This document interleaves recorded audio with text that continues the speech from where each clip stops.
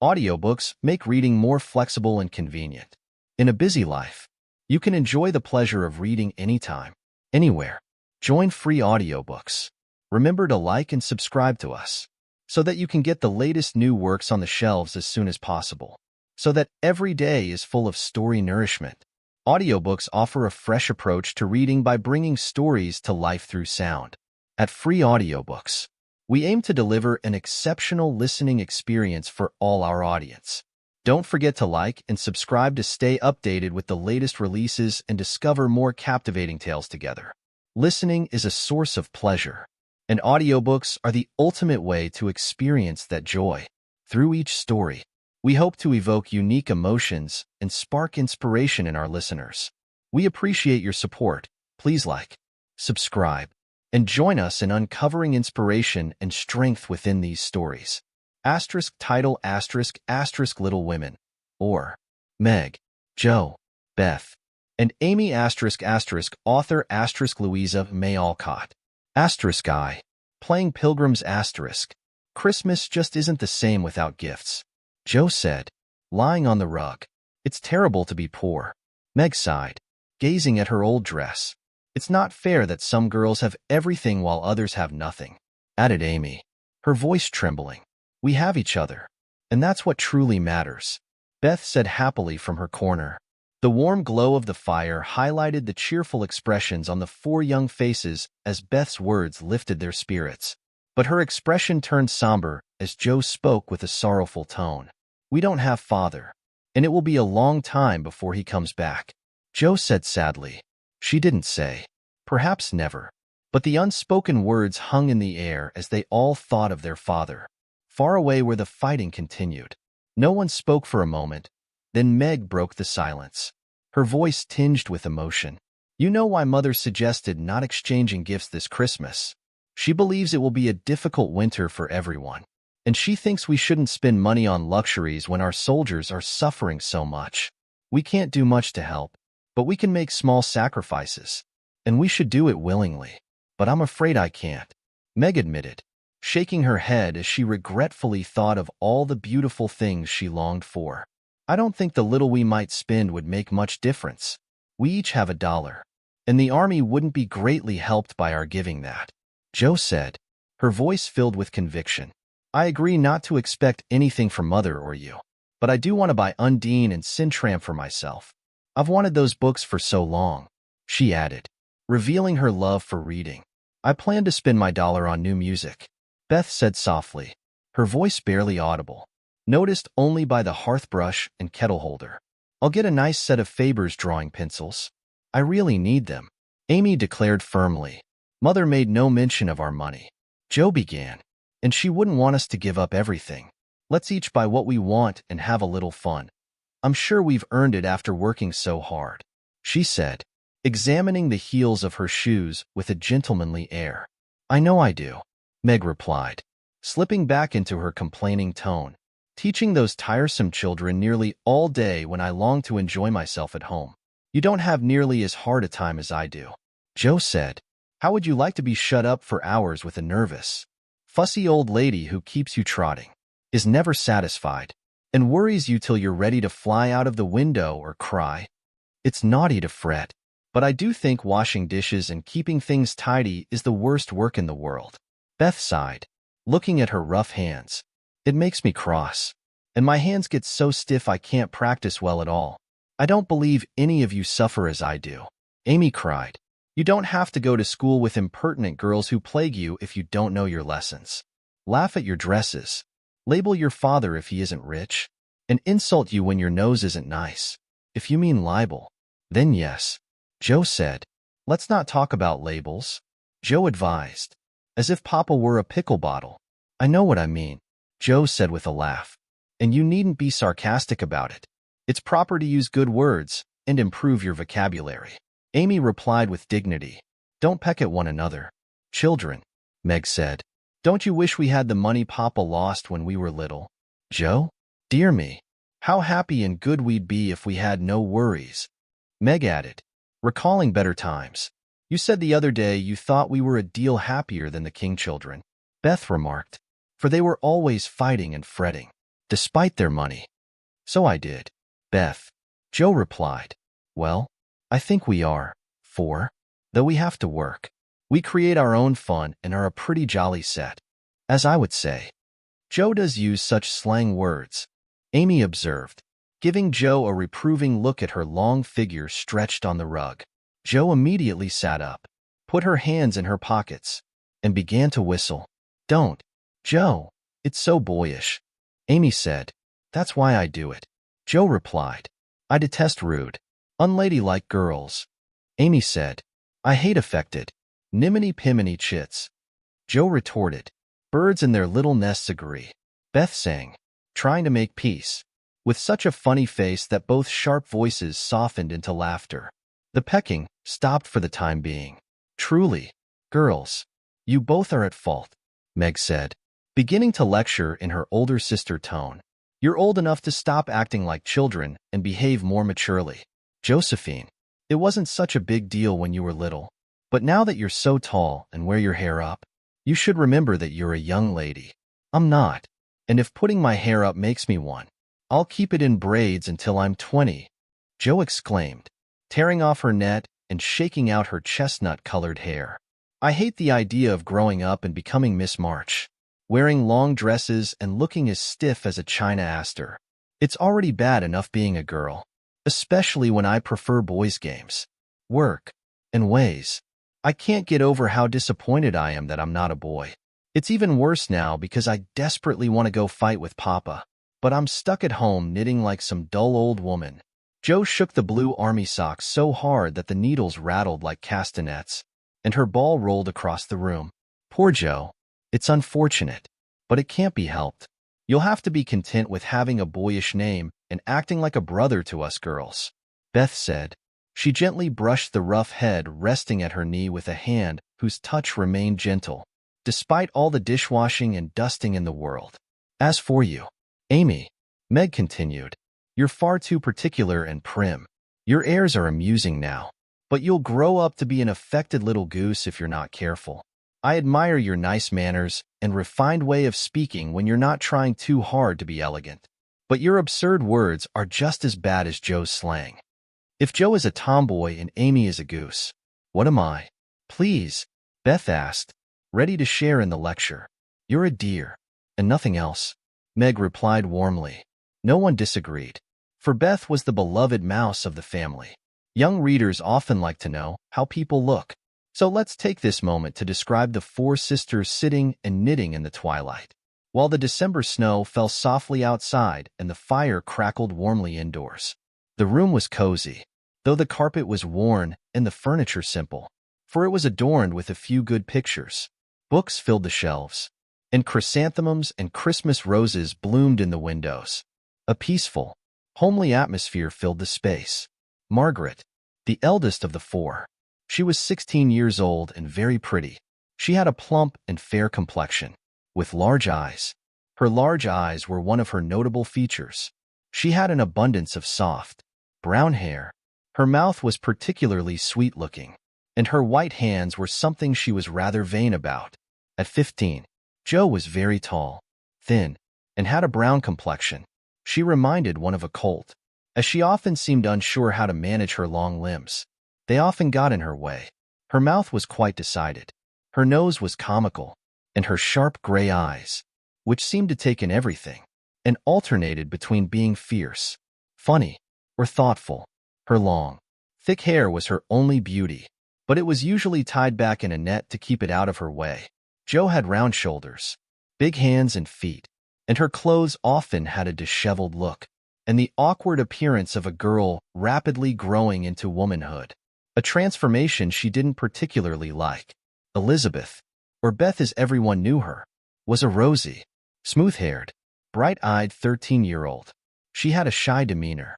Her voice was timid, and she had a peaceful expression that was rarely disturbed.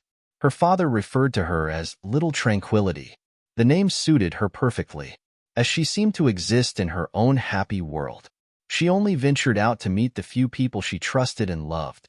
Amy, despite being the youngest, was a very important person, at least in her own opinion.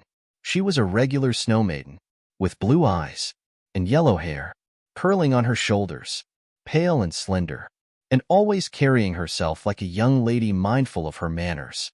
The characteristics of the four sisters will be revealed as the story unfolds. The clock struck 6, and after sweeping the hearth, Beth placed a pair of slippers by the fire to warm. The sight of the old shoes had a positive effect on the girls, for their mother was coming, and everyone brightened up to welcome her. Meg stopped lecturing and lit the lamp. Amy got out of the easy chair without being asked, and Jo forgot her tiredness as she sat up to hold the slippers closer to the flames. They are quite worn out. Marmee must have a new pair. I thought I'd get her some with my dollar, said Beth. No, I shall, cried Amy. I'm the oldest, began Meg. But Jo interrupted with a determined, I'm the man of the family now that Papa is away, and I shall provide the slippers, for he told me to take special care of Mother while he was gone. I'll tell you what we'll do, said Beth. Let's each get her something for Christmas, and not get anything for ourselves. That's like you, dear. What will we get? Exclaimed Jo. Everyone fell silent for a moment, and then Meg spoke up, as if the idea had come to her while admiring her own pretty hands. I'll give her a nice pair of gloves, Meg said. Army shoes, the best ones available, Jo exclaimed. Some handkerchiefs, all hemmed, Beth added. I'll get a small bottle of cologne. She likes it, and it won't cost much, so I'll have some money left to buy my pencils. Amy said. How will we give her the things? Meg asked. Put them on the table, bring her in, and watch her open the bundles. Don't you remember how we used to do it on our birthdays? Jo replied. Beth, who was toasting her face and the bread for tea at the same time, said, I used to be so nervous when it was my turn to sit in the big chair with the crown on, and see you all come marching around to give the presents with a kiss. I liked the gifts and the kisses, but it was terrifying to have you all staring at me while I opened the bundles. Let Marmee think we're getting things for ourselves, and then surprise her, Jo said, marching up and down with her hands behind her back and her nose in the air. We must go shopping tomorrow afternoon. Meg, there's so much to do about the play for Christmas night. I don't intend to act after this. I'm getting too old for it, Meg remarked, who still enjoyed dressing up as much as ever. You won't stop. I know, Jo said. As long as you can wear a white gown with your hair down and gold paper jewelry, you'll keep going. You're our best actress, and everything will fall apart if you leave the stage. We should rehearse tonight, Jo continued. Come here, Amy, and do the fainting scene. You're as stiff as a poker in that role. I can't help it, Amy replied. I've never seen anyone faint, and I don't want to hurt myself tumbling down like you do. If I can drop gracefully, I will. Otherwise, I'll fall into a chair and be graceful. Even if Hugo comes at me with a pistol. Amy wasn't very dramatic, but she was chosen because she was small enough for the villain to carry shrieking. Clasp your hands like this, stagger across the room, and cry frantically, Roderigo, save me, save me. Jo demonstrated. She let out a melodramatic scream that was truly thrilling. Amy followed, but kept her hands stiffly in front of her, jerking herself along as if being pulled. The machinery was in motion, and her ow sounded more like someone sticking pins into her than expressing fear or suffering. Jo let out a hopeless groan, while Meg burst into laughter. Beth, engrossed in the commotion, forgot about her bread, which started to burn. It's pointless, Jo said. Just do your best when the time comes. And if the audience laughs, don't blame me. Come on, Meg. After that, everything went smoothly. Don Pedro delivered a 2-page speech, defying the world without hesitation. Hagar, the witch, chanted a terrifying incantation over her bubbling cauldron of toads, creating an eerie effect. Roderigo broke free from his chains with courage, while Hugo died in torment, overcome with remorse and poison, letting out a wild ha. It's the best we've had yet, Meg said as the dead villain sat up and rubbed his elbows. I don't see how you can write and act such splendid things. Jo, you're a regular Shakespeare, Beth exclaimed, convinced her sisters were geniuses in everything they did. Not quite, Jo replied modestly. I think The Witch's Curse, an operatic tragedy, is pretty good. But I'd love to try Macbeth if we had a trapdoor for Banquo. I've always wanted to play the killer. Is that a dagger that I see before me? Jo muttered. She rolled her eyes and gestured dramatically, just as she had seen a famous actor do. No, it's the toasting fork, with Mother's shoe on it instead of the bread. Beth stage struck. Meg exclaimed. The rehearsal ended with a burst of laughter from everyone. I'm glad to see you're all so cheerful. My girls. A cheerful voice said from the door. The actors and audience turned to welcome a tall, motherly woman with a helpful expression that was truly delightful. Though not elegantly dressed, she had a noble appearance. Her gray cloak and simple bonnet hid the most wonderful mother in the world. Well, my dears, how have things gone today? With so much to do preparing the boxes for tomorrow, I didn't get home for dinner. Mrs. March said. Has anyone called? Beth, how's your cold? Meg? Jo, you look exhausted. Mrs. March took off her wet clothes, put on her warm slippers, sat down in the easy chair, and pulled Amy onto her lap. The girls hurried to make everything comfortable, each in their own way. Meg set the tea table while Jo brought in wood and arranged the chairs, though she was a bit clumsy, and making a racket with everything she handled. Beth hurried back and forth between the parlor and the kitchen, quiet and hard at work, while Amy instructed everyone, as she sat with her hands clasped together. As they gathered around the table, Mrs.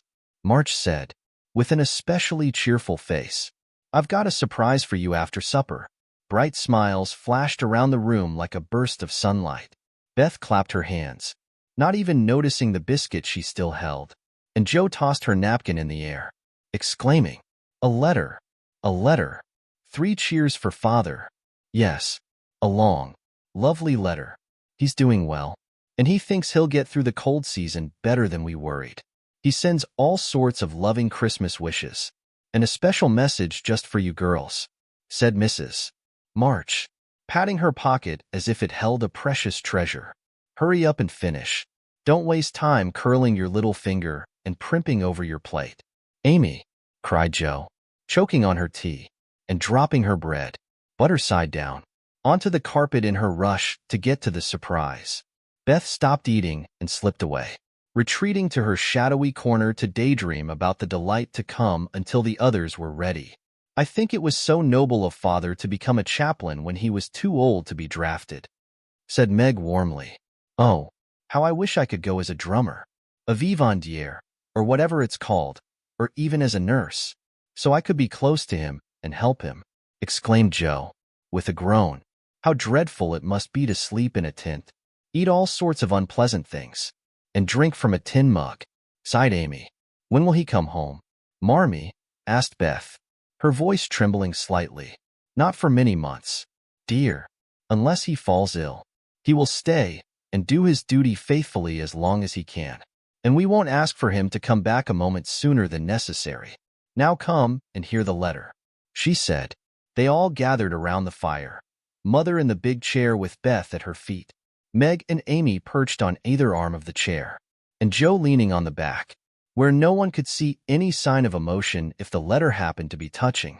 Very few letters in those difficult times were not touching, especially those from fathers to their families. This one said little about the hardships endured, the dangers faced, or the homesickness overcome. Instead, it was a cheerful, hopeful letter, full of lively descriptions of camp life and marches, and military news. And only at the end did the writer's heart swell with paternal affection and yearning for the little girls at home. Convey my warmest love to them and give them a kiss. Tell them I think of them during the day, pray for them at night, and find my greatest solace in their affection at all times. A year feels like an eternity before I see them again, but remind them that while we wait, we can all strive. So these hard days don't have to be wasted. I know they will remember everything I said to them, that they will be loving children to you, fulfill their duties faithfully, courageously battle their inner struggles, and conquer themselves so beautifully that when I return to them, I will be more fond and proud than ever of my little women. Everyone choked up when they reached that part. Jo didn't hide the large tear that fell from the tip of her nose, and Amy didn't mind her curls getting messy as she buried her face in her mother's shoulder. sobbing uncontrollably. I am a selfish girl, but I'll truly try to be better so he won't be disappointed in me later. We all will, Meg exclaimed. I think too much about my appearance and hate to work, but I won't anymore if I can help it. I'll try to be what he loves to call me, a little woman, and not be rough and wild, but do my duty here instead of wanting to be somewhere else, said Jo, thinking that keeping her temper at home was a much harder task than facing a rebel or two down south. Beth said nothing, but wiped away her tears with the blue army sock and began to knit with all her might, losing no time in doing the duty that lay nearest her, while she resolved in her quiet little soul to be all that Father hoped to find her when the year brought round the happy coming home. Mrs. March broke the silence that followed Jo's words by saying in her cheery voice, "Do you remember how you used to play Pilgrim's Progress when you were little things?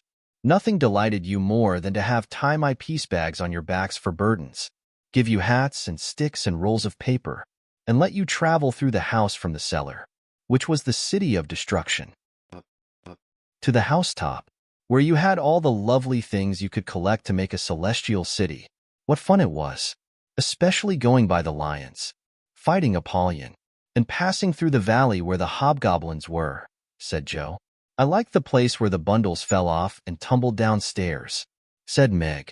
"My favorite moment was stepping onto the flat roof where our flowers, arbors, and beautiful things were, and everyone stood there singing with joy in the sunshine," said Beth, smiling as if that pleasant memory had returned to her. "I don't remember much about it, except that I was afraid of the cellar and the dark hallway, and I always enjoyed the cake and milk we had upstairs. If I weren't too old for such things, I'd love to play it again," said Amy, who had begun talking about giving up childish things at the mature age of 12. "We are never too old for this, my dear, because it's a game we play all the time, one way or another. Our burdens are here, our path is before us, and the longing for goodness and happiness guides us through many troubles and mistakes to the peace that is the true celestial city. Now, my little pilgrims, let's begin again, not in play, but in earnest, and see how far you can get before your father comes home." "Really, Mother? Where are our bundles?" asked Amy, who was a very literal young lady. "Each of you mentioned what your burden was just now, except Beth. I think she doesn't have any," said her mother. "Yes, I do. Mine are dishes and dusters, and envying girls who had nice pianos, and being afraid of people."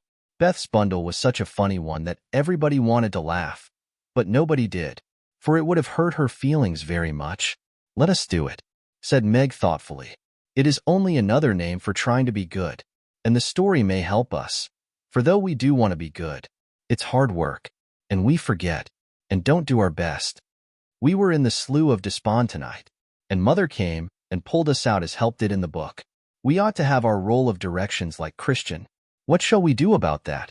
asked Jo, delighted with the fancy which lent a little romance to the very dull task of doing her duty.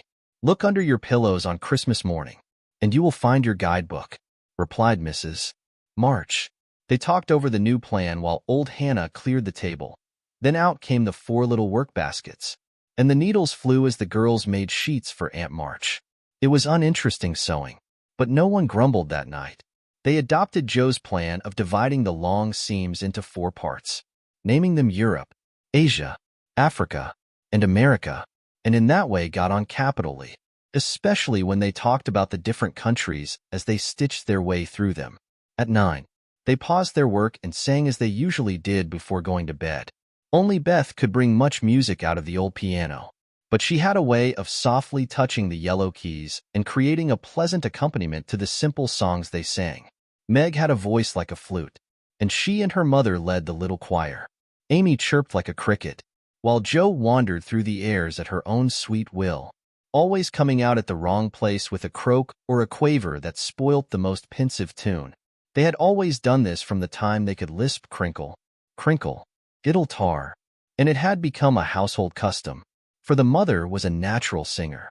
The first sound in the morning was her voice, as she went about the house singing like a lark, and the last sound at night was the same cheery sound, for the girls never grew too old for that familiar lullaby. 2. A Merry Christmas. Joe was the first to wake in the gray dawn of Christmas morning. No stockings hung at the fireplace, and for a moment she felt as much disappointed as she did long ago, when her little sock slipped down because it was packed with so many treats. She reached under her pillow and pulled out a small crimson-covered book. She was very familiar with it, for it was that beautiful old story of the best life ever lived. Joe felt it was a true guidebook for any pilgrim embarking on the long journey of life. She woke Meg with a cheerful Merry Christmas and asked her to see what was under her pillow. A green-covered book appeared, with the same picture inside and a few words written by their mother, which made the gift even more precious to them. Soon, Beth and Amy woke up, searched, and found their own little books, one dove-colored, the other blue. They all sat looking at and talking about their books while the eastern sky turned rosy with the approaching day. Despite her small vanities, Margaret had a sweet and pious nature, which unconsciously influenced her sisters, especially Joe, who loved her very tenderly and obeyed her because her advice was so gently given. "Girls," said Meg seriously, looking from the tumbled head beside her to the two little night-capped ones in the room beyond. "Mother wants us to read, love, and cherish these books, and we must begin at once. We were once dedicated, but since Father left and the war caused so much disruption, we've let many things fall by the wayside. You're free to do as you wish, but I'll keep my book here on the table and read a little each morning as soon as I wake, for I know it will be beneficial and help me through the day." She then opened her new book and began to read. Joe wrapped her arm around her, and with their cheeks touching, they both read in peace, a rare sight given Joe's usually restless face. "How kind Meg is. Come, Amy, let's join them. I'll help you with the difficult words, and they can explain anything we don't understand," Beth whispered, deeply moved by the beautiful books and her sister's example. "I'm glad mine is blue," Amy said. The room fell silent as they gently turned the pages, the winter sunshine slipping in to greet their bright heads and serious faces with a Christmas wish. "Where's Mother?" Meg asked as she and Joe hurried downstairs to thank her for their gifts. Half an hour later, "Only goodness knows. Some poor creature came begging, and your mother went straight off to see what was needed. There's never been a woman so generous with food, drink, clothes, and fire," Hannah replied, who had been part of the family since Meg's birth, and was viewed by the family as more of a friend than a servant. "She will be back soon, I think. So cook the cakes and make sure everything is ready," Meg said, examining the presents that were gathered in a basket and hidden under the sofa, ready to be brought out at the right moment. "Why, where is Amy's bottle of cologne?" she added, noticing it wasn't there. "She took it out a short while ago and went off with it to add a ribbon or something like that," Joe replied, dancing around the room to break in her new army slippers. "How nice my handkerchiefs look, don't they? Hannah washed and ironed them for me, and I marked them all myself," said Beth, admiring the somewhat uneven letters that had taken her so much effort. "Bless the child. She's gone and put Mother on them instead of M. March. How amusing," Joe exclaimed, picking one up. "Isn't it right? I thought it was better to do it this way because Meg's initials are M. And I don't want anyone but Marmee to use these," said Beth, looking concerned. "It's all right, dear, and a very pretty idea, quite sensible too, because now no one can ever mistake them. It will please her a lot." "I know," said Meg, frowning at Joe and smiling at Beth. "There's Mother. Hide the basket, quick," Joe cried, as a door slammed and footsteps echoed in the hall. Amy rushed in, looking a bit embarrassed when she saw her sisters waiting for her. "Where have you been? And what are you hiding behind you?" Meg asked, surprised to see that even Amy, usually so lazy, had ventured out so early, wrapped in her hood and cloak. "Don't laugh at me, Joe. I didn't mean for anyone to know until the right time. I just wanted to replace the small bottle with a bigger one, and I spent all my money on it. I'm really trying not to be selfish anymore," Amy said. As she spoke, she revealed the elegant flask that had replaced the cheaper one. Her earnest and humble effort to think of others touched Meg, who hugged her on the spot, while Joe praised her as the trump. Beth, meanwhile, ran to the window and picked her finest rose to decorate the stately bottle. You see, I felt ashamed of my gift after reading and talking about being good this morning. So I ran around the corner and made the exchange as soon as I got up. And I'm so glad, because mine is now the most handsome one," Amy added. Another loud bang of the street door sent the basket under the sofa, and the girls hurried to the table, eager for breakfast. "Happy holidays, Mother. So many gifts. We've already started reading the books you gave us. Thank you. We'll make sure to read daily." They chimed together. "Happy holidays, my dears. I'm pleased you've started so eagerly. Keep this spirit alive. But before we celebrate, listen. A sick mother and her newborn nearby have nothing. 6 children share a bed to stay warm, with no fire or food. Their eldest begged for help. Will you gift them your breakfast this Christmas?" Hunger gnawed at them after the long wait. Silence lingered briefly before Joe burst out. "Thank goodness you arrived before we started eating. Can I help deliver these things to the children?" Beth asked earnestly. "I'll bring the cream and pastries," offered Amy, sacrificing her favorites. Meg quickly wrapped the buckwheat cakes and stacked bread onto a platter. "Mrs. March smiled warmly. I knew you'd choose kindness. Everyone will join me to deliver these. Afterward, we'll have bread and milk for now and enjoy a proper meal later." They finished preparations quickly before departing. To avoid attention, the group traveled along quiet alleys at dawn, their unconventional appearance unnoticed by passers-by. A dim, crumbling space greeted them, cracked panes, frigid air, tattered bedding, and ailing occupants. A mother lay ill beside an infant's cries, while gaunt children huddled beneath a thin cover for warmth. Wide-eyed wonder and trembling smiles met the visitors. "Divine messengers bless us," the mother wept, overwhelmed. Messengers clad in scarves and gloves. One quipped, sparking relieved laughter. Swiftly, warmth and order transformed the bleak scene. A fire crackled as gaps in windows were sealed with spare garments. Nourishment and soothing words revived the mother, while the infant was swaddled with care. The younger helpers arranged a meal, encircling the children near the hearth to feed them amid cheerful chatter and patient listening. "Blessings, angels walk among us," the family murmured between grateful bites, and warmed their reddened hands by the cozy fire.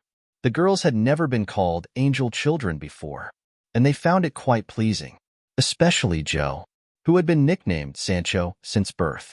It was a very joyful breakfast, even though they didn't get any of it, and as they left, leaving comfort behind, I think there were not 4 merrier people in the entire city than those hungry little girls who gave away their breakfasts and were content with just bread and milk on Christmas morning. "That's loving our neighbor better than ourselves, and I like it," said Meg, as they laid out their presents while their mother was upstairs collecting clothes for the poor Hummels. It wasn't a very splendid display, but there was a great deal of love packed into those few small bundles, and the tall vase of red roses, white chrysanthemums, and trailing vines, which stood in the center, gave the table quite an elegant appearance. "She's coming. Strike up, Beth. Open the door. Amy, 3 cheers for Marmee," cried Joe, dancing around, while Meg went to escort their mother to the seat of honor. Beth played her happiest march. Amy threw open the door, and Meg acted as escort with great dignity. Mrs. March felt both surprise and affection as she smiled, her eyes shining with delight while she looked over her gifts. She read the small notes that came with each present. The slippers were put on immediately. A new handkerchief, fragrant with Amy's cologne, was placed in her pocket. The rose was pinned to her dress. The gloves fit perfectly and were declared a perfect fit. There was a lot of laughter, kisses, and storytelling, all done in the simple, loving way that makes home celebrations so enjoyable at the time and sweet to remember later. Then everyone got to work. The morning's charitable acts and rituals consumed a great deal of time, so the rest of the day was spent preparing for the evening's festivities. Since the girls were still too young to go to the theater often and not wealthy enough to spend much on private performances, they used their creativity. Necessity being the mother of invention, they made whatever they needed. Some of their creations were very clever: guitars made of pasteboard, old-fashioned lamps crafted from butter boats covered in silver paper, stunning robes from old cotton fabric adorned with sparkling tin spangles from a pickle factory, and armor decorated with the same practical diamond-shaped pieces. When the lids of tin preserve pots were removed, they were left in sheets. The furniture was in disarray, turned completely upside down. The large room became a lively scene of many innocent revels. No gentlemen were allowed, so Jo happily took on male roles. She was thrilled with a pair of russet leather boots given to her by a friend who knew a lady acquainted with an actor. These boots, along with an old foil and a slashed doublet that an artist had once used for a painting, were Jo's most cherished possessions and were always on display. The small size of the group meant the two main actors had to play multiple roles. They certainly earned some praise for their hard work in memorizing 3 or 4 different parts, quickly changing costumes, and managing the stage. It was excellent practice for their memory, a harmless pastime, and a way to fill many hours that might otherwise have been spent in idleness, loneliness, or less enjoyable company. On Christmas night, a dozen girls climbed onto the bed, which served as the dress circle, and sat in front of the blue and yellow chintz curtains, filled with anticipation. There was a lot of rustling and whispering behind the curtain, along with a bit of lamp smoke, and the audience erupted into applause the moment he paused to catch his breath. With the confident air of someone who is no stranger to admiration, he bowed low. Hugo crept silently into the cave and, with an air of authority, called out to Hagar, "What ho, my servant, I require your assistance." Out came Meg, her face framed by strands of gray horsehair, dressed in a red and black robe, carrying a staff, with mystical symbols embroidered on her cloak.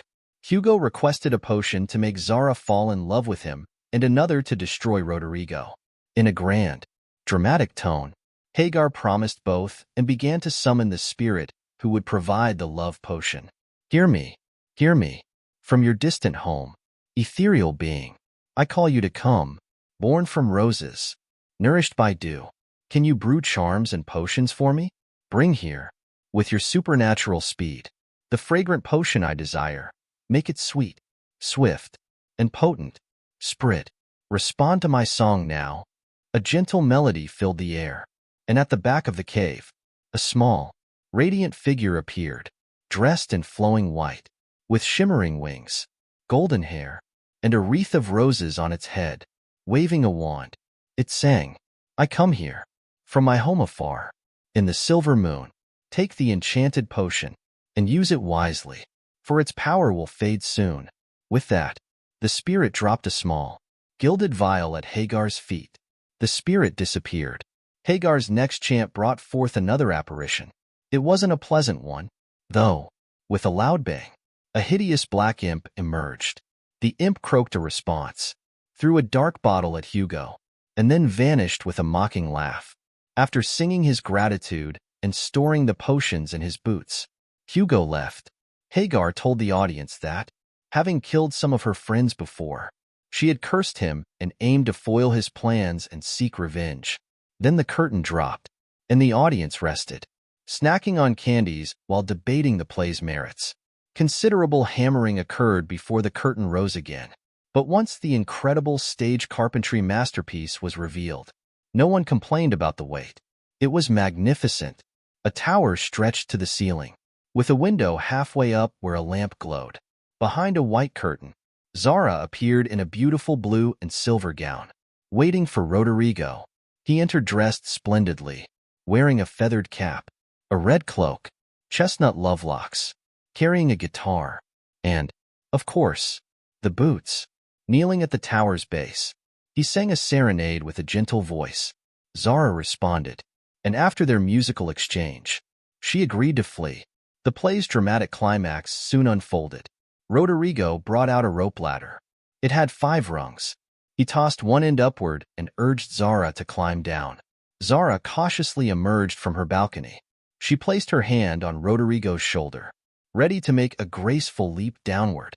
At that moment, "Oh no for Zara," she exclaimed, forgetting her train. It snagged in the window, causing the tower to wobble precariously. The tower leaned forward and collapsed with a loud crash, burying the unfortunate lovers under the rubble. A collective scream erupted as a pair of russet boots flailed wildly amidst the debris. A golden-haired figure emerged from the wreckage, exclaimed, "I told you so! I told you so!" With remarkable composure, Don Pedro, the ruthless father, rushed into the scene, dragged his daughter to safety, whispering quickly to her, "Don't laugh. Pretend everything is fine." He then ordered Rodrigo to be banished from the kingdom in anger and disgrace. Despite being deeply shaken by the tower's collapse, Rodrigo defied the old man and refused to move. Inspired by Rodrigo's courage, Zara also defied her father. He then ordered both of them to the castle's deepest dungeon.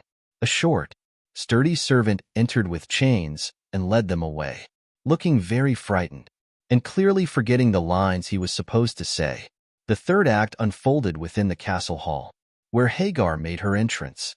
Her purpose was to liberate the imprisoned lovers and confront Hugo.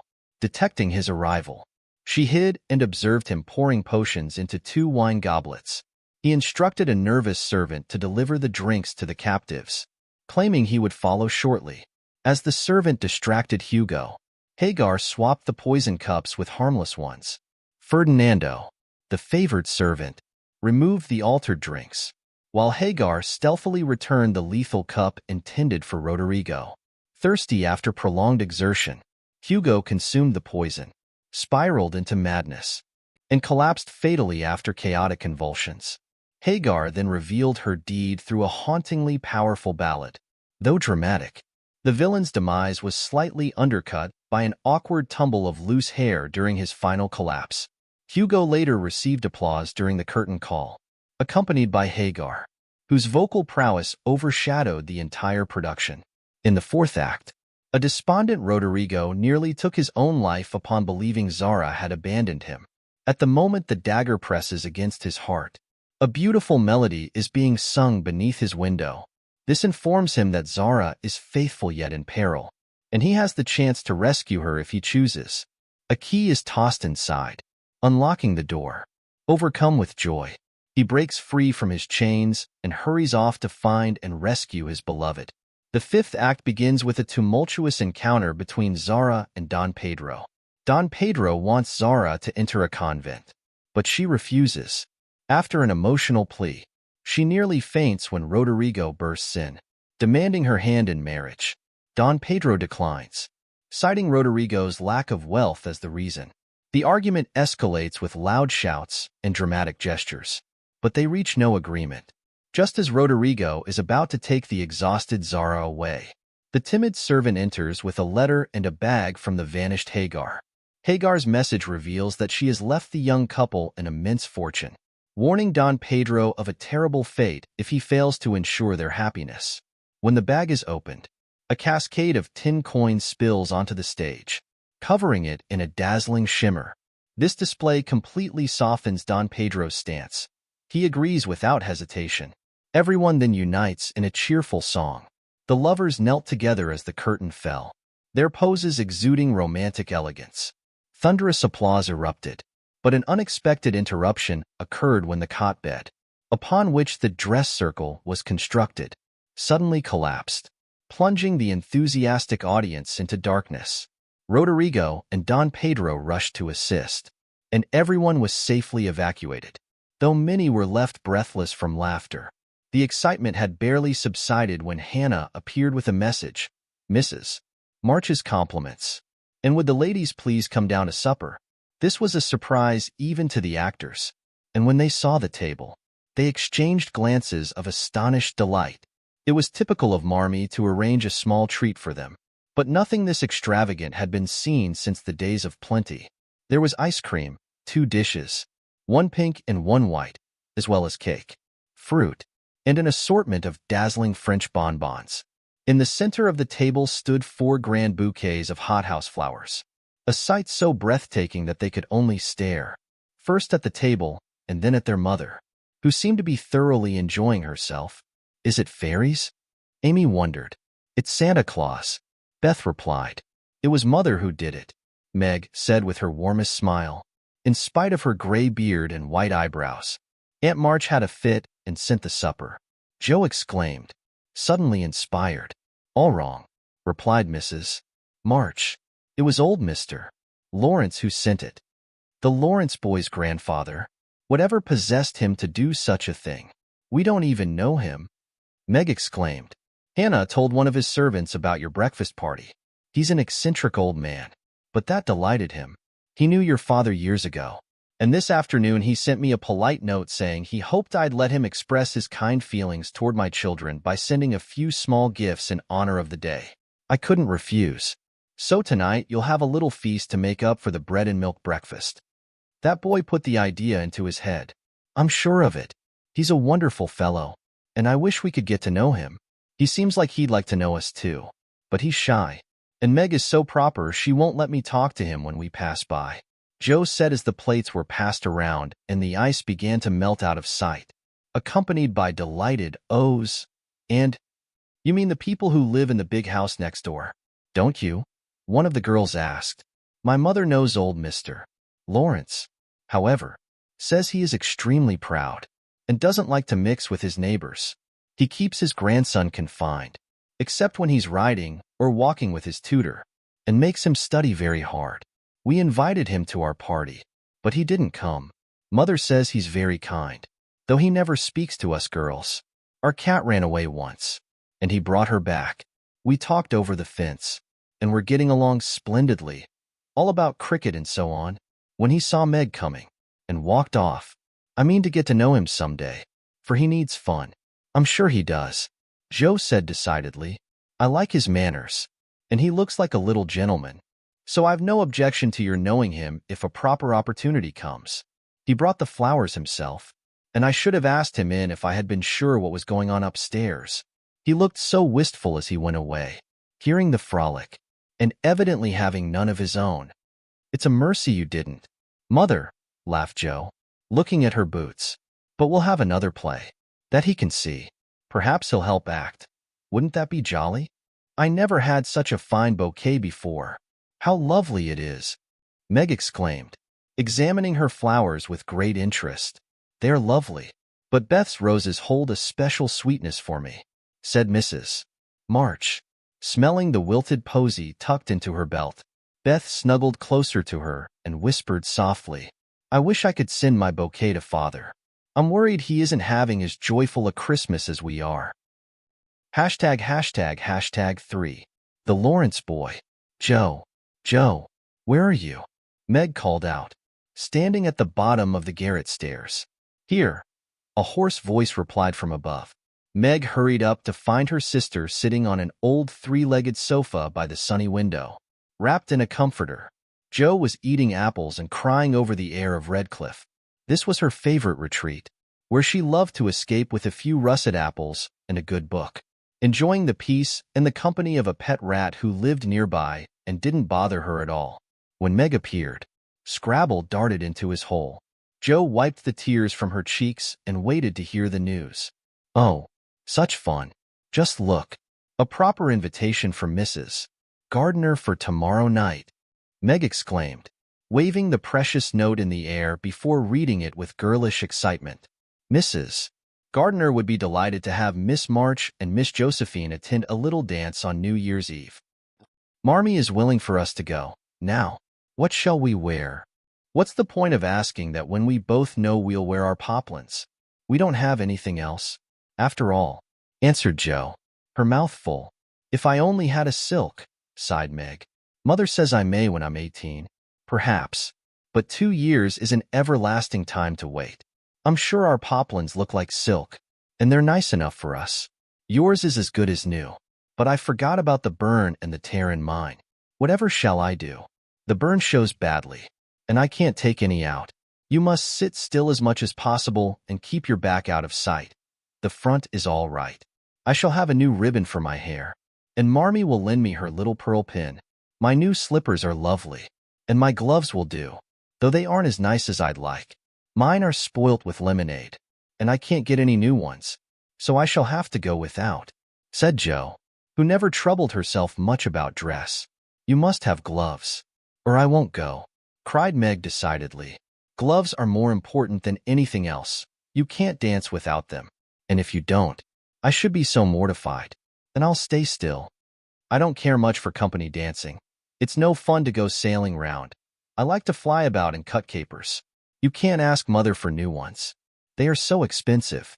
And you are so careless. She said, when you spoilt the others, that she shouldn't get you any more this winter. Can't you make them do? Asked Meg anxiously. I can hold them crumpled up in my hand, so no one will know how stained they are. That's all I can do. No, I'll tell you how we can manage. Each wear one good one and carry a bad one. Don't you see? Your hands are bigger than mine, and you will stretch my gloves dreadfully, began Meg, whose gloves were a tender point with her. Then I'll go without. I don't care what people say, cried Joe, taking up her book.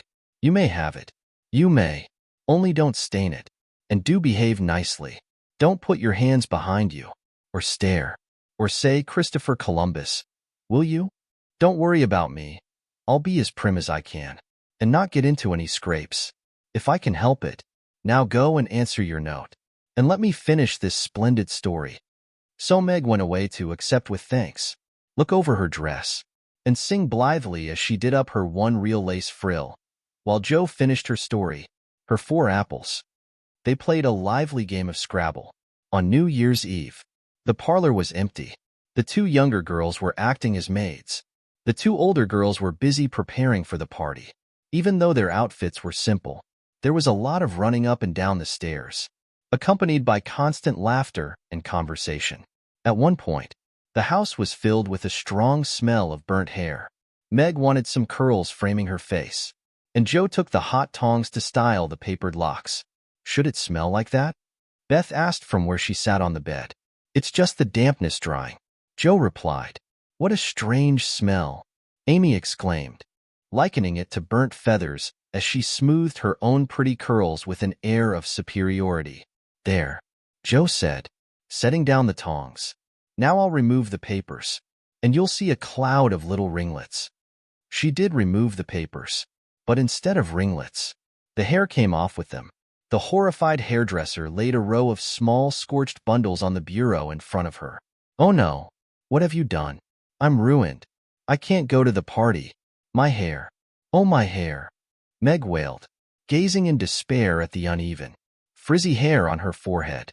Bad luck always follows me. You shouldn't have asked me to do this. I always mess everything up.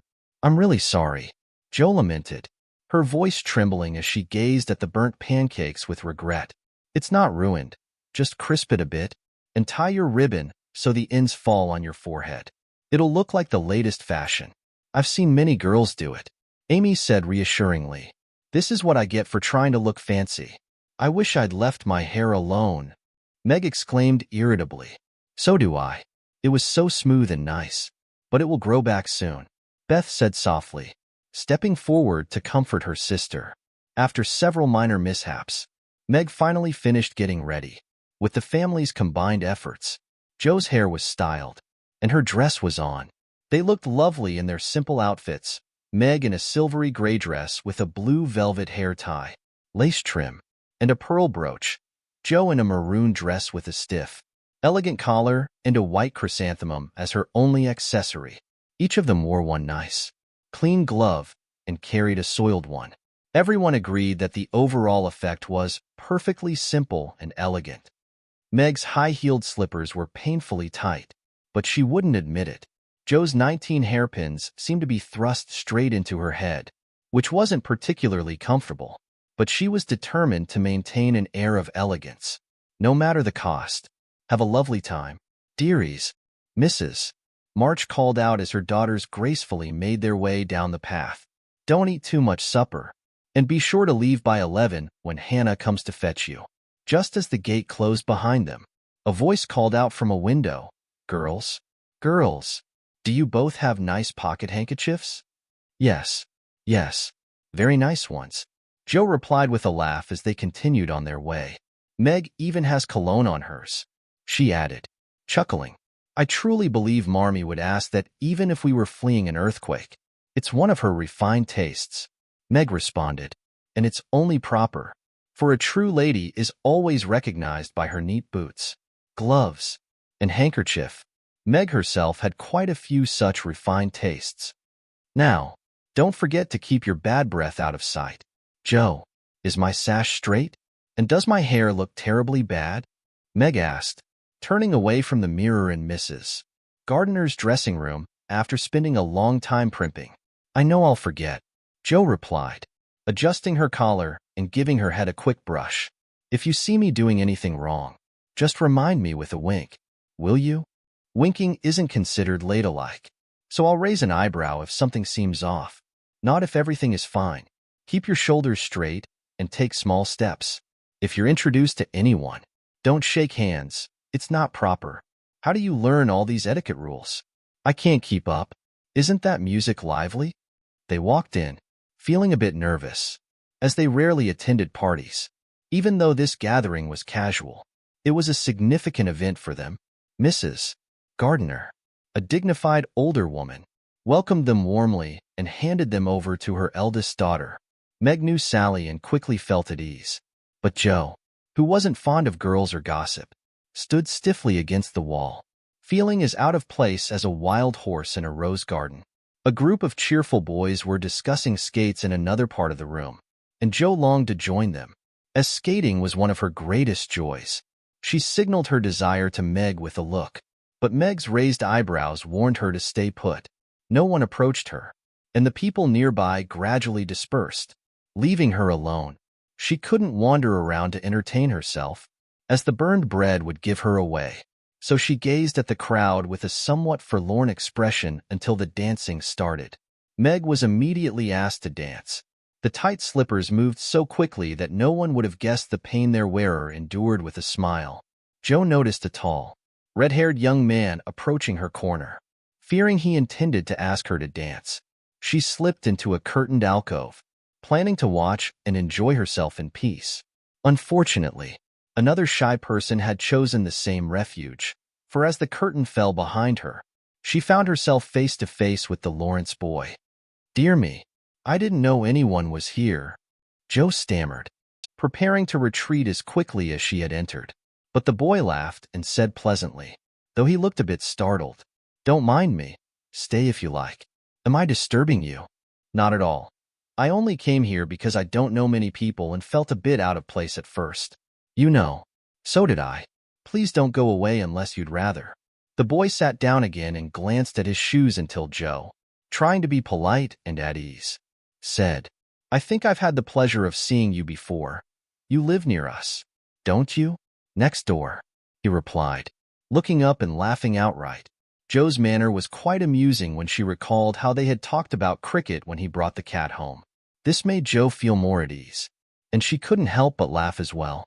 She said it in her warmest tone. "We had such a wonderful time with your lovely Christmas gift," she remarked. "Grandpa sent it," he replied. "But you put the idea into his head, didn't you?" she asked with a grin. "How's your cat, Miss March?" the boy inquired, trying to appear serious while his dark eyes sparkled with amusement. "She's doing well, thank you, Mr. Lawrence. But I'm not Miss March. I'm just Joe," the young woman responded. "I'm not Mr. Lawrence. I'm only Laurie. Laurie Lawrence. What an unusual name," Joe exclaimed. "My first name is Theodore, but I don't like it because the boys call me Dora, so I made them start calling me Laurie instead. I hate my name too. It's so sentimental. I wish everyone would just call me Joe instead of Josephine." "How did you get the boys to stop calling you Dora?" Joe asked. "I fought them," Laurie replied simply. "I can't fight Aunt March, so I suppose I'll just have to tolerate it," Joe said with a sigh. "Don't you like to dance, Miss Joe?" Laurie asked, looking as though he thought the name suited her perfectly. "I like it well enough if there's plenty of space and everyone is lively. In a place like this, I'm bound to knock something over." Laurie seemed unsure where to begin, but Joe's enthusiastic questions quickly got him talking. He shared stories of his time at school in Vevey, where the boys never wore hats, and they had a fleet of boats on the lake. For holidays, they went on walking trips across Switzerland with their teachers. "Oh, how I wish I could have been there," Joe exclaimed. "Did you visit Paris?" "We spent last winter there," Laurie replied. "Can you speak French?" "We weren't allowed to speak anything else in Vevey. Say something in French. I can read it, but I struggle with pronunciation. Quelle nom est cette jeune demoiselle in les pantoufles jolies? Laurie said with a smile. How beautifully you speak. Let me see. You said. What is the name of the young lady in the pretty slippers? Didn't you? Oui, mademoiselle. It's my sister Margaret. And you knew it was. Do you think she's pretty? Yes. She reminds me of the German girls. She looks so fresh and calm. And dances with the grace of a lady. Jo radiated delight at this youthful compliment toward her sister, and stored it away to share with Meg. Both observed, critiqued, and chatted, until they felt like old friends. Laurie's shyness faded quickly, for Jo's gentlemanly behavior amused him and made him feel at ease. And Jo returned to her cheerful self, her dress now forgotten, with no one raising an eyebrow at her. She liked the Lawrence boy more than ever, and took several good looks at him, so she could describe him to the girls, for they had no brothers, very few male cousins, and boys were nearly unknown to them. Curly black hair, brown skin, large, black eyes, handsome nose, fine teeth, small hands and feet, taller than I am, very polite for a boy, and altogether jolly. I wonder how old he is. It was on the tip of Jo's tongue to ask, but she caught herself in time and, with unusual tact, tried to find out indirectly. I suppose you're going to college soon? I see you're working hard at your books. No, I mean studying diligently, Jo said, and blushed at the dreadful working hard that had slipped out. Laurie smiled but didn't seem shocked, and he replied with a shrug. Not for a year or two. I won't go before 17. Anyway, aren't you just 15? Jo asked, glancing at the tall young man, whom she had already imagined to be 17. 16. And I'll be 17 next month. Oh, how I wish I could go to college. You don't seem to enjoy it. I hate it. It's nothing but endless studying or fooling around. And I don't like the way people behave here either. What do you like? To live in Italy and enjoy myself in my own way. Jo was curious to ask what his own way was, but his dark eyebrows seemed intimidating when furrowed, so she changed the subject by saying, tapping her foot to the rhythm, That's a wonderful polka. Why don't you go and dance? If you'll join me. He replied with a charming bow. I can't, because I promised Meg I wouldn't. You see, Jo paused, unsure whether to explain or laugh. Because what? Laurie asked curiously. You won't tell anyone? Never. Well, I have this habit of standing too close to the fire, and I burn my dress. Even though it's nicely mended, the spot is still noticeable. And Meg told me to stay still so no one would notice. You can laugh if you want. I know it's funny. But Laurie didn't laugh. He just looked down for a moment, and the expression of his face puzzled Jo. When he said very gently, Never mind that. I'll tell you how we can manage. There's a long hall out there, and we can dance grandly, and no one will see us. Please come. Jo thanked him, and gladly went, wishing she had two neat gloves. When she saw the nice, pearl-colored ones her partner wore, the hall was empty, and they had a grand polka, for Laurie danced well, and taught her the German step, which delighted Jo, being full offswing and spring. When the music stopped, they sat down on the stairs to get their breath, and Laurie was in the midst of an account of a students' festival at Heidelberg, when Meg appeared in search of her sister. She beckoned, and Jo reluctantly followed her into a side room, where she found her on a sofa, holding her foot, and looking pale. I've sprained my ankle. That stupid high heel turned, and gave him a sad wrench. It aches so. I can hardly stand, and I don't know how I'm ever going to get home, she said, rocking to and fro in pain. I knew you'd hurt your feet with those silly shoes. I'm sorry, but I don't see what you can do, except get a carriage, or stay here all night, answered Jo, softly rubbing the poor ankle as she spoke. Having a carriage is impossible for me, as it would cost a fortune. I doubt I could even find one, since most people bring their own. The stable is quite far, and there's no one to send anyway. I'll go. No, indeed. It's already past 9, and as dark as Egypt. I can't stay here because the house is full. Sally has some girls staying with her. I'll rest until Hannah arrives and then do my best. I'll ask Laurie. He'll go, Jo said, looking relieved at the idea. Mercy. No. Don't ask or tell anyone. Get me my rubbers and put these slippers with our things. I can't dance anymore. But as soon as supper is over, watch for Hannah and tell me the minute she comes. They're going out to supper now. I'll stay with you. I'd rather. No, dear. Run along and bring me some coffee. I'm so tired. I can't stir. So Meg reclined, with her rubbers well hidden, and Joe stumbled off to the dining room, which she found after mistakenly entering a china closet and opening the door to a room where old Mr. Gardner was having a private refreshment. She quickly grabbed the coffee from the table, but immediately spilled it, making the front of her dress as stained as the back. Oh, dear, Joe exclaimed. What a clumsy person I am. She finished Meg's glove by scrubbing it against her dress. A friendly voice asked, Can I help you? Laurie appeared, holding a full cup and a plate of ice. Joe explained, I was trying to get something for Meg, who's very tired. Someone shook me, and here I am in this nice state. Glancing sadly at her stained skirt and coffee-colored glove, Laurie offered, Too bad. I was looking for someone to give this to. May I take it to your sister? Joe thanked him and offered to show him where Meg was, adding she wouldn't take it herself to avoid another mishap. Laurie followed, setting up a small table and bringing more coffee and ice for Joe. He was so helpful that even particular Meg called him a nice boy.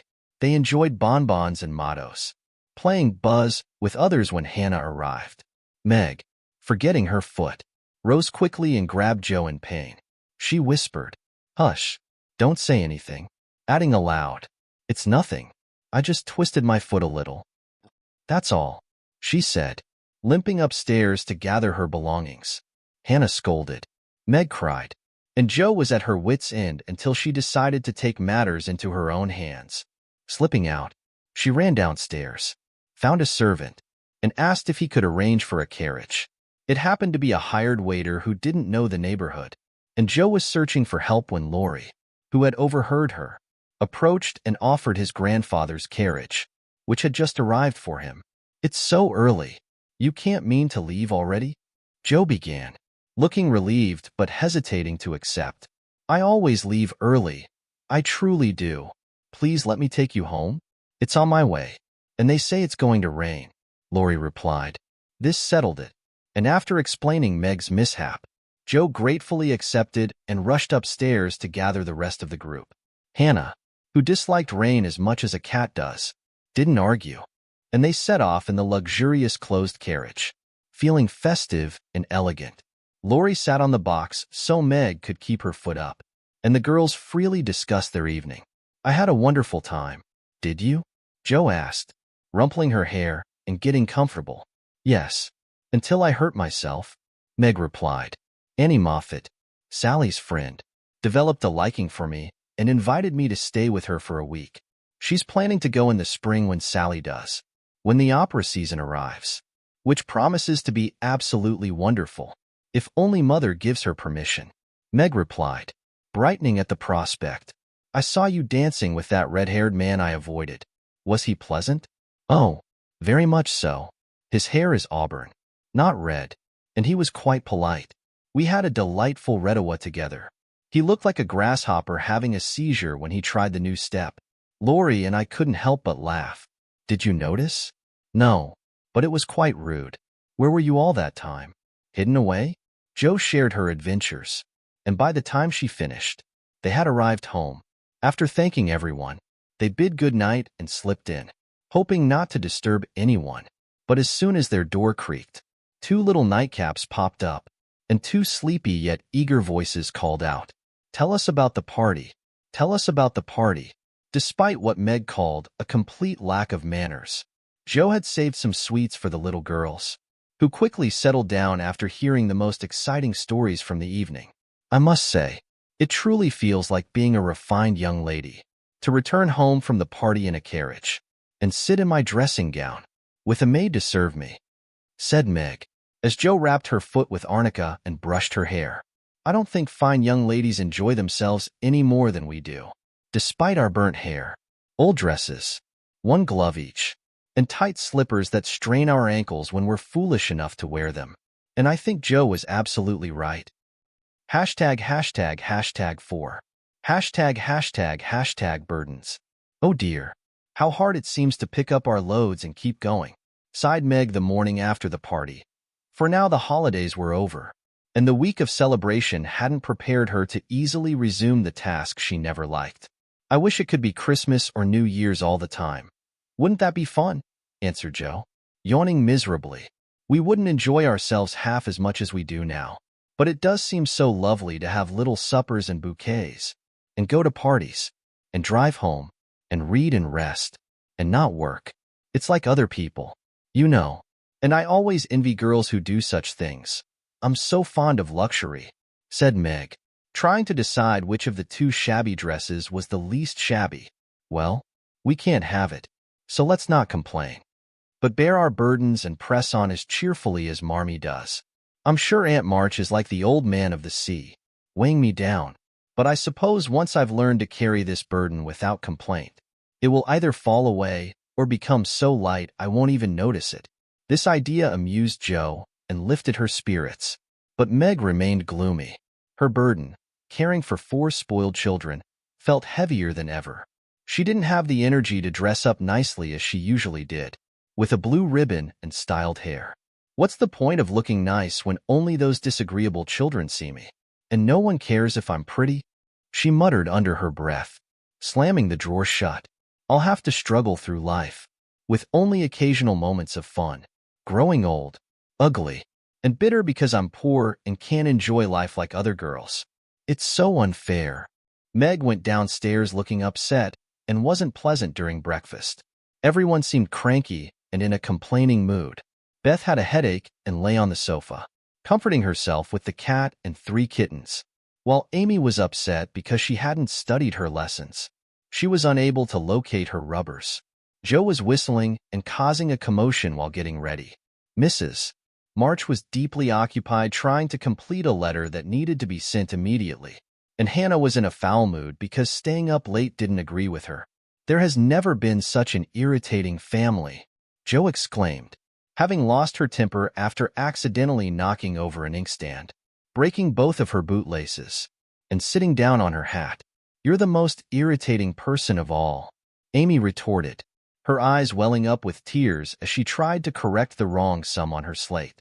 Beth, if you don't keep these dreadful cats in the cellar, I'll have them drowned, Meg said angrily, attempting to remove the kitten that had climbed onto her back and was clinging stubbornly just out of reach.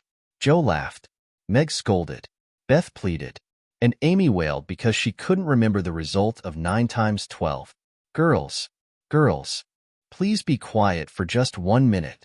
I need to get this letter out in the early mail, and your constant worrying is driving me to distraction, Mrs. March cried, crossing out the 3rd spoiled sentence in her letter. There was a brief moment of calm, which was interrupted by Hannah, who marched in, placed 2 hot turnovers on the table, and then marched out again. These turnovers were a tradition. The girls referred to them as muffs because they had no others. They found the warm pies comforting to hold on cold mornings. Hannah always made sure to prepare them, no matter how busy or irritable she might be. The walk was long and harsh, and the girls had no other lunch, often not returning home until after 2. Cuddle your cats and get over your headache. Bethy, goodbye. Marmee, we're being naughty this morning, but we'll return as perfect angels. Now, Meg, Joe said, walking away and feeling that the girls weren't setting off as they should. They always looked back before turning the corner because their mother was always at the window, nodding, smiling, and waving to them. Somehow, it felt like they couldn't get through the day without that gesture, as the last glimpse of their mother's face always had an uplifting effect, no matter their mood. If Marmee shook her fist at us instead of waving, it would serve us right, for we're the most ungrateful creatures you'll ever see, Joe said, feeling a bit guilty as she walked through the snow and cold wind.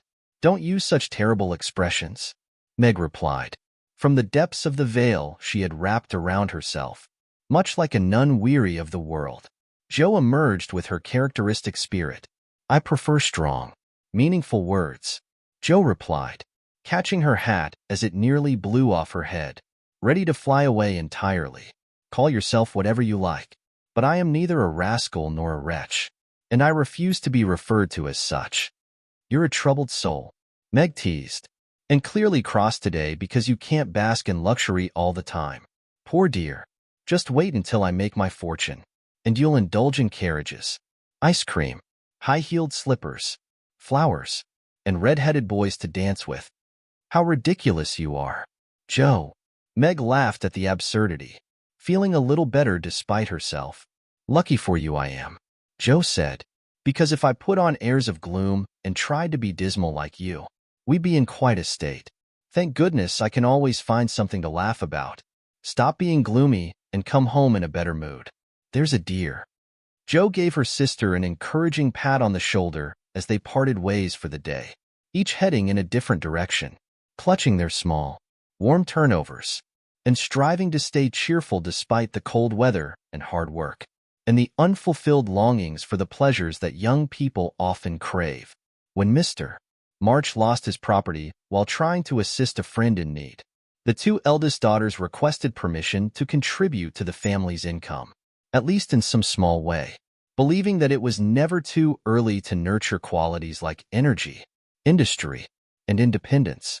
Their parents agreed, and both girls began working with a determination that, despite any obstacles, would ultimately lead to success. Margaret found a position as a nursery governess and felt grateful for her modest earnings. As she often remarked, she had a taste for luxury, and her greatest struggle was coping with poverty. She found it harder to accept than the others because she could still remember a time when their home was beautiful. Life was filled with comfort and enjoyment, and want was unknown.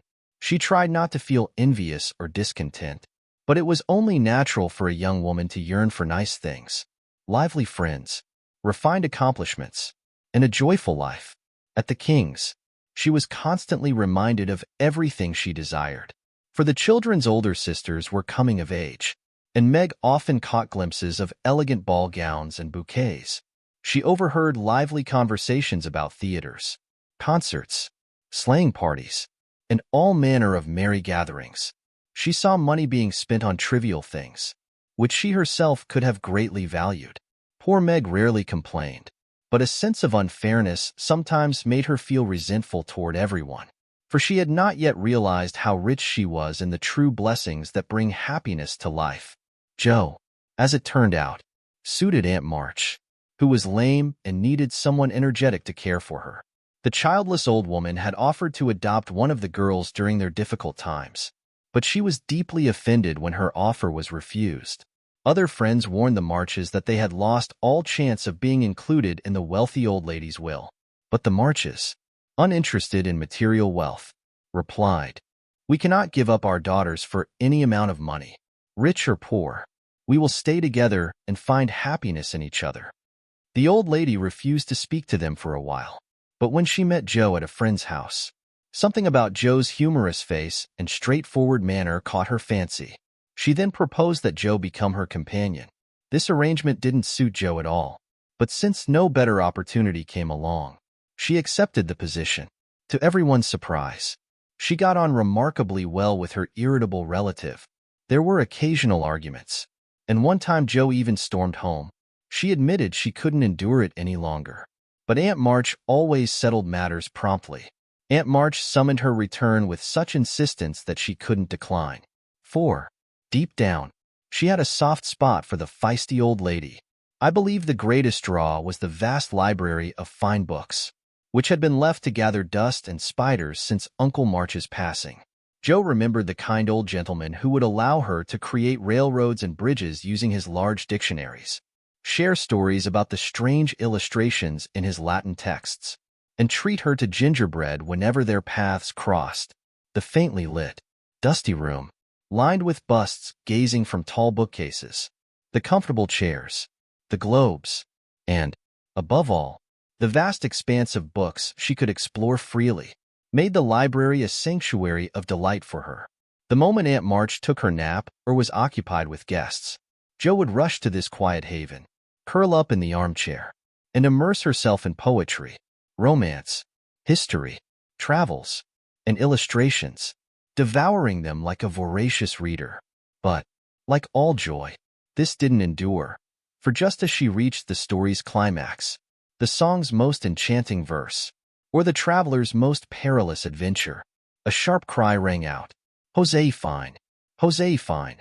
She was summoned, forced to leave her peaceful retreat to wind yarn, wash the poodle, or spend hours reading Belsham's essays. Jo harbored grand ambitions, though she was unsure exactly what they entailed. For now, she left her aspirations to the mercy of time. Meanwhile, her greatest frustration was that she couldn't read, run, or ride as freely as she desired. Her quick temper, sharp tongue, and restless nature often landed her in trouble, making her life a roller coaster of highs and lows, a mix of humor and heartache. Yet, the discipline she gained under Aunt March's guidance was precisely what she needed, and the knowledge that she was contributing to her own support brought her joy, even amidst the constant calls of Jose fine. Beth, on the other hand, was too shy to attend school, a path that had been attempted but ultimately abandoned due to her distress. Instead, she studied at home with her father, and even when he was away and her mother was busy aiding soldiers' aid societies, Beth diligently continued her lessons on her own, doing her best. She was a practical, home-oriented child, helping Hannah maintain a tidy and welcoming home for the family. Content with the reward of being loved, she spent many quiet, peaceful days. She was neither lonely nor idle. Her world was filled with imaginary friends. She was naturally a busy person. Every morning, she took care of and dressed 6 dolls. Beth was still a child. She loved them just as much as ever. None of the dolls were whole or attractive, and they were all cast-offs. However, Beth took them in because when her sisters outgrew these beloved toys, they were handed down to her.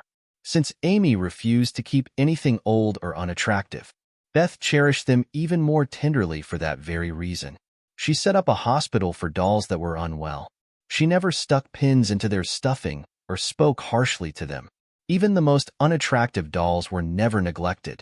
All of them were fed, clothed, nursed, and caressed with unwavering affection. A tattered doll that once belonged to Jo had led a turbulent life and was now discarded in the ragbag. Beth rescued it from that dreary place and brought it to her sanctuary. Since the doll had no head, she tied a neat little cap on it, with both arms and legs missing. She covered its flaws by wrapping it in a blanket. She devoted her best bed to this doll that needed constant care. If anyone had known how much care Beth gave her doll, it would have moved their hearts, even as they laughed. She offered it small bunches of flowers, read to it, took it outside for fresh air, hidden under her coat, and sang lullabies to it. Every night, she kissed its dirty face and whispered softly, "I hope you'll have a good night, my poor dear." Beth faced her own struggles like the others. She wasn't an angel, but a very human little girl. She often cried, as Jo put it, because she couldn't take music lessons or have a fine piano. She loved music deeply, tried her best to learn, and practiced patiently on the old, out-of-tune instrument. It seemed like someone, perhaps Aunt March, should help her. But no one did. When she was alone, she wiped away tears while playing the yellow keys that wouldn't stay in tune. Despite this, Beth sang sweetly while working, never too tired to play for Marmee and the girls. Day after day, she hoped, "I know I'll get my music someday if I'm good." There are many Beths in the world, shy, quiet, and sitting in corners, still needed, and living for others so cheerfully that no one notices the sacrifices until the little cricket by the fireplace stops chirping, and the sweet, sunny presence disappears, leaving only silence and shadows behind. If anyone had asked Amy what the greatest challenge of her life was, she would have immediately replied, "My nose." As a baby, Jo had accidentally dropped her into the coal hod, and Amy was convinced that the fall had permanently ruined her nose. It wasn't large or red. Like poor Petria's, it was just somewhat flat. No amount of pinching could give it that aristocratic shape she desired. No one else minded it, and it was doing its best to grow. But Amy deeply felt the absence of a Grecian nose and would draw pages of handsome ones to comfort herself. Little Raphael, as her sisters called her, had a definite talent for drawing and was never happier than when copying flowers, designing fairies, or illustrating stories with her unique artistic creations. Her teachers would complain that instead of doing her math, she would cover her slate with animals. The blank pages of her atlas were filled with copied maps, and the most ridiculous caricatures would unexpectedly fall out of her books at the worst moments. She managed her lessons as best as she could and avoided reprimands by maintaining exemplary behavior. She was highly favored among her peers, thanks to her good temperament and having the innate ability to please others effortlessly. Her charming mannerisms were greatly admired. Similarly, her accomplishments were admired. Besides her drawing skills, she could play 12 different tunes, crochet, and read French with only a few mispronunciations. She had a melancholic way of saying, "When Papa was wealthy, we did such and such," which was deeply moving. Her use of long words was deemed perfectly elegant by the girls. Amy was on the verge of being spoiled since everyone pampered her, and her minor vanities and selfish traits were developing well. However, one thing dampened her vanity. She had to wear her cousin's hand-me-downs. Florence's mother, however, had no sense of style, which caused Amy great distress, especially wearing a red bonnet instead of a blue one, unflattering dresses, and fussy aprons that didn't fit well. Everything was of good quality, well-made, and barely used. But Amy's artistic sensibilities were deeply troubled, especially that winter when her school dress was a muted purple with yellow polka dots and no embellishments. "My only solace," she told Meg, with tears in her eyes. She said, "It's because Mother doesn't take tucks in my dresses when I'm naughty, like Maria Park's mother does. My dear, it's truly terrible. Sometimes she's so naughty that her dress is up to her knees, and she can't come to school. Thinking about this degradation, I feel I can even bear my flat nose and purple gown with yellow skyrockets on it." Meg was Amy's confidant and monitor, and, by some strange attraction of opposites, Jo was gentle Beth's. It was to Jo alone that the shy child would confide her thoughts, and over her big, boisterous sister, Beth unconsciously held more influence than anyone in the family. The two older girls were very close, but each took one of the younger sisters under her care and watched over her in her own way. They called it playing mother and treated their sisters like discarded dolls, guided by the maternal instinct of Little Women. "Has anyone got anything to share? It's been such a gloomy day. I'm really in need of some amusement," said Meg as they sewed together that evening. "I had a strange time with Aunt today, and since I came out on top, I'll tell you about it." Jo began, for she dearly loved to tell stories. "I was engrossed in that endless Belsham book and rambling on as I usually do because my aunt quickly dozes off. Then I pull out an interesting book and read furiously until she wakes up. I actually made myself drowsy, and before she started nodding, I let out such a huge yawn that she asked what I meant by opening my mouth wide enough to swallow the entire book. I wish I could," I said, trying not to sound disrespectful. She then gave me a lengthy talk about my misbehavior and told me to sit and reflect on them while she took a short rest. She doesn't wake up quickly, so as soon as her cap started bobbing like a top-heavy dahlia, I quickly pulled out The Vicar of Wakefield from my pocket and started reading, keeping one eye on him and the other on my aunt. I had just reached the part where they all fell into the water when I couldn't help but laugh out loud. My aunt woke up, and she was in a better mood after her nap. She told me to read a bit and show her what light-hearted book I preferred over the serious and educational Belsham. I tried my hardest, and she liked it, although she only said, "I don't understand what it's about. Go back and start over, child." I went back and made the primroses as engaging as I possibly could. Once, I was naughty enough to linger in an exciting spot. She said meekly, "I'm afraid it tires you." "Ma'am, shouldn't I stop now?" She picked up her knitting, which had fallen from her hands, gave me a sharp glance through her glasses, and said in her brief manner, "Finish the chapter and don't be impertinent."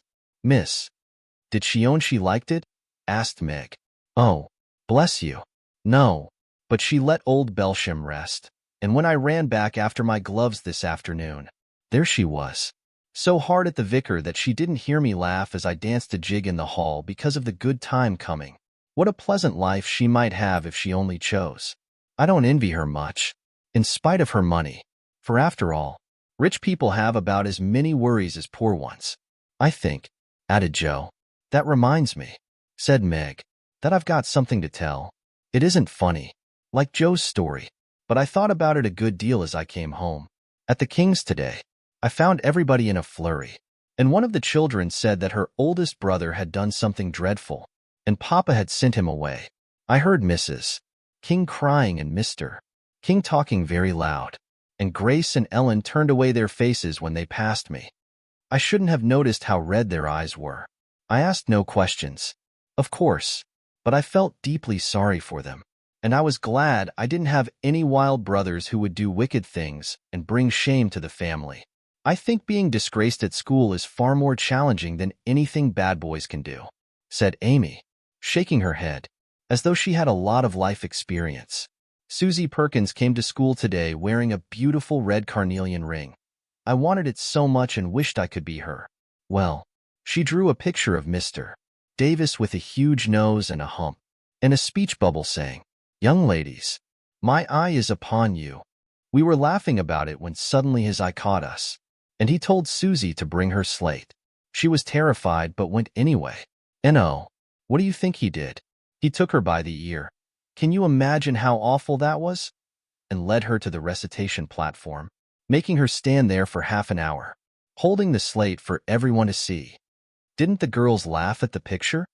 Joe asked, enjoying the commotion. Laugh? Not a single one. They sat as still as mice. And Susie cried a lot. I know she did. I didn't feel envious of her at that moment, for I believed that even millions of carnelian rings wouldn't have brought me happiness. After that, I never should have overcome such a painful humiliation. Amy continued with her work, taking pride in her virtue and the successful utterance of 2 long words in one breath. I saw something I liked this morning, Beth said, organizing Joe's messy basket as she spoke, and I intended to mention it at dinner, but I forgot. When Beth went to get some oysters for Hannah, Mr. Lawrence was in the fish shop, but he didn't notice her, as she stayed hidden behind a barrel while he was busy with Mr. Cutter, the fishmonger. A poor woman entered with a pail and a mop, asking Mr. Cutter if she could do some scrubbing in exchange for a piece of fish, as she had no dinner for her children and had been deprived of a day's work. Mr. Cutter, in a hurry, refused her rather harshly, so she was about to leave, looking hungry and disheartened. Just then, Mr. Lawrence used the crooked end of his cane to hook a large fish and offered it to her. She was so delighted and surprised that she immediately took the fish in her arms and thanked him repeatedly. He told her to go and cook it, and she quickly hurried off. They were overjoyed. Wasn't he kind? Oh, she looked so amusing, hugging the large, slippery fish and hoping Mr. Lawrence's bed in heaven would be cozy. When they had finished laughing at Beth's story, they asked their mother for one as well. After a moment's thought, she spoke seriously. As I was cutting out blue flannel jackets today at the rooms, I felt very worried about Father and thought about how lonely and helpless we would be if anything happened to him.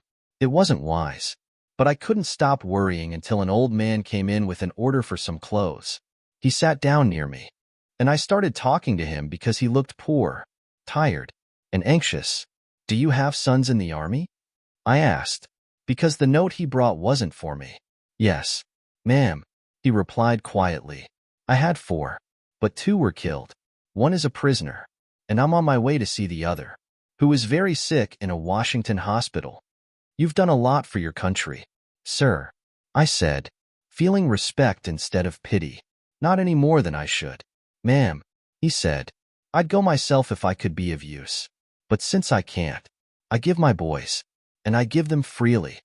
He spoke so cheerfully, looked so sincere, and seemed so glad to give his all that I felt ashamed of myself. I had given one man, and thought it too much, while he gave 4, without grudging them. I had all my girls at home to comfort me, and his last son, miles away, was waiting to say goodbye to him. Perhaps I felt so rich, so happy, thinking of my blessings, that I made him a nice bundle, gave him some money, and thanked him heartily for the lesson he had taught me. Tell another story, Mother, one with a moral to it. Like this. I like to think about them afterwards if they are real, and not too preachy, said Joe. After a minute's silence, Mrs. March smiled and began at once, for she had told stories to this little audience for many years and knew how to please them. Once upon a time, there were 4 girls who had enough to eat and drink and wear, a good many comforts and pleasures, kind friends and parents who loved them dearly, and yet they were not contented. Here the listeners stole sly looks at one another and began to sew diligently. These girls were anxious to be good and made many excellent resolutions, but they did not keep them very well and were constantly saying, "If we only had this," or "If we could only do that," quite forgetting how much they already had, and how many delightful things they could truly do. So they asked an old woman for advice on what they could do to bring happiness into their lives. She replied, "When you feel unhappy, reflect on the good things you have, and be thankful."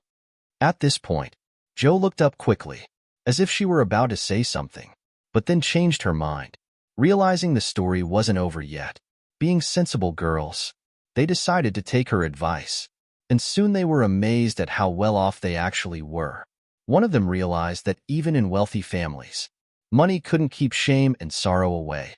Another discovered that, despite being poor, she was much happier with her youth, health, and cheerful spirit than a certain discontented, frail old woman who couldn't enjoy her own comforts. A third learned that while helping with dinner was unpleasant, it was even harder to have to beg for it. And the fourth understood that good behavior was far more valuable than carnelian rings.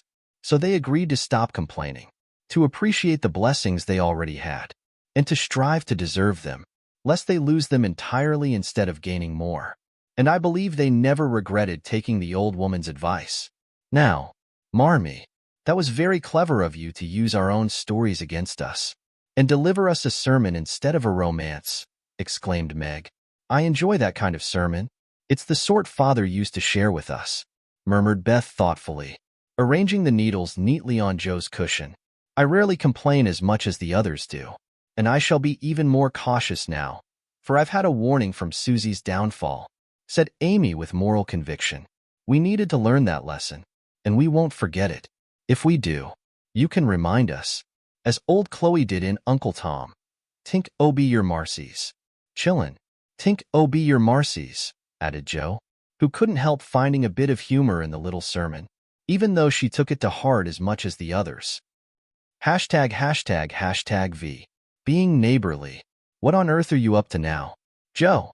Asked Meg one snowy afternoon, as her sister tramped through the hall in rubber boots, an old sack, and a hood, carrying a broom in one hand and a shovel in the other. I'm going out for some exercise, answered Joe with a mischievous glint in her eyes. I should think 2 long walks this morning would have been enough. It's cold and dreary outside. I suggest you stay warm and cozy by the fire, like I am, said Meg, shivering. Don't take advice? I can't resist. All day long. She wasn't acting like a cat.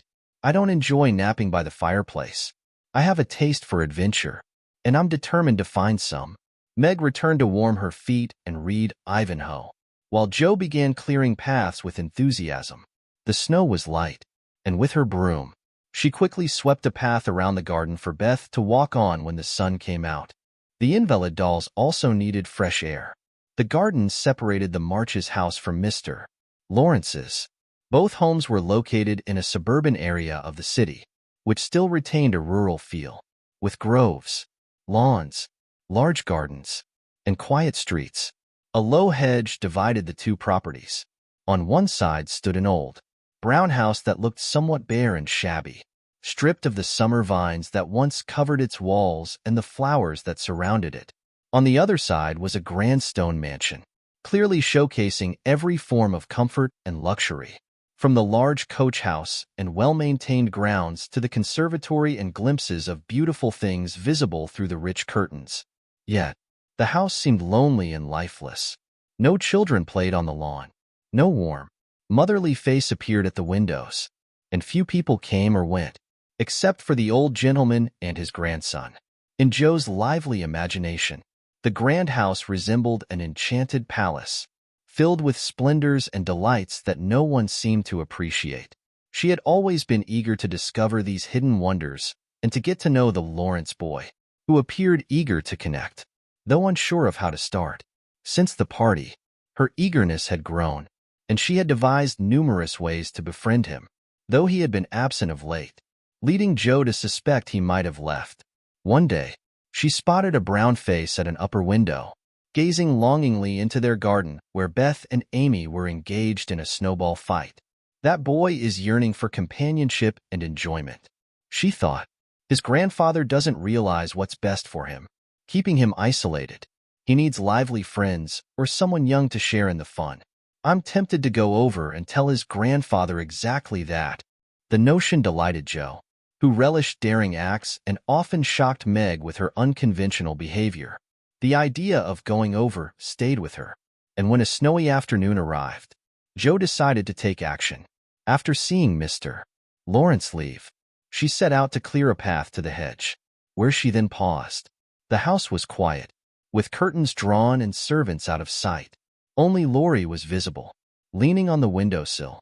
Joe noticed him, feeling sorry for him being alone and sick. She threw a snowball to catch his attention, and they started talking. Laurie mentioned his cold and boredom.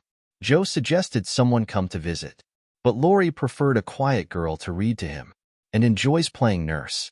I don't know any.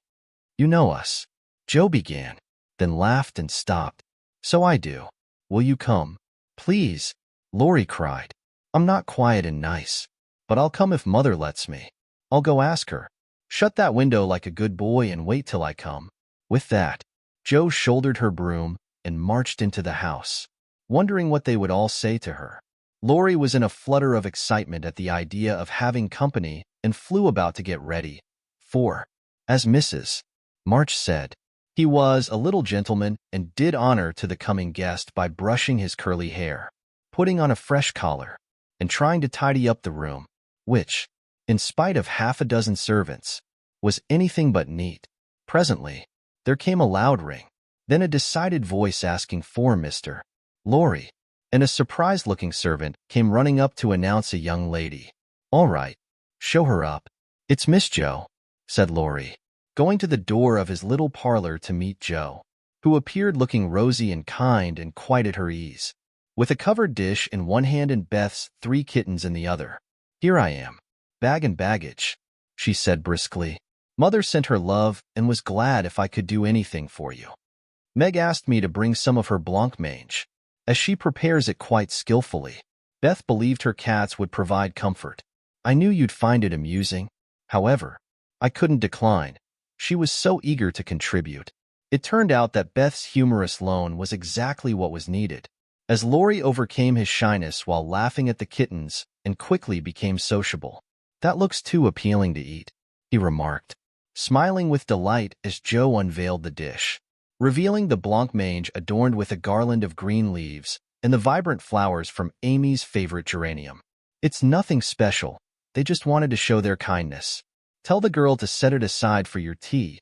It's simple, and since it's soft, it will go down easily without irritating your sore throat. What a cozy room this is. It could be if it were kept tidy, but the maids are lazy, and I don't know how to make them obey. It troubles me, though. I'll have it organized in 2 minutes. It just needs the hearth swept. Items straightened on the mantelpiece. Books placed here. Bottles there. The sofa turned away from the light, and the pillows fluffed a bit. Then you'll be all set. And so he was, for everything fell into place. While she laughed and chatted, Joe had quickly arranged everything, giving the room a completely different feel. Laurie watched her in silent admiration, and when she motioned for him to sit on the sofa, he settled in with a contented sigh, saying gratefully, "How kind you are. Yes, that's exactly what this room needed. Now please take the big chair and let me do something to entertain you." "No, I came to entertain you. Shall I read aloud?" Joe suggested affectionately, glancing at some inviting books nearby.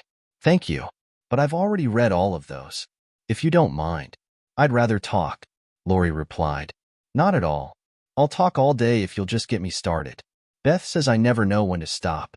"Is Beth the one with the rosy cheeks who stays at home a lot and sometimes goes out with a little basket?"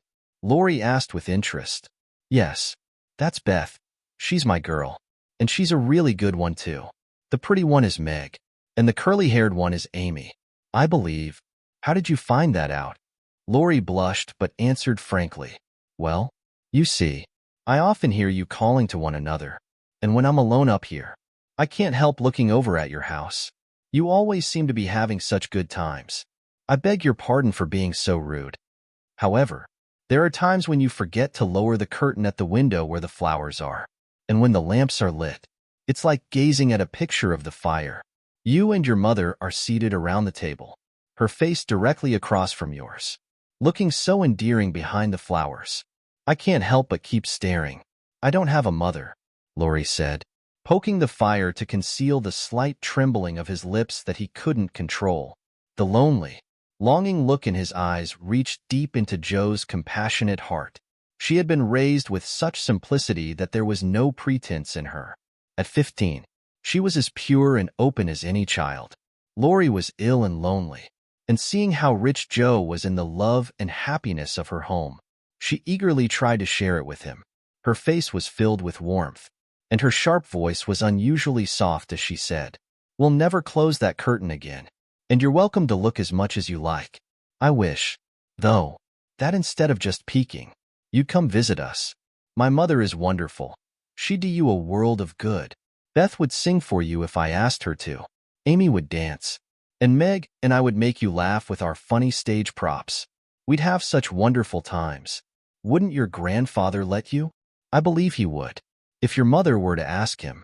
He is very kind, even if he doesn't seem like it. And he lets me do as I please. Pretty much. The only thing is, he worries I might be a nuisance to strangers." Lori began, growing more cheerful by the minute. "We are not strangers. We are neighbors.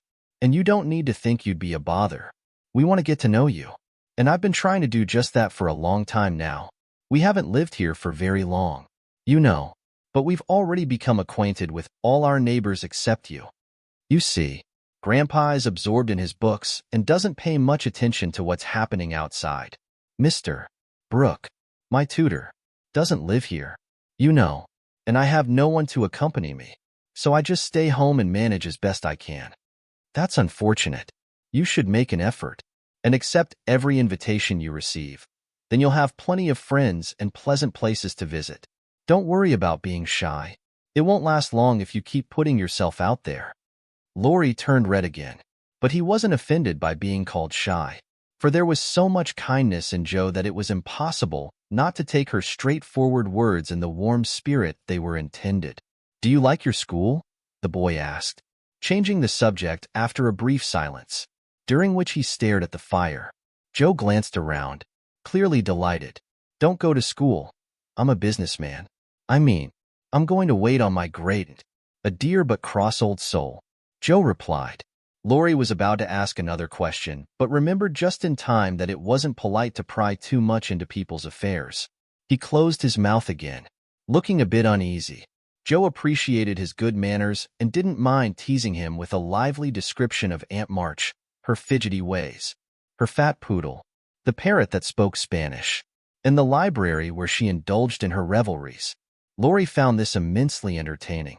When Joe told him about the prim old gentleman who once came to court Aunt March and how, right in the middle of his elaborate speech, Pole had mischievously pulled off his wig, leaving him in dismay, Lori burst into laughter, leaning back until tears streamed down his cheeks. A maid even poked her head in to see what all the commotion was about. "Oh, that does me a world of good. Tell me more, please," Lori said, lifting his face from the sofa cushion, his cheeks red and glowing with amusement. Encouraged by his reaction, Joe continued, sharing stories about their plays, their plans, and their hopes and worries for their father, and the most intriguing events of the small world the sisters inhabited. Then they began discussing books, and to Joe's pleasure, she discovered that Lori shared her passion for them and had read even more than she had. "If you love them so much, come downstairs and explore ours. Grandpa's away, so there's no need to worry," Lori said, standing up. "I'm not afraid of anything," Joe replied, tossing her head. "I don't think you are," the boy exclaimed, looking at her with great admiration. though he privately thought she might have good reason to feel a little intimidated by the old man if she encountered him in one of his darker moods. The house had a warm, summery feel, and Lori guided Jo from one room to the next, letting her pause to admire anything that caught her eye. Eventually, they reached the library, where Jo clapped her hands and twirled, as she always did when she was especially thrilled. The room was filled with books, along with paintings and sculptures, and intriguing little cabinets filled with coins and oddities, comfortable chairs, peculiar tables, and bronze pieces. Best of all, there was a grand, open fireplace surrounded by quaint tiles. How wonderful! Jo sighed, sinking into the softness of a velvet armchair. She sat amidst an atmosphere of deep contentment, her gaze sweeping the room with evident delight. Theodore Lawrence, she began, her voice filled with seriousness. You should be the most joyful boy in the world. A person can't survive solely on books, Lori replied, shaking his head as he sat across from her on a table. Before he could continue, a bell rang, and Jo leaped to her feet, exclaiming anxiously, "Goodness, it's your grandfather." "Well, what if it is?" the boy retorted with a mischievous grin. "You're not afraid of anything, are you?" "I think I am a bit afraid of him," Jo admitted, "but I don't understand why. Marmee said I could come, and I don't think you've come to any harm because of it." She composed herself, though her eyes remained fixed on the door. "I'm much better off for it, and I'm deeply grateful," Lori said appreciatively. "I'm only worried that talking to me has tired you. It was so enjoyable that I couldn't bear to stop." "The doctor is here to see you, sir," the maid announced as she entered. "Would you mind if I stepped out for a moment?" "I suppose I should see him?" Lori asked. "Don't mind me. I'm as content as a lark here," Jo replied. Lori left, and Jo entertained herself in her own quiet way. She stood before a grand portrait of the elderly gentleman when the door opened once more. Without turning around, she spoke with conviction. "I realize now that I shouldn't fear him, for his eyes are kind, even if his mouth seems stern, and he appears to have an exceptionally strong will. He isn't as handsome as my grandfather, but I still like him." A gruff voice behind her said, "Thank you, ma'am." And there, to her horror, stood old Mr. Lawrence. Jo's face turned deep red, and her heart raced as she thought about what she had said.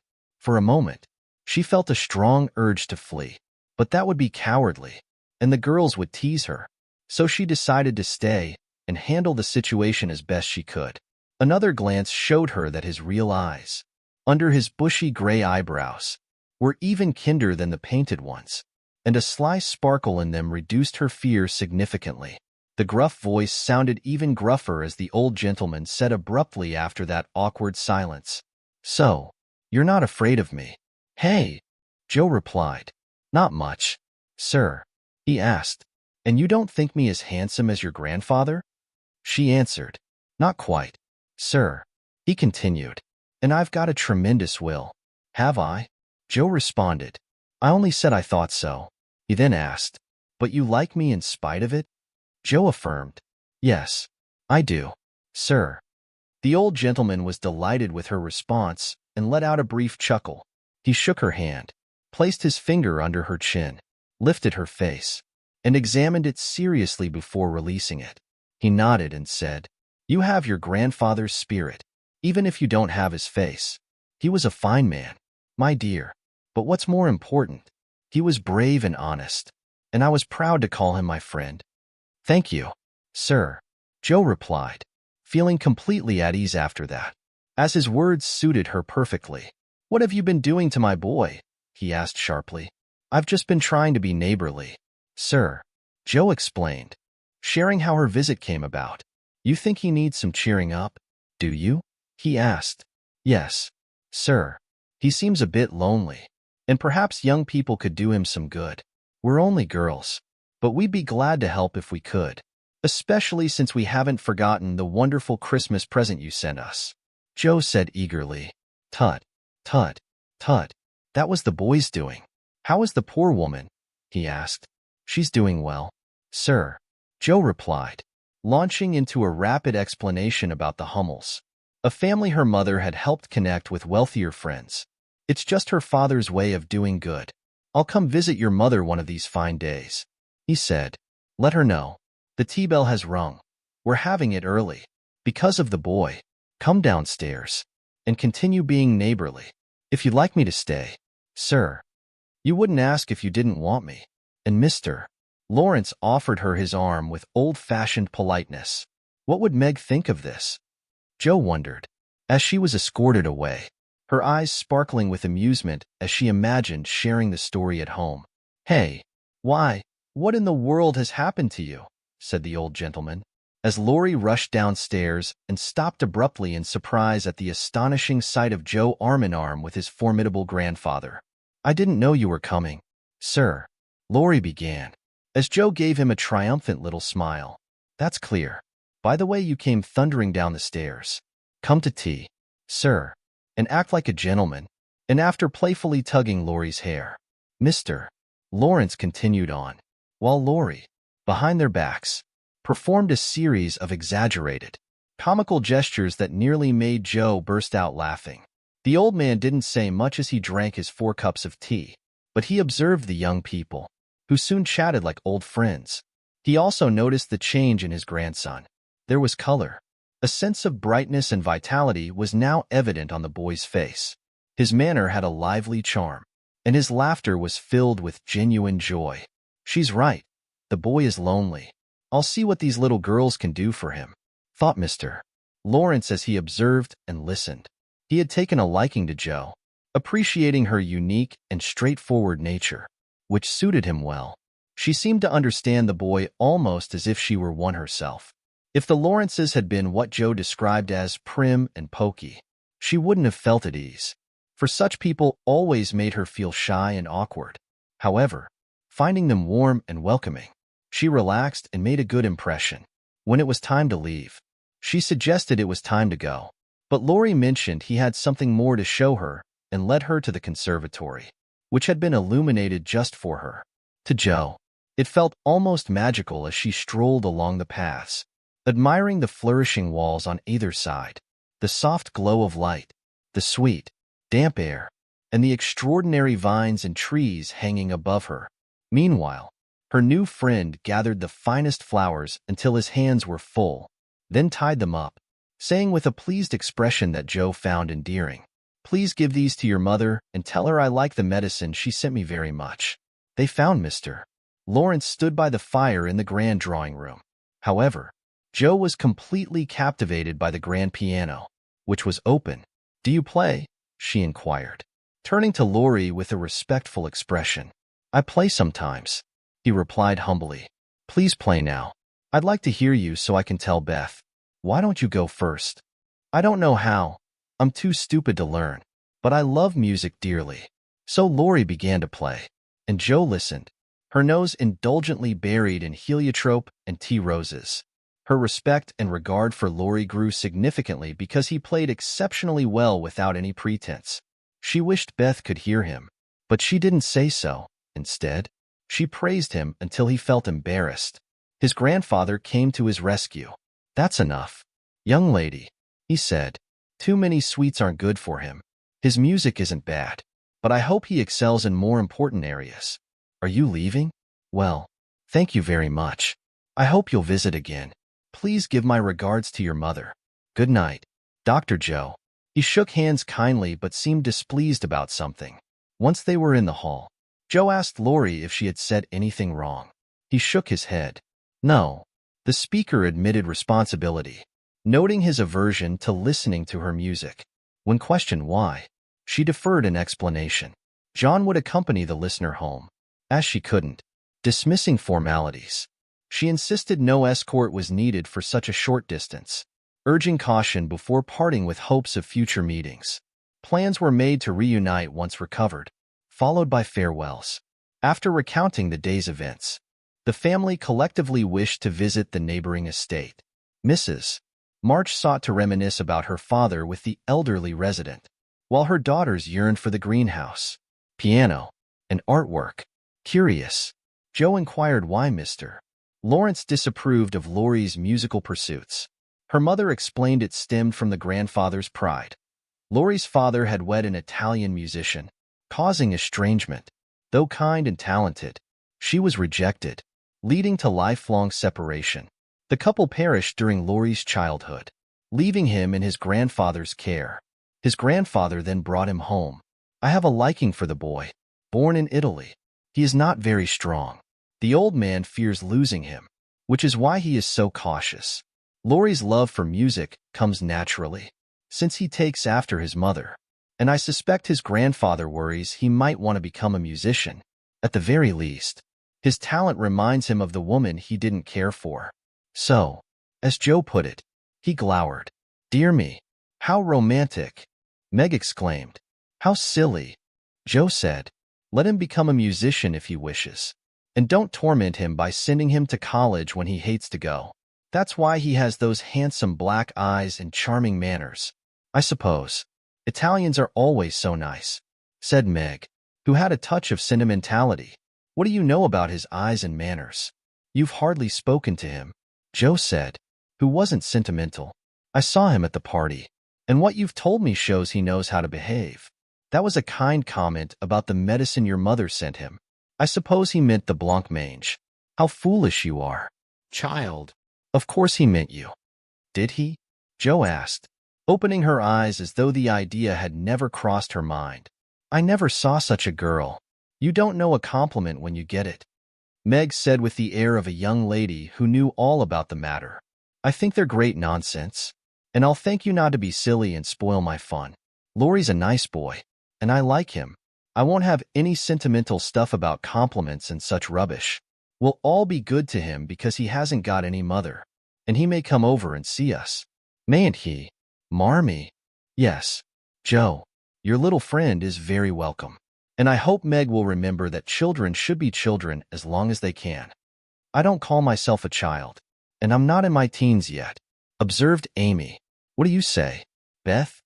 I was thinking about our Pilgrim's Progress, answered Beth, who had not heard a word. How we got out of the slough and through the wicket gate by resolving to be good, and up the steep hill by trying, and that may be the house over there, full of splendid things. Is going to be our palace beautiful? We have got to get by the lions first, said Joe, as if she rather liked the prospect. 6. Beth finds the palace beautiful. The big house did prove a palace beautiful, though it took some time for all to get in, and Beth found it very hard to pass the lions. Old Mr. Lawrence was the tallest among them, but after he had called, he said something humorous or kind to each of the girls and reminisced about old times with their mother. However, no one felt particularly intimidated by him except the timid Beth. The other challenge was their financial situation. They were poor, while Laurie was wealthy. This made them hesitant to accept favors they couldn't reciprocate. But over time, they realized he saw them as benefactors and was deeply grateful for Mrs. March's warm welcome, their lively company, and the comfort he found in their modest home. Soon, they set aside their pride and exchanged kindnesses without worrying about who was more generous. Around that time, many pleasant things occurred. As the new friendship blossomed like spring grass, everyone adored Laurie, and he confided in his tutor, calling the March sisters truly splendid girls. With the lively enthusiasm of youth, they welcomed the lonely boy into their circle, showered him with attention, and he found their simple-hearted companionship utterly charming. Having never had a mother or sisters, he quickly felt the positive influence they had on him and their busy, vibrant energy. The lively atmosphere made him feel ashamed of his idle life. He was weary of books and found people so fascinating now that Mr.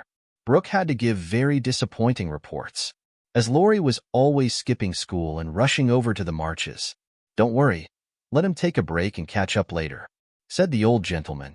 The kind lady next door says he's studying too hard and needs the company of young people, some amusement, and exercise. I suspect she's right, and I've been pampering him as if I were his grandmother. Let him do as he pleases, as long as he's happy. He can't get into trouble in that quiet little house over there, and Mrs.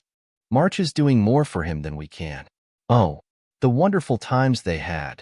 There were plays and tableaux, sleigh rides and skating adventures, cozy evenings in the old parlor. And now, and then lively little parties at the grand house. Meg could stroll in the conservatory whenever she liked and indulge in the flowers. Jo devoured the new library with gusto and amused the old gentleman with her sharp critiques. Amy copied pictures and reveled in beauty to her heart's content, and Laurie played the lord of the manor in the most charming way. But Beth, though she longed for the grand piano, she couldn't muster the courage to visit the mansion of bliss, as Meg referred to it. She had gone once with Jo, but the old gentleman, unaware of her condition, stared at her intensely from under his thick eyebrows and boomed, "Hey," so loudly that it terrified her, causing her feet to tremble on the floor. As she later told her mother, she fled, vowing never to return, not even for the beloved piano. No amount of persuasion or coaxing could ease her fear until Mr. Lawrence somehow learned of the situation and decided to intervene. During one of his brief visits, he skillfully steered the conversation toward music, discussing renowned singers he had seen, magnificent organs he had heard, and sharing such captivating anecdotes that Beth found herself drawn in. Unable to remain in her distant corner, she crept closer and closer, as if entranced, stopping behind his chair and listening intently, her wide eyes open with wonder and her cheeks flushed with excitement over this extraordinary performance. Mr. Lawrence, paying her no more attention than if she were a fly, continued speaking about Laurie's lessons and teachers. Then, as if the idea had just struck him, he addressed Mrs. March, saying, "The boy has stopped practicing music, and honestly, I'm relieved. He was becoming overly devoted to it. However, the piano is suffering from lack of use. Would any of your daughters like to come over and practice occasionally to keep it in tune?" "You know, ma'am." Beth took a step forward, pressing her hands tightly together to resist clapping. This was an irresistible opportunity, and the thought of practicing on such a magnificent instrument left her breathless. Before Mrs. March could respond, Mr. Lawrence continued with a slight nod and a smile. They wouldn't need to interact with anyone or see them. They could come in any time, as I'm usually in my study at the other end of the house. Laurie is often out, and the servants rarely go near the drawing room after 9 o'clock. He stood as if to leave, and Beth decided to speak up, as this arrangement was perfectly convenient. "Please let the young ladies know what I said, and if they're not interested, that's fine." At that moment, a small hand slipped into his, and Beth looked up at him with a face full of gratitude. "Oh, sir, they do care, very, very much," she exclaimed earnestly yet timidly.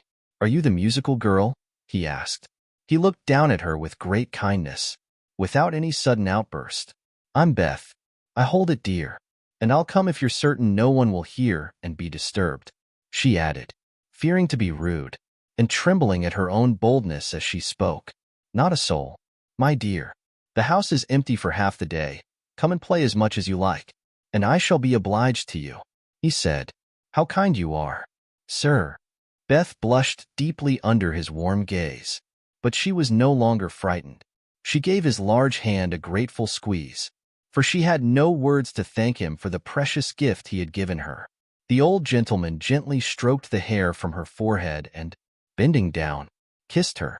In a tone that few had ever heard, he said, "I had a little girl once, with eyes like these. God bless you, my dear. Good day, madam." And with that, he hurried away. Beth shared her joy with her mother, and then rushed upstairs to tell her family of invalids the wonderful news. As the girls were not at home that evening, she sang with such happiness, and they all laughed at her because she had accidentally woken Amy during the night by playing the piano on her face in her sleep. The next day, after seeing both the older and younger gentlemen leave the house, Beth quietly made her way inside. She slipped in through the side door and moved as silently as a mouse to the drawing room, where her beloved piano awaited. By chance, some beautiful and simple music sheets were placed on the piano. With trembling hands and frequent pauses to listen and look around, Beth finally began to play. As the music filled the room, her fear faded, and she lost herself in the pure joy it brought her. As if the music were the voice of a dear friend, she stayed until Hannah arrived to take her home for dinner. But she had little appetite and could only sit with a contented smile. basking in her happy state.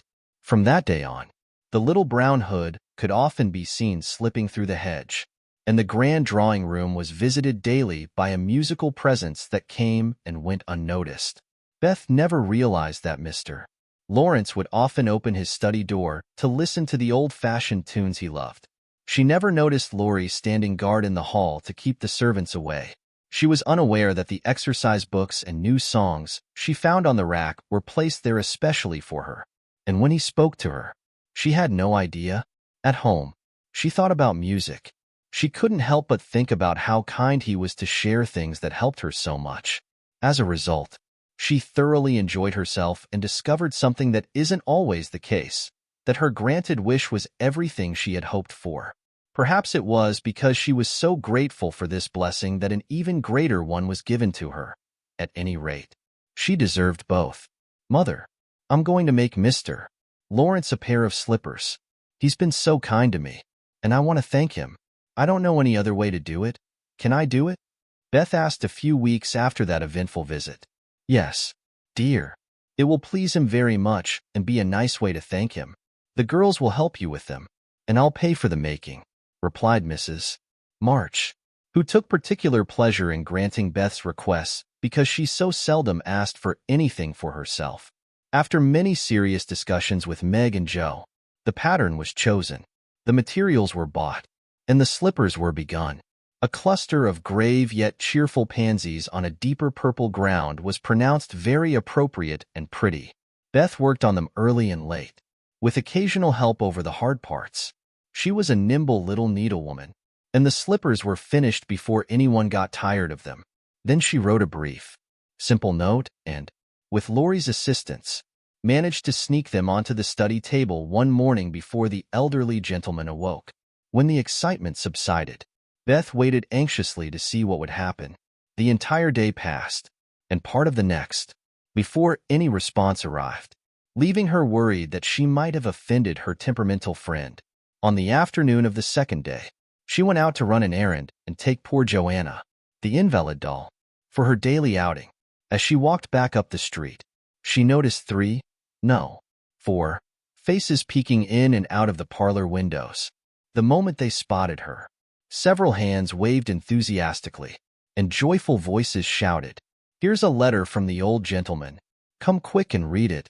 "Beth, he sent you," Amy began, gesturing energetically, but Joe interrupted by slamming the window shut. Beth hurried inside, her heart racing with suspense. At the door, her sisters swept her up in a triumphant procession, all pointing and exclaiming at once, "Look there! Look there!" Beth turned pale with delight and surprise as she saw what they were pointing at, a small cabinet piano. A letter rested on the polished lid. It was addressed like a signpost to Miss Elizabeth March. "For me," Beth exclaimed, clinging to Joe, as if she might collapse from the overwhelming moment. "Yes, all for you, my dear. Isn't it wonderful of him? Don't you think he's the kindest old man in the world? Here's the key in the letter. We didn't open it, but we're dying to know what he wrote," Joe said, embracing her sister and handing her the note. "You read it." "I can't. I feel so strange." "Oh, it's too lovely," Beth replied, burying her face in Joe's apron, deeply moved by the gift. Joe opened the letter and began to laugh at the formal greeting. "Miss March, dear madam, how elegant it sounds. I wish someone would write to me like that," Amy remarked, admiring the old-fashioned style. Joe continued reading.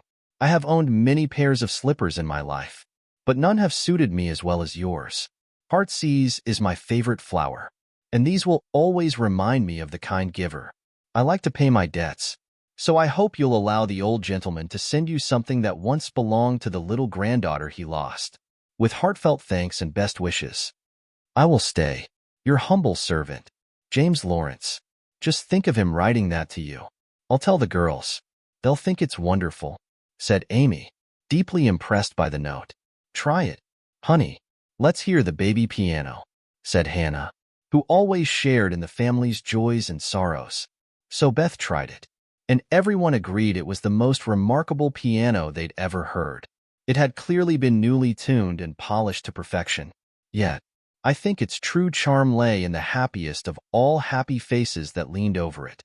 As Beth gently stroked the elegant black and white keys and pressed the shiny petals, Joe said with a grin, "You should go thank him." Though the idea of Beth actually going didn't cross her mind. "Yes, I mean to," Beth replied, determination in her voice. "I guess I'll go now before I get too nervous thinking about it." To the astonishment of everyone gathered, Beth walked calmly through the garden, past the hedge, and into the Lawrence's house. Hannah, watching in disbelief, exclaimed, "Well, I swear it's the strangest thing I've ever seen. That piano has gone to her head. She wouldn't have done this in her right mind." The girls were left speechless by this sudden change. They would have been even more astonished if they had seen what Beth did next. If you can believe it, she knocked on the study door before she had time to think, and when a gruff voice called out, "Come in," she stepped inside, approaching Mr. Lawrence, who looked utterly surprised. She held out her hand and said, with only a slight tremble in her voice, "I came to thank you, sir, for—" but she stopped short, for he looked so kind that she forgot what she was going to say. All she could remember was that he had lost the little girl he loved. She wrapped her arms around his neck and kissed him. If the roof of the house had suddenly been torn off, the old gentleman couldn't have been more astonished. But he liked it. Oh, dear. Yes, he liked it amazingly. The confiding little kiss touched and pleased him so much that all his gruffness disappeared. He set her on his knee, pressed his wrinkled cheek against her rosy one, and felt as though he had gotten his own little granddaughter back. From that moment on, Beth was no longer afraid of him and chatted with him as comfortably as if she had known him her whole life. For love drives out fear, and gratitude can overcome pride. When she went home, he walked with her to her gate, shook her hand warmly, and tipped his hat as he walked back, looking as dignified and upright as a handsome, soldierly old gentleman should. When the girls saw this, Joe started dancing a jig to show how delighted she was. Amy nearly fell out of the window in surprise, and Meg exclaimed, throwing up her hands, "Well, I do believe the world is coming to an end." 7. Amy's Valley of Humiliation. "That boy is a perfect cyclops, isn't he?" Amy said one day, as Laurie galloped past on horseback. He cracked his whip with a flourish. "How dare you say such a thing when he has both his eyes, and very handsome ones at that?" Joe exclaimed, offended by any slight against her friend. "I didn't mention his eyes, and I don't see why you're so upset when I compliment his riding skills." Joe burst into laughter again and said, "Oh my goodness, that little goose thinks he's a centaur and actually called him a cyclops." Amy retorted, "There's no need to be so rude. It's just a lapse of lingy, as Mr. Davis would say," she added under her breath, though loud enough for her sisters to hear. "I wish I had some of the money Laurie spends on that horse." "Why?" Meg asked kindly, as Joe burst into laughter again over Amy's second mistake. "I need it so much. I'm terribly in debt, and I won't get my share of the rag money for another month." "In debt? Amy? What do you mean?" Meg asked, looking concerned. "Well, I owe at least a dozen pickled limes, and I can't pay until I have money. Marmee won't let me charge anything at the shop." "Tell me all about it. Are limes all the rage these days?" "It used to be about poking bits of rubber to make balls," Meg said, trying to keep a straight face. Amy looked so serious and important. "Why? You see, the girls are always buying them, and unless you want to be thought of as stingy, you must do it too. It's all about limes now. Everyone sucks on them during class, trades them for pencils, bead rings, paper dolls, or something else during recess. If one girl likes another, she gives her a lime. If she's angry with her, she eats one in front of her without even offering a suck. They take turns, and I've had so many, but I haven't returned them yet. I really should, though, because they're like debts of honor. You know, how much would it take to pay them off and restore your credit?" Meg asked, pulling out her purse. "A quarter would be more than enough, and there would even be some left over for a treat for you. Don't you like limes?" "Not really. You can have my share. Here's the money. Make it last as long as you can, because it's not very plentiful. You know." "Oh, thank you. It must be so nice to have pocket money." I'll have a grand feast because I haven't had a lime all week. I felt bad taking any since I couldn't return them, and I'm really craving one right now." The following day, Amy arrived late to school but couldn't resist showing off with quiet pride a damp, brown paper package before tucking it deep into her desk. Within minutes, word spread through her group that Amy March had acquired 24 delicious limes, one of which she had already eaten on her way to school, and was planning to share them. Her friends' attention became almost overwhelming. Katie Brown spontaneously invited her to an upcoming party. Mary Kingsley insisted on loaning her watch until recess. And even Jenny Snow, a sharp-tongued classmate who had previously mocked Amy for not having limes, offered to help with some challenging math problems. However, Amy hadn't forgotten Miss Snow's biting remarks about some people whose noses weren't too flat to smell others' limes, and stuck-up individuals who weren't too proud to ask for them. She promptly dashed Jenny's hopes with a blunt response. "You don't need to be so polite all of a sudden, because you won't be getting any." That same morning, a distinguished visitor came to the school, and Amy's beautifully drawn maps earned high praise, a recognition that stung Miss Snow deeply and led Miss March to adopt the demeanor of a studious young peacock. But, alas, pride often precedes a fall, and the vengeful Snow turned the tables with disastrous success. No sooner had the guest paid the customary stale compliments and bowed himself out than Jenny, under the pretense of asking an important question, informed Mr. Davis, the teacher, that Amy March had pickled limes in her desk. Mr. Davis had declared limes a contraband article and solemnly vowed to publicly ferule the first person who was found breaking the law. This long-suffering man had succeeded in banishing chewing gum after a long and stormy war, made a bonfire of confiscated novels and newspapers, suppressed a private post office, forbidden facial distortions, nicknames, and caricatures, and done all that one man could do to keep 100 rebellious girls in order. Boys are trying enough to test human patience, goodness knows, but girls are infinitely more so, especially for nervous gentlemen with tyrannical tempers and no more talent for teaching than Dr. Blimber. Mr.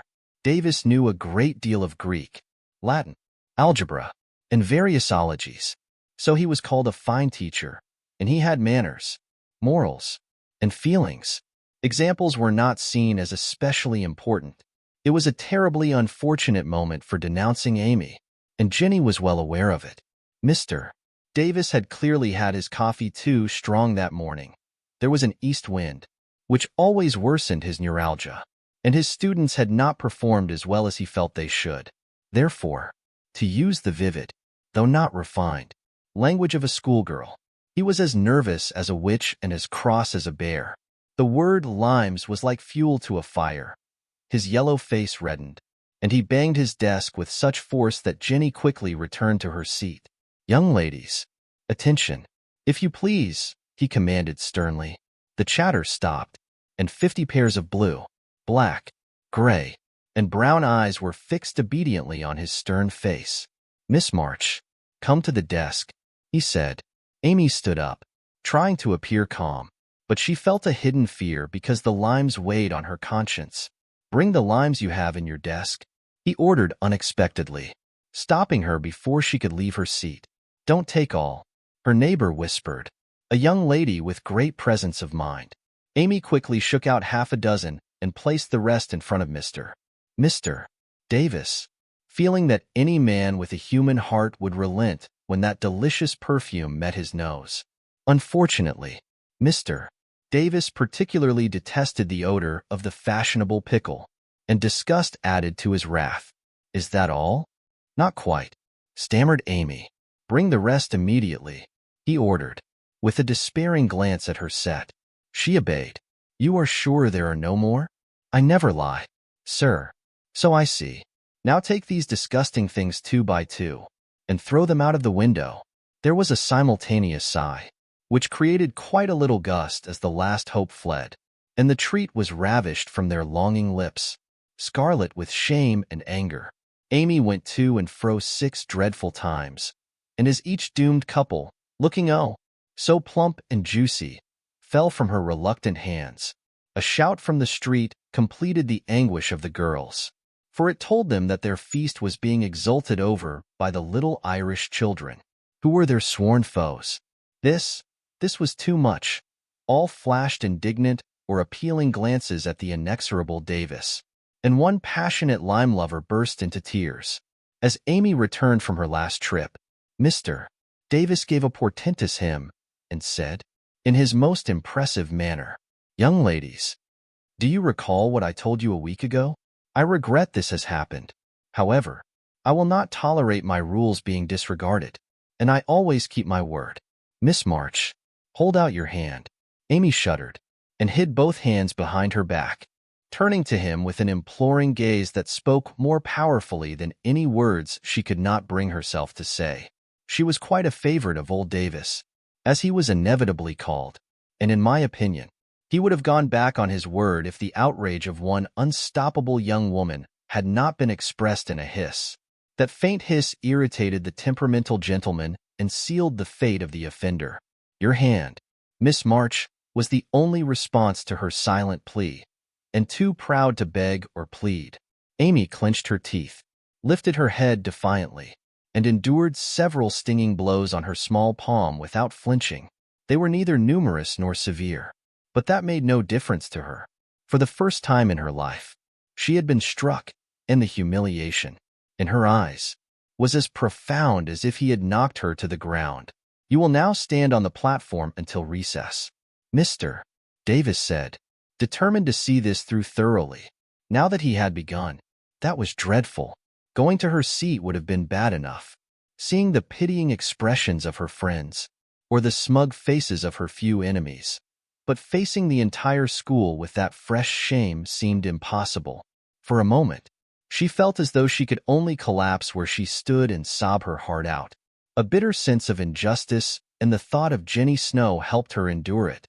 Taking the humiliating place, she fixed her gaze on the stove funnel above what now seemed like a sea of faces, and stood there, so still and pale that the girls found it nearly impossible to focus on their studies with that heartbreaking figure before them. During the 15 minutes that followed, the proud and sensitive little girl endured a shame and pain she would never forget. To others, it might have seemed like a ridiculous or trivial matter, but for her, it was a deeply profound experience, for in her 12 years of life, she had always been guided by love alone, and she had never before endured such a blow. The sting in her hand and the ache in her heart faded into the sharpness of the thought, "I'll have to tell them at home, and they'll be so disappointed in me." The 15 minutes felt like an eternity, but they finally came to an end. The word recess had never sounded more welcoming to her before. "You may go, Miss March," Mr. Davis said, looking as uncomfortable as he felt. He couldn't soon forget the reproachful look Amy gave him as she walked away without a word to anyone, went straight to the anteroom, grabbed her belongings, and left the place forever. As she passionately declared to herself, when she got home, she was in a terrible state.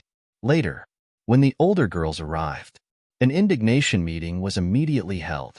Mrs. March didn't say much but looked troubled and comforted her distressed little daughter in the kindest way possible. Meg washed the insulted hand with glycerin and tears. Beth felt that even her beloved kittens wouldn't be enough to soothe such grief. Joe angrily suggested that Mr. Davis should be arrested right away, and Hannah shook her fist at the villain while mashing potatoes for dinner as if she were pounding him with her pestle. No one paid attention to Amy's departure except her classmates, but the sharp-eyed girls noticed that Mr. Davis seemed unusually kind and nervous that afternoon. Just before school ended, Joe appeared, wearing a grim expression as she marched up to the desk and handed her a letter from her mother before gathering Amy's belongings and leaving. She carefully wiped the mud from her boots on the doormat, as though she were ridding herself of the place's dust. "Yes, you may take a break from school, but I expect you to study a bit every day with Beth," Mrs. March said that evening. "I don't believe in physical punishment, especially for girls. I dislike Mr. Davis's teaching style, and I don't think the friends you're keeping are having a positive influence on you. I'll consult your father before deciding where to send you next."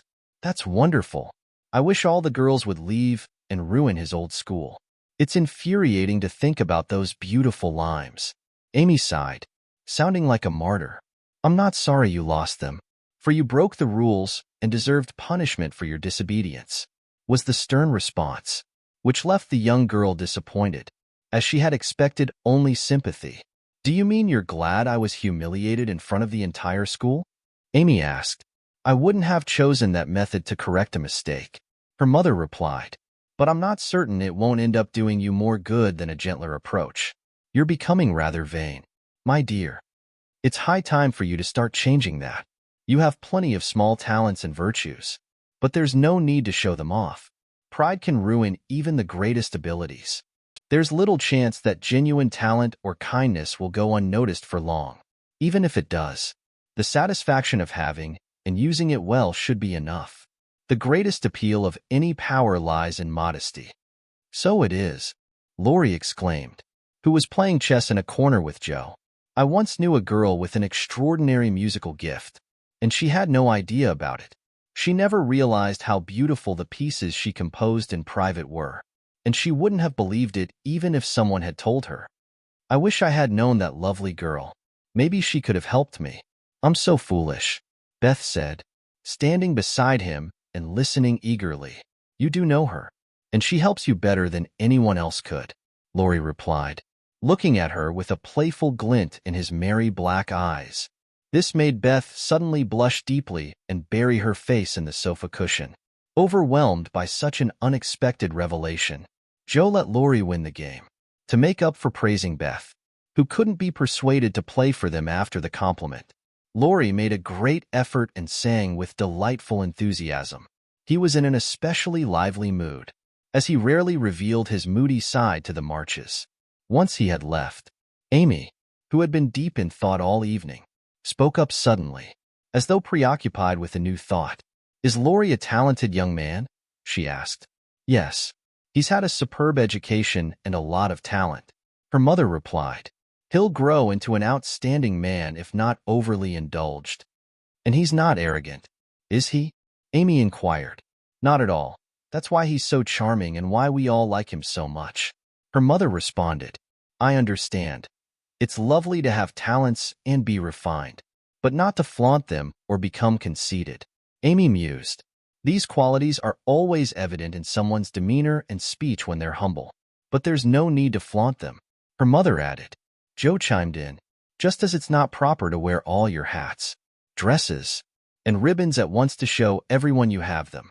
Her comment ended the conversation with laughter. 8. Joe meets Apollyon. Girls, where are you going? Amy asked, entering their room one Saturday afternoon. She found them preparing to go out with an air of secrecy that piqued her curiosity. Josh snapped, Never mind. Girls shouldn't ask questions. Now, there's nothing more humiliating for a young person than being told to run away. Dear. And being called back to be scolded is even worse. Amy felt insulted and decided to uncover the secret, even if it took her an hour. She turned to Meg, who rarely refused her for long, and said persuasively, Please tell me. I think you could let me go too. Since Beth is busy with her piano, I have nothing to do, and I'm so lonely. I can't, dear, because you weren't invited. Meg began, but Josh interrupted impatiently. Now, Meg, be quiet, or you'll ruin everything. You can't go, Amy, so don't act like a child and whine about it. Amy stayed silent but kept watching. She saw Meg slip a fan into her pocket. I know. You're going to the theater to see The Seven Castles, she exclaimed, adding firmly, and I'm going too. Mother said I might be able to see it, and I've saved up my money, Amy said, but it wasn't kind to tell me so late. Just listen to me for a moment and be a good girl, Meg said gently. Mother doesn't want you to go this week because your eyes aren't strong enough yet to handle the bright lights of the theater. Next week you can go with Beth and Hannah and have a wonderful time. I'd much rather go with you and Laurie. Please let me. I've been stuck inside with this cold for so long, and I'm desperate for some fun. Please, Meg, I'll be extra good. I promise. Amy pleaded, looking as pitiful as she could. What if we take her? I don't think Mother would object if we bundle her up warmly, Meg suggested. If she goes. I won't. And Lori won't like that. It would be rude to bring Amy after he only invited us. I think she'd hate forcing herself where she's not wanted. Jo said crossly. She disliked the idea of babysitting a restless child when she wanted to enjoy herself. Jo's tone annoyed Amy, who started putting on her boots and said in her most irritating way, "I'm going. Meg said I could, and if I pay my own way, Lori has nothing to say about it." "You can't sit with us," Jo replied. "Since our seats have been reserved, you shouldn't sit alone. So Lori will give up his seat for you. That, however, would ruin our fun, or he might find you another spot, which wouldn't be proper since you weren't asked. You shouldn't move a step, so you might as well stay where you are." Jo scolded, crosser than ever, having just pricked her finger in her hurry. Amy sat on the floor, with one boot on, and began to cry, while Meg tried to reason with her. When Lori called from downstairs, the two girls hurried down, leaving their sister in tears. For now, and then she forgot her grown-up ways and acted like a spoiled child. Just as the party was setting out, Amy called over the banisters in a threatening tone, "You'll be sorry for this. Jo March, see if you ain't." "Fiddlesticks," Jo returned, slamming the door. They had a charming time, for the 7 castles of the Diamond Lake were as brilliant and wonderful as heart could wish. But despite the comical red imps, sparkling elves, and gorgeous princes and princesses, Jo's pleasure had a drop of bitterness in it. The fairy queen's yellow curls reminded her of Amy. Between the acts, she amused herself by wondering what her sister would do to make her sorry for it. She and Amy had engaged in numerous heated disputes throughout their lives, for both were hot-tempered and prone to outbursts when provoked. Amy often teased Jo, while Jo frequently annoyed Amy, leading to occasional clashes, which left both feeling embarrassed afterward. Despite being the oldest, Jo struggled the most with self-control and faced constant challenges in managing her fiery temperament, which often landed her in trouble. However, her anger never lingered long, and after humbly admitting her mistakes, she made sincere efforts to improve. Her sisters often found it amusing to provoke Jo into a rage, as she would become exceptionally kind afterward. Poor Jo tried her best to behave, but her inner struggles continually flared up, and it took years of persistent effort to overcome them. When they returned home, they found Amy reading in the parlor. She appeared upset and didn't look up from her book or ask any questions as they entered. Perhaps her curiosity might have overcome her resentment if Beth hadn't been there to inquire and receive a vivid account of the play. As Jo went upstairs to put away her best hat, her first glance was toward the bureau. As their last argument had left a lingering tension, Amy calmed herself by dumping Jo's top drawer onto the floor, but everything remained neatly in place. After a quick search through her closets, bags, and boxes, Jo assumed Amy had forgiven and forgotten her mistakes. However, Jo was wrong. For the next day, a discovery sparked an uproar. Late that afternoon, as Meg, Beth, and Amy sat together, Jo burst into the room, looking agitated and breathlessly asking, "Has anyone taken my book?" Meg and Beth immediately replied, "No," looking surprised, while Amy poked the fire and stayed silent. Noticing Amy's flushed face, Jo confronted her at once. "Amy, do you have it?" she asked. "No, I don't," Amy replied. "Then you must know where it is." Jo pressed. "No, I don't," Amy insisted. "That's a lie," Jo exclaimed, grabbing Amy by the shoulders and staring fiercely enough to intimidate someone braver than Amy. "It isn't. I don't have it. I don't know where it is. And I don't care," Amy retorted. "You know something about it, and you'd better tell me right now, or I'll make you," Jo warned, giving Amy a gentle shake. "Scold all you want, but you'll never see your silly old book again," Amy shot back, her excitement growing. "Why not?" Jo demanded. "I burned it," Amy replied. "What?" "My little book I was so fond of." Jo had been working on her book and had been revising it carefully. "Did you mean to finish it before Father came home? Have you really burned it?" Jo exclaimed, her face pale with anger. Her eyes blazed, and she gripped Amy tightly, her voice trembling with emotion. "Yes, I did. I told you I'd make you pay for being so cross yesterday, And I have. So, Amy stopped short as Joe's temper flared. Overcome with rage and grief, Joe shook Amy violently, causing her teeth to rattle. You wicked, wicked girl. I'll never be able to write it again, and I'll never forgive you as long as I live, she cried out. Meg rushed to Amy's rescue, while Beth tried to calm Joe. But Joe was beyond consolation.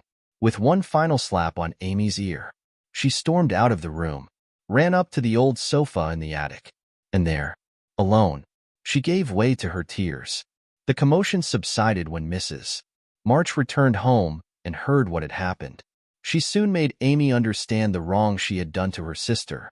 Joe's book was her pride and joy, and the family saw it as a promising literary work. It was only a collection of half a dozen little fairy tales, but Joe had poured her heart into them, revising them patiently, hoping to create something worthy of publication. She had just carefully copied them, filled with hope that they might one day be printed. The old manuscript had been destroyed, and Amy's bonfire had burned up years of loving work. To others, it seemed like a minor loss, but to Joe, it was a terrible tragedy, and she felt it could never be made right. Beth mourned it like a lost kitten, while Meg refused to defend her pet. Mrs. March looked serious and saddened, and Amy felt that no one would love her until she apologized for the act she now regretted more than anyone else. When the tea bell rang, Joe appeared, looking so stern and distant that it took all of Amy's courage to say meekly, "Please forgive me, Joe. I'm very, very sorry." Joe's firm reply was, "I will never forgive you." And from that moment on, she completely ignored Amy. No one mentioned the great trouble, not even Mrs. March, because everyone had learned from experience that when Joe was in that mood, words were pointless. The wisest thing to do was to wait until some small incident or her own kind nature softened Joe's anger and mended the rift. It was not a happy evening, though they sewed as usual while their mother read aloud from Bremer, Scott, or Edgeworth. Something felt missing, and the peaceful harmony of their home was disrupted. The absence of Beth's voice was deeply felt, especially during their usual singing time, as she could only accompany them on the piano. Joe was left speechless, unable to express herself, while Amy broke down emotionally. As a result, only Meg and their mother sang together. Despite their efforts to sound as cheerful as birds, their voices lacked harmony, and everyone felt out of sync. When Joe received her goodnight kiss, Mrs. March whispered softly, "My dear, don't let the sun set on your anger. Forgive one another, support each other, and start fresh tomorrow." Joe longed to rest her head on her mother's comforting embrace and let her grief and anger flow through tears.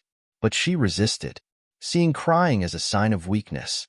She felt deeply hurt and struggled to forgive. So she blinked back her tears, shook her head, and said gruffly, "For Amy's benefit, it was terrible, and she doesn't deserve forgiveness." With that, she went to bed, and the night was devoid of laughter or intimate conversation. Amy felt deeply hurt that her attempt at peace had been rejected and began to regret her effort to make amends. She felt even more wronged and took pride in what she believed was her moral superiority, which only made the situation more frustrating. Joe still seemed as gloomy as a storm cloud, and nothing went right that day. The morning was bitterly cold. She accidentally dropped her cherished turnover into the gutter. Aunt March was feeling restless. Meg was lost in thought. Beth looked upset and longing when she returned home. Amy kept making comments about people who constantly talked about being good but wouldn't make an effort when others set a virtuous example. "Everybody is so unpleasant. I'll ask Laurie to go skating. He's always kind and cheerful, and he'll lift my spirits." "I know he will," Joe said to herself, and off she went. Amy heard the sound of skates and looked out with an impatient sigh. "There. She promised I could go next time, for this is the last ice we'll have. But it's useless to ask such an irritable person to take me." "Don't say that. You were very naughty, and it's hard to forgive the loss of her precious little book. But I think she might do it now, and I guess she will if you ask her at the right moment," said Meg. "Go after them. Don't say anything until Joe is in a good mood after skating with Laurie. Then, find a quiet moment, and just give her a kiss or do something kind. I'm sure she'll make up with you wholeheartedly. I'll try, said Amy, for the advice suited her. After quickly getting ready, she set off. She ran after her friends, who were just disappearing over the hill. It was not far to the river, but both were ready before Amy reached them. Joe saw her coming and turned her back. Laurie did not notice, for he was carefully skating along the shore, sounding the ice. A warm spell had preceded the cold snap. I'll go on to the first bend and see if it's all right before we begin to race, Amy heard him say as he shot away, looking like a young Russian in his fur-trimmed coat and cap. Joe heard Amy panting after her run, stamping her feet and blowing on her fingers as she tried to put her skates on. But Joe never turned and went slowly zigzagging down the river, taking a bitter, unhappy sort of satisfaction in her sister's troubles. She had cherished her anger till it grew strong and took possession of her, as evil thoughts and feelings always do unless cast out at once. As Laurie turned the bend, he shouted back, "Keep near the shore. It isn't safe in the middle." Joe heard, but Amy was just struggling to her feet and did not catch a word. Joe glanced over her shoulder, and the little demons she was harboring said in her ear, "No matter whether she heard or not, let her take care of herself." Laurie had disappeared around the bend, while Joe was just approaching the turn. Amy was far behind, heading toward the smoother ice in the middle of the river. For a moment, Joe stood still, feeling a strange sensation in her heart. She decided to keep going, but something stopped her and turned her around. Just in time, she saw Amy throw up her hands and fall through the ice with a sudden crash, followed by a splash of water and a cry that made Joe's heart freeze with fear. She tried to call out to Laurie, but her voice was gone. She attempted to rush forward, but her feet felt weak. For a second, she could only stand still, staring with a terrified face at the little blue hood bobbing above the black water. Something quickly passed by her, and Laurie's voice shouted, "Bring a rail. Fast." She didn't know how she did it, but for the next few minutes, she worked as if in a trance, blindly following Laurie's instructions. Laurie, calm and composed, lay flat on the ice, holding Amy up with his arm and hockey stick until Joe pulled a rail from the fence. Together, they managed to pull Amy out, who was more frightened than hurt. Laurie then said, "Now, we need to get her home as quickly as possible. Pile our things on her while I take off these skates," Laurie exclaimed, wrapping his coat around Amy and struggling with the straps, which seemed more complicated than ever before. Shivering, soaked, and in tears, they finally got Amy home, where, after a thrilling ordeal, she fell asleep by a warm fire, wrapped in blankets. During the commotion, Joe had barely spoken, moving about frantically, looking pale and disheveled, with her clothes half removed, her dress torn, and her hands cut and bruised from the ice, rails, and stubborn buckles. Once Amy was comfortably asleep and the house grew quiet, with Mrs. March sitting beside her bed. She called Joe over and began to tend to her injured hands. "Are you certain she's safe?" Joe whispered, glancing guiltily at Amy's golden hair, which could have been lost to the treacherous ice forever. "She's perfectly safe, dear," her mother replied cheerfully. "She isn't hurt and likely won't even catch a cold. You were so wise to cover her and get her home so quickly." "Laurie did everything," Joe said, dropping to the floor beside the bed in a flood of tears. "I'm the one who let her go. Mother, if she had died, it would have been my fault." She recounted the entire incident, bitterly regretting her hard-heartedness, and she wept with gratitude, thankful for being spared the severe punishment that could have been hers. "It's my terrible temper. I've tried to control it, thinking I've succeeded, but then it flares up even worse than before. Oh, Mother, what should I do? What can I do?" cried poor Joe in despair. "Watch and pray, dear. Never tire of trying, and never believe it's impossible to overcome your flaw," said Mrs. March, gently drawing Joe's tearful face to her shoulder and kissing her wet cheek so tenderly that Joe wept even harder. "You can't imagine how awful it is. When I'm angry, it feels like I could do anything at all. I get so furious I might hurt someone and even enjoy it. I'm terrified I'll do something terrible one day, ruin my life. and make everyone hate me. Oh, Mother, help me. Do help me. I will, my child. I promise. Don't cry so bitterly. But remember this day and make a solemn vow with all your heart that you'll never experience another day like this.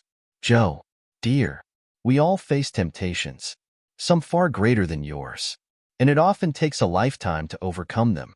You believe your temper is the worst in the world, but mine was once just as bad. Yours, Mother? But you never get angry, she exclaimed, astonished for the moment. Joe was surprised and forgot her regret. I've spent 40 years trying to overcome it, but I've only managed to control it.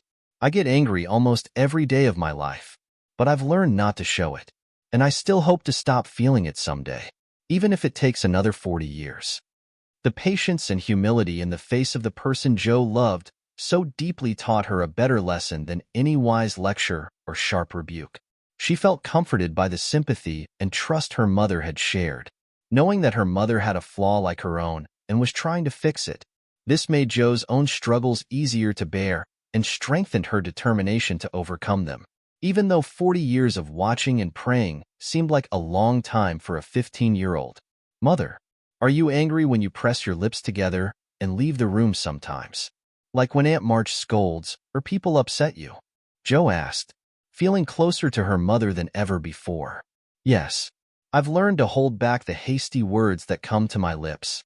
And when I feel like they might slip out against my will, I just step away for a moment and give myself a little shake for being so weak and foolish. Mrs. March replied with a sigh and a smile, while she neatly smoothed and secured Joe's tangled hair. Joe asked, how did you learn to remain so calm? That's what worries me, for harsh words slip out before I realize what I'm saying, and the more I speak, the worse it gets. It almost becomes a habit to wound people's feelings and utter dreadful things. Teach me how you manage it, dear Marmee. My kind mother used to guide me, as you do for us, Joe interjected, with a grateful kiss. But I lost her when I was just a bit older than you. For years, I had to struggle on my own, too proud to admit my flaws to anyone else. It was a tough journey, Joe. I shed many bitter tears over my failures. For despite my efforts, I never seemed to improve.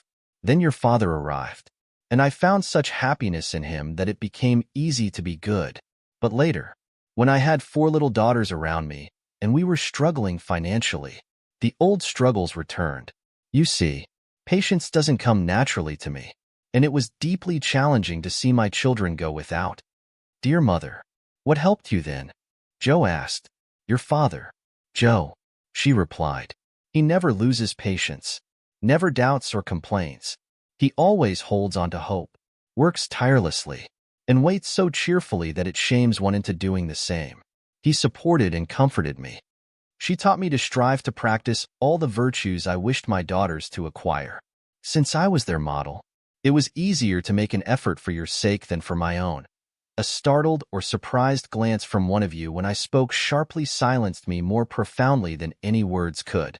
The love, respect, and confidence of my children were the greatest rewards I could earn for striving to be the woman I wanted them to emulate.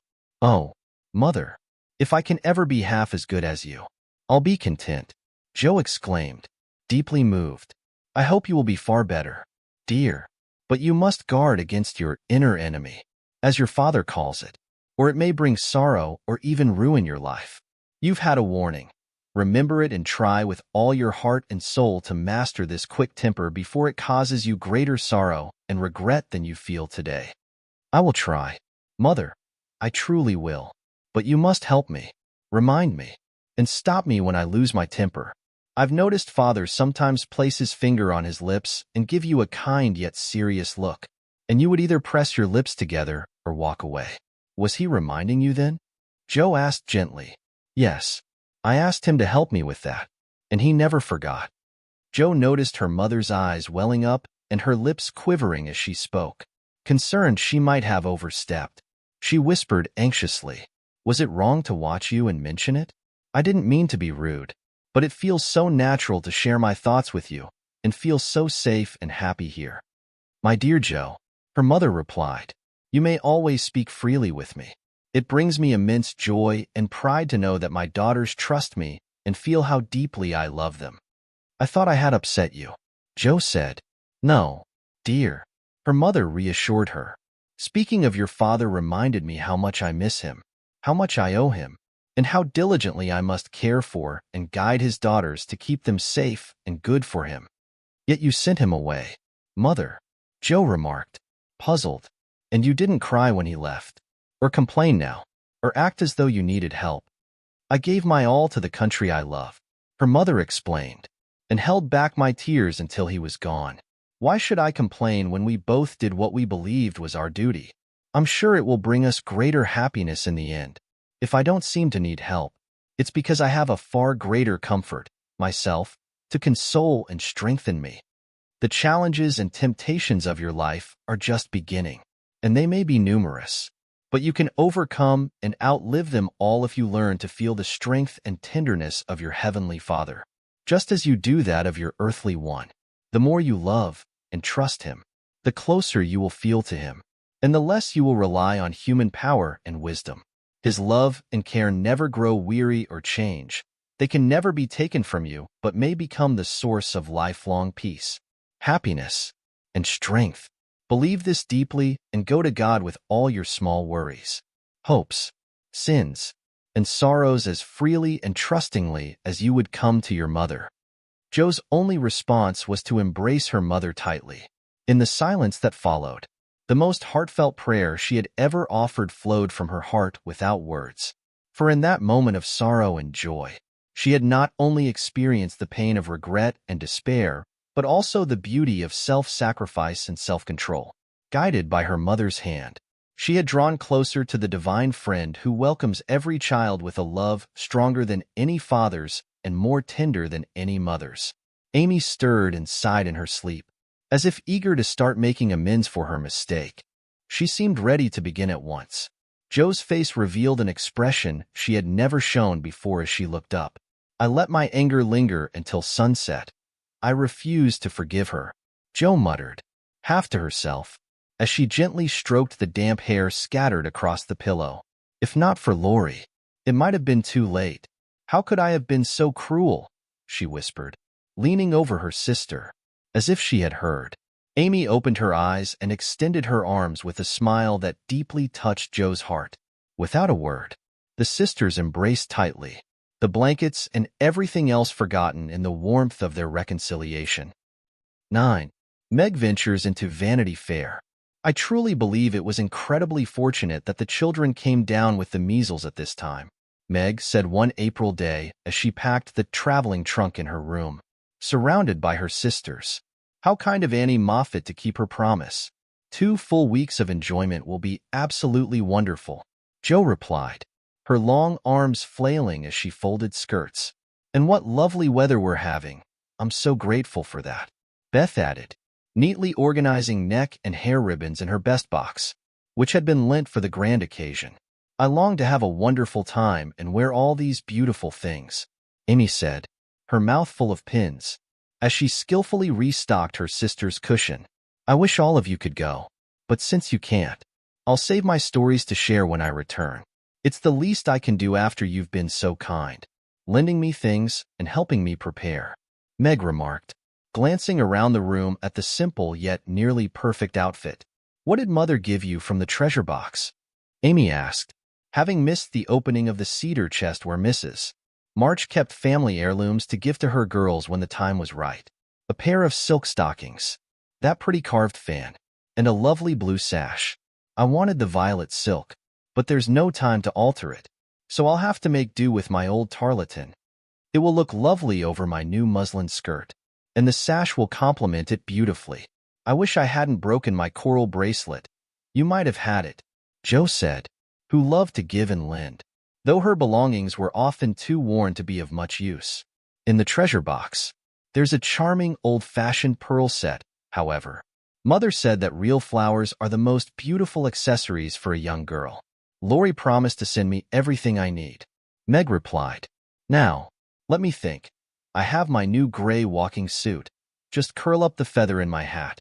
Then there's my poplin for Sunday and the small party. It seems heavy for spring. don't you think? The violet silk would be lovely. Oh, dear. Don't worry. You have the tarlatan for the big party, and you always look like an angel in white, Amy said, pondering over the small collection of clothes that brought her so much joy. It isn't low-necked, and the train isn't long enough, but it will have to do. My blue house dress looks so good, turned and freshly trimmed, that I feel like I've got a new one. My silk sacque isn't very fashionable, and my bonnet doesn't look like Sally's. I didn't want to say anything, but I was really disappointed with my umbrella. I told Mother I wanted a black one with a white handle, but she forgot and bought a green one with a yellowish handle. It's sturdy and neat, so I shouldn't complain. But I know I'll feel embarrassed compared to Annie's silk one with a gold top. Meg sighed, looking at the little umbrella with great dislike. Joe suggested, change it. I won't be so foolish or hurt Marmie's feelings when she went to so much trouble to get my things. Meg replied, it's a silly idea of mine, and I'm not going to give in to it. My silk stockings and 2 pairs of new gloves are my comfort. You're so kind to lend me yours. Joe, I feel so wealthy and elegant with 2 new pairs, and the old ones cleaned for everyday use, Meg said, taking a refreshing look at her glove box. Beth, would you put some blue and pink bows on my nightcaps like Annie Moffat's? Meg asked as Beth brought up a pile of snowy muslins fresh from Hannah's hands. No, I wouldn't, Joe said decisively. The fancy caps won't match the plain gowns without any trimming. Poor folks shouldn't dress up like that. I wonder if I'll ever be happy enough to have real lace on my clothes and bows on my caps, Meg said impatiently. The other day you said you'd be perfectly happy if you could only go to Annie Moffat's. Beth observed quietly. I did. Well, I'm happy, and I won't fret, but it does seem like the more one gets, the more one wants, doesn't it? There. Now the trays are ready, and everything is packed except my ball dress, which I'll leave for Mother to pack, Meg said. In an encouraging tone, she glanced from the half-filled trunk to the carefully mended white tarlatan gown, which she referred to as her ball dress with a sense of importance. The next day was beautiful, and Meg set off in style for 2 weeks of new experiences and enjoyment. Mrs. March had hesitantly agreed to the trip, worried that Margaret might return even more dissatisfied than when she left. But Meg had pleaded so earnestly, and Sally had promised to look after her well. After a winter of tedious work, the prospect of a little enjoyment was too appealing. So the mother finally gave in, and the daughter embarked on her first glimpse of fashionable life. The Moffats were a fashionable family, and simple Meg felt somewhat overwhelmed at first by the grandeur of their home and the refinement of its inhabitants. However, they were kind-hearted people, despite their frivolous lifestyle, and soon made their guest feel at ease. Perhaps Meg sensed, without fully understanding why, that they were not especially refined or intelligent individuals, and that all their glamour could not entirely hide the ordinary nature beneath. Still, it was pleasant to indulge in lavish meals, ride in an elegant carriage, wear her finest dress every day, and do nothing but relish the moment. Il Louis allait à la perfection. Et bientôt elle commença à imiter les manners et les conversations de ce qu'elle entourant. Elle s'y poudrait. Crespinate ses chevaux. Se serrait la taille. Et autant tuelle le pouvait. Parlait de modes à la dernière heure. Plus elle voyait les jolies choses d'Annie Moffat. Plus elle les enviait. Superint d'être riche. La maison Louis Parasite maintenant nous et Morden. Comparé à si tu élevait vu. Le travail était plus dur que jamais. Et, malgré les gants neufs et les billets de soie, elle s'y sentait une fille très pauvre et très malheureuse. Cependant, elle innovait guère le temps de s'y lamenter, car les 3 jeunes filles étant fort occupées à s'amuser. Elles faisaient des plats, s'y promenaient, allant en voiture, ou rendaient de visites toute la journée. Le soir, elles allaient au théâtre ou à l'opéra, ou bien faisaient de folies à la maison, car Annie avait beaucoup d'amis et savait les divertir. Ses soeurs aines étant de grandes jeunes filles fort élégantes. Et l'une d'elles était fiancée. Si que, Meg, était extrêmement intéressant et romantique. Moffat était un vieux monsieur gras et jovial. Que connaissait son père? Et Madame Moffat. Un vieille dame grasse et joviale. Que eut pour Meg la même prédilection que sa fille. Tout le monde la caressait. Et Daisy. Comment elle appelait? Était in passé de se laisser tourner la tête. When the time came for the small party in the evening, she realized the poplin fabric wasn't suitable at all. The other girls were wearing thin dresses and making themselves look very elegant indeed. So she brought out the tarlatan, which looked older, more limp, and shabbier than ever. Especially next to Sally's crisp new dress.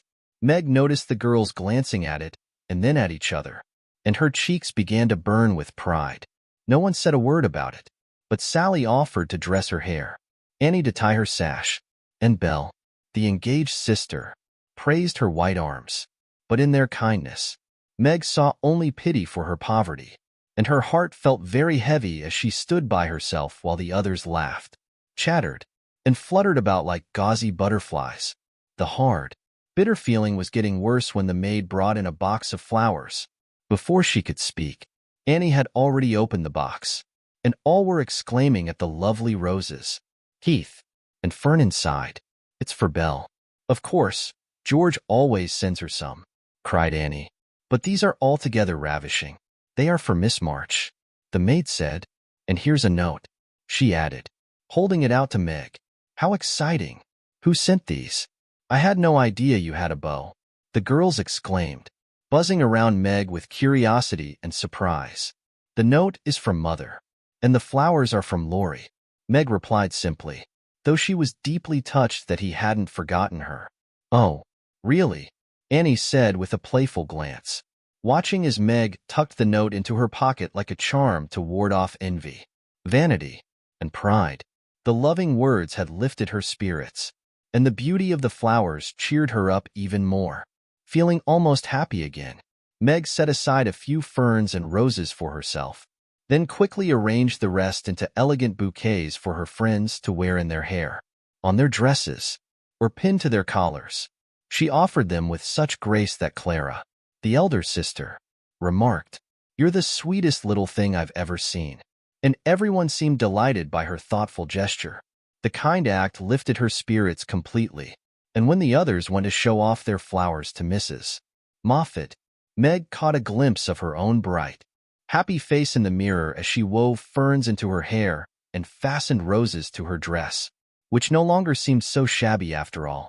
That evening, she thoroughly enjoyed herself. She danced to her heart's content, and everyone was very kind to her. She received 3 compliments, and Annie even persuaded her to sing. Someone remarked that she had an exceptionally fine voice, and Major Lincoln inquired about the identity of the fresh little girl with the beautiful eyes. Mr. Moffat insisted on dancing with her, praising her by saying, "She doesn't dawdle but has some spring in her step." Overall, she had a delightful time until she overheard a conversation that deeply troubled her. She was sitting just inside the conservatory, waiting for her partner to bring her an ice, when she heard a voice on the other side of the flowery wall ask, "How old is he?" Another voice replied, 16 or 17, I should say. The first voice then added, "It would be a grand thing for one of those girls, wouldn't it? Sally says they are very intimate now, and the old man quite dotes on them." Mrs. Moffat interjected, "Mrs. M. has made her plans, I dare say, and will play her cards well, even if it's early. The girl evidently doesn't think of it yet," she continued. She told that fib about her mama as if she did know, and colored up when the flowers came, quite prettily. Poor thing, she'd be so nice if she was only got up in style. Another voice asked, "Do you think she'd be offended if we offered to lend her a dress for Thursday?" "She's proud, but I don't think she'd mind.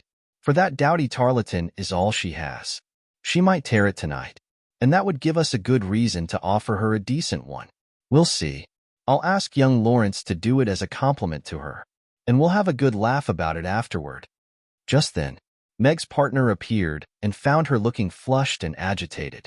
She was proud, and her pride served her well at that moment, for it helped her conceal her embarrassment, anger, and disgust at what she had just overheard. Though innocent and unsuspecting, She couldn't help but understand the gossip her friends were sharing. She tried to forget it, but couldn't shake it off. And the phrases Mrs. M. has made her plans, that lie about her mother, and dowdy Tarleton kept echoing in her mind until she felt like crying and rushing home to share her troubles and seek advice. Since that wasn't possible, she forced herself to act cheerful. Her excitement was so convincing that no one suspected the effort she was making. She was deeply relieved when it was all over, and she lay quietly in bed, in a place where she could ponder, marvel, and brood until her head throbbed and her flushed cheeks were soothed by a few natural tears. Meg found herself lost in thought. Though foolish, those well-intentioned words had unveiled new perspectives for Meg, unsettling the tranquility of her familiar world, a world in which she had previously lived as blissfully as a child.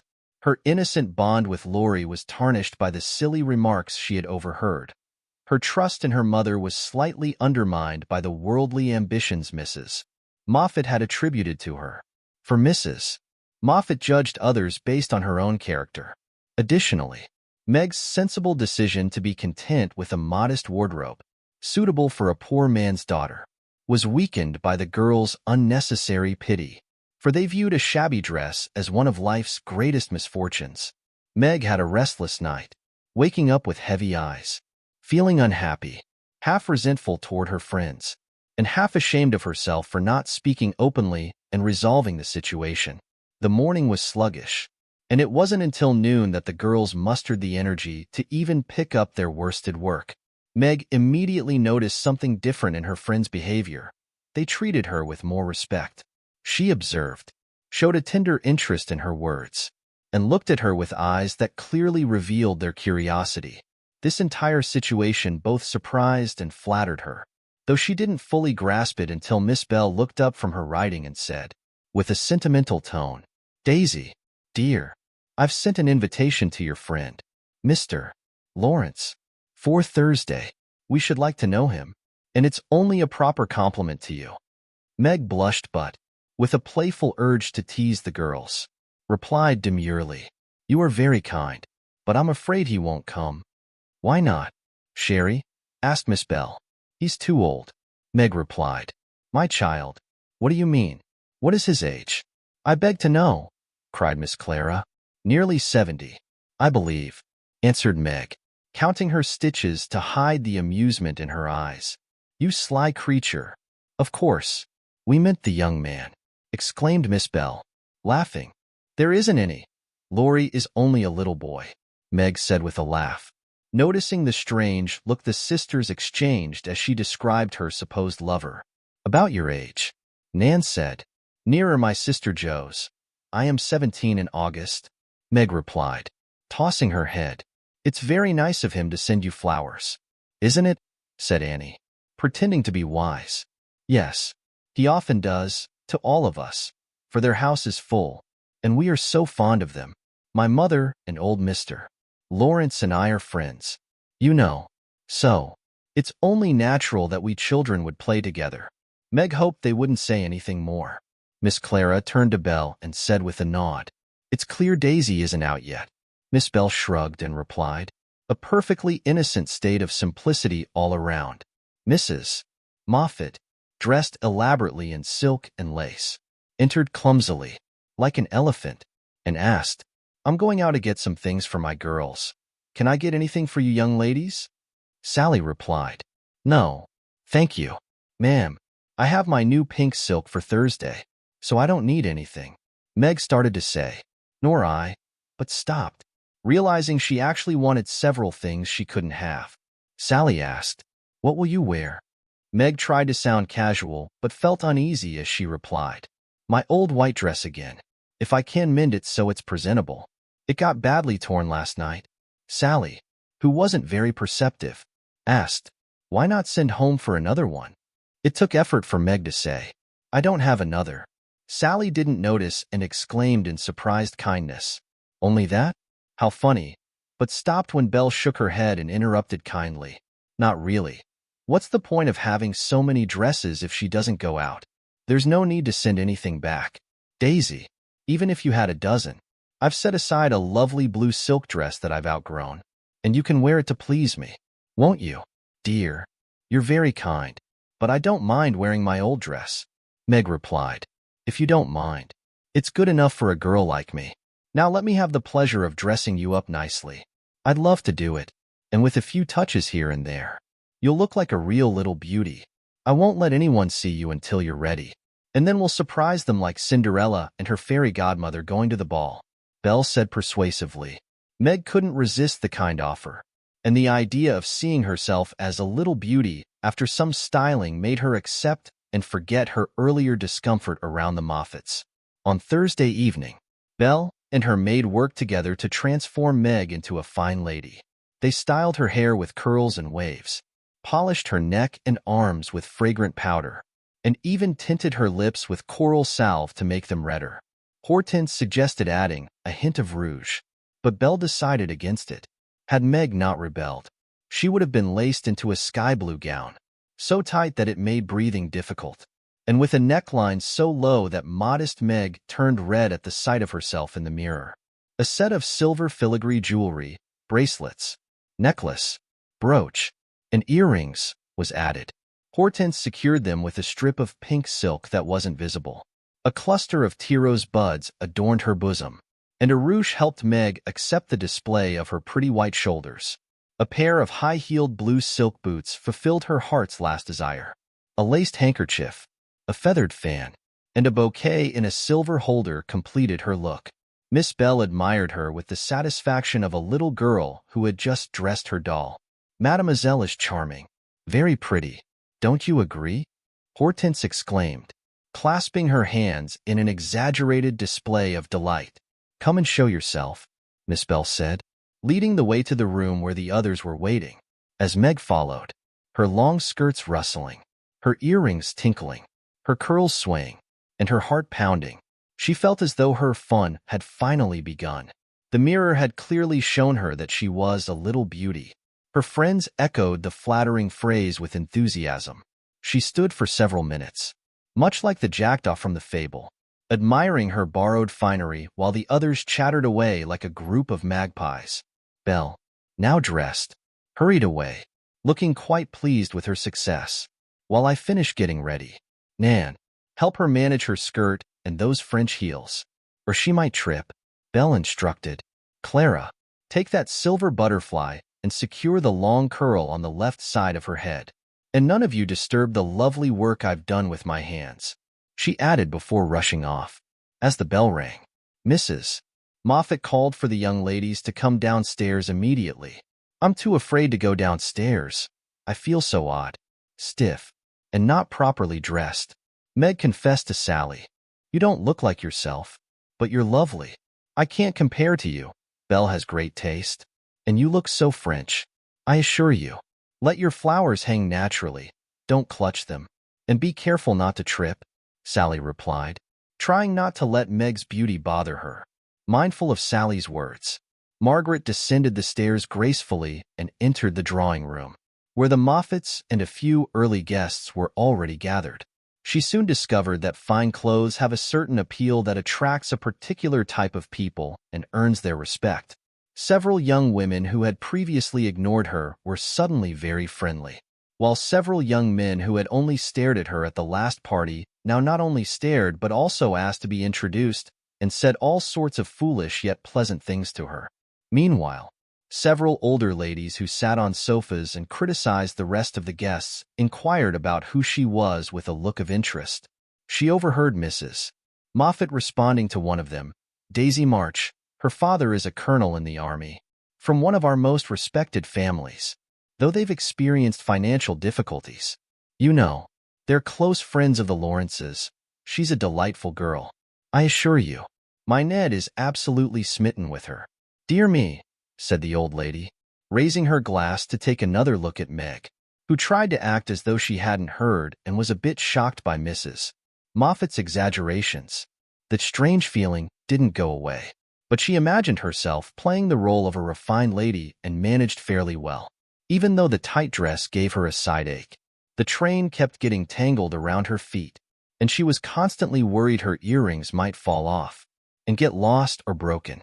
She was flirting with her fan and laughing at the feeble jokes of a young gentleman who tried to be witty, when she suddenly stopped laughing and looked confused, for she saw Laurie just opposite. He was staring at her with undisguised surprise and disapproval, she thought, though he bowed and smiled. Yet something in his honest eyes made her blush and wish she had her old dress on. To complete her confusion, she saw Belle nudge Annie, and both glanced from her to Laurie, who, she was happy to see, looked unusually boyish and shy. Silly creatures. To put such thoughts into my head. I won't care for it, or let it change me a bit, thought Meg, and rustled across the room to shake hands with her friend. I'm glad you're here. I was worried you might not come, she said, with her most grown-up air. Joe wanted me to come and tell her how you looked. So I did, answered Laurie, without turning his eyes upon her, though he half smiled at her maternal tone. What shall you tell her? Asked Meg, full of curiosity to know his opinion of her, yet feeling ill at ease with him for the first time.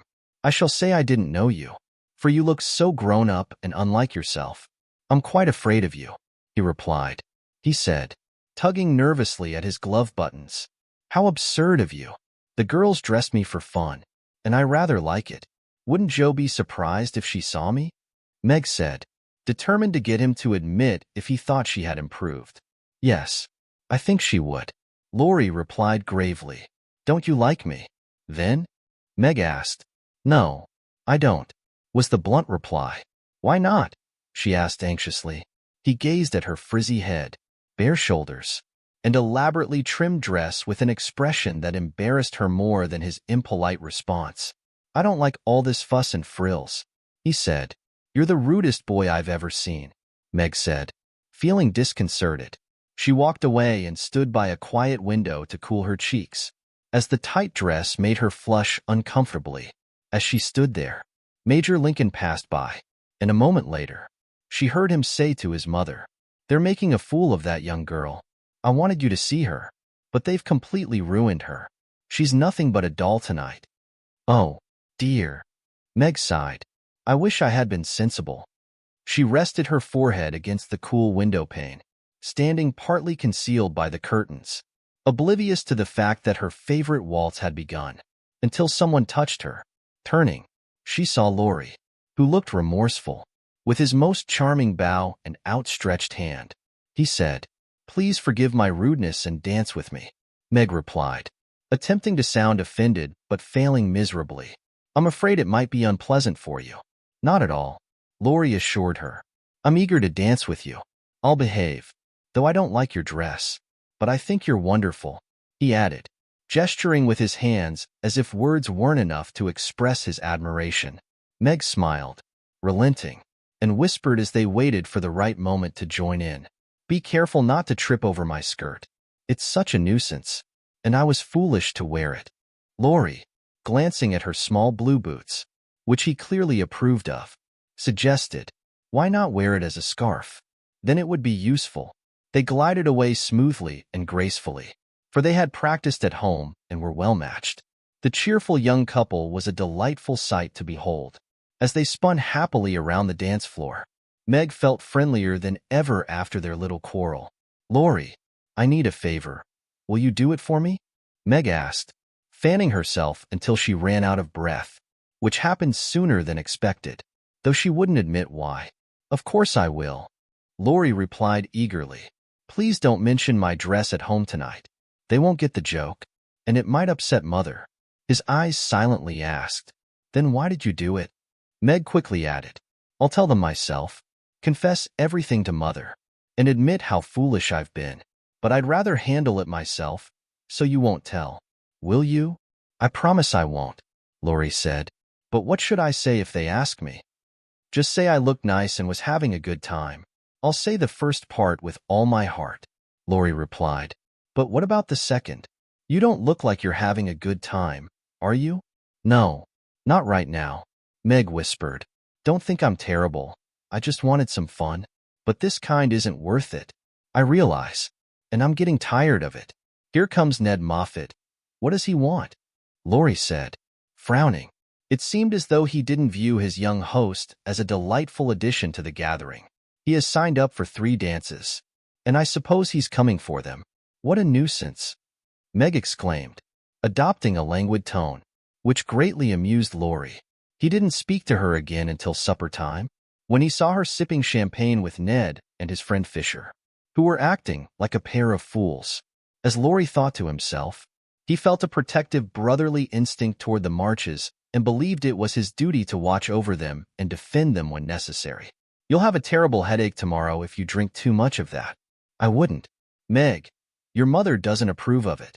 You know, he whispered, leaning over her chair as Ned turned to refill her glass and Fisher bent down to pick up her fan. I'm not Meg tonight. I'm a doll who does all sorts of foolish things. Tomorrow, I'll put aside my fuss and feathers and be desperately good again, she replied with a forced little laugh. I wish tomorrow were here already, Laurie muttered, walking away, displeased by the change he saw in her. Meg danced and flirted, chattered and giggled like the other girls. After supper, she attempted the German dance but struggled through it. She nearly upset her partner with her long skirt, and her behavior shocked Laurie, who watched and considered giving her a lecture. However, he didn't get the chance to say anything, as Meg avoided him until he came to say good night. Remember, she said, trying to smile, though the severe headache had already started. Silence, à la mort, Laurie replied dramatically as he left. This little exchange sparked Annie's curiosity, but Meg was too tired for gossip and went to bed, feeling as though she had been to a masquerade and hadn't enjoyed herself as much as she had expected.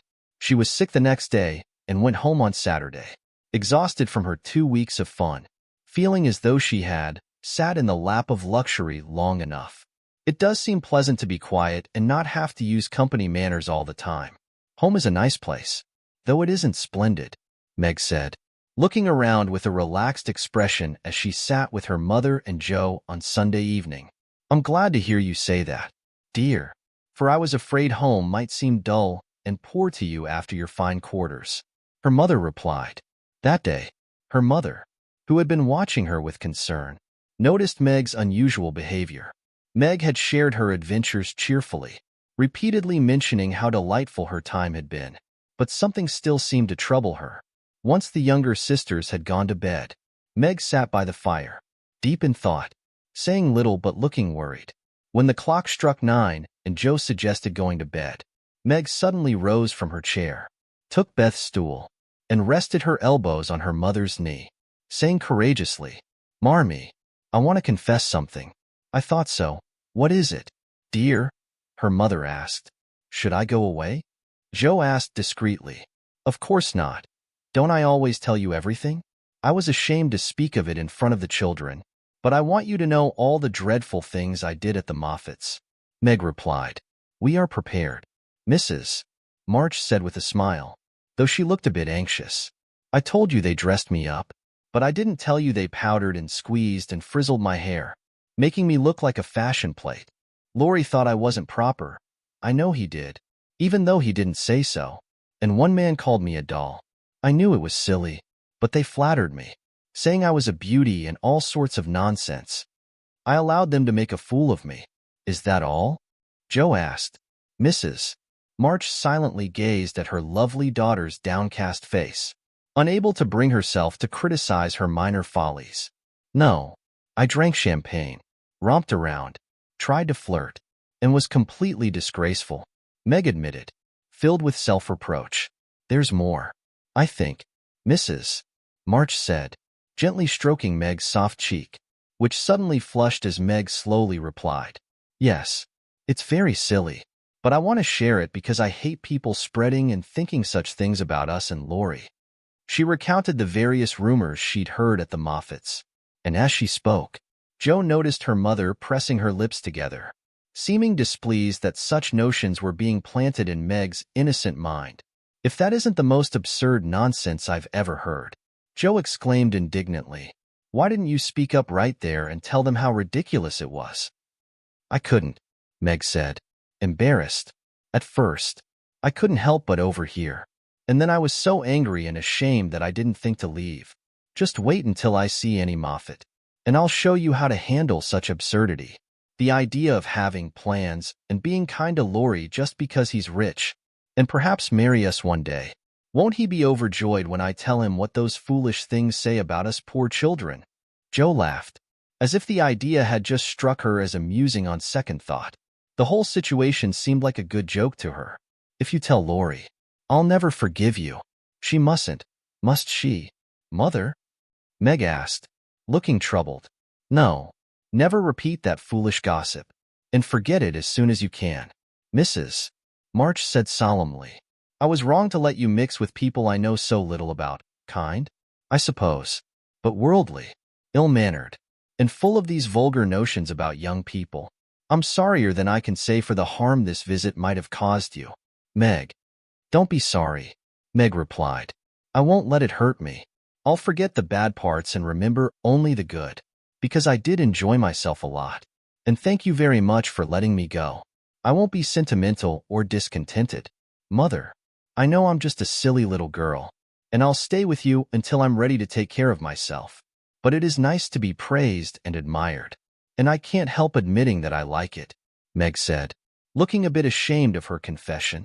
"That's completely natural and harmless," her mother said, "as long as it doesn't become an obsession and lead you to do something foolish or unbecoming of a young woman. Learn to recognize and cherish the praise that truly matters, and to earn the admiration of remarkable people by being both modest and charming." "Meg." Margaret sat in thought for a moment, while Joe stood with her hands behind her, looking both engaged and slightly puzzled, for it was unusual to see Meg blushing and talking about admiration, lovers, and such things, and Joe felt as though, during those 2 weeks, her sister had grown up remarkably and was slipping away into a world she couldn't follow. "Mother, do you have plans?" as Mrs. Moffat said. Meg asked shyly. "Yes, my dear, I do have many plans. All mothers do, but mine are somewhat different from Mrs. Moffat's. I suspect I'll share some of them with you.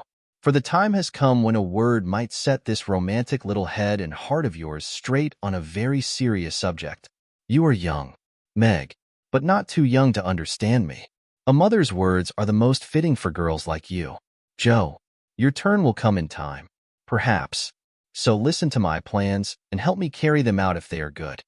Joe walked over and sat on one arm of the chair, looking as though she thought they were about to embark on some very solemn matter, holding each hand, gazing at their young faces with a tinge of wistfulness. Mrs.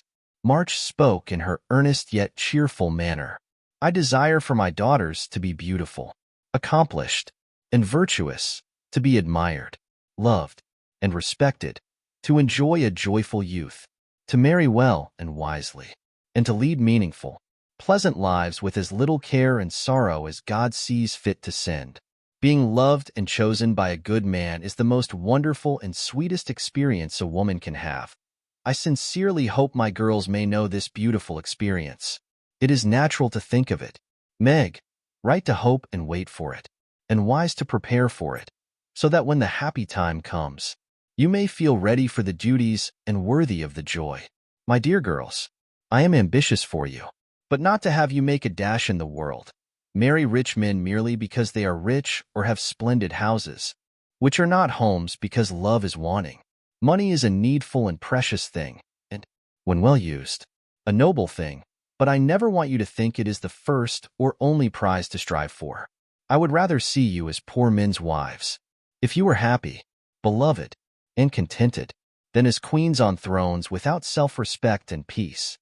Poor girls have no opportunities, Belle says, unless they take the initiative themselves," sighed Meg. "Then we'll end up as old maids," Joe said firmly. "Right, Joe. It's better to be happy old maids than unhappy wives or unmarried women rushing around to find husbands," Mrs. March said decidedly. "Don't worry, Meg. Poverty rarely discourages a sincere lover. Some of the best and most respected women I know were once poor girls, but they were so worthy of love that they weren't left unmarried. Leave these things to time. Make this home happy so that you'll be prepared for your own homes if they are offered to you, and be content here if they are not.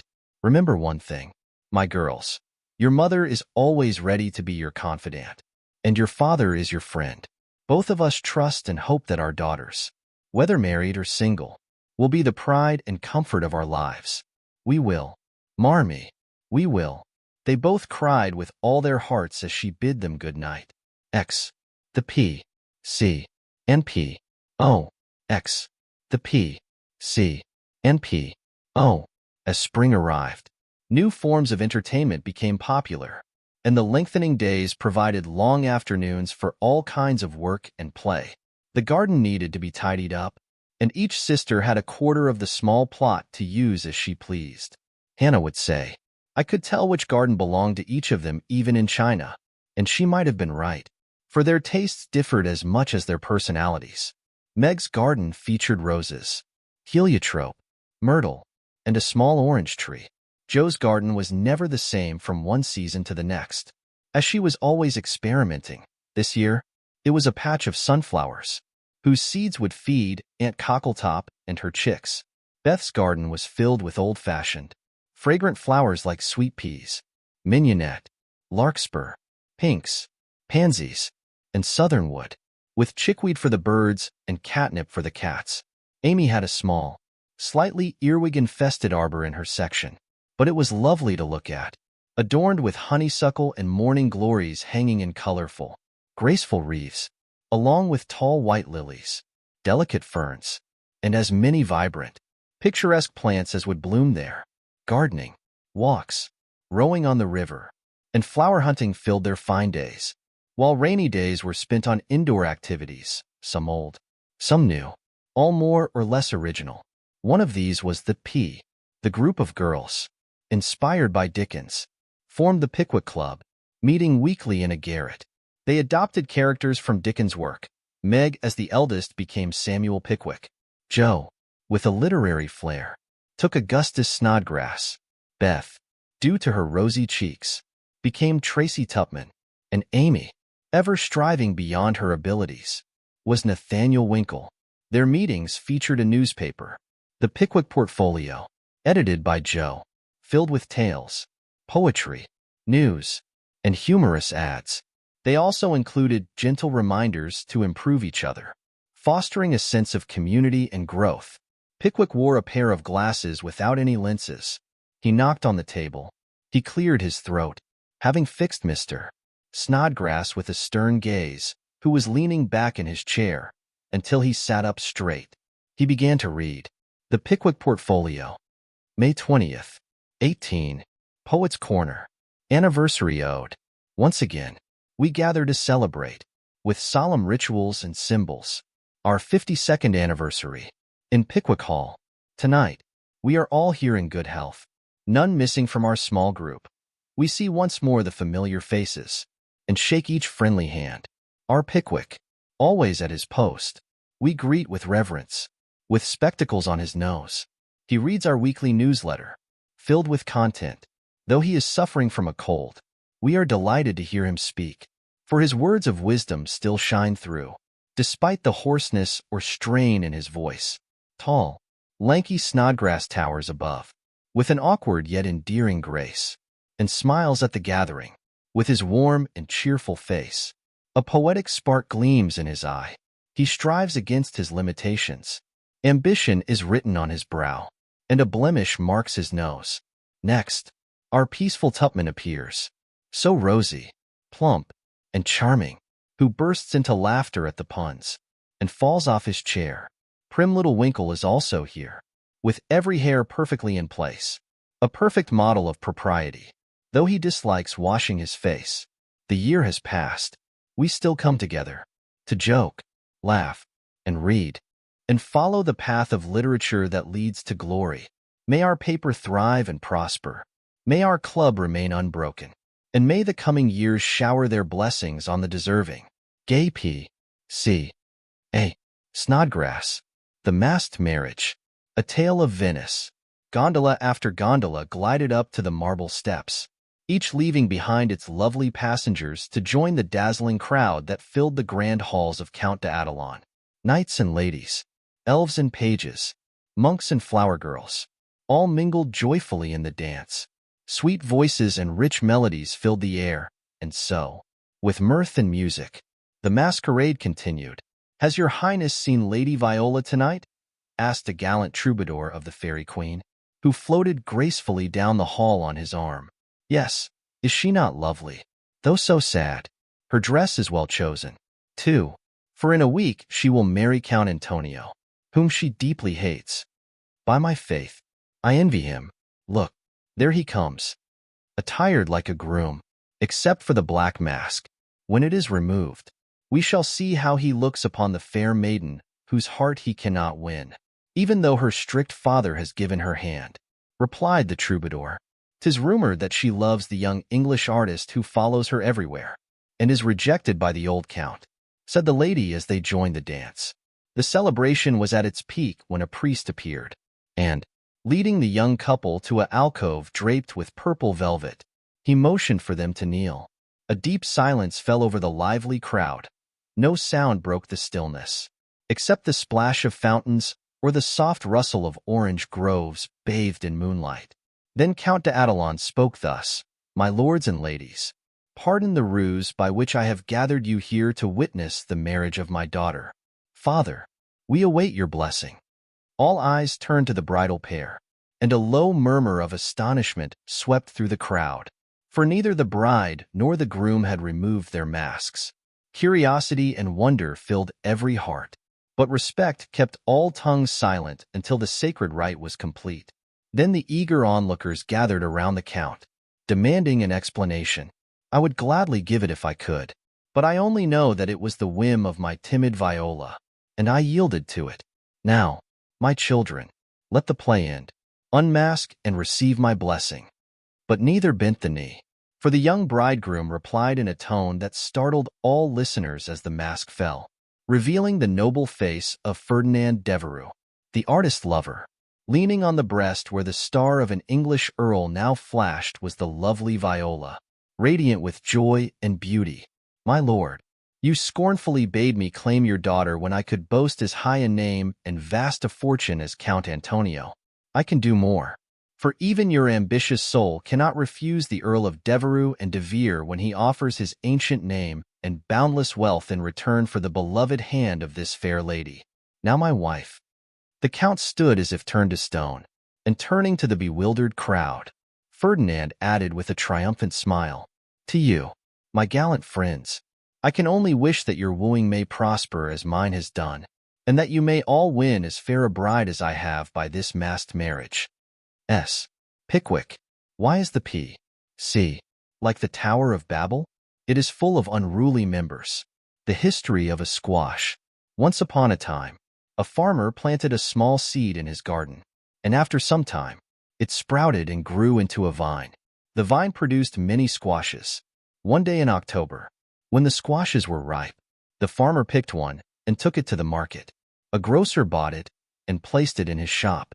That same morning, a little girl wearing a brown hat and a blue dress, with a round face and a snub nose, bought it for her mother. She carried it home, cut it up, and boiled it in a large pot. Some of it was mashed with salt and butter for dinner. For the rest, she added a pint of milk, 2 eggs, 4 spoons of sugar, nutmeg, and some crackers. She put the mixture in a deep dish and baked it until it was brown and delicious.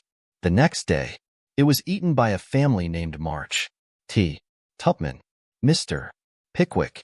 Sir, I am writing to you about a matter concerning sin. The sinner in question is a man named Winkle, who causes trouble in his club by laughing and sometimes refuses to write his piece in this fine paper.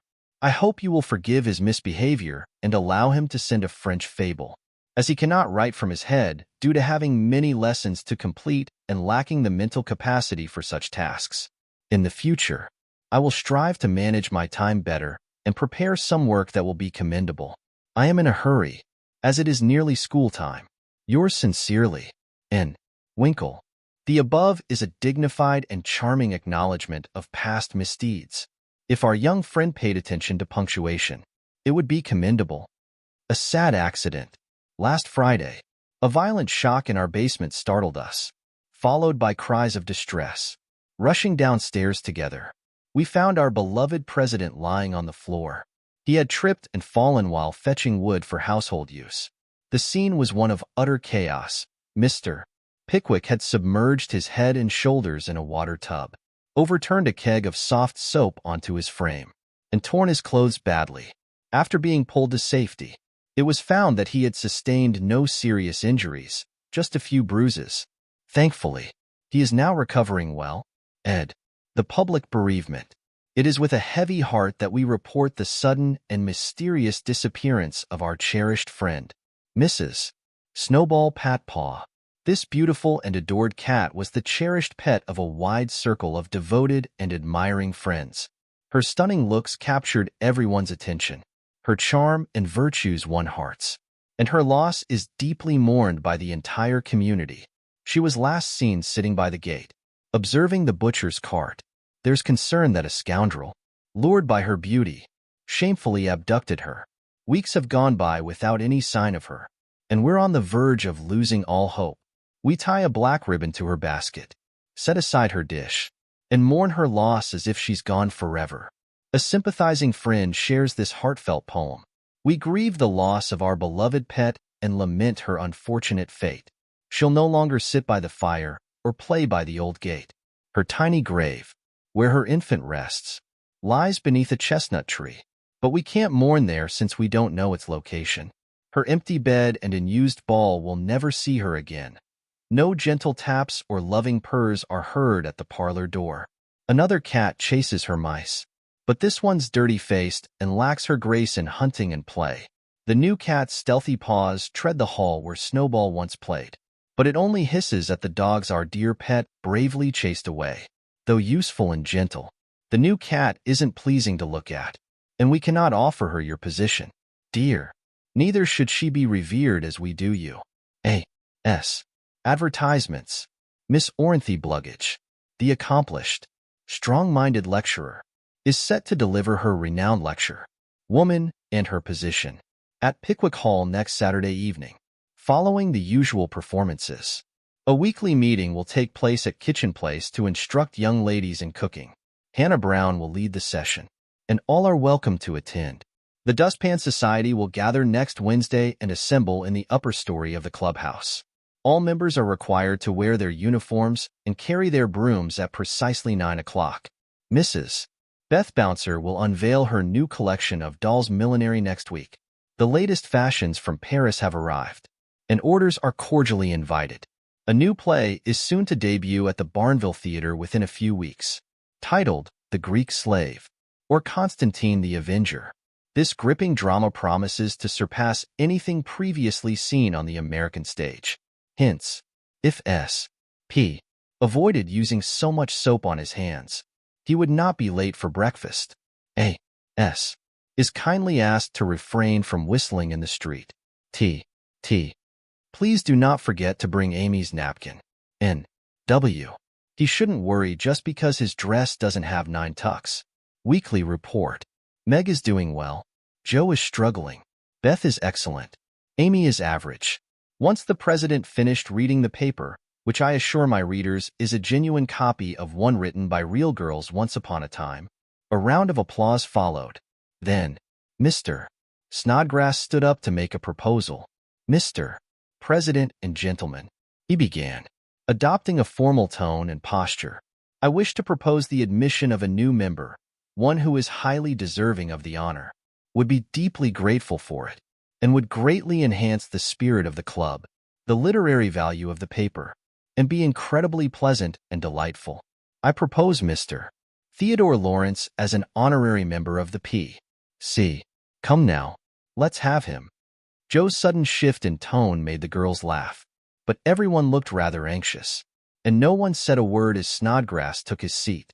We'll put it to a vote, said the president. All in favor of this motion, please say aye. Aloud, I came from Snodgrass, followed to everyone's surprise by a timid one from Beth. Those opposed, say no, continued the president. Meg and Amy opposed the motion, and Mr. Winkle rose to speak with great elegance. We don't want any boys around. They just joke and run about. This is a ladies' club, and we want to keep it private and proper. I'm worried he'll laugh at our paper and make fun of us later, observed Pickwick, tugging the curl on her forehead as she often did when uncertain. Snodgrass stood up. very serious. Sir, I give you my word as a gentleman. Laurie won't do that. He likes to write and will set the tone for our contributions, keeping us from being sentimental. Can't you see? We can do so little for him, yet he does so much for us. I think the least we can do is offer him a place here and make him welcome if he comes." This clever reference to the favors Laurie had done for them brought Tupman to his feet, looking like he had made up his mind. "Yes, we should do it, even if we're afraid. I say he may come, and his grandfather too, if he likes." Beth's enthusiastic comment electrified the club, and Joe stood up to shake hands in approval. "Now, let's vote again. Remember, it's our Laurie." "Say aye," urged Snodgrass excitedly. "Aye, aye, aye." 3 voices responded at once. "Good. Bless you. Now, since there's no better time than the present." As Winkle typically notes, Joe flung open the closet door, revealing Laurie seated on a ragbag, his face red and sparkling with stifled laughter. "You scoundrel! You traitor! Joe, how could you?" exclaimed the 3 girls.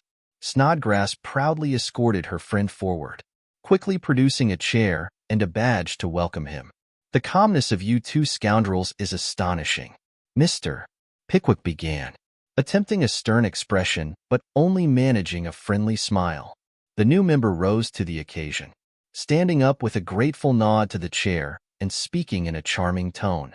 "Mr. President and ladies, I beg your pardon. Gentlemen, allow me to introduce myself as Sam Weller, the humble servant of the club." "Excellent, excellent," Joe exclaimed, tapping the handle of the old warming pan she was leaning on. "My loyal friend and generous patron," Laurie continued with a wave of his hand, "who has so kindly presented me, should not be held responsible for tonight's clever trick. I devised it, and she only agreed after much persuasion. Now, come on, do not place all the blame on yourself. You know I proposed the cupboard." Snodgrass interrupted, who was remarkably enjoying the joke. "Never mind what she says. I am the one who did it." "Sir," said the new member, giving a Weller-like nod to Mr. Pickwick, "but I swear on my honor, I will never do it again, and from now on, I will dedicate myself to the interests of this immortal club." "Here, here," Joe exclaimed, clanging the lid of the warming pan like a cymbal. "Continue, continue," Winkle and Tupman added, while the president nodded benevolently. "I merely wish to say that, as a small token of my gratitude for the honor bestowed upon me, and as a way to foster friendly relations between neighboring nations, I have established a post office in the hedge at the lower corner of the garden, a fine, spacious building with padlocked doors and every convenience for the mail. Also, the females, if I may use the term, are welcome. It's the old Martin house, but I've blocked the door and made the roof open so it can hold all sorts of things and save us valuable time. Letters, manuscripts, books, and bundles can be placed inside, and since each nation has a key, it will be exceptionally convenient. Allow me to present the club key. With heartfelt gratitude for your kindness, please let me take my seat." The room erupted in applause as Mr. Weller placed a small key on the table. The warming pan clattered and swung about wildly. It took a while before order was restored. A lengthy discussion ensued, and everyone surprised by their contributions. Since everyone gave their best effort, the meeting was exceptionally lively. The meeting did not adjourn until late in the evening. When the meeting concluded, 3 loud cheers rang out for the new member. No one ever regretted admitting Sam Weller. No club could have asked for a more devoted, well-behaved, and jovial member. He undoubtedly brought spirit to the meetings and a certain tone to the publication, as his speeches left the audience in stitches, and his contributions were outstanding. They were patriotic, classical, comical, or dramatic, but never sentimental. Joe considered his works worthy of Bacon, Milton, or Shakespeare, and she effectively reworked her own pieces. She thought the P.O. was an excellent little institution and thrived remarkably. It handled almost as many peculiar items as the actual office, including tragedies and cravats, poetry and pickles, garden seeds and long letters, music and gingerbread, rubbers, invitations, scoldings, and puppies. The elderly man enjoyed having a good time and entertained himself by sending strange packages, puzzling notes, and amusing telegrams. His gardener, captivated by Hannah's charm, even sent a love letter addressed to Joe. They laughed heartily when the secret was revealed. They had no idea how many love letters that small post office would handle in the future. 11. Experiments. It's June 1st. The Kings are heading to the beach tomorrow, and I'm finally free. 3 whole months off. What bliss! Meg exclaimed as she returned home on a warm day, finding Joe lying on the sofa, looking more tired than usual. Meanwhile, Beth was removing her dusty boots, and Amy was preparing lemonade for everyone. Aunt March left today. Let's rejoice, Joe said. I was terrified she might invite me along. If she had, I would have felt obliged to go. But Plumfield is as lively as a cemetery, so I'm relieved to stay behind. It was a rush to get the old lady on her way. Every time she spoke to me, I panicked, eager to finish up. I was extra helpful and pleasant, worrying she might find it hard to leave me. I stayed nervous until she was safely in the carriage, and let out a final scream, for she stuck her head out as the carriage pulled away. Jose, fine, won't you? She called, but I didn't catch the rest, for I turned tail and ran, actually sprinting until I ducked around the corner, where I felt safe. Poor old Joe, said Beth, cuddling her sister's feet with a maternal touch. Aunt March is a real vampire, isn't she? Amy remarked, critically tasting her mixture. She means vampire, not seaweed, but it doesn't matter. It's too hot to worry about grammar. Joe muttered. What will you do during your vacation? Amy asked, smoothly changing the subject. I'll sleep in late and do absolutely nothing. Meg replied from the depths of the rocking chair. I've been dragged out of bed early all winter and spent my days working for others. Now I'm going to rest and indulge myself to my heart's content. No, said Joe. That lazy approach wouldn't work for me. I've stocked up on books and plan to make the most of my free time by reading in my perch in the old apple tree. When I'm not having Don't say larks, Amy pleaded, throwing a bit of shade in return for the vampire correction. Fine, I'll say nightingales instead, Joe said with a grin. With Laurie, which is proper and appropriate. Since he's a singer, don't do any lessons for a bit. Beth, let's play all the time and rest, just like the girls plan to. Amy proposed. Joe replied, well, I will if Mother doesn't mind. I want to learn new songs, and my children need to get ready for summer. They're in a terrible state and really need clothes. Meg asked, may we, Mother? Turning to Mrs. March, who was sewing in what they called Marmie's corner. Mrs. March responded, you may try your experiment for a week and see how you like it. I think by Saturday night you'll realize that all play and no work is as bad as all work and no play. Meg complacently said, oh, dear. No, it will be wonderful, I'm sure. Joe cried, rising with her glass in hand as the lemonade was passed around. I propose a toast. As my friend and partner, Sari Gamp, says, fun forever and no more hard work. They all drank merrily and began the experiment by lounging for the rest of the day. The next morning, Meg didn't appear until 10 o'clock. Her solitary breakfast didn't taste good, and the room felt lonely and messy. Joe hadn't filled the vases. Beth hadn't dusted, and Amy's books were scattered everywhere. The only tidy and cheerful spot was Marmie's corner, which remained unchanged. Meg was there, supposedly resting and reading, but it was just an excuse to daydream about the beautiful summer dresses she could buy with her salary.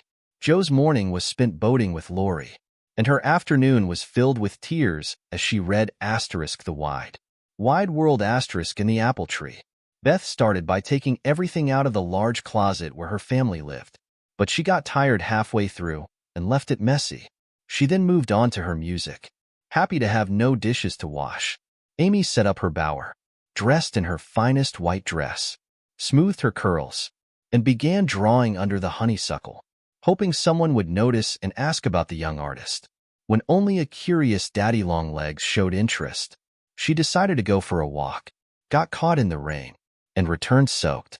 During tea, they shared stories and agreed it had been a lovely, though exceptionally long day. Meg, who shopped in the afternoon and bought a sweet blue muslin, found out after cutting the fabric that it wasn't washable, which left her a bit annoyed. Jo had severely sunburned her nose while boating and developed a severe headache from reading for too long. Beth was troubled by the disarray of her closet and the challenge of mastering 3 or 4 songs simultaneously. Amy deeply regretted the damage to her dress, as Katie Brown's party was the next day, leaving her, like Flora McFlimsy, with nothing to wear. However, these were minor issues, and they assured their mother the experiment was proceeding smoothly. She smiled, said nothing, and with Hannah's assistance, they caught up on their neglected tasks, keeping the home pleasant and the household running smoothly. It was remarkable how the resting and reveling process created such an unusual and uncomfortable situation. The days seemed to grow longer. The weather was unpredictable, as were the tempers. Everyone felt restless, and with idle hands, Satan found plenty of mischief. As a form of indulgence, Meg set aside some sewing but soon found time weighing heavily, leading her to alter and ruin her clothes in the style of the Moffats. Jo read until her eyes could take no more, grew tired of books, and became so restless that even good-natured Laurie quarreled with her, and her spirits were so low that she fervently wished she had gone with Aunt March. Beth managed fairly well, though she often forgot that it was all supposed to be fun with no work, slipping back into her old habits now and then.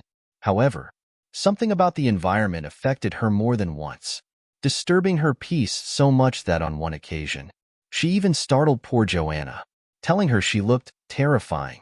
Amy, however, struggled the most, for her options were limited, and when her sisters left her to entertain and care for herself, she soon discovered that her accomplished and important little self felt like a heavy burden.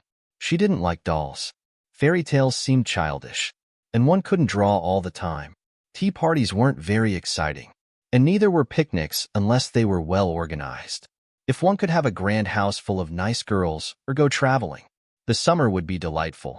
But staying home with 3 selfish sisters and a grown-up boy is enough to test the patience of a saint, complained Miss Malaprop after several days of trying to enjoy herself, though she couldn't shake her frustration and boredom. By Friday night, no one admitted to being tired of the experiment, but it was clear that the novelty had worn off. Each girl secretly felt relieved that the week was almost over. Mrs. March, who had a good sense of humor, decided to end the experiment in a fitting way. She gave Hannah the day off and allowed the girls to experience the full consequences of the system.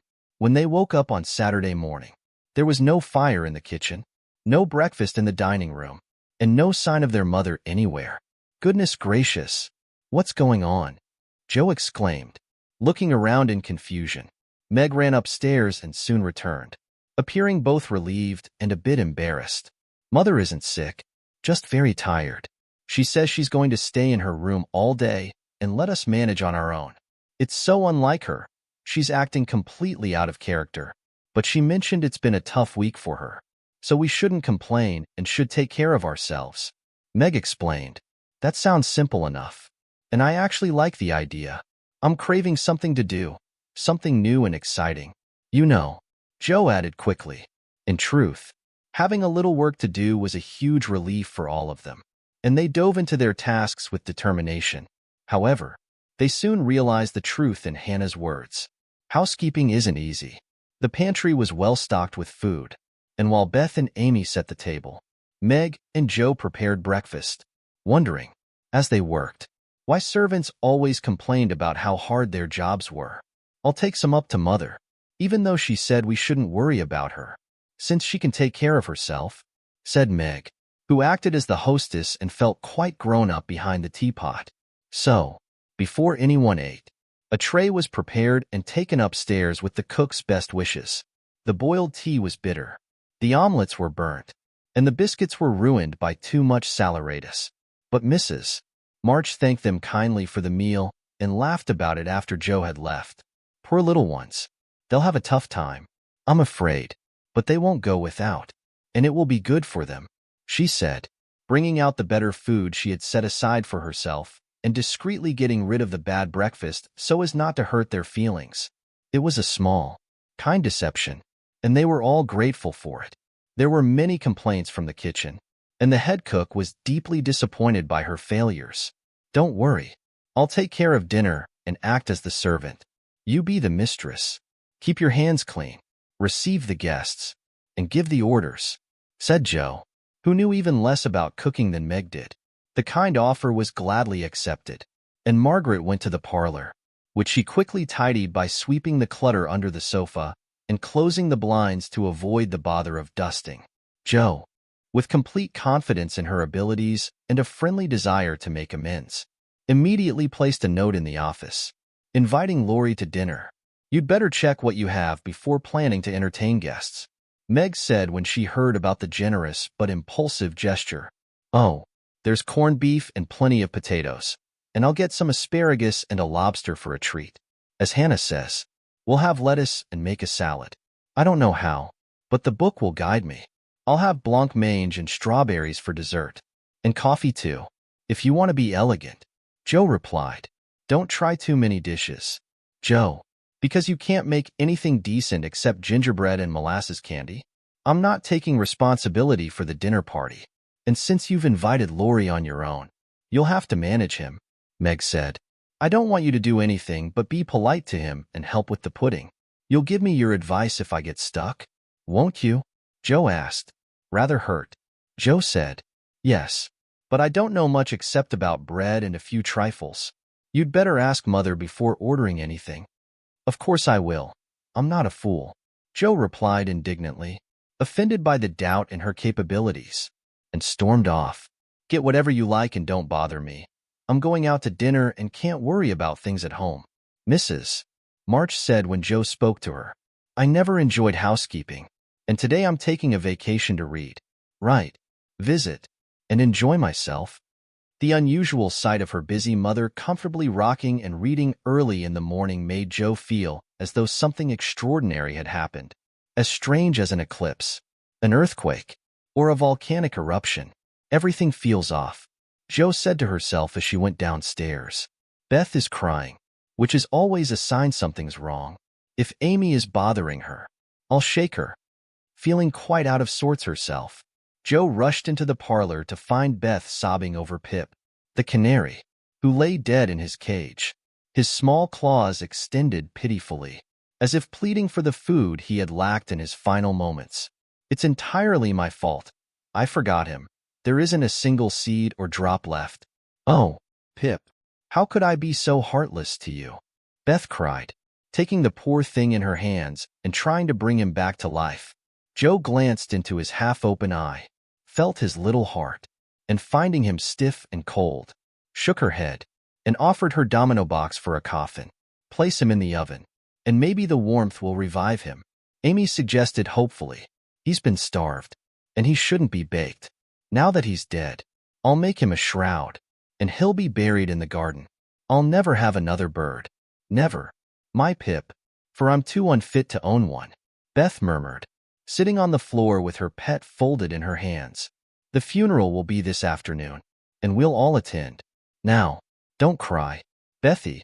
It's a pity, but nothing has gone right this week, and Pip has suffered the worst of the experiment.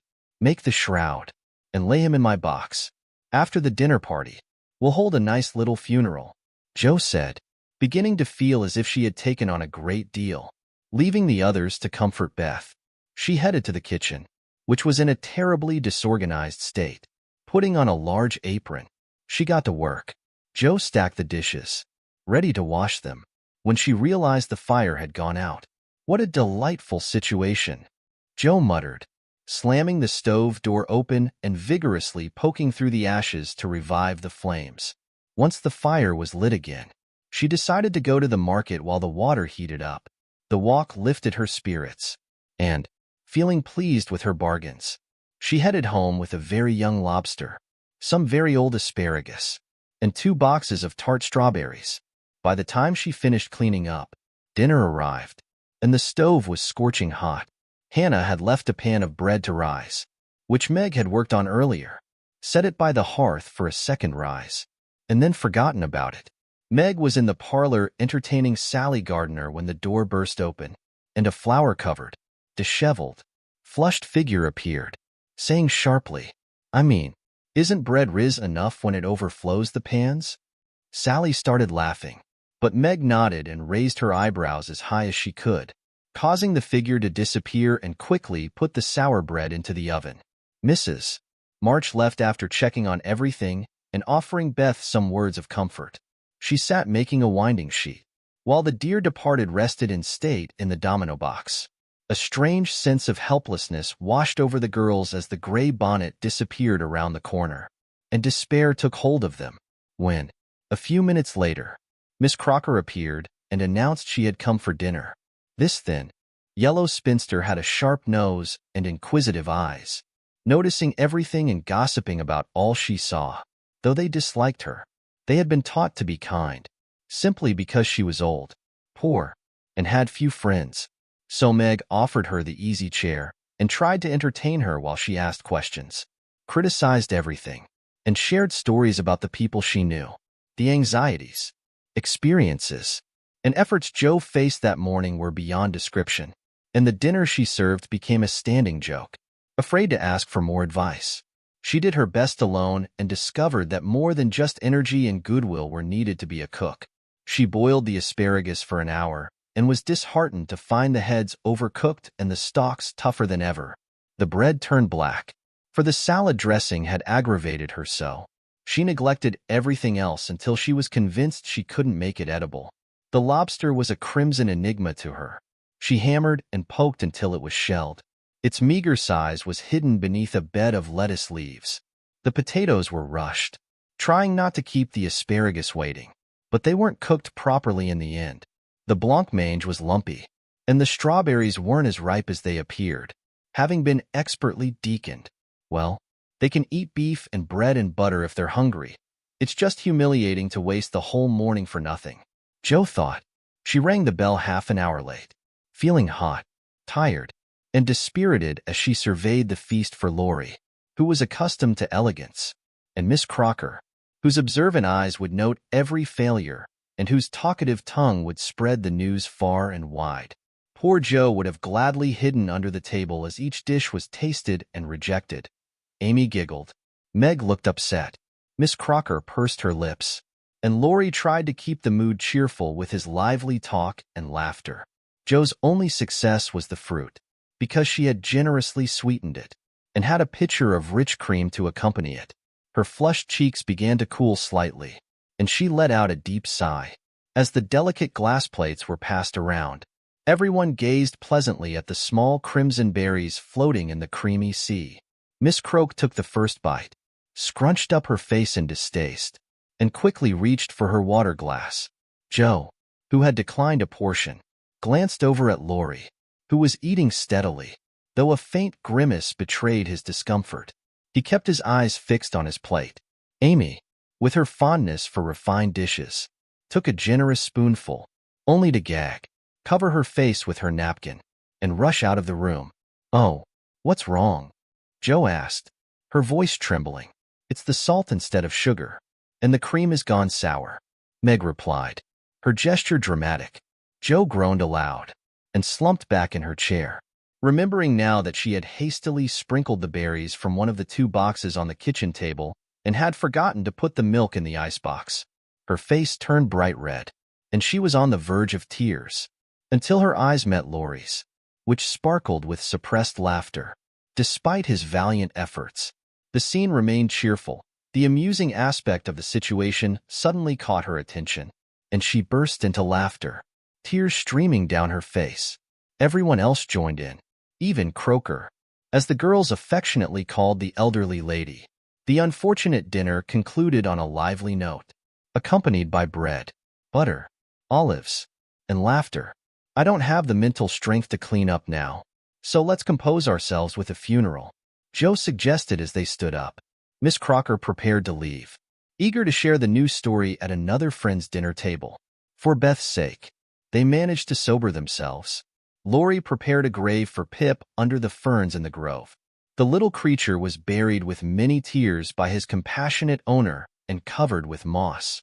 A wreath of violets and chickweed was placed on the stone bearing his epitaph, which Joe had composed while struggling with the dinner. Pip March lies here, who passed away on June 7th, deeply loved and sorely mourned, and not soon forgotten. After the ceremonies concluded, Beth retired to her room, overwhelmed by emotion and the lobster. But there was no place to rest, as the beds were unmade. She found her grief somewhat alleviated by fluffing up the pillows and organizing the space. Meg assisted Joe in clearing up the leftovers from the feast, which consumed the better part of the afternoon, leaving them so exhausted that they decided to settle for just tea and toast for supper. Lori offered to take Amy for a drive, which was more of an act of kindness, as the sour cream appeared to have soured her mood. When Mrs. March returned home, she found the three older girls busy at work in the middle of the afternoon. A quick look at the closet gave her a sense of how well one part of their experiment had gone. Before the women could rest, several visitors arrived, causing a rush to prepare. Then there was tea to prepare, errands to run, and a couple of essential sewing tasks left until the last moment. As the quiet, dewy twilight set in, they gathered one by one on the porch, where the June roses were blooming lovely. Each let out a groan or sigh as they sat, appearing tired or troubled. "What a terrible day this has been," Joe exclaimed, typically the first to speak. "It felt shorter than usual, but so uncomfortable." Meg remarked, "It doesn't feel like home at all." Amy added, "It doesn't feel the same without Marmee and little Pip." Beth sighed, her eyes brimming as she glanced at the empty birdcage above. "Here comes Mother. Dear, you'll have another bird tomorrow, if you want it." As she spoke, Mrs.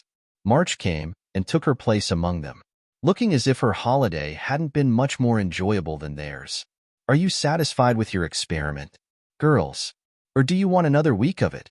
she asked, as Beth nestled up to her, and the rest turned toward her with brightening faces, as flowers turned toward the sun. "I don't," cried Joe decidedly. "Nor I," echoed the others. "You think, then, that it is better to have a few duties and live a little for others, do you?" "Lounging and larking doesn't pay," observed Joe, shaking her head. "I'm tired of it, and mean to go to work at something right off. Suppose you learn plain cooking. That's a useful accomplishment, which no woman should be without," said Mrs. March, laughing inaudibly at the recollection of Joe's dinner party, for she had met Miss Crocker and heard her account of it.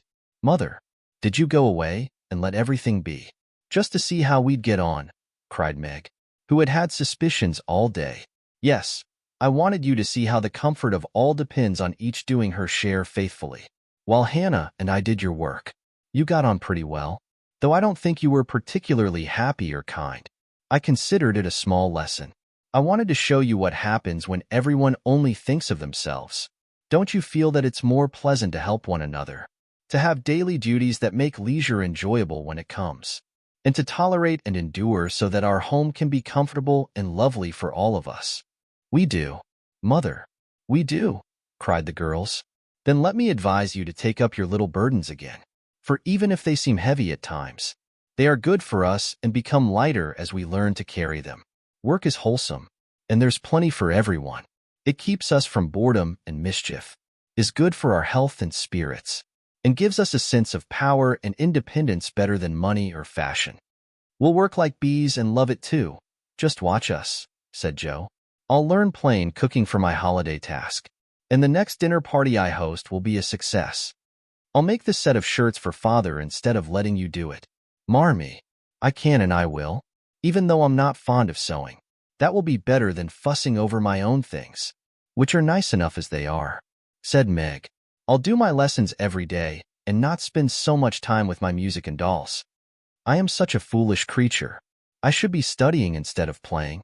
That was Beth's resolution, while Amy, following their lead, courageously announced, "I shall learn to make buttonholes and pay attention to my parts of speech." "Very good. I am quite satisfied with the experiment, and I fancy we won't need to repeat it. Just don't go to the other extreme and overwork like slaves. Set regular hours for work and play. Make each day both useful and enjoyable. Prove that you understand the value of time by using it wisely. Then youth will be delightful. Old age will bring few regrets, and life will become a beautiful success, even in spite of poverty. We'll remember, Mother, they promised. And they did. 12. Camp Lawrence. Beth was the postmistress, for she was the most reliable and could attend to it regularly. She dearly liked the daily task of unlocking the little door and distributing the mail. One July day, she came in with her hands full and went about the house, leaving letters and parcels, like the penny post. "Here's your posy, Mother. Laurie never forgets that," she said, placing the fresh nosegay in the vase that stood in Marmie's corner and was kept supplied by the affectionate boy. "Miss Meg March." "One letter and a glove," continued Beth, handing the items to her sister, who sat near her mother, stitching wristbands. "Why, I left a pair over there, and here is only one," said Meg, examining the gray cotton glove. "Didn't you drop the other in the garden?" "No, I'm sure I didn't, for there was only one in the office," she replied. "I hate to have odd gloves." "Never mind. The other may be found. My letter is only a translation of the German song I wanted. I think Mr. Brooke did it, for this isn't Laurie's writing." Mrs. March glanced at Meg, who looked very pretty in her gingham morning gown, with the little curls blowing about her forehead, and very womanly as she sat sewing at her little work table, full of tidy white rolls. She was so unconscious of the thought in her mother's mind as she sewed and sang, her fingers flying, her thoughts busied with girlish fancies as innocent and fresh as the pansies in her belt. Mrs. March smiled and was satisfied. 2 letters for Dr. Joe, a book, and a funny old hat, which covered the whole post office, stuck outside, said Beth, laughing as she went into the study where Joe sat writing. "How sly Laurie is. I mentioned I wished larger hats were in style because I get sunburned every time it's hot," he said. "Why follow the fashion? Just wear a big hat and stay comfortable." I replied that I would if I had one, and now he's sent me this to test me. I'll wear it just for fun and to show him I don't care about the fashion. She hung the antique wide-brimmed hat on a bust of Plato and then read her letters. One from her mother made her cheeks flush and her eyes tear up, as it said, "My dear, I wanted to write a few words to let you know how proud I am to see you working on controlling your temper. You don't mention your struggles, failures, or successes, and perhaps you think no one notices them except the friend you pray to every day. But if I can judge by how worn the cover of your guidebook is, I have seen it all too. I deeply believe in your sincere resolve, especially now that it's beginning to bear fruit. Keep going, dear, with patience and courage. And always remember that no one sympathizes with you more tenderly than your loving mother. That means so much to me. It's worth more than millions of dollars or heaps of praise. Oh, Marmee, I am trying. I will keep going and not give up, especially since I have you to support me." She laid her head on her arms. Joe's eyes welled up with a few happy tears, touched by the small romantic gesture, for she had believed that no one noticed or appreciated her efforts to be good. And this acknowledgement was doubly heartening, doubly encouraging because it was unexpected and came from the person whose praise she valued most.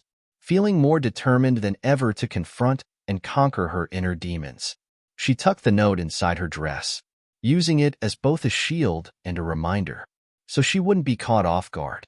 With that, she moved on to open her other letter, bracing herself for whatever news it might bring.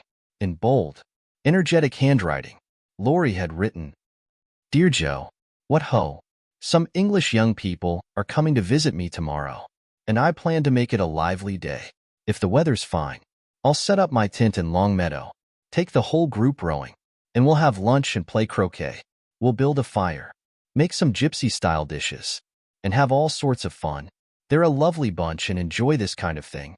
Brooke will join us to keep the boys in line, and Kate Vaughn will help keep everything proper for the girls. I want you all to come, especially Beth, no matter what. And don't worry about bringing food or anything else. I'll take care of it all. Just come. There's a good fellow. In a rush. Yours ever, Laurie." "Look at this," Joe exclaimed, rushing in to share the news with Meg. "Of course we can go, Mother.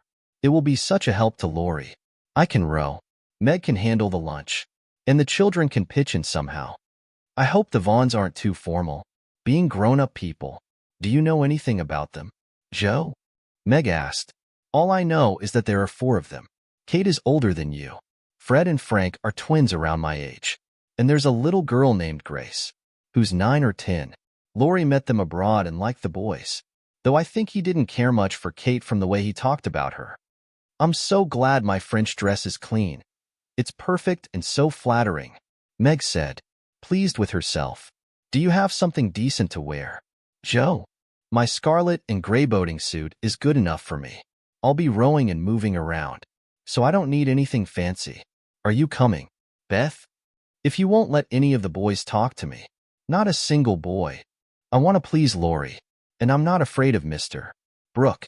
He's so kind, but I don't want to play, sing, or say much. I'll work hard, stay out of the way, and you'll look after me, Joe. So I'll go. That's my brave girl. You're really trying to overcome your shyness, and I love you for it.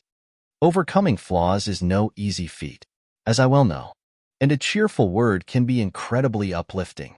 Thank you, Mother. Joe then gave her thin-cheeked sister a grateful kiss, which was more precious to Mrs. March than if it had restored the rosy roundness of her youth. I had a box of chocolate drops and the picture I wanted to copy, said Amy, showing her mail, and I got a note from Mr. Lawrence, asking me to come over and play for him tonight before the lamps are lit. And I shall go, added Beth, whose friendship with the old gentleman was flourishing beautifully. Now let's hurry up and do double duty today so we can play tomorrow with clear minds, said Joe, ready to swap her pin for a broom, when the sun peeked into the girls' room early the next morning, promising them a fine day. It saw a comical sight. Each had made preparations for the fete as they deemed necessary and proper. Meg had added an extra row of curl papers across her forehead. Joe had generously applied cold cream to her troubled face. Beth had taken Joanna to bed with her to make up for the impending separation, and Amy had gone to extremes by pinching her nose with a clothespin to lift the offending feature. It was the type of clip artists used to secure paper on their drawing boards. It proved perfectly suitable and effective for its new purpose. The amusing sight seemed to entertain the sun, for it erupted with such intense brightness that Joe woke up, and her hearty laughter roused her sisters, who were amused by Amy's accessory. Sunshine and laughter were promising signs for the day's adventure. Soon, a lively commotion began in both houses. Beth, who was ready first, kept updating her sisters on the activities next door.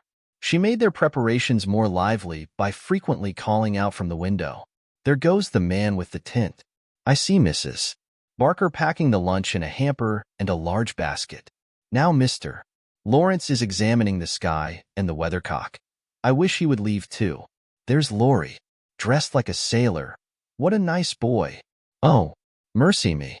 Here's a carriage full of people, a tall lady, a little girl, and 2 dreadful boys. One is lame. Poor thing. He has a crutch. Laurie didn't tell us about that. Hurry up, girls. It's getting late. Why, there's Ned Moffat. I declare. Look, Meg, isn't that the man who bowed to you that day we were shopping? So it is. How strange that he's here. I thought he was at the mountains. There's Sally. I'm glad she made it back on time. Am I all right, Joe? Meg asked anxiously. A regular daisy, Joe replied, flustered. Hold up your dress and straighten your hat. It looks sentimental tilted that way and might blow off with the slightest breeze. Now, then, come on. Oh, Joe, you're not seriously going to wear that dreadful hat, are you? It's absurd. You can't let yourself look like a fool.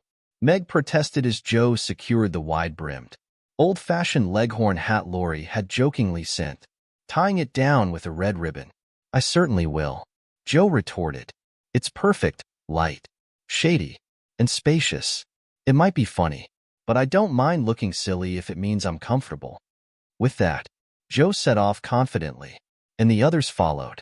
A lively group of sisters dressed in their summer outfits, their cheerful faces peeking out from under their stylish hats. Laurie hurried to greet them and introduced them to his friends with great warmth. The lawn served as the gathering area, and for several minutes, the scene was lively. Meg felt grateful to see that Miss Kate, though 20, dressed simply in a way that American girls could learn from. She was also flattered when Mr. Ned mentioned he had come especially to meet her. Joe understood why Laurie puckered his lips when talking about Kate, because that young woman had an aloof, untouchable demeanor, which stood out in stark contrast to the relaxed and casual behavior of the other girls. Beth observed the new boys and decided that the lame one wasn't dreadful, but rather gentle and feeble, and she decided to be kind to him because of it. Amy found Grace to be a well-mannered, cheerful girl, and after awkwardly staring at each other for a few minutes, they quickly became close friends. With the tents, lunch, and croquet gear already sent ahead, the group quickly set off. The two boats pushed off together, leaving Mr. Lawrence waving his hat from the shore. Laurie and Joe rowed one boat, while Mr. Brooke and Ned took the other. Meanwhile, Fred Vaughn, the mischievous twin, tried his best to tip both boats by paddling around like a restless water bug. Joe's amusing hat turned out to be very useful. It broke the ice by making everyone laugh, created a refreshing breeze as it flapped while she rowed, and could even serve as an umbrella for the group if it rained, she said. Kate looked quite astonished by Joe's antics, especially when she cried out "Christopher Columbus" after dropping her oar. Laurie remarked, "My dear fellow, did I hurt you?" when he tripped over her feet while taking his place. After raising her glass several times to examine the peculiar girl, Miss Kate concluded that she was odd but rather clever and smiled at her from a distance. Meg, in the other boat, was perfectly situated, facing the rowers, both of whom admired her and rowed with unusual skill and dexterity. Mr. Brooke was a serious, quiet young man with handsome brown eyes and a pleasant voice. Meg liked his calm demeanor and regarded him as a walking encyclopedia of useful knowledge. Though he didn't talk to her much, he often looked at her, and she felt certain he didn't dislike her. Ned, being in college, naturally put on the airs that freshmen believe they must assume. He wasn't very wise but was very good-natured and altogether an excellent person for a picnic. Sally Gardiner was busy keeping her white pique dress clean and chatting with the ever-present Fred, who kept Beth in constant terror with his pranks. The distance to Longmeadow was short, but by the time they arrived, the tent was already set up and the wickets were in place. The area was a charming green meadow with 3 sprawling oak trees at its center and a well-manicured croquet lawn. "Welcome to Camp Lawrence," the young host exclaimed as they arrived, greeted by delighted exclamations. "Brooke is in charge as commander-in-chief. I'm the quartermaster. The others are officers, and you ladies are our guests. The tent is specially for you. That oak serves as your sitting area. This is where we'll dine. And the third oak is our kitchen. Let's play a game before it gets too hot, and then we'll prepare dinner." Frank, Beth, Amy, and Grace sat down to watch the game, which was being played by the other 8 participants. Mr. Brooke selected Meg, Kate, and Fred for his team, while Laurie chose Sally, Joe, and Ned.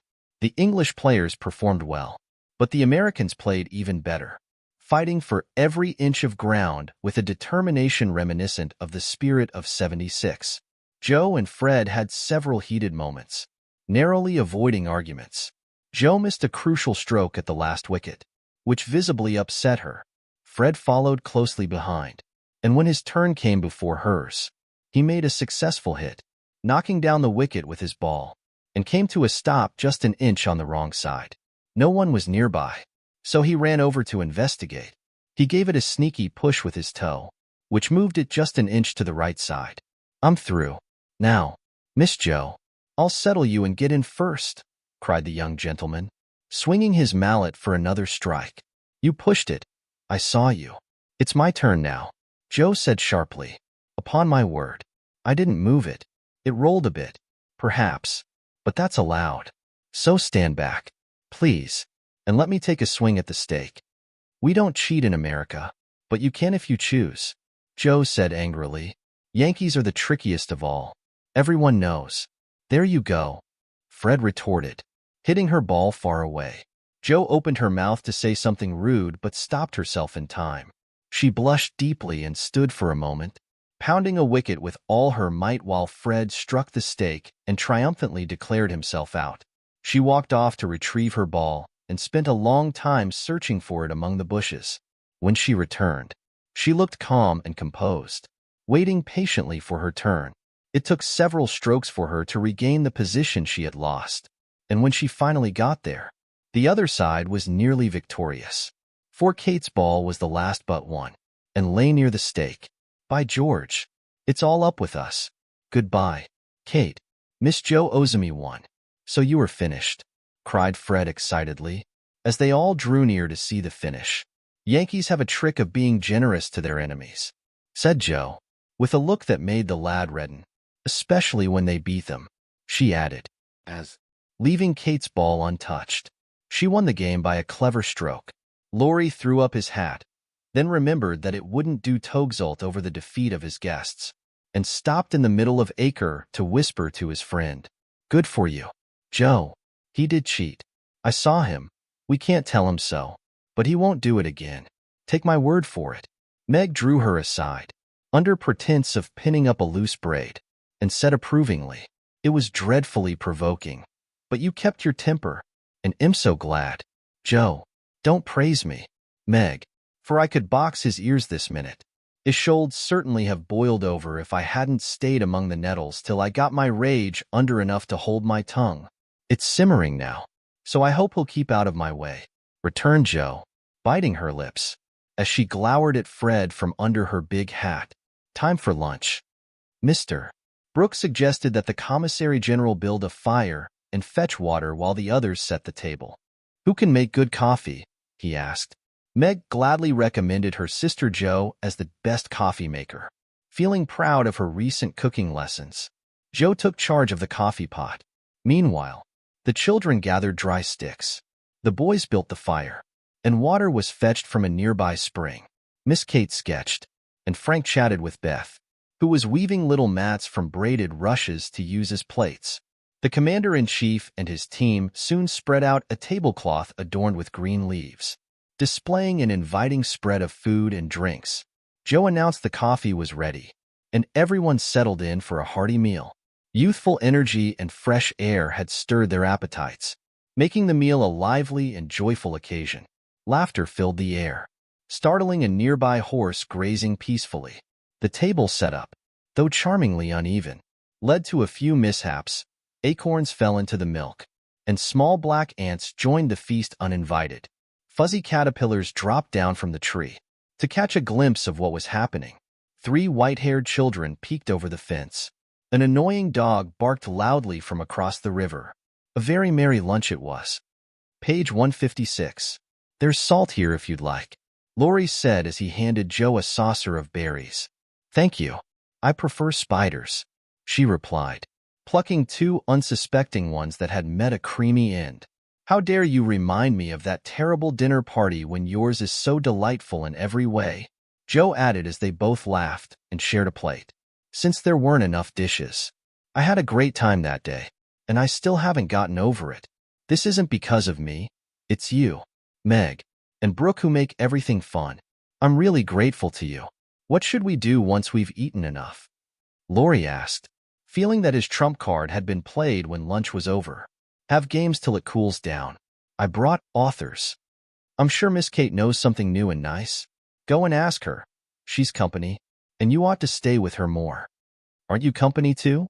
I thought she'd be perfect for Brooke, but he keeps talking to Meg." And Kate simply gazes at them through those absurd glasses of hers. "I'm leaving, so there's no need for you to lecture about propriety, for you can't manage it, Joe." Miss Kate did know several new games, and since the girls wouldn't, and the boys couldn't, eat any more, they all moved to the drawing room to play rigmarole. One person starts a story. You can make up any nonsense you like, and speak as long as they want, just making sure to stop at some exciting point, when the next person takes over and does the same. It's hilarious when done well, and it creates a perfect mix of tragic and comic elements to laugh about. "Please start it, Mr. Brooke," said Kate, with a commanding tone, which surprised Meg, who treated the tutor with as much respect as she would any other gentleman. Lying on the grass at the feet of the 2 young women, Mr. Brooke obediently began the story, with his handsome brown eyes steadily fixed on the sunny river. Once upon a time, a knight set out into the world to seek his fortune. for he had nothing but his sword and his shield. He traveled for a long time, nearly 28 years, and had a difficult time of it, until he came to the palace of a good old king, who had offered a reward to anyone willing to tame and train a fine but unbroken colt. He was particularly fond of it. The knight agreed to give it a try. He made slow but steady progress, for the colt was a noble creature. It quickly grew to love its new master, even though it was spirited and wild. Every day, as the knight gave his lessons to the king's favorite, he would ride the colt through the city. As he rode, he searched everywhere for a certain beautiful face he had seen many times in his dreams but had never found. One day, as he pranced down a quiet street, he spotted the lovely face at the window of a dilapidated castle. He was overjoyed, inquired who lived in the old castle, and was told that several captive princesses were held there by a spell. They spun all day to save money and buy their freedom. The knight deeply wished to free them, but he was poor, so he could only pass by each day, watching for the sweet face, longing to see it shine in the sunlight. At last, he decided to enter the castle and ask how he could help them. He went and knocked. The large door swung open, and he saw a ravishingly lovely lady, who exclaimed with a cry of rapture, At last, continued Kate, who had read French novels, and marveled at her elegance. It is she, Count Gustave exclaimed, and dropped to her feet in a rapture of delight. Arise, she commanded, extending a hand as white as marble. Never, until you tell me how I might save you.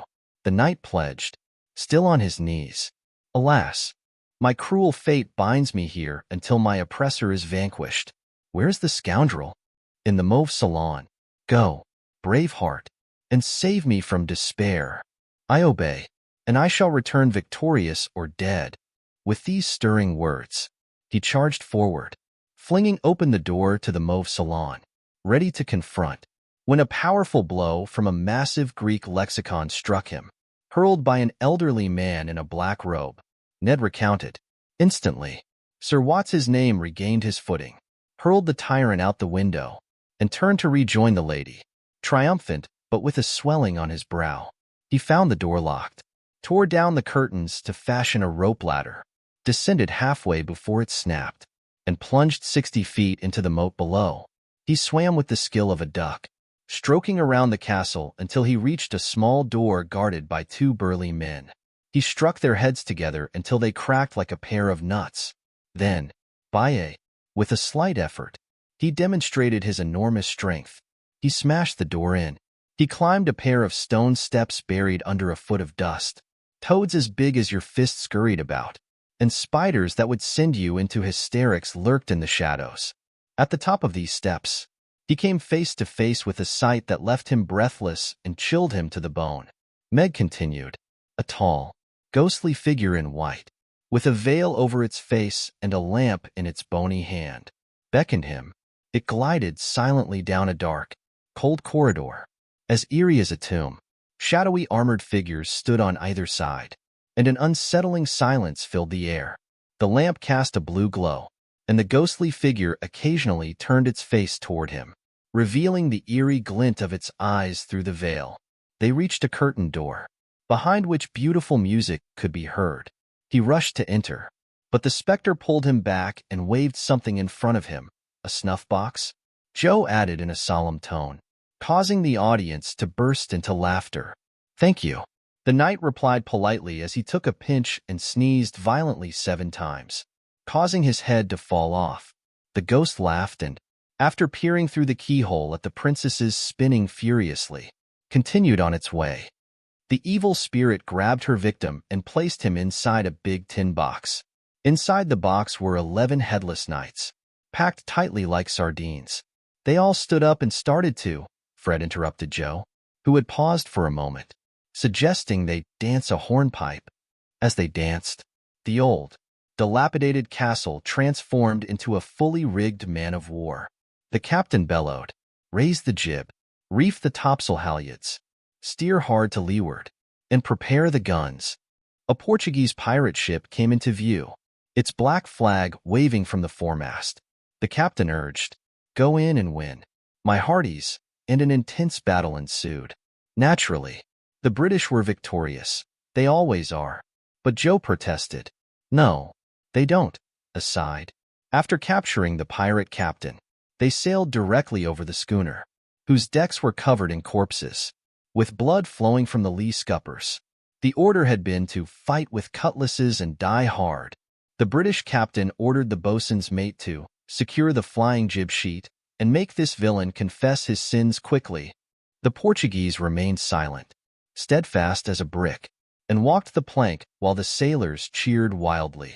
However, the cunning pirate dove underwater, resurfaced beneath the man-of-war, and scuttled it, causing it to sink with all sails still set.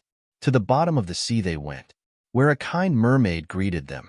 However, she was deeply saddened when she discovered the box of headless knights. She generously preserved them in brine, hoping to uncover the mystery surrounding them. For as a woman, she was naturally curious. Later, a diver descended, and the mermaid offered him the box of pearls, asking if he could carry it up, as she wished to restore the knights to life but couldn't lift the heavy load herself.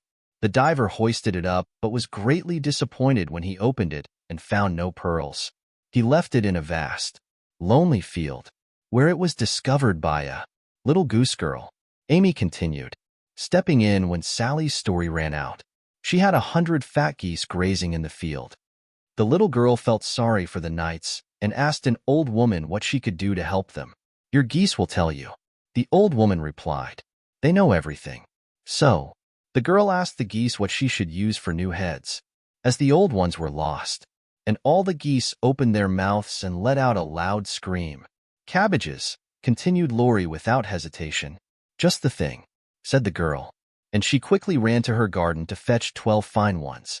She placed them on, and the knights immediately revived, thanked her, and continued on their way rejoicing, never realizing the difference. For there were so many other heads like theirs in the world that no one gave it a second thought. The knight I'm interested in returned to find the beautiful face, only to discover that the princesses had spun themselves free and all but one had gone to get married. He was deeply troubled by this and, mounting his loyal colt, who had stood by him through all his trials, rushed to the castle to see who was left. Peering over the hedge, he spotted the queen of his affections picking flowers in her garden. Will you give me a rose? He asked. You must come and get it. I can't come to you. It isn't proper, she replied. As sweet as honey. He tried to climb over the hedge, but it seemed to grow taller and taller. Then he tried to push through, but it grew thicker and thicker, and he fell into despair. So he patiently broke twig after twig until he had created a small hole, through which he peered, saying imploringly, let me in, let me in. But the beautiful princess seemed puzzled. She silently gathered her roses and left him to find his own way in, whether he succeeded or not. Frank would tell you. I can't. I don't play. I never have, said Frank, disheartened by the sentimental predicament he was supposed to resolve for the absurd couple. Beth had slipped behind Joe, and Grace was fast asleep, so the poor knight is to be left stuck in the hedge. Is he? Asked Mr. Brooke, still gazing at the river and fiddling with the wild rose in his buttonhole. I suppose the princess gave him a bouquet and opened the gate after a while, said Laurie, smiling to himself as he tossed acorns at his tutor. What a nonsensical story we've created. With practice, we might manage something truly clever. Do you know Truth? Asked Sally after they had laughed over their tale. I hope so, said Meg seriously. The game, I mean? What is it? Asked Fred. Why, you stack your hands, choose a number, and draw in turn. The person who draws the number must answer truthfully any questions the rest ask. It's great fun. Let's try it, said Joe, who enjoyed new experiments. Miss Kate and Mr. Brooke, Meg, and Ned declined, but Fred, Sally, Joe, and Laurie agreed. Laurie then gathered the papers and made the draw, and the lot fell to him. Who are your heroes? Joe inquired. Grandfather and Napoleon, he replied. Which lady here do you think is the prettiest? Sally asked. Margaret, he said. Which one do you like best? Fred asked. Joe. Of course. Lori responded. Jo let out a scornful laugh and rolled her eyes as the others chuckled at Lori's straightforward tone. Try again. Truth isn't a bad game, Fred suggested. It's especially good for you. Jo retorted quietly. Her turn came next. What is your greatest fault? Fred asked, testing her in the virtue he himself lacked. A quick temper, she admitted. What do you most wish for? Lori asked. A pair of bootlacings. Jo replied, guessing his intent and defeating his purpose. That's not a true answer. You must say what you really do want most. Lori insisted. Genius, don't you wish you could give it to me? Lori? Jo teased with a sly smile, noticing his disappointment. What virtues do you most admire in a man? Sally asked. Courage and honesty, he answered. Now it's my turn, Fred said, as his name came last. Let's give it to him. Lori whispered to Jo, who nodded and immediately asked, Didn't you cheat at croquet? Well, yes, a little bit, Fred admitted. Good. Didn't you take your story out of The Sea Lion? Lori asked. Rather. Don't you think the English nation is perfect in every way? Sally asked. I would be ashamed of myself if I didn't, Lori replied. He's a true John Bull. Now, Miss Sally, you shall have a chance without waiting to draw. I'll harrow up your feelings first by asking if you don't think you're something of a flirt, Lori said, nodding to Fred as a sign that peace was declared. You impertinent boy. Of course I'm not, Sally exclaimed, with an air that suggested otherwise. What do you hate most? Fred asked. Spiders and rice pudding. Jo replied. What do you like best? Jo asked. Dancing and French gloves. Sally said. Well, I think truth is a very silly play. Let's have a sensible game of authors to refresh our minds. Jo proposed. Ned, Frank, and the little girls joined in, while the three elders sat apart, talking. Miss Kate took out her sketch again, and Margaret watched her, while Mr. Brooke lay on the grass with a book he didn't read. How beautifully you do it. I wish I could draw, Meg said, with a mix of admiration and regret in her voice. Why don't you learn? I should think you had the taste and talent for it. Miss Kate replied graciously. I haven't the time, Meg answered. Your mother prefers other accomplishments. I think. So did mine. But I showed her I had talent by taking private lessons. And then she was quite willing for me to continue. Can't you do the same with your governess? I have none. I forgot that in America, young women attend school more often than they do with us. They have very fine schools, too, Papa says. I suppose you attend a private one? I don't go at all. I am a governess myself. Oh, indeed, said Miss Kate, though her tone suggested. Dear me, how dreadful. Something in her face made Meg blush and wish she hadn't been so frank. Mr. Brooke looked up quickly and said, Young women in America love independence as much as their ancestors did, and they are admired and respected for supporting themselves. Oh, yes. Of course it's very nice and proper for them to do so. We have many respectable and worthy young women who do the same and are employed by the nobility because, as daughters of gentlemen, they are well-bred and accomplished. You know, said Miss Kate in a patronizing tone, which hurt Meg's pride and made her work seem not only more distasteful but also degrading. Did the German song suit? Miss March? Mr. Brooke asked, breaking an awkward silence. Oh, yes. It was very kind, and I'm deeply grateful to whoever translated it for me, Meg replied, her downcast face lighting up as she spoke. Don't you read German? Miss Kate asked, looking surprised. Not very well. My father, who taught me, is away, and I'm not making much progress on my own since I have no one to help with my pronunciation. Try a little now. Here's Schiller's Mary Stuart. And I'd be happy to help you. Mr. Brooke said, placing the book on her lap with an inviting smile. I'm afraid to try. It seems so difficult, Meg said gratefully, though she felt shy in the presence of the accomplished young woman beside her. I'll read a bit to encourage you, Miss Kate offered, and she read one of the most beautiful passages in a perfectly correct but rather expressionless manner. Mr. Brooke didn't comment as he handed the book back to Meg, who remarked innocently, I thought it was poetry. Some of it is, he replied. Try this passage.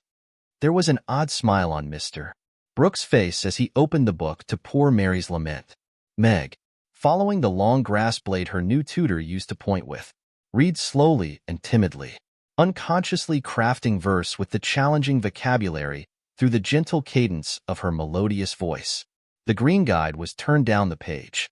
Presently, losing her listener in the beauty of the somber scene, Meg read as though she were alone, imbuing the words of the unfortunate queen with a touch of tragedy.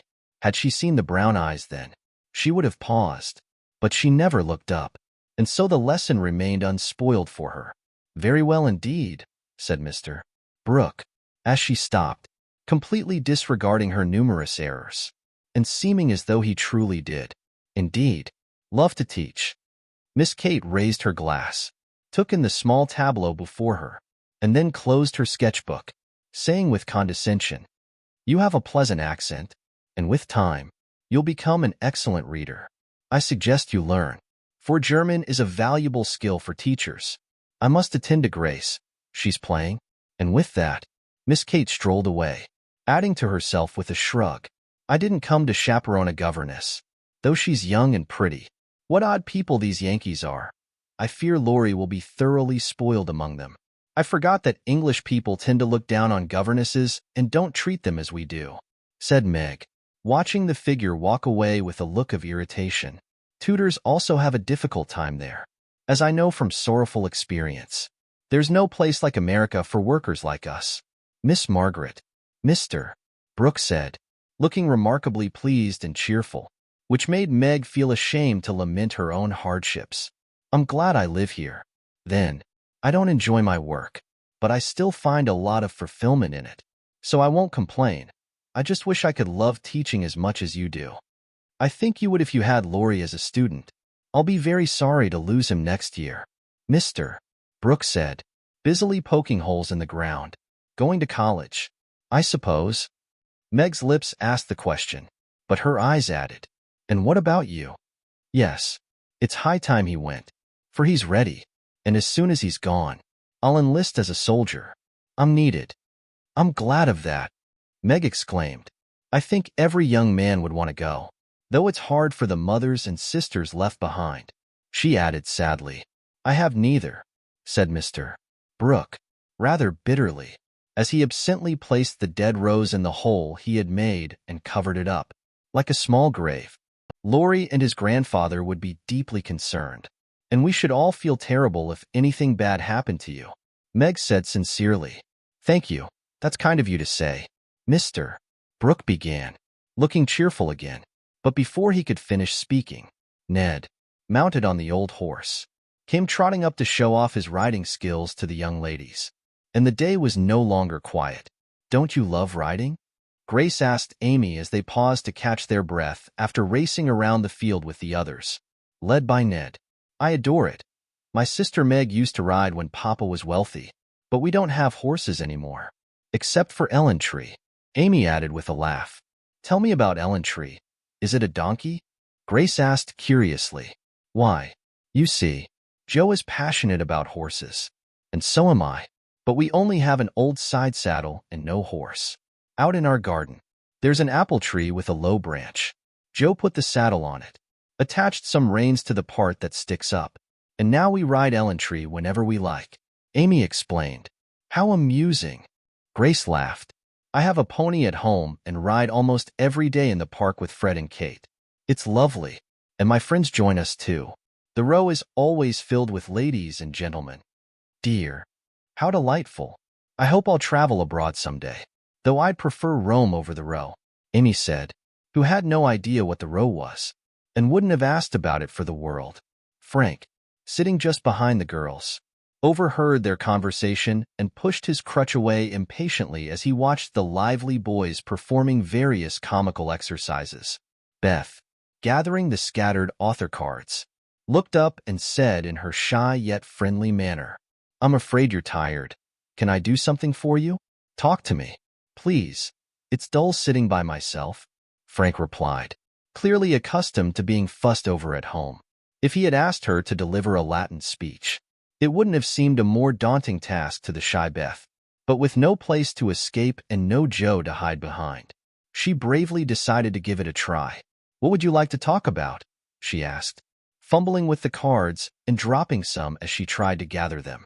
"I enjoy hearing about cricket, boating, and hunting," said Frank, who hadn't yet learned to adapt his hobbies to his physical limitations. "Oh dear, what should I do? I know nothing about them," Beth thought, and in her haste, she forgot the boy's misfortune and tried to engage him in conversation. "I've never seen hunting, but I suppose you know all about it," she said. "I did once, but I can never hunt again. I got hurt jumping over a confounded 5-barred gate, so there are no more horses and hounds for me," Frank replied with a sigh, making Beth feel guilty for her innocent mistake. "Your deer are much prettier than our ugly buffaloes," she said, turning to the prairies for help, and feeling glad she had read one of the boys' books that Joe loved.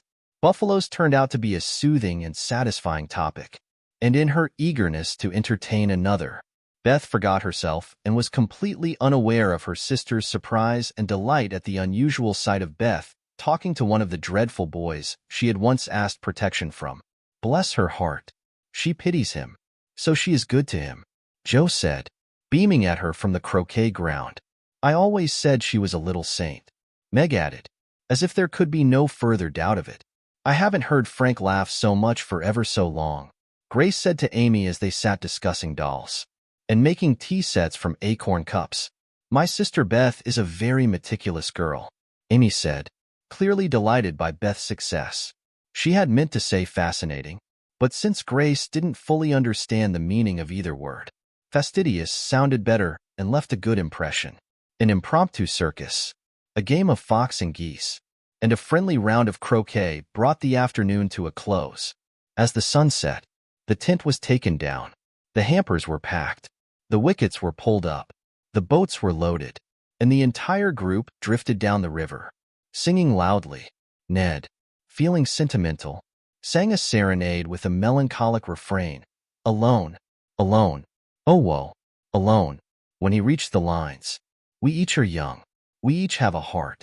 Oh, why should we stand thus coldly apart?" He looked at Meg with such a nonchalant expression that she burst out laughing and ruined his song. "How can you be so cruel to me?" he whispered, hidden by the lively chorus. "You've stayed close to that stiff Englishwoman all day, and now you're snubbing me." "I didn't mean to, but you looked so funny I just couldn't help it," Meg replied, ignoring the first part of his complaint, because it was true that she had avoided him. Recalling the Moffat party and the conversation that followed, Ned felt offended and turned to Sally for comfort. He said to her in a somewhat petulant tone, "There's not the slightest hint of flirtation in that girl, is there?" "Not at all, but she's dear," Sally replied, defending her friend while acknowledging her flaws. "She's not some timid creature. Anyway," Ned added, trying to be witty, and succeeding about as well as young men usually do. On the lawn, where everyone had gathered, the small group exchanged warm goodnights and farewells, for the Vaughns were heading to Canada. As the four sisters walked home through the garden, Miss Kate watched them, saying without her usual condescending tone, despite their overly demonstrative ways, "American girls are quite charming once you get to know them." "I couldn't agree more," Mr. Brooks said. Hashtag 13. Hashtag castles in the air. One warm September afternoon, Laurie lounged comfortably in his hammock, swaying back and forth, wondering what his neighbors were up to, but too lazy to go and find out. He was in one of his moods. The day had been both unproductive and disappointing, and he wished he could relive it. The heat had made him lethargic. He neglected his academic responsibilities. He tested Mr. Brooks' tolerance to its limits. His afternoon musical rehearsal irritated his grandfather. Servants nearly panicked when he jokingly suggested a dog was rabid. A heated argument with the groom over perceived horse care lapses preceded his retreat. He collapsed into his hammock, seething at universal foolishness. The day's tranquility eventually calmed his restless spirit. Gazing upward at the chestnut canopy's dim green light, visions of global sea voyages filled his daydreams. Sudden chatter abruptly ended his maritime fantasies. Through hammock netting, He spotted the March sisters embarking mysteriously. Laurie wondered about the girls' unusual activity, rubbing sleep from his eyes to examine their strange outfits. Broad hats swayed above brown shoulder bags and walking sticks. Meg carried seating. Joe literature. Beth containers. Amy art supplies. They moved silently across the grounds. Laurie stepped out through the small back gate and started ascending the hill situated between the house and the river. Laurie muttered to himself, "Well, that's cool. They're having a picnic without inviting me. They can't be going in the boat since they don't have the key. Maybe they forgot it. I'll bring it to them and see what's happening." Even though he had several hats, it took him a while to find one. Then he searched for the key, which he finally found in his pocket. By then, the girls were nowhere to be seen, so he jumped over the fence and chased after them. He took the quickest path to the boathouse. He waited for them to show up, but no one came, so he went up the hill to get a better view. A grove of pine trees covered part of the hill, and from within this green area came a sound clearer than the gentle rustle of the pines or the sleepy chirping of the crickets. Laurie thought to himself, "What a view," as he peeked through the bushes, already looking alert and friendly. It was quite a charming scene. The sisters were sitting together in a shady spot, with sunlight and shadow dancing across them. The fragrant breeze lifted their hair and soothed their warm cheeks. The small woodland creatures continued their activities as though the newcomers were old acquaintances rather than strangers. Meg was seated on her cushion, delicately sewing with her pale hands. She looked as vibrant and charming as a rose, dressed in her pink gown amidst the greenery. Beth was organizing the cones that were densely scattered under a nearby hemlock tree, as she used them to create decorative items. Amy was drawing a cluster of ferns, while Joe knitted and read aloud simultaneously. A shadow crossed the boy's face as he observed them, feeling he should leave since he wasn't invited. Yet he hesitated. His home felt terribly lonely, and this serene gathering in the woods was deeply appealing to his restless nature. He remained so still that a squirrel, busy gathering food, scampered down a nearby pine. It spotted him suddenly, darted back, and chattered loudly, prompting Beth to look up. She noticed the longing expression behind the birches and waved reassuringly. "May I join you, please? Or would I be intruding?" he asked, stepping forward slowly. Meg raised an eyebrow, but Joe gave her a defiant look and immediately replied, "Of course you're welcome. We should have invited you earlier, but we thought you might not be interested in a game like this. I've always enjoyed your games, but if Meg doesn't want me here, I'll leave. I have no objections. If you do something, remember it's against the rules to be idle here." Meg replied, her tone serious yet kind. "Thank you very much. I'll do anything if you let me stay a bit. It's as dull as the desert of Sahara down there. Shall I sew, read, knit, draw, or tackle everything at once? Bring on your tasks. I'm ready," Laurie said, sitting down with a submissive yet endearing expression. "Finish this story while I fix my heel," Joe said, handing him the book. "Yes, ma'am," he replied humbly, beginning his task and doing his best to prove his gratitude for being allowed into the busy bee society. The story wasn't long, and when it ended, he dared to ask a few questions as a reward for his effort. "Please, ma'am, might I ask if this highly instructive and charming institution is something new? Will you tell him?" Meg asked her sisters. "He'll laugh," Amy warned. "Who cares?" Joe said. "I think he'll like it." Beth added, "Of course I will. I promise I won't laugh. Tell him, Joe, and don't worry. The idea of being afraid of you.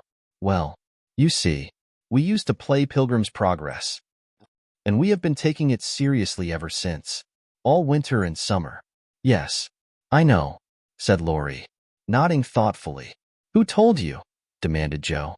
"Spirits." "No, I did. I wanted to entertain him one night when you were all away, and he was feeling rather down. He really enjoyed it. So don't scold, Joe," said Beth gently. "You can't keep a secret. Never mind. It saves trouble now. Go on, please," said Laurie as Joe became absorbed in her work, looking a bit displeased. "Oh, didn't she tell you about this new plan of ours? Well, we've tried not to waste our holiday, but each of us has had a task, and we've worked on it with determination. The vacation is nearly over. The tasks are all done, and we're ever so glad we didn't waste any time. Yes, I should think so. And Laurie thought regretfully of his own idle days. Mother likes us to be outdoors as much as possible, so we bring our work here and have nice times. For fun, we bring our things in these bags.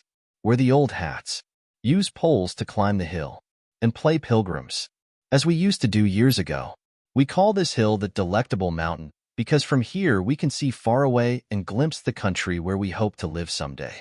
Joe pointed, and Laurie sat up to gaze, for through a gap in the wood, one could see across the wide blue river, the meadows on the other side, far beyond the outskirts of the great city, to the green hills that rose to meet the sky. The sun was low, and the heavens glowed with the splendor of an autumn sunset. Gold and purple clouds lay on the hilltops, and rising high into the ruddy light were silvery white peaks that shone like the airy spires of some celestial city. "How beautiful that is," said Laurie softly, for he was quick to see and feel beauty of any kind. "It's often so, and we like to watch it, for it is never the same but always splendid," replied Amy, wishing she could paint it. "Joe talks about the country where we hope to live some time. The real country, she means, with pigs and chickens and haymaking. It would be nice, but I wish the beautiful country up there was real and we could ever go to it," said Beth musingly. "There is a lovelier country even than that, where we shall go by and by, when we are good enough," answered Meg with her sweet voice. "It seems so long to wait, so hard to do.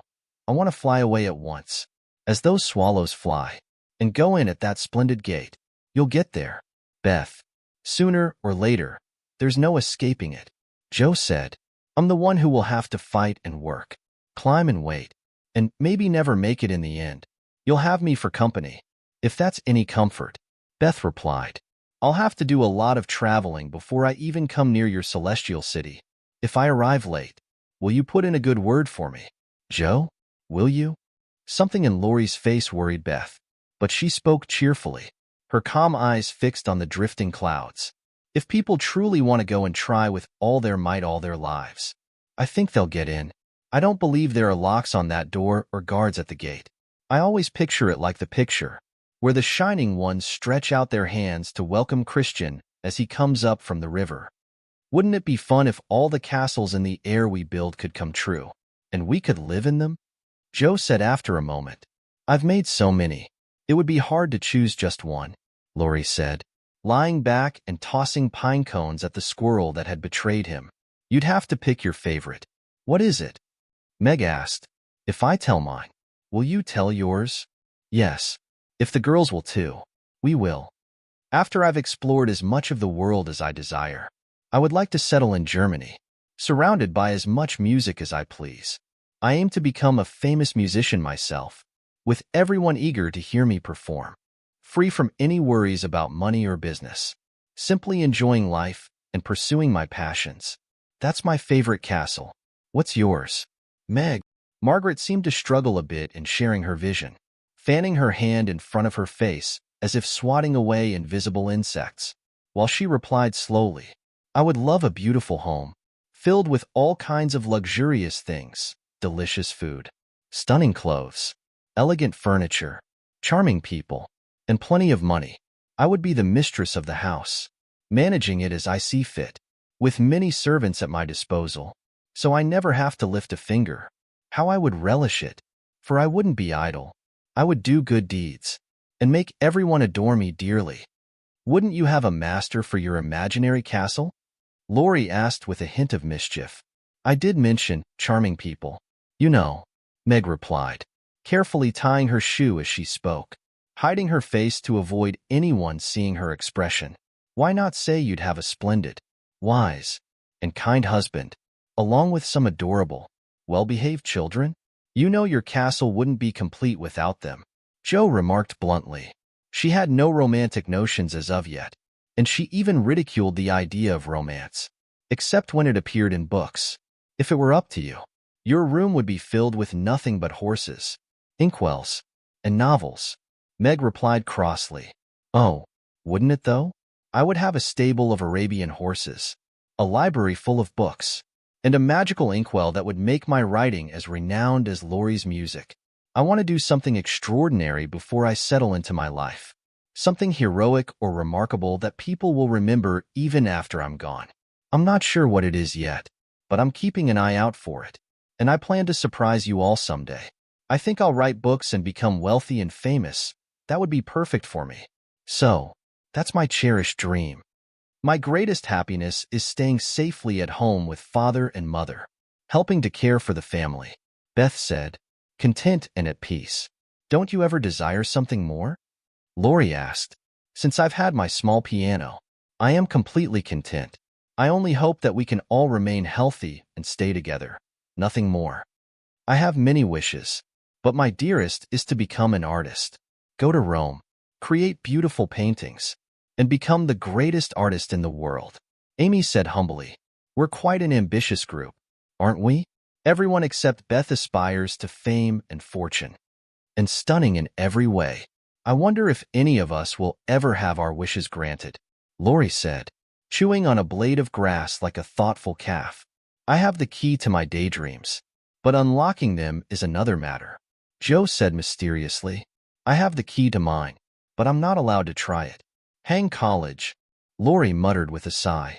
Here's mine, Amy said, waving her pencil. I don't have any, Meg said sadly. You do have one, though, Laurie replied immediately. Where?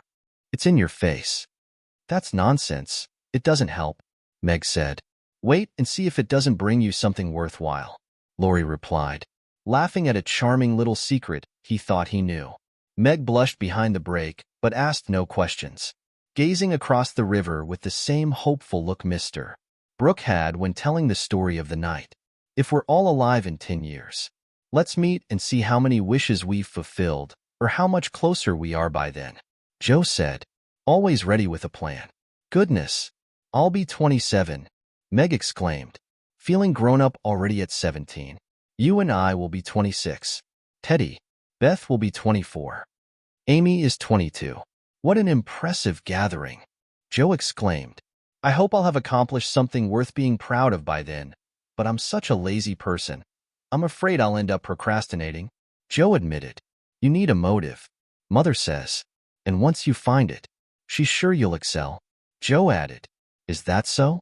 By Jupiter, I will, if I only get the chance, Laurie exclaimed, sitting up with sudden enthusiasm. I ought to be content with pleasing grandfather, and I do try, but it feels like I'm going against my nature. It's difficult. You see, he wants me to become an India merchant like he was, but I'd rather be shot. I hate tea, silk, and all the goods his old ships bring, and I wouldn't care if they sank to the bottom of the ocean when I owned them. Going to college should satisfy him, for if I give him 4 years, he ought to let me off from the business. But he's stubborn, and I've got to follow in his footsteps unless I break free and forge my own path, like my father did. If there were anyone left to stay with the old gentleman, I'd do it tomorrow, Laurie said excitedly, looking as if he might carry out his threat at any moment.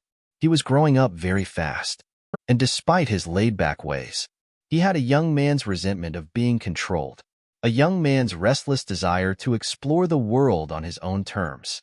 I suggest you set sail on one of your ships and not return home until you've carved your own path, Joe said, her imagination ignited by the idea of such a bold adventure, and her sympathy stirred by what she referred to as Teddy's injustices. That's not right, Joe. You shouldn't speak like that, and Laurie shouldn't follow your advice. You should do exactly as your grandfather wishes. My dear boy, Meg said in her most nurturing tone, work hard at college, and when he sees you're making an effort to please him, I'm sure he won't be harsh or unfair to you. As you said, there's no one else to stay with and care for him, and you'd never forgive yourself if you left without his consent. Don't be gloomy or anxious, but do your duty, and you'll be rewarded, just like good Mr. Brooke, who has earned respect and love. What do you know about him? Laurie asked, appreciative of the advice but disliking the lecture, and relieved to shift the conversation away from himself after his emotional outburst. Only what your grandfather has told us about him, how he devotedly cared for his mother until her passing and refused to travel abroad as a tutor, even for a good family. Meg replied, because he refuses to leave her, and how he now supports an elderly woman who once cared for his mother. Without ever mentioning it to anyone, he remains as generous, patient, and kind as he possibly can, exactly as he is, Laurie said warmly. As Meg paused, her face flushed with excitement as she shared her story. It's just like Grandpa to discover all about him without him knowing and to share his kindness with others so they might appreciate him. Brooke couldn't understand why your mother was so kind to him, inviting him over with you and treating him with her warm, friendly manner. He thought she was perfect and went on about it for days, praising you all in the most enthusiastic way. If I ever get my wish, you'll see what I'll do for Brooke. Start doing something now by not making his life miserable, Meg said sharply. How do you know I do, miss? I can always tell by his face when he leaves. If you've been good, he looks satisfied and walks briskly. If you've been a nuisance, he's solemn and walks slowly, as if he wants to go back and do his work better. Well, I like that. So you keep track of my good and bad behavior by looking at Brooke's face, do you?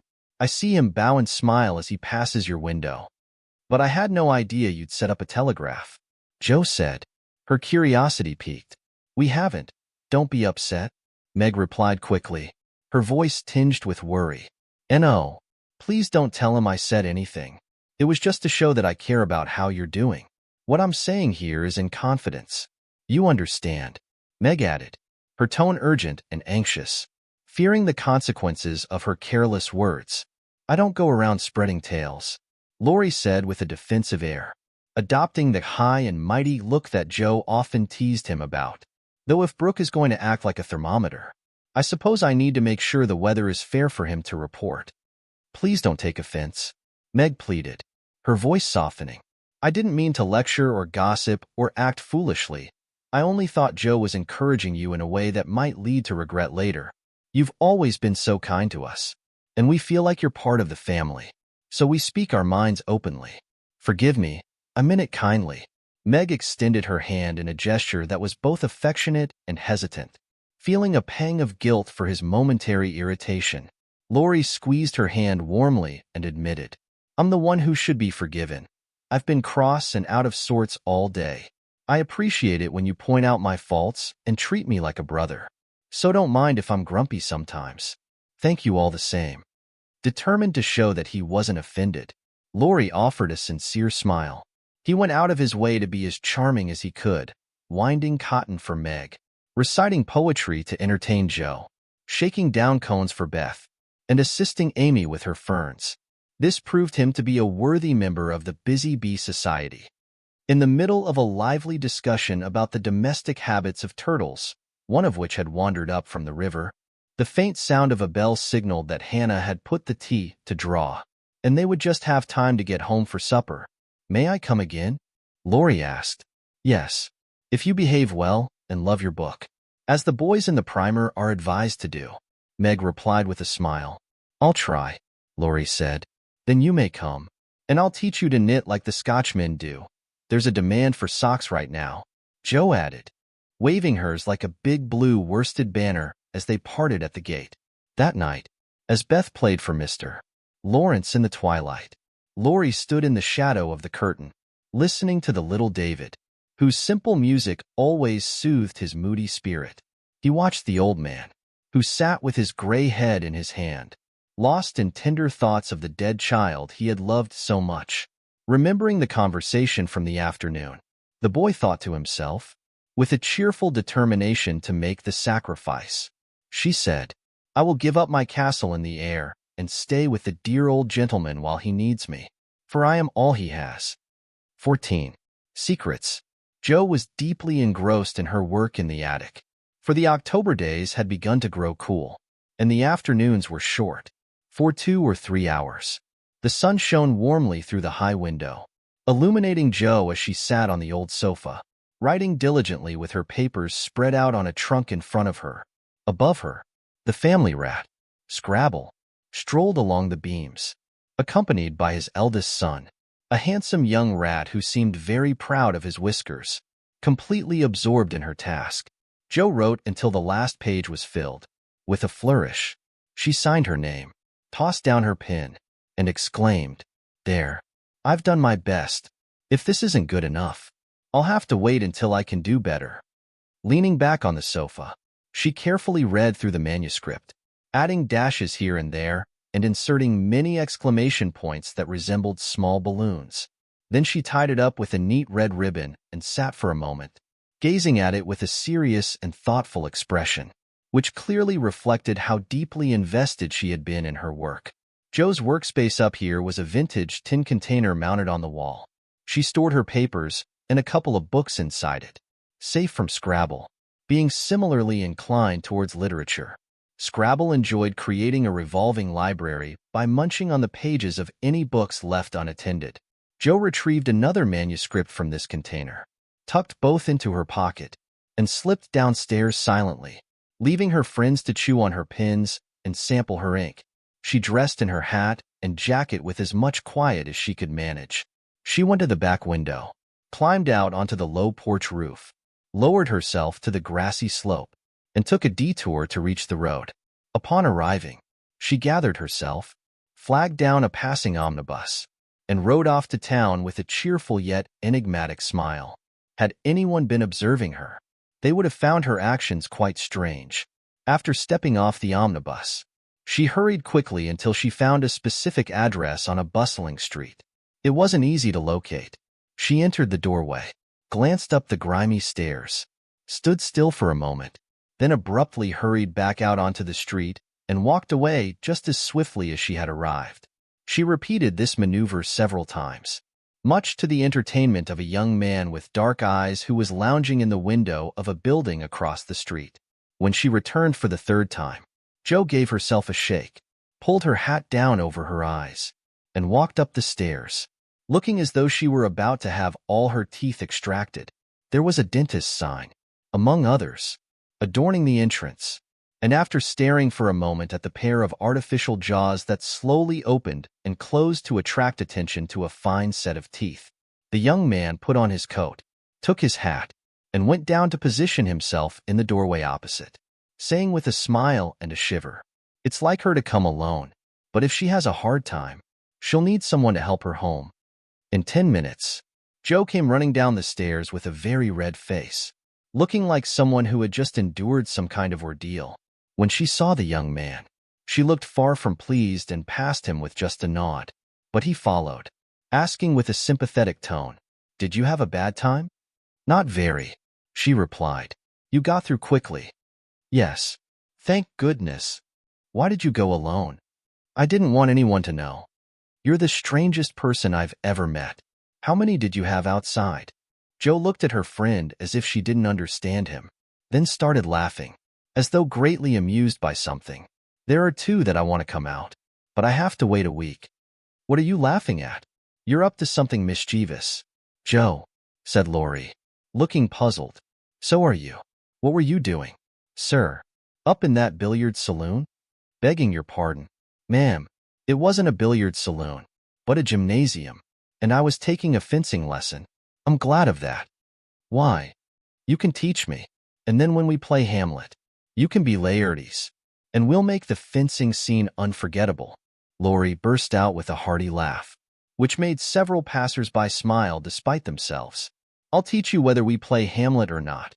It's great fun and will help you stand up straight."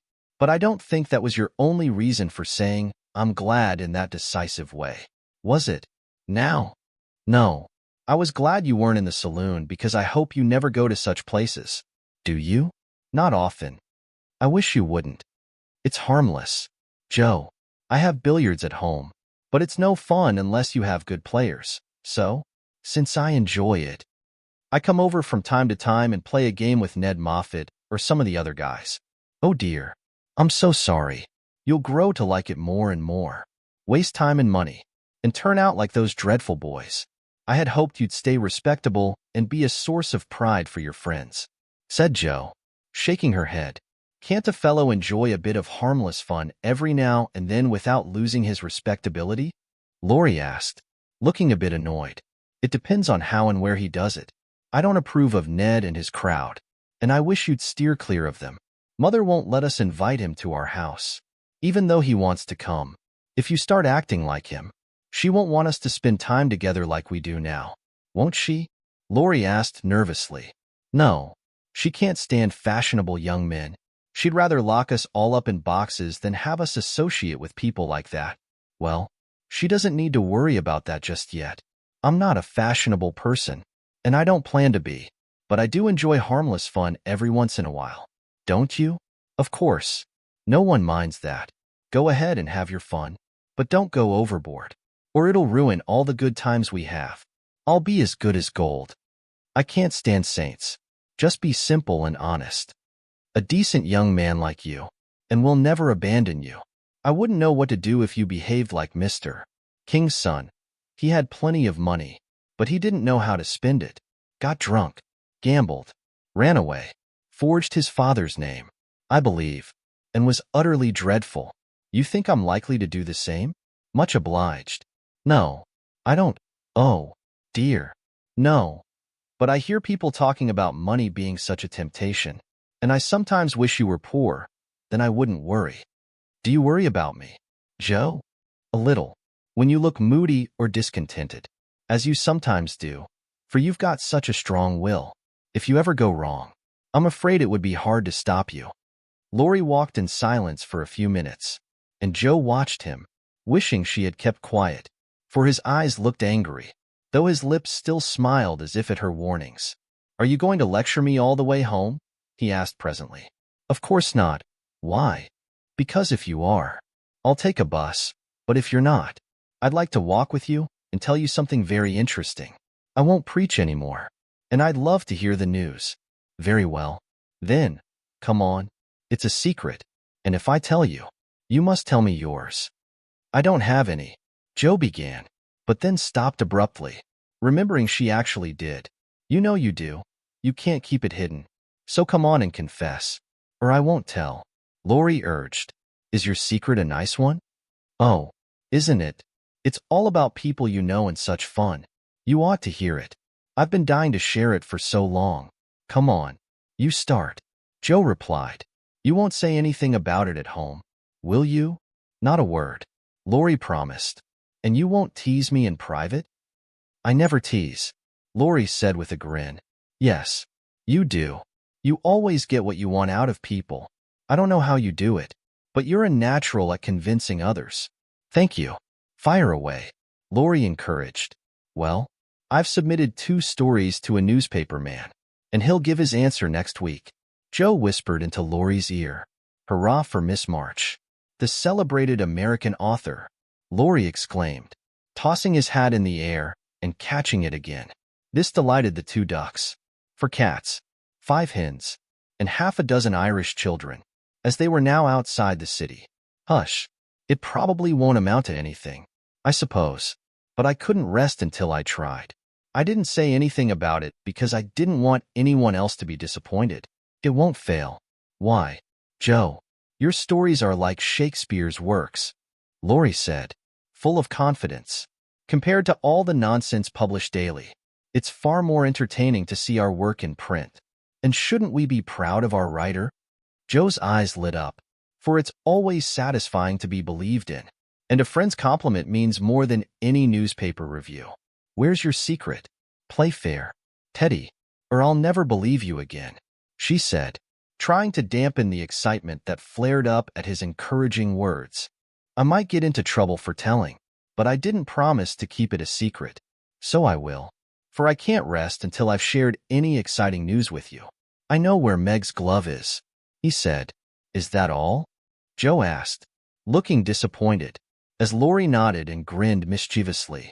It's enough for now, and you'll agree once I tell you where it is. Then tell me, Joe urged. Lori leaned in and whispered 3 words in her ear, which caused a comical reaction. She stood there, staring at him in surprise and annoyance for a moment, then walked away, saying sharply, How do you know? I saw it, he replied. Where? In a pocket. All this time? Yes. Isn't that romantic? No. It's awful. Do you like it? Of course I don't. It's absurd. It won't be permitted. My patience. What would Meg say? You mustn't tell anyone. Remember that? I didn't promise. That was understood. And I trusted you. Well, I won't for now. Anyway, but I'm disgusted and wish you hadn't told me. I thought you'd be pleased. At the idea of anyone taking Meg away? No. Thank you. You'll feel better about it when someone comes to take you away. I'd like to see anyone try it. Joe exclaimed fiercely. So would I. Laurie chuckled at the idea. I don't think secrets suit me. I've felt mentally tangled since you told me that. Joe said ungratefully. Race down this hill with me, and you'll be fine. Laurie suggested. No one was in sight. The smooth road sloped invitingly ahead, and finding the temptation irresistible, Joe darted away, soon losing her hat and comb, and scattering hairpins as she ran. Laurie reached the goal first and was quite satisfied with the success of his plan, for his Atlanta arrived panting, with flying hair, bright eyes, rosy cheeks, and no sign of dissatisfaction on her face. I wish I were a horse, then I could run for miles in this splendid air, and not lose my breath. It was capital, but see what a guy it's made me. Go, pick up my things, like a cherub as you are, said Joe, dropping down under a maple tree, which was carpeting the bank with crimson leaves. Laurie leisurely departed to recover the lost property, and Joe bundled up her braids, hoping no one would pass by till she was tidy again. But someone did pass, and who should it be but Meg, looking particularly ladylike in her state and festival suit, for she had been making calls. What in the world are you doing here?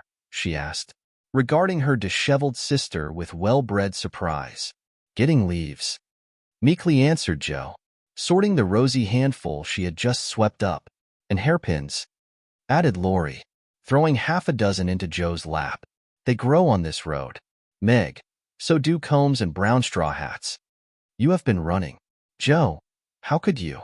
When will you stop such romping ways? Said Meg reprovingly, as she settled her cuffs and smoothed her hair, with which the wind had taken liberties. Never till I'm stiff and old, and have to use a crutch. Don't try to make me grow up before my time. Meg, it's hard enough to have you change all of a sudden. Let me be a little girl as long as I can.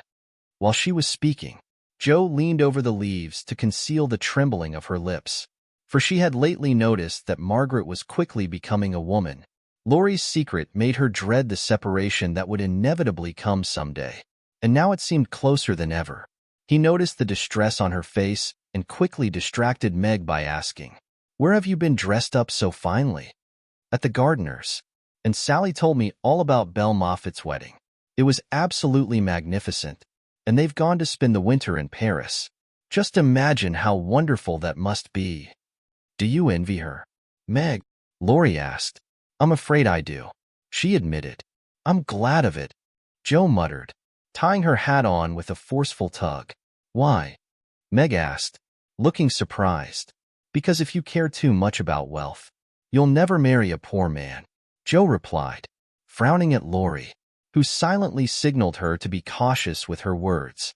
I shall never go and marry anyone, Meg declared, continuing on her way with great dignity, while the others followed, laughing, whispering, skipping stones, and behaving like children, as Meg thought to herself, though she might have been tempted to join them if she hadn't been wearing her best dress. For a week or two, Joe acted in such an odd way that her sisters were utterly perplexed. She would dash to the door whenever the postman rang, show disrespect to Mr. Brooke whenever their paths crossed, and sit staring at Meg with a pitiful expression. Occasionally, she would suddenly leap up, shake someone, and then kiss them in a most enigmatic manner. Laurie and Joe were constantly exchanging glances and discussing spread eagles to the point where the other girls thought they had both gone mad. On the second Saturday after Joe's window escapade, Meg, who was sewing by her window, was shocked to see Laurie chasing Joe all around the garden and finally catching her in Amy's bower. Whatever happened there, Meg couldn't see, but bursts of laughter could be heard, followed by the murmur of voices and the rustling of newspapers. What shall we do with that girl? She never behaves like a proper young lady, Meg sighed, watching the commotion with a disapproving look. I hope she doesn't change. She's so amusing and dear just the way she is, Beth said gently, though she never showed it. Beth felt a little hurt that Joe had secrets with others that she wasn't part of. It's very frustrating, but we can't make her conform to societal expectations, Amy added. She was busy creating new frills for herself, her curls tied up in a particularly flattering style. Two pleasant things, which made her feel unusually elegant and ladylike. In a few minutes, Joe burst in, threw herself on the sofa, and pretended to read. Is there anything interesting there? Meg asked condescendingly. Just a story. It probably won't amount to much, I suppose, Joe replied, carefully keeping the name of the paper hidden. You'd better read it aloud. That will entertain us and keep you out of trouble, Amy said in her most mature tone. What's the title? Beth asked, wondering why Joe was hiding her face behind the sheet. The Rival Painters. That sounds good. Read it, Meg said. With a loud hem and a deep breath, Joe began to read quickly. The girls listened with interest, for the story was romantic and somewhat sad, as most of the characters died in the end. I like that part about the splendid picture, Amy said approvingly as Joe paused. I prefer the romantic part. Viola and Angelo are two of our favorite names. Isn't that strange? Meg said, wiping her eyes. For the romantic part was tragic. Who wrote it? Beth asked, having caught a glimpse of Joe's face. The reader suddenly sat up, threw the paper aside, revealing a flushed face, and, with an amusing blend of seriousness and enthusiasm, replied in a loud voice, It's your sister. You, Meg exclaimed, dropping her work. It's very good, Amy said critically. I knew it. I knew it. Oh, my Joe. I'm so proud. Beth ran to hug her sister, rejoicing over this splendid success. How delighted they all were. To be sure, Meg wouldn't believe it until she saw the words, Miss Josephine March, actually printed in the paper. Amy graciously criticized the artistic parts of the story and offered hints for a sequel, which, unfortunately, couldn't be carried out since the hero and heroine were dead. Beth got excited, skipping and singing with joy. Hannah came in to exclaim, Sakes alive. Well, I never, in great astonishment at that Joe's doings. Mrs. March was proud when she knew about it. Joe laughed with tears in her eyes, declaring she might as well be a peacock and done with it. This spread eagle might be said to flap its wings triumphantly over the March household as the paper passed from hand to hand. Tell us all about it. When did it come? How much did you get for it? What will father say? Won't Laurie laugh? Cried the family, all in one breath, as they gathered around Joe. These affectionate, foolish people turned every small household joy into a celebration. Stop chattering, girls, and I'll tell you everything, Joe said, wondering if Miss Burney felt any prouder of her Evelina than Joe did of her Rival Painters. After explaining how she managed her stories, Joe continued, When I went to get my answer, the man said he liked them both but didn't pay beginners. He only let them print in his paper and noticed the stories. It was good practice, he said, and when the beginners improved, someone would pay. So I let him have the 2 stories. And today this was sent to me. Laurie caught me with it and insisted on seeing it. So I let him. He said it was good, and I shall write more. And he's going to get the next one paid for. I am so happy, for in time I may be able to support myself and help the girls. Joe ran out of breath here, wrapping her head in the paper. She shed a few natural tears over her little story. To be independent and earn the praise of those she loved were the dearest wishes of her heart. And this seemed to be the first step toward that happy end.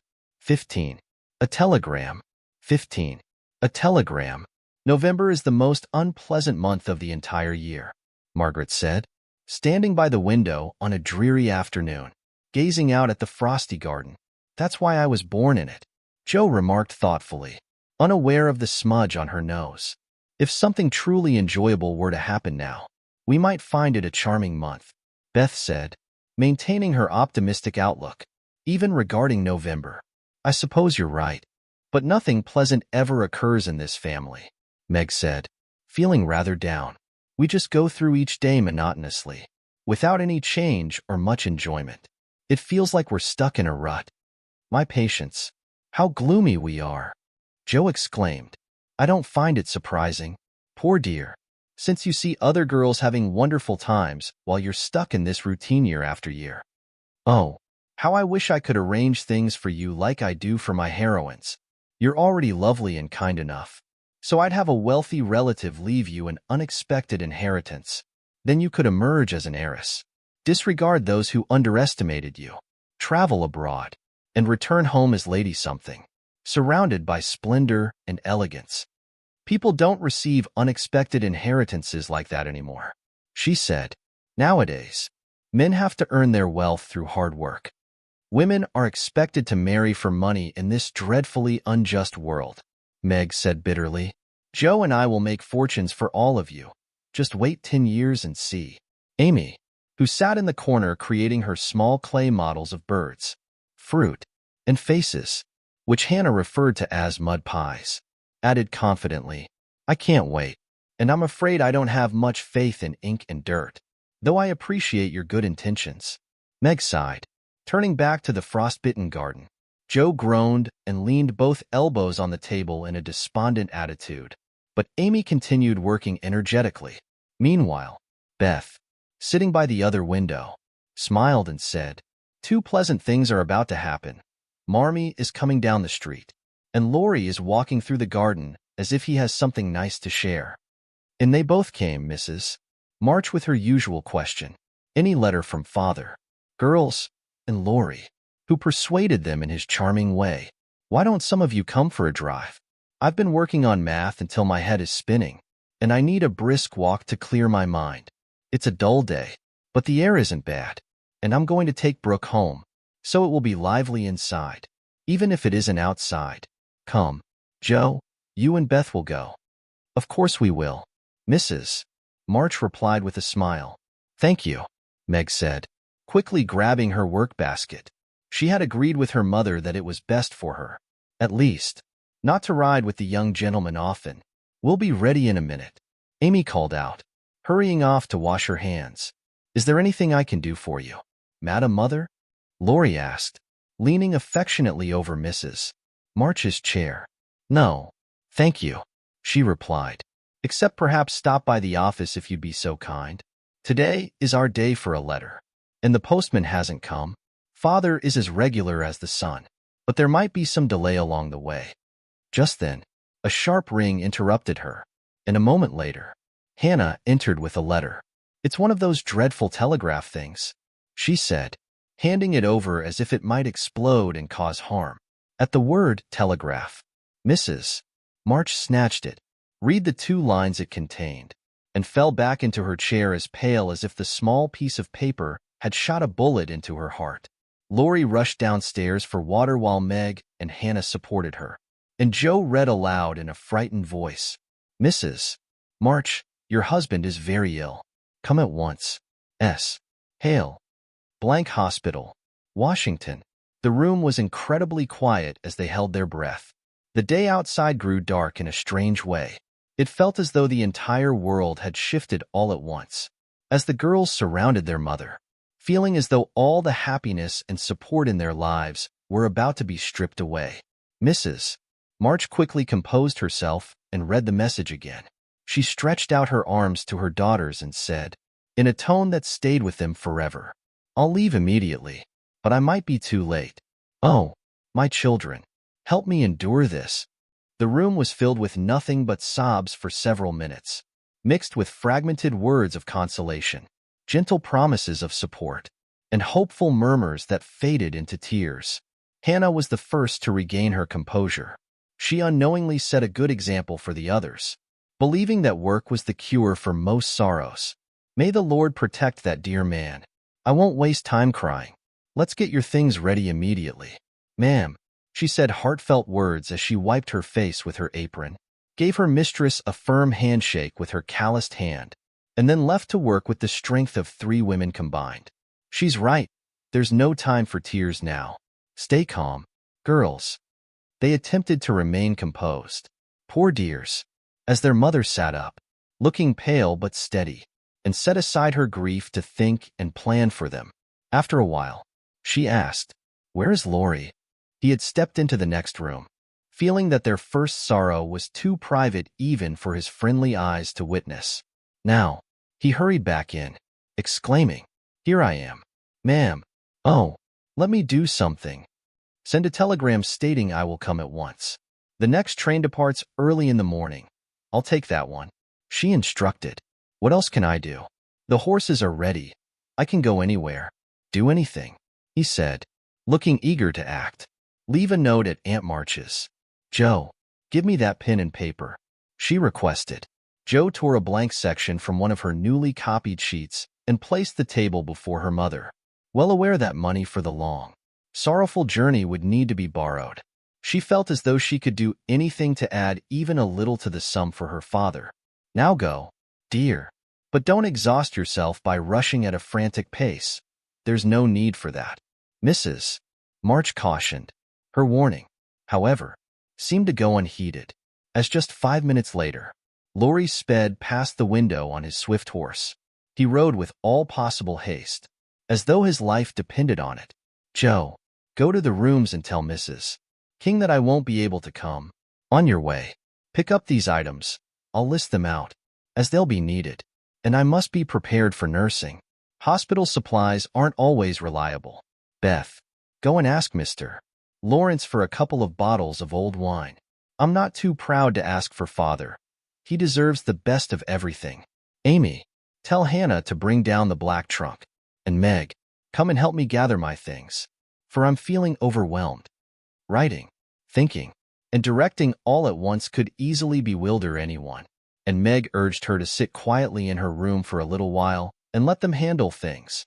Everyone scattered like leaves in a gust of wind, and the peaceful, happy household was suddenly disrupted, as if the message had cast an evil spell. Mr. Lawrence returned quickly with Beth, bringing every comfort the kind old gentleman could think of for the invalid and offering the girls the most heartfelt promises of protection during their mother's absence, which greatly comforted her. There was nothing he wouldn't offer, from his own dressing gown to even escorting her himself, but that last request was impossible. Mrs. March refused to let the elderly gentleman undertake the long journey, yet a look of relief crossed his face as he mentioned it. Anxiety makes one ill-suited for travel. He noticed her expression, furrowed his brow, rubbed his hands, and abruptly walked away, saying he'd return shortly. No one had time to think about him again until Meg rushed through the hallway, carrying a pair of rubbers in one hand and a cup of tea in the other, when she unexpectedly encountered Mr. Brooke. "I'm very sorry to hear about this, Miss March," he said in his kind, gentle voice, which soothed her troubled mind. "I've come to offer my services as an escort for your mother. Mr. Lawrence has business for me in Washington, and it would be a true pleasure to assist her there." The rubbers fell from Meg's hand, and the tea nearly followed as she extended her hand with a face full of gratitude. Mr. Brooke would have felt amply rewarded for his effort, even if it required a far greater sacrifice than the minor inconvenience of time and comfort he was about to endure. "How kind all of you are. Mother will surely accept, and it will be such a relief to know she has someone to look after her. Thank you so much," Meg said earnestly, and lost all sense of herself until something in the brown eyes gazing down at her made her recall the cooling tea. He led the way into the parlor, saying he would call her mother. Everything was settled by the time Laurie returned with a note from Aunt March, enclosing the requested money, and a few lines repeating what she had often said before, that she had always warned them it was foolish for March to join the army, had always predicted that no good would come of it, and hoped they would take her advice next time. Mrs. March burned the note in the fire, put the money in her purse, and continued her preparations, her lips pressed tightly together in a way that Joe would have understood if she had been there. The short afternoon passed, all the other errands were completed, and Meg and her mother were occupied with some necessary needlework, while Beth and Amy prepared tea. Hannah finished her ironing with what she called a slap and a bang, but Joe still hadn't returned. They began to worry, and Laurie went off to find her, for no one ever knew what whim Joe might suddenly act on. However, he couldn't find her, and she walked in with a strange expression on her face, a mix of amusement and apprehension. A mix of satisfaction and regret filled the air. It was the roll of bills she placed before her mother, which puzzled the family as much as her words. "There's my contribution to make father comfortable and bring him home," she said, her voice trembling slightly. "My dear, where did you get it?" $25. "Joe, I hope you haven't done anything rash." "No, it's mine.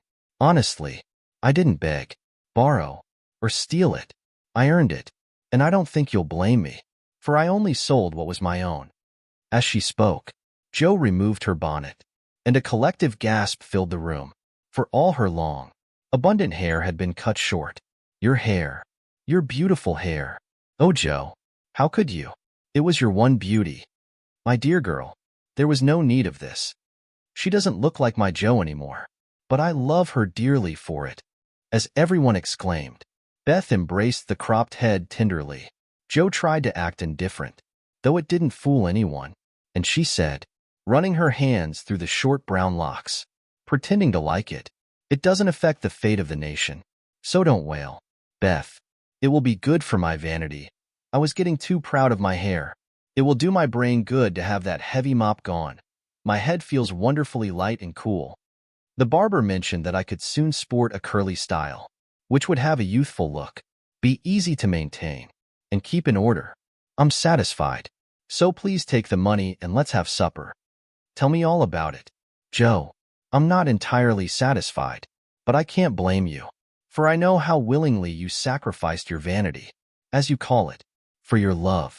But, my dear, it wasn't necessary, and I'm afraid you'll regret it one of these days," said Mrs. March. "No, I won't," Joe replied firmly, feeling much relieved that her prank wasn't entirely condemned. "What made you do it?" asked Amy, who would as soon have thought of cutting off her head as her beautiful hair. "Well, I was desperate to do something for father," replied Joe as they gathered around the table. "For healthy young people can eat even in the midst of trouble. I hate to borrow as much as mother does, and I knew Aunt March would complain. She always does if you ask for even a little money. Meg gave all her quarterly salary toward the rent, and I only got some clothes with mine. So I felt guilty and was determined to have some money, even if I had to sell the nose off my face to get it." "You needn't feel guilty, my child. You had no winter things and used your own hard-earned money to get the simplest ones," said Mrs. March with a warm, heartfelt glance at Joe. "I hadn't planned on selling my hair at first, but as I walked, I kept thinking about what I could do. I even felt tempted to step into one of those fancy stores and take something for myself. Then, in a barber's window, I noticed hairpieces with prices listed. One black piece, not as thick as mine, was selling for $40. It hit me suddenly. I had something valuable I could sell. Without hesitation, I went inside, asked if they bought hair, and what they'd pay for mine.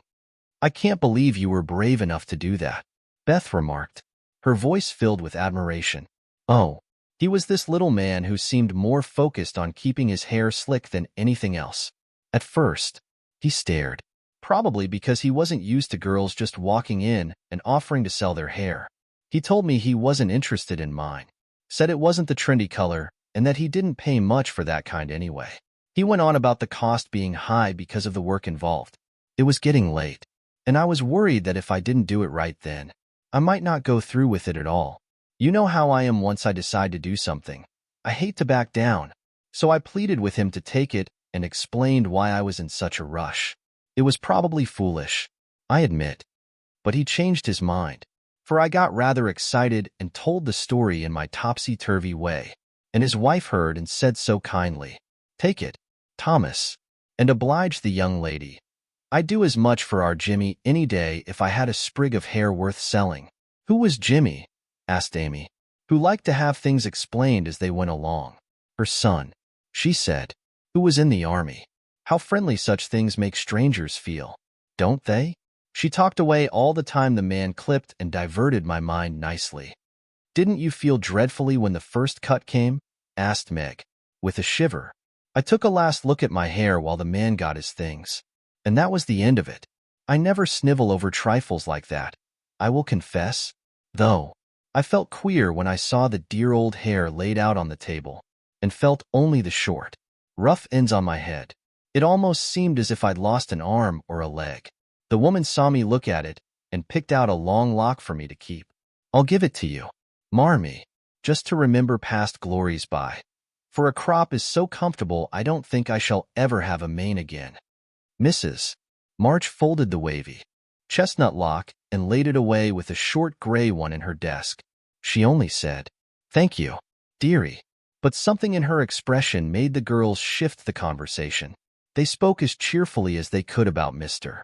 Brooks' kindness, the promise of a fine day tomorrow, and the joyful times ahead when their father would return to be nursed.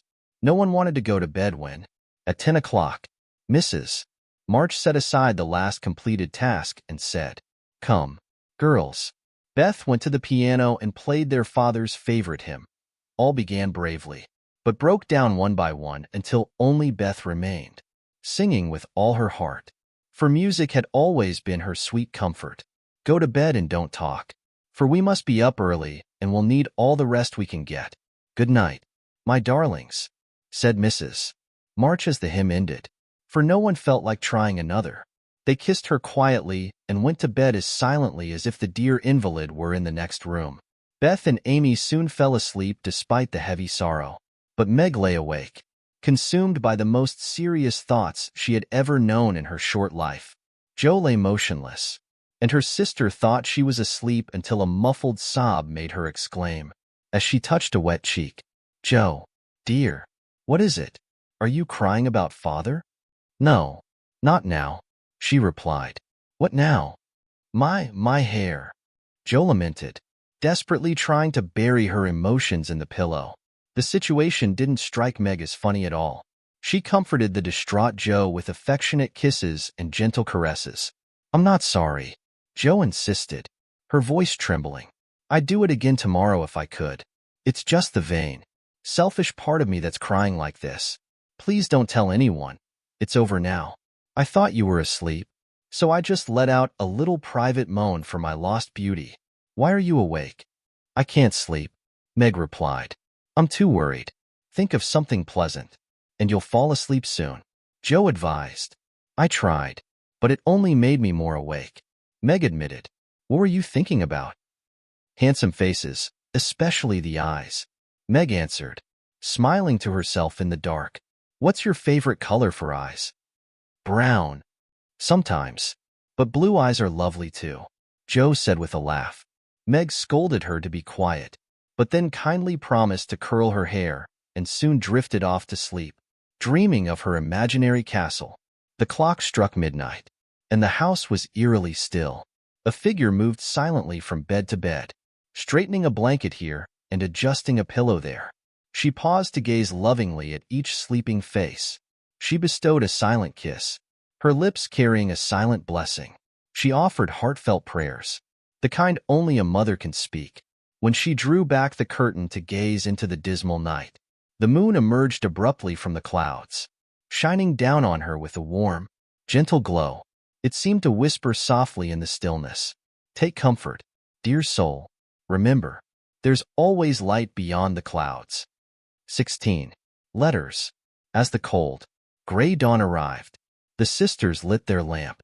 They read their chapter with a seriousness they had never felt before. For now a genuine trouble had cast its shadow. The little books offered them comfort and guidance. As they dressed, they decided to bid their mother farewell with cheer and hope, determined not to sadden her with tears or complaints. Everything felt strange as they went downstairs. Outside was dim and quiet, while inside was filled with light and activity. Breakfast at such an early hour felt unusual. Even Hannah, familiar as she was, looked out of place as she hurried around the kitchen still in her nightcap. The large trunk was already in the hall, and their mother's cloak and bonnet were laid out on the sofa. She sat trying to eat, her mind no doubt preoccupied with the journey ahead, but her face was pale and weary from lack of sleep and anxiety, making it difficult for the girls to stick to their decision. Meg's eyes welled up uncontrollably. Jo had to bury her face in the kitchen roller more than once, and the little girls wore somber, troubled expressions, as though sorrow was something entirely new to them. No one spoke much. But as the time drew closer and they sat waiting for the carriage, Mrs. March turned to the girls, who were all busy helping her, one folding her shawl, another smoothing the strings of her bonnet, a third putting on her overshoes, and a fourth fastening her traveling bag. "Children," she said, "I leave you in Hannah's care and under Mr. Lawrence's protection. Hannah is deeply loyal, and our kind neighbor will watch over you as if you were his own. I have no worries for you, but I do hope you will face this trial with courage. Don't grieve or fret when I'm gone, and don't try to comfort yourselves by being idle or forgetting. Keep up with your usual routines, for work is a great comfort. Hold on to hope, stay busy, and no matter what happens, remember that you will never be without a father." "Yes, Mother," they replied. "Meg, dear, be wise and take care of your sisters. Turn to Hannah for advice and, in every moment of uncertainty, go to Mr. Lawrence.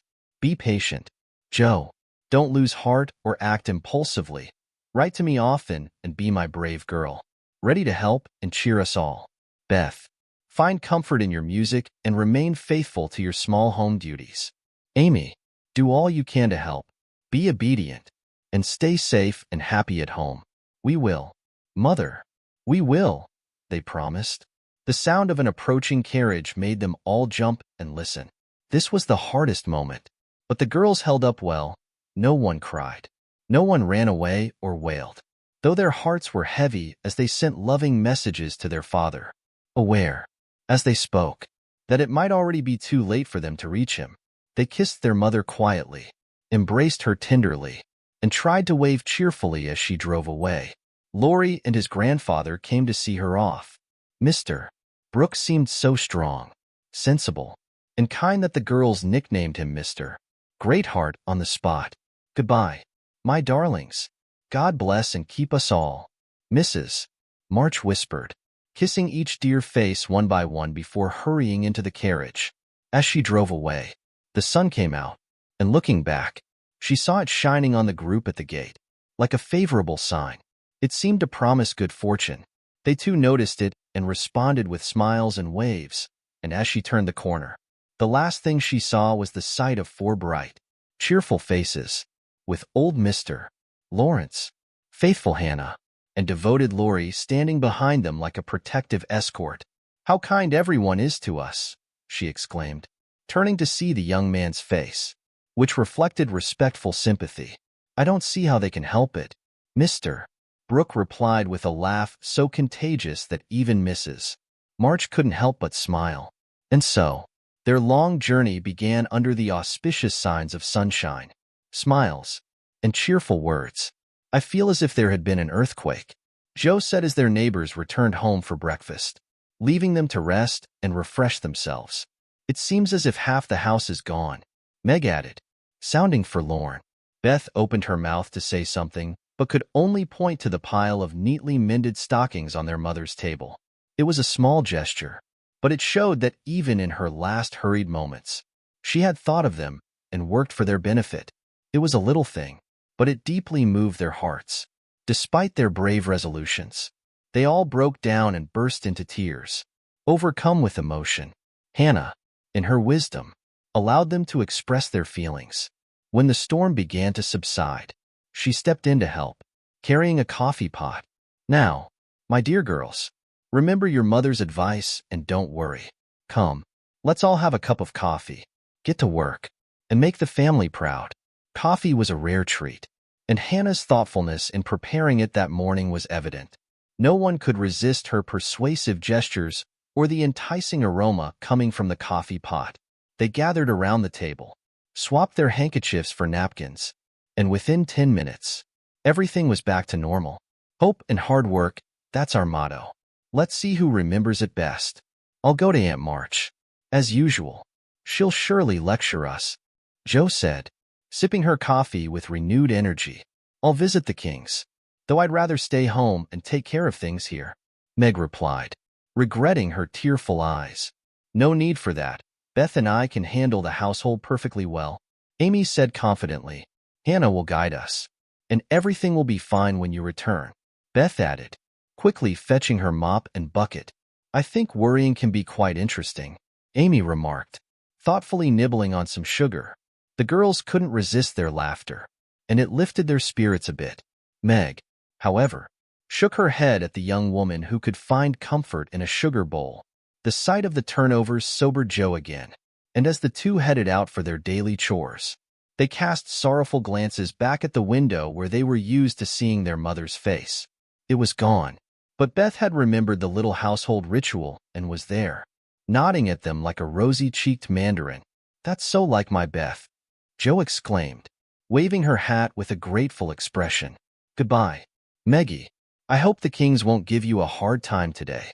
Don't worry about Father, dear," she added as they parted. "And I hope Aunt March won't complain. Your hair looks lovely and very stylishly boyish," Meg replied, trying not to smile at her sister's curly head, which looked amusingly small on her tall shoulders. "That's my only comfort," Joe said, adjusting her hat in the style of Laurie, and off she went, feeling as forlorn as a sheep sheared in winter. News about their father brought the girls great comfort, for although he was dangerously ill, the care of the most skilled and compassionate nurse had already begun to improve his condition. Mr. Brooks sent updates every day, and as the head of the family, the girls deeply appreciated his efforts. Meg was determined to read the dispatches, which became increasingly encouraging as the week went on. At first, everyone was enthusiastic about writing, and the sisters meticulously placed plump envelopes into the letterbox, feeling quite important with their Washington correspondence. Since one of these packets contained characteristic notes from the group, "We will open an imaginary mail and read them. My dearest mother, it is impossible to tell you how happy your last letter made us. For the news was so good we couldn't help laughing and crying over it. How very kind Mr. Brooke is, and how fortunate that Mr. Lawrence's business keeps him near you for so long, as he is so useful to you and Father. The girls are all as good as gold. Joe helps me with the sewing and insists on doing all sorts of hard jobs. I should be afraid she might overdo it if I didn't know that her moral fit wouldn't last long. Beth is as regular about her tasks as a clock and never forgets what you told her. She grieves about Father and looks sober except when she is at her little piano. Amy minds me nicely, and I take great care of her. She does her own hair, and I am teaching her to make buttonholes and mend her stockings. She tries very hard, and I know you'll be delighted with her progress when you arrive. Mr. Lawrence looks after us like a caring motherly figure, as Joe would say, and Laurie is so kind and friendly. He and Joe keep our spirits high, for we do get quite downcast at times, and feel like orphans, with you so far away. Hannah is an absolute saint. She never scolds and always addresses me as Miss Margaret, which is very proper, you know, and treats me with great respect. We're all in good health and keeping busy, but we miss you deeply, day and night, longing for your return. Please give my dearest love to Father and know that you are ever your own Meg. This note, beautifully written on scented paper, was quite different from the next one, which was hastily scribbled on a large sheet of thin foreign paper, adorned with blots and all sorts of flourishes and curly-tailed letters. My dearest Marmee, 3 cheers for dear Father. Brooke was wonderful to send a telegram right away and let us know the moment he was better. I rushed to the attic when the letter arrived and tried to thank God for being so kind to us. But all I could do was cry and say, I'm glad. I'm glad. Didn't that serve as well as a proper prayer? For I felt so much gratitude in my heart. We've been having such amusing times, and now I can truly enjoy them, for everyone is being extraordinarily good. It feels like residing in a nest of turtle doves. You would laugh seeing Meg lead the table and act motherly. She becomes more beautiful each day, and I sometimes fall in love with her. The children are absolute angels. And as for me, I'm Joe, and I will never be anything else. Oh, I must tell you, I nearly had a quarrel with Laurie. I expressed my thoughts about a silly matter, and he took offense. I was correct, but I didn't express myself properly, so he marched home, saying he wouldn't return until I apologized. I refused, and got angry. It lasted all day. I felt terrible and missed you deeply. Laurie and I are both very proud. It's hard to apologize. but I thought he would since I was right. He didn't come. And that night, I remembered what you said when Amy fell into the river. I read my little book, felt better, decided not to let the sun set on my anger, and ran to apologize to Laurie. I met him at the gate, coming for the same reason. We both laughed, apologized to each other, and felt good and comfortable again. I made a poem yesterday while helping Hannah wash, since Father enjoys my silly things. I included it to amuse him. Give him the most loving hug ever, and kiss yourself a dozen times for your topsy-turvy Joe. A song from the Suds. Queen of my tub, I merrily sing, while the white foam rises high, and sturdily wash and rinse and wring, and fasten the clothes to dry. Then out in the free, fresh air they swing, under the sunny sky. I wish we could wash from our hearts and souls the stains of the week away, and let water and air by their magic make ourselves as pure as they. Then on the earth there would be indeed a glorious washing day. Along the path of a useful life, will heart seas ever bloom? The busy mind has no time to think of sorrow or care or gloom, and anxious thoughts may be swept away. As we bravely wield a broom, I am glad a task is given to me, to labor at day by day, for it brings me health and strength and hope, and I cheerfully learn to say, head, you may think, heart, you may feel, but, hand, you shall work alway. Dear Mother, there is only room for me to send my love, and some pressed pansies from the root I have been keeping safe in the house for Father to see. I read every morning. I try to be good all day. I sing myself to sleep with Father's tune. I can't sing Land of the Leal now. It makes me cry. Everyone is very kind. We are as happy as we can be without you. Amy wants the rest of the page, so I must stop. I didn't forget to cover the holders, and I wind the clock and air the rooms every day. Kiss dear Father on the cheek he calls mine. Oh, do come soon to your loving little Beth. Ma chère Mama, we are all well. I do my lessons always and never contradict the girls. Meg says I mean contradict, so I put in both words. And you can take the properest. Meg is a great comfort to me and lets me have jelly every night at tea. It's so good for me, Joe says, because it keeps me sweet-tempered. Laurie is not as respectful as he ought to be now that I am almost in my teens. He calls me chick and hurts my feelings by talking French to me very fast when I say merci or bonjour, as Hattie King does. The sleeves of my blue dress were all worn out, and Meg put in new ones, but the full front came wrong, and they are more blue than the dress. I felt bad, but I did not fret. I bear my troubles well, but I do wish Hannah would put more starch in my aprons and have buckwheats every day. Can't she?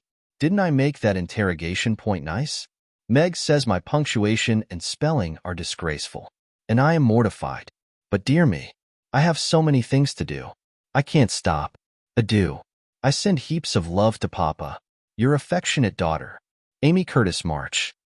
Dear Miss March, I just wanted to drop you a line to say we're getting along famously. The girls are clever and working hard. Miss Meg is going to make a proper good housekeeper. She has a liking for it and picks things up surprisingly quickly. Joe is unstoppable when it comes to getting things done, but she doesn't always take the time to think things through, and you never know what she might come up with next. On Monday, she did a tub of laundry, but she starched the clothes before wringing them out and turned a pink calico dress blue, which made me laugh so hard I thought I'd die. Beth is the best little creature and such a big help to me, being so responsible and dependable. She tries to learn everything and even goes to market beyond her years. And with my help, she keeps the accounts quite wonderfully. So far, we've been very economical. I only let the girls have coffee once a week, according to your wishes, and I keep them on plain, wholesome food. Amy is doing well and doesn't fret much about wearing her best clothes and eating sweet treats. Mr. Laurie is as full of antics as ever. He frequently turns the house upside down but lifts the girls' spirits, so I let them have their way. The old gentleman sends over plenty of things and is rather weary, but he means well. It's not my place to object. My bread is risen, so I'll stop here for now. I send my regards to Mr. March and hope he's recovered from his pneumonia. Yours respectfully, Hannah Mullet, head nurse of Ward No. 2. All is calm on the Rappahannock. The troops are in excellent condition. The commissary department is well run. The Home Guard, led by Colonel Teddy, is always on duty. Commander-in-Chief General Lawrence inspects the army daily. Quartermaster Mullet maintains order in the camp, and Major Lyon handles night patrol duties. A salute of 24 guns was fired upon receiving good news from Washington, and a dress parade was held at headquarters. The Commander-in-Chief sends his best wishes, a sentiment Colonel Teddy wholeheartedly shares. Dear Madam, the little girls are all doing well. Beth and my boy provide daily reports. Hannah is an exemplary servant and watches over pretty Meg like a hawk. I'm glad the fine weather continues. Please ensure Brooke is helpful and don't hesitate to draw on my funds if expenses exceed your budget. Don't allow your husband to desire anything. Thank heavens he is improving. Your devoted friend and servant, James Lawrence. 17. Little Faithful. 17. Little Faithful. For a week, the old house was filled with an abundance of virtue, enough to inspire the entire neighborhood. It was truly remarkable, for everyone seemed to be in high spirits, and self-denial had become the latest trend. Relieved from their initial worries about their father, the girls gradually eased their commendable efforts and slipped back into their old habits. They didn't forget their motto, but hoping and staying busy seemed to become less of a struggle. And after such immense efforts, they felt that endeavor deserved a break, and so they gave it several. Jo caught a bad cold because she didn't cover her shorn head properly and was told to stay home until she recovered. Aunt March disliked hearing people read with colds, and Jo liked this idea. After a thorough cleaning spree from attic to cellar, she settled on the sofa to nurse her cold with arsenicum and books. Amy discovered that housework and art didn't mix well and returned to her mud pies. Meg went to her pupils daily and sewed, or so she thought. At home, a significant amount of time was dedicated to writing lengthy letters to her mother or repeatedly reading the Washington dispatches. Beth persisted, experiencing only occasional lapses into laziness or sorrow. Every day, all the small tasks were diligently completed, including many of her sisters, as they were prone to forgetfulness, leaving the house feeling like a clock with a pendulum that had gone visiting. Whenever her heart became heavy with longing for her mother or worry for her father, she would retreat to a particular closet, bury her face in the folds of a cherished old dress, and quietly weep and pray to herself. No one knew what lifted her spirits after a somber spell, but everyone felt how kind and supportive Beth was, and they began seeking her out for comfort or advice in their minor matters. Unaware that this experience was shaping their character, they initially felt proud of their efforts after the excitement subsided. They had done well and believed they deserved praise. And they had, however. Their mistake was ceasing to continue doing well, a lesson they learned through considerable worry and remorse. Meg, I wish you'd visit the Hummels. You know Mother asked us not to forget them, Beth said 10 days after Mrs. March's departure. I'm too tired to go this afternoon, Meg replied, rocking gently as she sewed. Can't you, Jo? Beth asked. Too stormy for me with my cold, Jo responded. I thought it was almost gone, Beth said. It's well enough for me to go out with Lori, but not well enough to go to the Hummels, Jo said, laughing but looking a bit embarrassed. Why don't you go yourself? Meg asked. I have been every day, but the baby is sick, and I don't know what to do for it. Mrs. Hummel goes away to work, and Lottchen takes care of it, but it gets sicker and sicker. I think you or Hannah ought to go, Beth said earnestly. Meg promised she would go tomorrow. Ask Hannah for some nice little dish, Beth, and take it over. The air will do you good, Jo suggested, adding apologetically. I'd go, but I want to finish my writing. My head aches, and I'm tired, so I thought maybe some of you would go, Beth said. Amy will be here soon, and she can run down for us, Meg suggested. Well, I'll rest a little and wait for her, Beth said, lying down on the sofa. The others returned to their work, and the Hummels were forgotten. An hour passed, and Amy didn't come. Meg went to her room to try on a new dress, and Jo became absorbed in her story. Hannah was fast asleep by the kitchen fire when Beth quietly put on her hood, filled her basket with odds and ends for the poor children, and stepped out into the chilly air, her head heavy, Her patient eyes filled with sorrow. It was late when she returned, and no one noticed her slipping upstairs and closing herself in her mother's room. Half an hour later, Jo went to Mother's closet to fetch something, and there she found Beth sitting on the medicine chest, looking very serious. Her eyes red, a camphor bottle in her hand. "Christopher Columbus, what's the matter?" Jo exclaimed, as Beth held out her hand as if to keep her at a distance, and quickly asked, "You've had the scarlet fever, haven't you?" "Years ago, when Meg did." "Why?" "Then I'll tell you." "Oh, Jo, the baby's dead." "What baby?" "Mrs. Hummel's. It died in my lap before she got home," cried Beth, sobbing. "My poor dear, how dreadful for you." "I ought to have gone," said Jo, taking her sister in her arms as she sat down in her mother's large chair, her face filled with remorse. "It wasn't dreadful, Jo, just so sad. I saw at once that it was sick, but Lotchen said her mother had gone for a doctor, so I took the baby and let Lottie rest. It seemed asleep. Suddenly, it let out a small cry, trembled, and then remained perfectly still. I attempted to warm its feet, and Lottie provided some milk, but it didn't move. I realized it had passed away."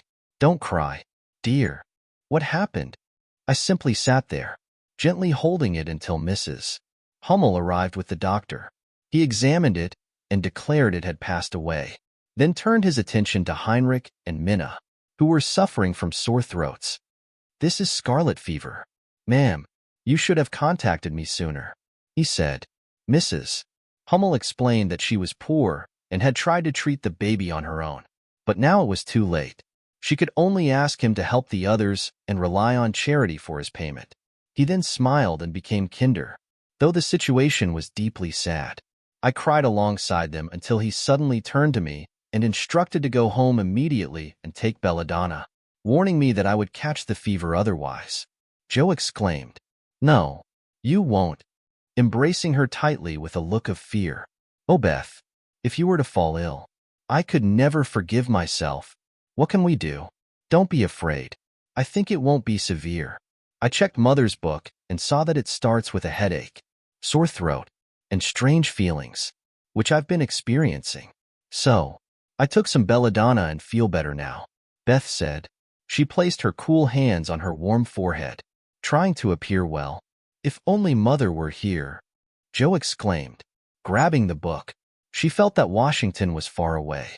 She read a page, glanced at Beth, checked her temperature, peeked into her throat, and then said seriously, "You've been around the baby every day for over a week, and you've been with others who are going to get it, so I'm afraid you're going to catch it too." "Beth, I'll call Hannah. She knows everything about illnesses." "Don't let Amy come. She's never had it, and I'd hate to give it to her." "Can't you and Meg get it again?" Beth asked anxiously. "I doubt it. I don't care if I do. It would serve me right. Selfish thing. For letting you get sick while I stay home writing nonsense," Jo muttered as she went to talk to Hannah. Hannah woke up immediately and took charge, reassuring Jo that there was no need to worry. She explained that everyone gets scarlet fever, and if treated properly, no one dies, which Jo believed, feeling much better as they went to call Meg. "Now, here's what we'll do," Hannah said after examining and questioning Beth. "We'll get Dr. Bangs to come take a look at you, dear, to ensure a proper beginning. Amy will be sent to stay with Aunt March temporarily for her safety. One sister must remain home to care for Beth for a few days." "I'll stay. I'm the eldest," Meg insisted, her voice tinged with guilt. Jo countered firmly, "No, it's my responsibility. I neglected the chores I promised Mother." Hannah interjected, "Beth, choose who stays. Only one is needed." Beth rested her head on Jo's shoulder, murmuring, "Jo, resolving the matter." Meg, relieved to avoid nursing duties, offered, "I'll inform Amy," though her pride stung. Amy erupted in refusal, crying, "I'd rather catch fever than visit Aunt March." Meg's pleas, commands, and logic proved futile. Defeated, she sought Hannah's advice. Meanwhile, Lori entered to find Amy sobbing into the couch. She spilled her grievances, anticipating sympathy. Instead, he paced silently, hands in pockets, whistling a faint tune. As he furrowed his brows in contemplation, he then took a seat next to her, speaking in his most charming voice. Now, be a sensible little woman and do as they ask. No, don't cry. Just listen to the wonderful plan I have. You go to Aunt March's, and I'll come take you out every day, whether by carriage or on foot. We'll have a marvelous time. Wouldn't that be better than staying here feeling gloomy? I don't want to be sent away as if I'm a burden, Amy said, sounding hurt. Bless your heart. Child, it's for your health. You don't want to fall ill, do you? No, I certainly don't want to, but I'm afraid I might, since I've been with Beth all this time. That's exactly why you should leave immediately, to avoid it. A change of scenery and proper care will keep you healthy. If not entirely, you'll likely have a milder case. I strongly advise you to leave as soon as possible, as scarlet fever is nothing to take lightly, miss. But it's so dull at Aunt March's, and she's so disagreeable, Amy said, looking quite frightened. It won't be dull with me visiting every day to update you on Beth and taking you out for adventures. The old lady likes me, and I'll be as charming as possible to her, so she won't bother us, no matter what we do. Would you take me for a ride in the trotting wagon with Puck? On my honor as a gentleman. And come every single day? See if I don't. And bring me back the minute Beth is well? Right that minute. And go to the theater, truly? A dozen theaters, if we may. Well, I guess I will, said Amy slowly. Good girl. Call Meg and tell her you'll give in, said Laurie, giving her an approving pat, which annoyed Amy more than the giving in. Meg and Joe came running down to witness the miracle that had occurred, and Amy, feeling very noble and self-sacrificing, promised to go if the doctor said Beth was going to be ill. How is the little dear? Asked Laurie, for Beth was his special pet, and he felt more anxious about her than he cared to show. She is lying down on Mother's bed and feels better. The baby's death troubled her, but I suppose she has only caught a cold. Hannah thinks so, but she looks worried, and that makes me uneasy, answered Meg. What a trying world it is, said Joe, rumpling up her hair in a fretful way. No sooner do we get out of one trouble than another comes down. There doesn't seem to be anything to hold on to when Mother's gone. I'm all at sea. Well, don't make yourself look like a porcupine. It's not becoming of you. Adjust your cap. Joe, tell me if I should telegram your mother, or do anything? Asked Laurie, who had never come to terms with losing his friend's sole beauty. That's what's troubling me, Meg said. I think we should inform her if Beth is truly unwell, but Hannah advises against it, since Mother can't leave Father, and it would only cause them unnecessary worry. Beth won't be sick for long, and Hannah knows exactly what to do. Mother instructed us to take care of her, so I suppose we have no choice but to comply. But it doesn't feel entirely right to me. Well, I can't say. Perhaps you should ask Grandfather after the doctor visits. We will. Joe, go and fetch Dr. Bangs immediately, Meg commanded. Stay where you are. Joe, I'm the errand boy for this household, Laurie said. I'm afraid you're busy. Meg began. No, I've finished my lessons for the day. Do you study during vacation? Joe asked. I follow the good example set by my neighbors, Laurie replied as he swung himself out of the room. I have high hopes for my boy, Joe observed, watching him leap over the fence with an approving smile. He does exceptionally well, for a boy. It was Meg's somewhat ungracious reply, since the subject did not interest her. Dr.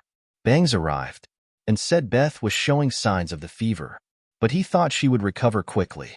Though he looked serious over the Hummel incident, Amy was immediately sent away and given something to protect herself from harm. She left in grand style, accompanied by Joe and Laurie as escorts. Aunt March greeted them with her usual welcoming manner. What do you want now? She asked, peering sharply over her spectacles, while the parrot, sitting on the back of her chair, called out, Go away. No boys allowed here. Laurie stepped back to the window, and Joe told her story. No more than I expected. If you're allowed to go poking around among poor folks, Amy can stay and make herself useful if she isn't sick, which I've no doubt she will be. Looks like it now. Don't cry, child. It worries me to hear people sniff. Amy was about to cry, But Laurie quietly pulled the parrot's tail, which caused Polly to let out a startled squawk and shout, "Bless my boots," in such a funny way that Amy laughed instead. "What do you hear from your mother?" asked the old lady gruffly. "Father is much better," replied Joe, trying to keep a straight face. "Oh, is he? Well, that won't last long, I think. March never had much stamina." "That's a cheerful response. I thought. Ha, ha, never say die. Take a pinch of snuff. Goodbye, goodbye," Polly squawked, dancing on her perch and clawing at the old lady's cap as Laurie tweaked him from behind. "Be quiet, you disrespectful old bird. And Joe, you'd better leave now. It's not proper to be out so late with a scatterbrained boy like." "Be quiet, you disrespectful old bird," Polly cried, tumbling off the chair with a bounce and running to peck that scatterbrained boy, who was shaking with laughter at the last speech. "I don't think I can bear this, but I'll try," thought Amy as she was left alone with Aunt March. "Get along, you fright," screamed Polly, and at that rude speech, Amy could not restrain a sniff. 18 dark days. 18 dark days. Beth did have the fever and was much sicker than anyone but Hannah and the doctor suspected. The girls knew nothing about illness, and Mr. Lawrence was not allowed to see her. So Hannah had everything all her own way. Busy Dr. Bangs did his best, but left a good deal to the excellent nurse. Meg stayed at home, lest she should infect the Kings, and kept house. She felt deeply anxious and somewhat guilty as she wrote letters that made no mention of Beth's illness. She believed it was wrong to deceive her mother, yet she had been instructed to obey Hannah. Hannah, however, refused to let Mrs. March be informed and worried over what she considered a minor issue. Joe dedicated herself day and night to caring for Beth, a task made easier by Beth's patience and quiet endurance of her pain as long as she could manage. But there came a point when, during fits of fever, Beth would speak in a hoarse, broken voice, her hands moving over the coverlet as if playing her beloved piano, and she would try to sing, though her swollen throat barely allowed a sound. There were times when she failed to recognize the familiar faces around her, calling them by the wrong names and pleading desperately for her mother. Joe grew alarmed at this, and Meg urged that they write the truth. Even Hannah conceded that it might be necessary, though she still saw no immediate danger. A letter from Washington added to their worries, as Mr. March had suffered a relapse and could not return home for a long time. The days now seemed dark. The house felt sad and lonely, and the sisters' hearts were heavy as they worked and waited anxiously. While death loomed over the once joyful home, Margaret sat alone, her tears often falling onto her work. She realized she had been blessed with things far more valuable than material wealth: love, protection, peace, and health, the true gifts of life. In the dimly lit room, Joe was constantly reminded of her ailing sister, her presence a poignant voice in her ears. Through this, Joe came to appreciate the beauty and kindness of Beth's nature, understanding the deep, loving place she held in everyone's hearts. She acknowledged the value of Beth's selfless dedication to living for others, bringing happiness through simple virtues that everyone could possess and cherish more than talent, wealth, or beauty. Meanwhile, Amy, away from home, yearned to be back, eager to care for Beth, feeling that no task would be too difficult. She remembered with sorrow how many unnoticed kindnesses Beth had shown her. Laurie lingered around the house like a restless spirit, while Mr. Lawrence kept the grand piano closed, because he couldn't stand being reminded of the young neighbor who once made the twilight so pleasant for him. He avoided the memories. Everyone missed Beth deeply. The milkman, baker, grocer, and butcher all asked about her condition. Poor Mrs. Hummel came to apologize for her thoughtlessness and to collect a shroud for Minna. The neighbors sent various comforts and kind wishes, and even those who knew her best were surprised by how many friends the shy little Beth had made.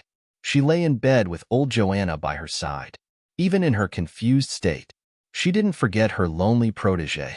She yearned for her cats, but wouldn't have them brought, fearing they might get sick. During her quieter moments, she was filled with worry about Joe. She sent affectionate messages to Amy and asked them to tell her mother she would write soon. She often requested a pencil and paper to try and write a few words so that her father wouldn't think she had neglected him. But soon, even these moments of awareness came to an end, and she lay for hours, tossing back and forth, with unintelligible words on her lips, or fell into a deep sleep that didn't bring her any rest. Dr. Bangs visited twice daily. Hannah stayed up at night, and Meg had a telegram ready in her desk to send at any moment. Joe remained constantly by Beth's side without moving. December 1st felt particularly wintry for them, as a harsh wind was blowing.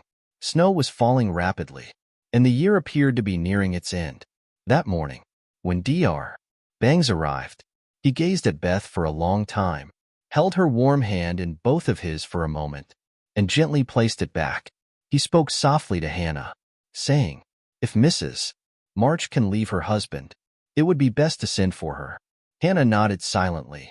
As her lips trembled nervously, Meg sank into a chair, feeling her strength drain away upon hearing those words, and Joe, after standing with a pale face for a moment, rushed to the parlor, grabbed the telegram, threw on her clothes, and hurried out into the storm. She returned shortly, and while quietly removing her cloak, Lori entered with a letter, which stated that Mr. March was recovering again. Joe read it with gratitude, yet the burden on her heart didn't seem to ease. Her face showed such distress that Lori asked quickly, "What is it? Has Beth taken a turn for the worse?" "I've sent for Mother," Joe said, tugging at her rubber boots with a tragic expression. "Good for you." "Joe, did you take it upon yourself to do that?" Lori asked, when he seated her in the hallway chair and removed her rebellious boots. Noticing how her hands trembled, she replied, "No, the doctor told us to." Lori, with a look of alarm, exclaimed, "Oh, Joe, it's not that bad, is it?" "Yes, it is," Joe continued. "She doesn't recognize us. She doesn't even mention the flocks of green doves, as she used to call the vine leaves on the wall. She doesn't look like my Beth anymore. There's no one to help us through this.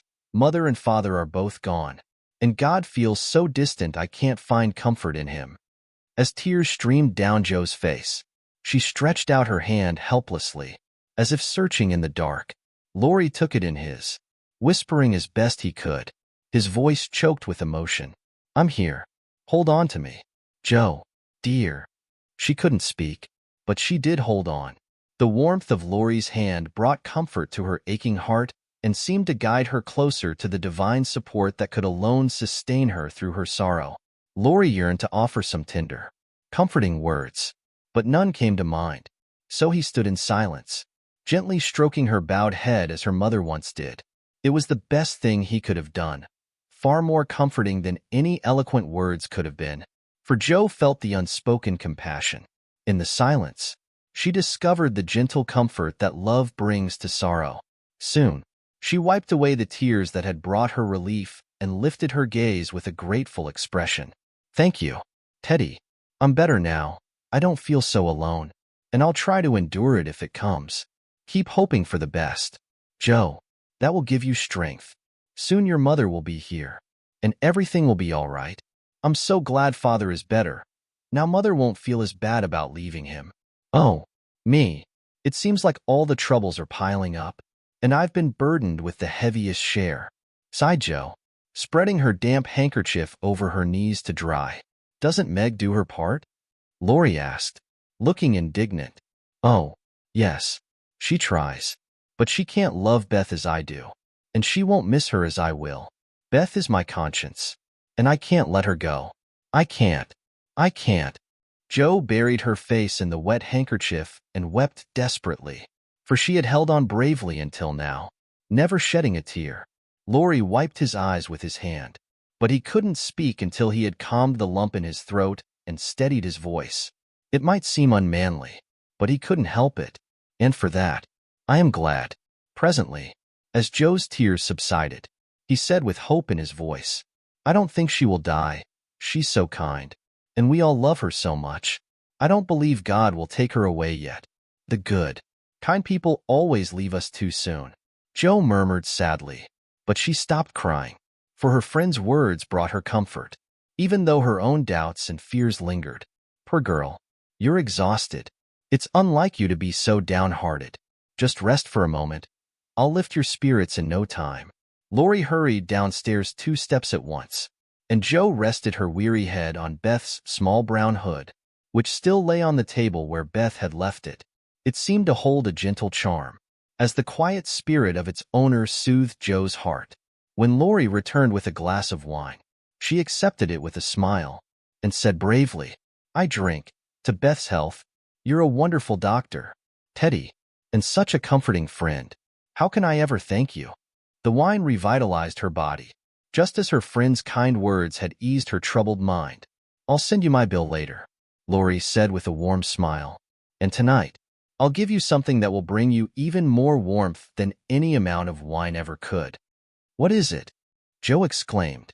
She momentarily forgot her troubles, lost in amazement.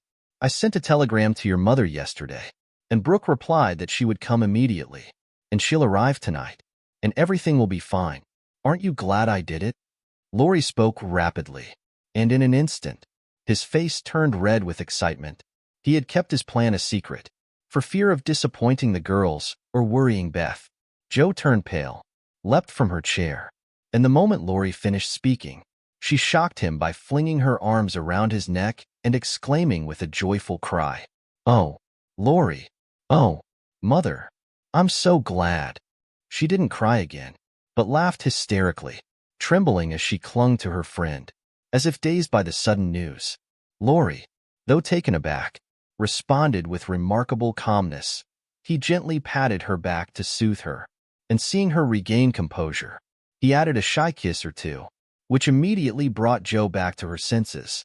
Clutching the banister, she gently pushed him away, breathlessly saying, "Oh, don't. I didn't mean to. It was terrible of me. But you were so kind to do this despite Hannah, so I couldn't help throwing myself at you. Tell me all about it.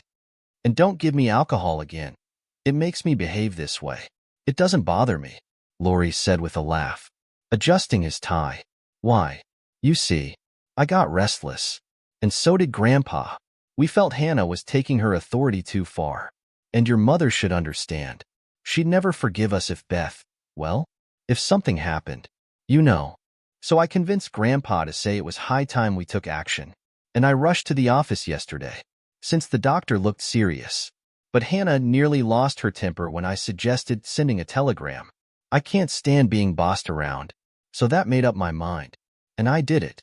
Your mother will come, I'm sure, and the late train arrives at 2 a.m. I'll go to fetch her. You just need to keep your excitement in check and keep Beth calm until that dear woman arrives. Come at me again. I quite enjoy it," Lori said with a mischievous look, something he hadn't done in 2 weeks. "No, thank you. I'll do it through your grandpa when he comes.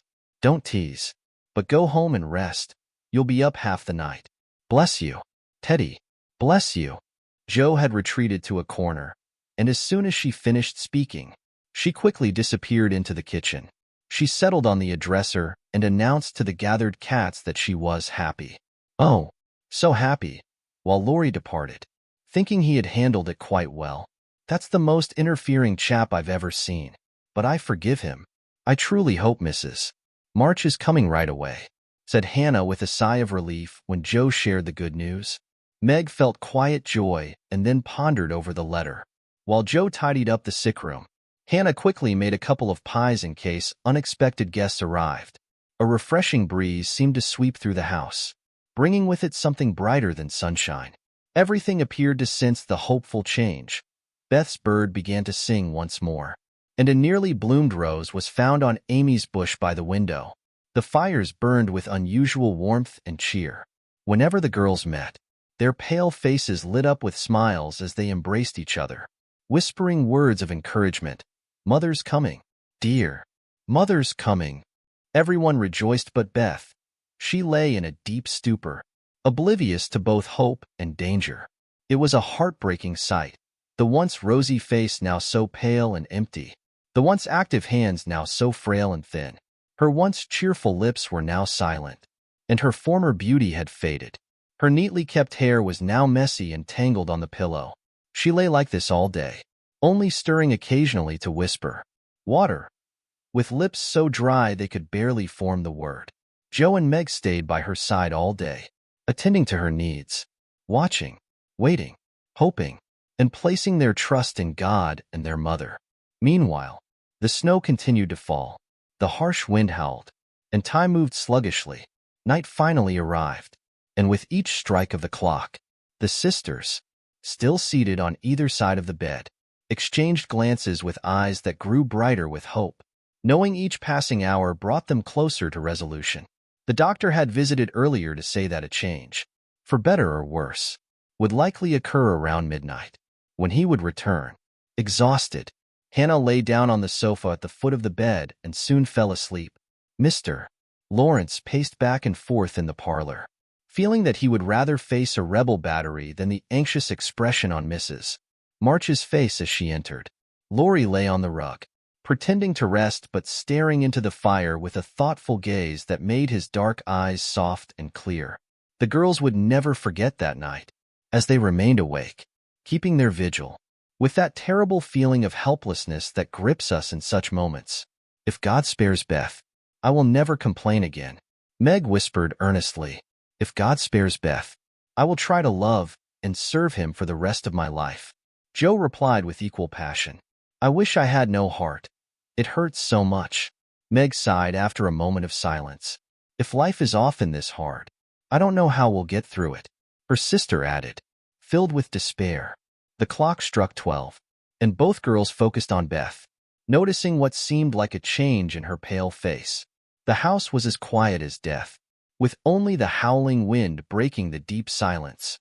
Weary Hannah slept on, and only the sisters noticed the faint shadow that seemed to fall over the small bed.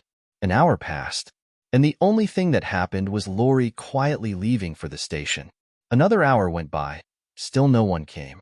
Fears of delays due to the storm, accidents along the way, or, worst of all, some terrible news from Washington, tormented the anxious girls. It was past 2 when Joe, standing by the window and thinking how gloomy the snow-covered world looked, heard a noise by the bed. Turning quickly, she saw Meg kneeling in front of their mother's armchair. Her face was hidden. A dreadful fear swept coldly over Joe as she thought, Beth is dead, and Meg is afraid to tell me. In an instant, she returned to her post, and to her excited eyes, a great change seemed to have occurred. The feverish flush and the look of pain had vanished, and the beloved little face, so pale and peaceful in its complete repose, stirred no desire in Joe to weep or lament. Leaning low over her dearest sister, she kissed the damp forehead with her heart on her lips and softly whispered, Goodbye, my Beth, goodbye. As if awakened by the movement, Hannah stirred from her sleep, hurried to the bed, looked at Beth, felt her hands, listened at her lips, and then, throwing her apron over her head, sat down to rock back and forth, exclaiming under her breath, The fever's turned. She's sleeping naturally, her skin's damp, and she breathes easily. Praise be given. Oh, my goodness me. Before the girls could fully believe the happy truth, the doctor arrived to confirm it. He was a homely man, but they thought his face looked heavenly as he smiled and said, with a fatherly glance at them, Yes, my dears, I think the little girl will pull through this time. Keep the house quiet, let her sleep, and when she awakens, give her what they were to give. Neither heard, for both slipped into the dark hall, and, sitting on the stairs, they held each other close, rejoicing with hearts too full for words. When they returned to be kissed and cuddled by faithful Hannah, they found Beth lying, as she used to do, with her cheek pillowed on her hand, the dreadful pallor gone, and breathing quietly, as if she had just fallen asleep. If only Mother would come now, said Joe, as the winter night began to wane. Look, said Meg, coming up with a white, half-opened rose. I thought this would hardly be ready to lay in Beth's hand tomorrow if she went away from us. But it has blossomed in the night, and now I mean to put it in my vase here, so that when the darling wakes, the first thing she sees will be the little rose and Mother's face. Never had the sun risen so beautifully, and never had the world seemed so lovely, as it did to the heavy eyes of Meg and Joe as they looked out in the early morning, when their long, sad vigil was done. "It looks like a fairy world," said Meg, smiling to herself as she stood behind the curtain, watching the dazzling sight. "Hark!" cried Jo, starting to her feet. Yes, the sound of bells echoed from the door below. A cry came from Hannah. Then Laurie's voice followed, whispering joyfully, "Girls, she's here. She's here. 19. Amy's will. 19. Amy's will." While all this was unfolding at home, Amy was facing challenges at Aunt March's. She deeply felt the sting of being away, and for the first time in her life, she realized how much she was cherished and spoiled at home. Aunt March was never one to spoil anyone. She didn't approve of it, but she intended to be kind, for the well-behaved little girl greatly pleased her. Aunt March had a soft spot in her old heart for her nephew's children, though she wouldn't admit it. She truly tried her best to make Amy happy. But, oh my, the mistakes she made. Some older people remain young at heart despite their wrinkles and gray hair. They can relate to children's small worries and joys, make them feel at home, and cleverly hide wise lessons under pleasant games. They give and receive friendship in the sweetest way. But Aunt March lacked this gift, and her rules, orders, prim ways, and long, tedious talks troubled Amy greatly, finding the child more obedient and kind than her sister. The old lady felt it her duty to try and counteract, as much as possible, the negative effects of home freedom and indulgence. So she took Amy under her wing and taught her in the same way she had been taught 60 years earlier, a process that filled Amy with dismay and made her feel like a fly trapped in a very strict spider's web. She had to clean the cups every morning and shine the old-fashioned spoons, the fat silver teapot, and the glasses until they sparkled. Then she had to dust the room. And what a challenging task that was. Not a single speck escaped Aunt March's notice, and all the furniture had claw-like legs and was heavily carved, which was never dusted to her satisfaction. Then Polly had to be fed, the lapdog had to be groomed, and a dozen trips upstairs and down to fetch things or deliver messages. For the old lady was very lame and rarely left her large chair. After these exhausting chores, she had to do her lessons, which was a daily test of every virtue she had. Then she was allowed 1 hour for exercise or play. And didn't she enjoy it? Laurie came every day and persuaded Aunt March, until Amy was allowed to go out with him, when they walked and rode, and had wonderful times. After dinner, she had to read aloud and sit still while the old lady napped, which she usually did for an hour. As she drifted off while reading the first page, patchwork or towels appeared. Amy sewed with outward meekness and inward rebellion until dusk, when she was allowed to amuse herself as she pleased until tea time. The evenings were the worst of all, for Aunt March would tell long, dull stories about her youth, so unutterably boring that Amy was always ready to go to bed, intending to cry over her hard fate, but usually falling asleep before she could shed more than a tear or two. If it hadn't been for Laurie and old Esther, the maid, she felt she never could have endured that dreadful time. The parrot alone was enough to drive her to distraction, for he soon realized she didn't admire him, and he took revenge by being as mischievous as possible. He pulled her hair whenever she came near him, spilled his bread and milk to annoy her after she had just cleaned his cage, made Mop bark by pecking at him while Madame dozed, called her names in front of company, and behaved in all ways like a reprehensible old bird. Then there was the dog, a fat, cross beast, who snarled and yelped at her when she tried to groom him, and who lay on his back. He lay on his back with his legs in the air and a foolish expression on his face when he wanted food, which happened about a dozen times a day. The cook had a bad temper. The old coachman was deaf, and Esther was the only one who paid any attention to the young lady. Esther was a Frenchwoman who had lived with Madame, as she called her mistress, for many years. She somewhat dominated the old lady, who couldn't manage without her. Her real name was Estelle, but Aunt March had insisted she change it, and she agreed on the condition that she would never be asked to change her religion. She took a liking to Mademoiselle and entertained her with strange stories of her life in France, while Amy sat with her as she worked on Madame's laces. Esther also let Amy wander around the large house and explore the curious and pretty things stored in the big wardrobes and ancient chests. For Aunt March hoarded things like a magpie.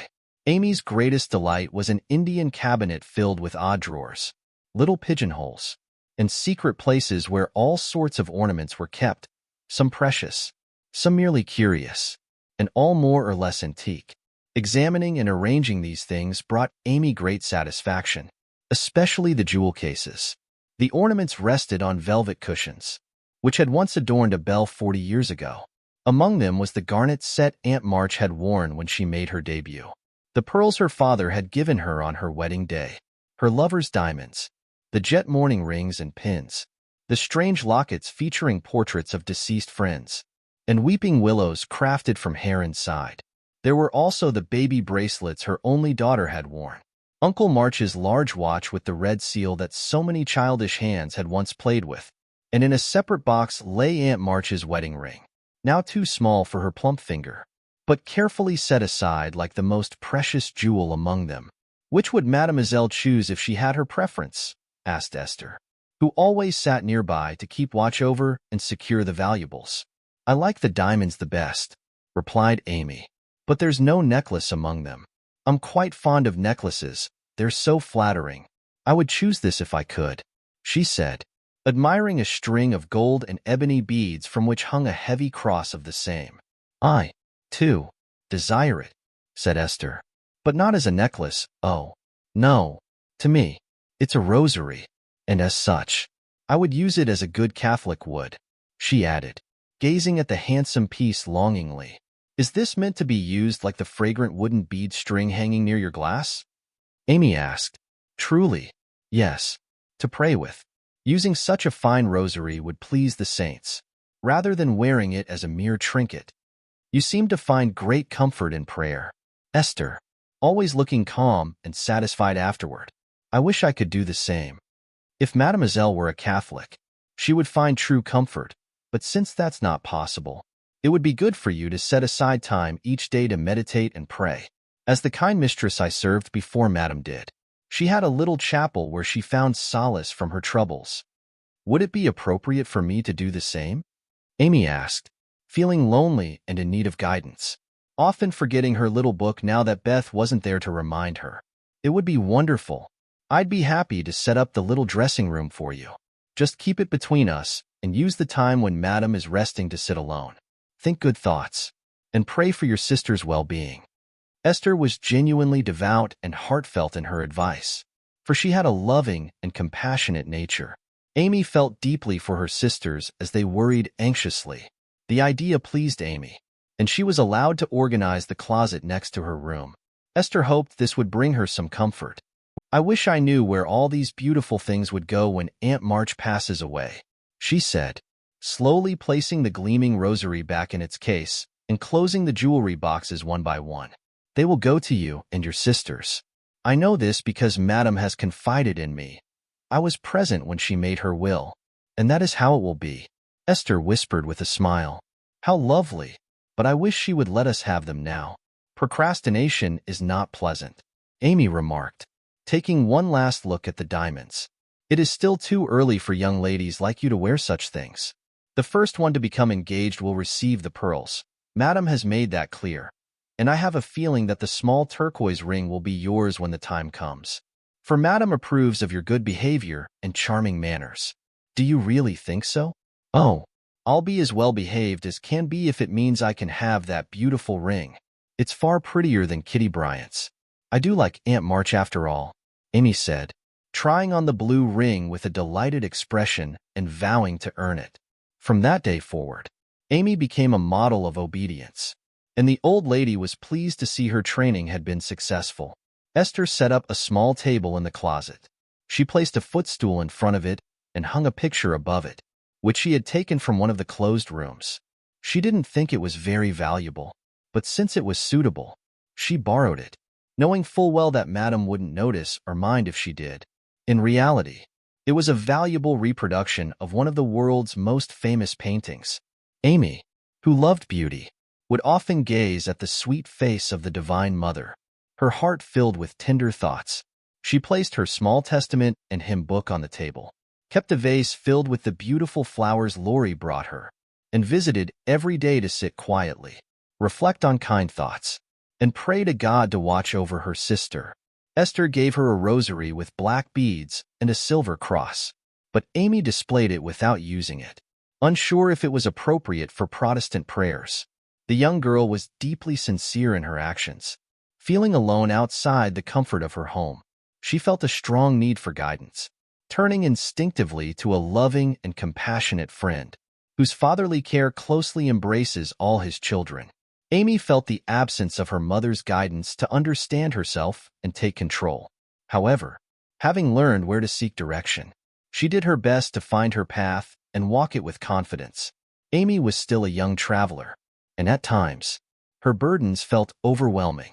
She tried to forget herself, stay cheerful, and be content with doing what was right, even if no one noticed or praised her for it. In her first attempt at being exceptionally good, she decided to create her will, just as Aunt March had done, so that if she were to fall ill and pass away, her belongings could be fairly and generously distributed. Even thinking about giving up her small treasures, which were as precious to her as the old lady's jewels, caused her pain. During one of her playtimes, she drafted the important document as well as she could, with some assistance from Esther on certain legal terms. After the kind Frenchwoman signed her name, Amy felt a sense of relief and set it aside to show Laurie, whom she wanted as a second witness. Since it was a rainy day, she went upstairs to entertain herself in one of the large chambers, bringing Polly along for company. In this room, there was a wardrobe filled with old-fashioned costumes that Esther allowed her to play with, and it was her favorite pastime to dress herself in the old, faded brocades and stroll back and forth in front of the large mirror, performing graceful curtsies and swirling her train with a soft rustle that pleased her ears. On this particular day, she was so engrossed that she didn't hear Laurie's knock or notice his face peeking in at her as she solemnly paraded to and fro, fluttering her fan and tossing her head, which was adorned with a large pink turban that clashed oddly with her blue brocade dress and yellow quilted petticoat. She had to walk with care, for she wore high-heeled shoes, and as Laurie later told Joe, it was an amusing sight to see her stepping daintily in her elaborate outfit, with Polly following close behind, imitating her as best as he could, occasionally stopping to laugh or exclaim, "Aren't we grand? Move along. You scarecrow. Hush. Kiss me, dear. Ha, ha." Having managed with some effort to suppress a burst of laughter, lest he offend her majesty, Laurie knocked and was welcomed with grace. "Please, sit down and rest while I put these things away. Then I need to talk to you about something very important," Amy said once she had showcased her finery and sent Polly to a corner. "That bird is the bane of my existence," she went on, removing the pink hat from her head, while Laurie sat down astride a chair. "Yesterday, when Aunt was napping, and I was trying to be as quiet as possible, Polly started squawking and flapping around in his cage, so I went to let him out and found a big spider there. I nudged it out, and it ran under the bookcase. Polly marched straight after it, bent down, and peered under the bookcase, saying in his quirky way, with a tilt of his eye, 'Come out and take a walk.' My dear, I couldn't help but laugh, which made Polly swear. Aunt woke up and scolded both of us." "Did the spider accept the old fellow's invitation?" Laurie asked, yawning. "Yes." It came out, and Polly ran off, terrified, scrambled up onto Aunt's chair, and cried out, "Catch her! Catch her! Catch her!" while I chased the spider. "That's a lie." "Oh, for goodness sake," cried the parrot, pecking at Laurie's toes. "I'd wring your neck if you were mine, you old pest," Laurie said, shaking his fist at the bird, who tilted his head to one side and croaked solemnly, "Alleluia. Bless your buttons, dear." "Now I'm ready," said Amy, closing the wardrobe and pulling a paper out of her pocket. "I want you to read this, please, and tell me if it is legal and right. I felt that I ought to do it, for life is uncertain, and I don't want any ill feeling over my tomb." Laurie bit his lip, turning slightly away from the contemplative speaker, and read the following document with commendable seriousness. Considering the spelling, "My last will and testament. I, Amy Curtis March, being in my sane mind, do give and bequeath all my earthly property, viz. to wit, namely, to my father, my best pictures, sketches, maps, and works of art, including the frames. Also, my $100, to do with as he wishes. To my mother, all my clothes, except the blue apron with pockets, also my likeness and my medal. With much love. To my dear sister Margaret, I give my turquoise ring if I get it, also my green box with the doves on it, also my piece of lace for her neck, and my sketch of her as a memorial of her little girl. To Joe, I leave my breast pin, the one mended with sealing wax, also my bronze inkstand, she lost the cover, and my most precious plaster rabbit, because I am sorry I burn up her story. To Beth, if she lives after me, I give my dolls and the little bureau, my fan, my linen collars and new slippers I leave for her, hoping she can wear them once she recovers. Given how thin she has become, I also want to express my regret for ever teasing old Joanna. To my friend and neighbor, Theodore Lawrence, I leave my papier-mâché portfolio and my clay horse model, even though he once mentioned it lacks a neck. In return for his kindness during difficult times, I offer him any of my artistic works he wishes to have. Notre Dame is my favorite. To our esteemed benefactor, Mr. Lawrence, I leave my purple box with a mirror on the cover. It could be useful for his pins and serve as a reminder of the departed girl who is grateful for his kindness to her family, especially Beth. I wish for my dear playmate, Kitty Bryant, to have the blue silk apron and my gold bead ring, along with a kiss. To Hannah, I give the bandbox she desired and all the patchwork, hoping she will remember me whenever she sees them. Having now distributed my most cherished possessions, I hope everyone will be content and not hold the deceased at fault. I forgive everyone and trust that we may all reunite when the trumpet sounds. Amen. I, Amy Curtis March, sign and seal this will on the 20th of November, 1861, in the year of our Lord. Witnesses, Estelle Valnor, Theodore Lawrence. The surname was scribbled in pencil. Amy mentioned that it needed to be rewritten in ink and properly sealed for her. What inspired you to do this? Did someone tell you about Beth giving away her belongings? Laurie asked solemnly. Amy placed a strip of red tape, along with sealing wax, a taper, and a standish in front of him. She explained and then inquired anxiously, "What about Beth?" "I'm sorry I brought it up, but since I did, I'll tell you. One day, she felt so unwell that she told Joe she wanted to give her piano to Meg, her cats to you, and the old doll to Joe, who would cherish it for her sake. She regretted having so little to give and left locks of her hair to the rest of us, along with her best love for Grandpa. She never thought of writing a will." Laurie was signing and sealing the document as he spoke, not looking up until a large tear fell on the paper. Amy's face was filled with concern, but she simply asked, "Don't people sometimes add postscripts to their wills?" "Yes, they're called codicils," he replied. "Add one to mine. Then, that I wish for all my curls to be cut off and distributed to my friends. I forgot to mention it, but I want it done, even if it ruins my appearance."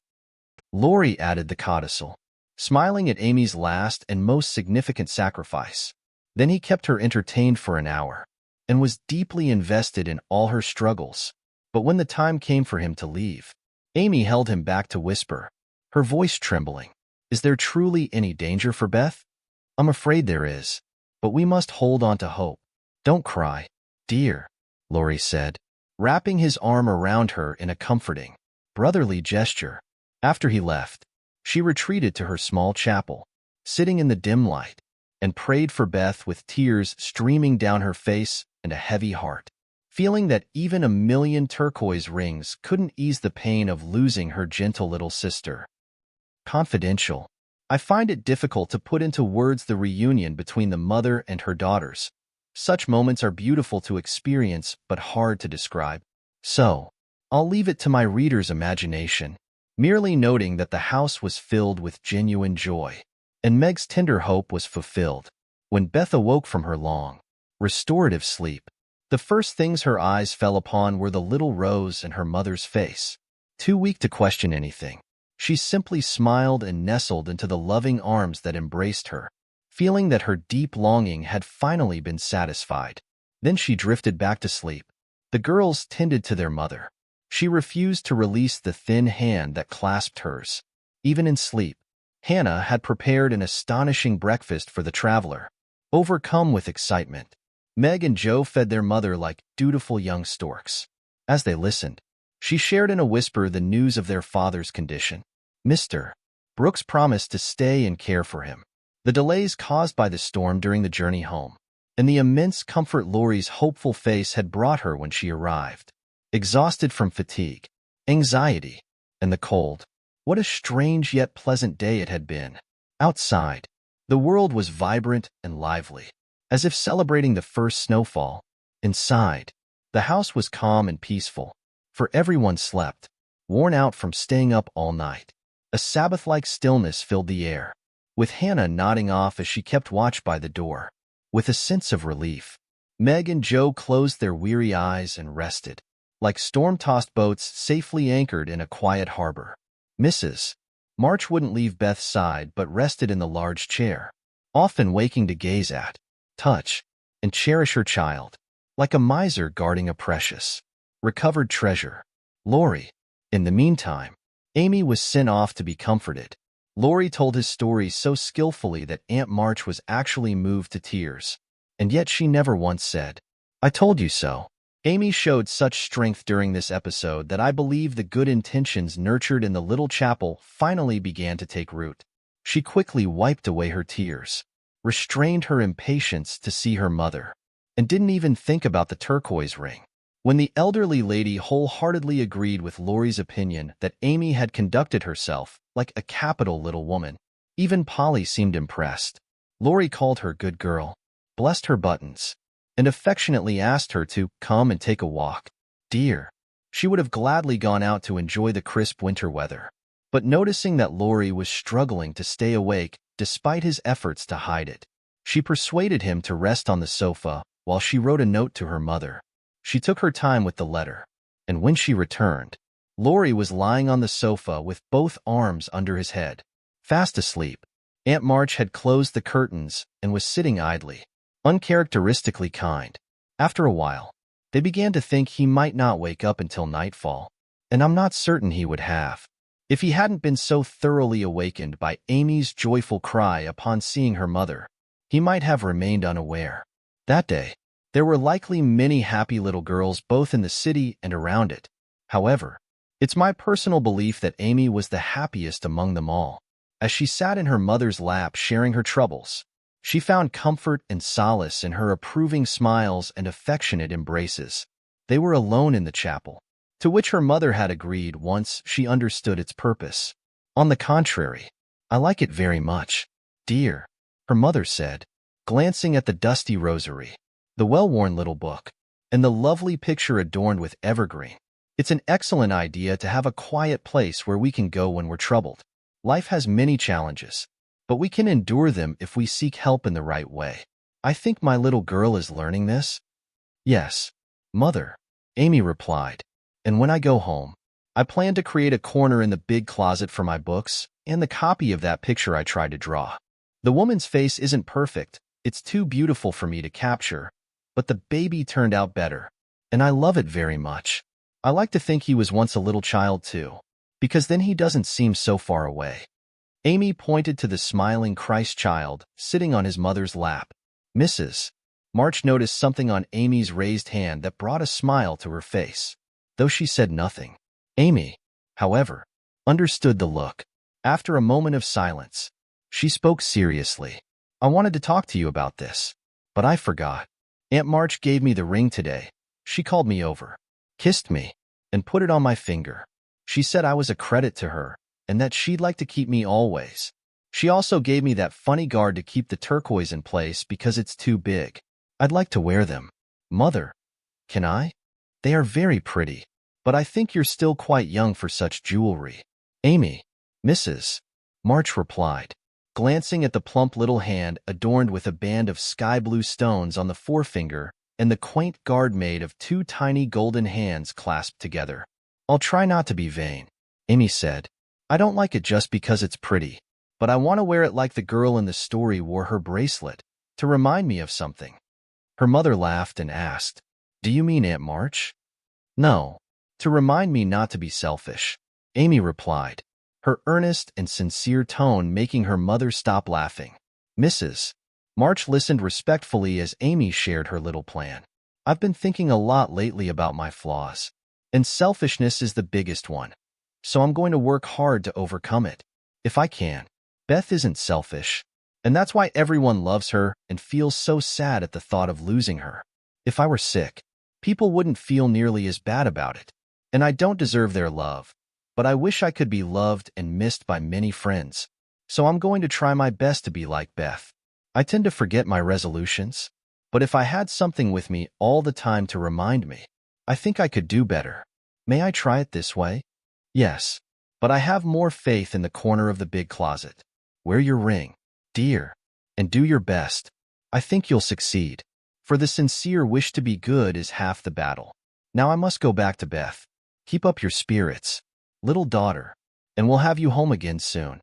That evening, while Meg was writing to her father to report the traveler's safe arrival, Jo slipped upstairs into Beth's room and, finding her mother in her usual place, stood for a moment, twisting her fingers in her hair, with a worried gesture and an undecided look. "What is it, dearie?" asked Mrs. March, holding out her hand, with a face that inspired trust. "I want to tell you something, Mother." "About Meg? How quickly you guessed." "Yes, it's about her, and though it's a little thing, it troubles me. Beth is asleep. Speak softly and tell me all about it. That Moffat hasn't been here, I hope?" asked Mrs. March rather sharply. "No, I should have shut the door in his face if he had," said Jo, settling herself on the floor at her mother's feet. "Last summer Meg left a pair of gloves at the Lawrences, and only one was returned. We forgot all about it, till Teddy told me that Mr. Brooke had it. He kept it in his waistcoat pocket, and once it fell out, and Teddy teased him about it, and Mr. Brooke admitted that he liked Meg, but didn't dare say so. She was so young and he so poor. Now, isn't it a dreadful situation? Do you think Meg cares for him?" asked Mrs.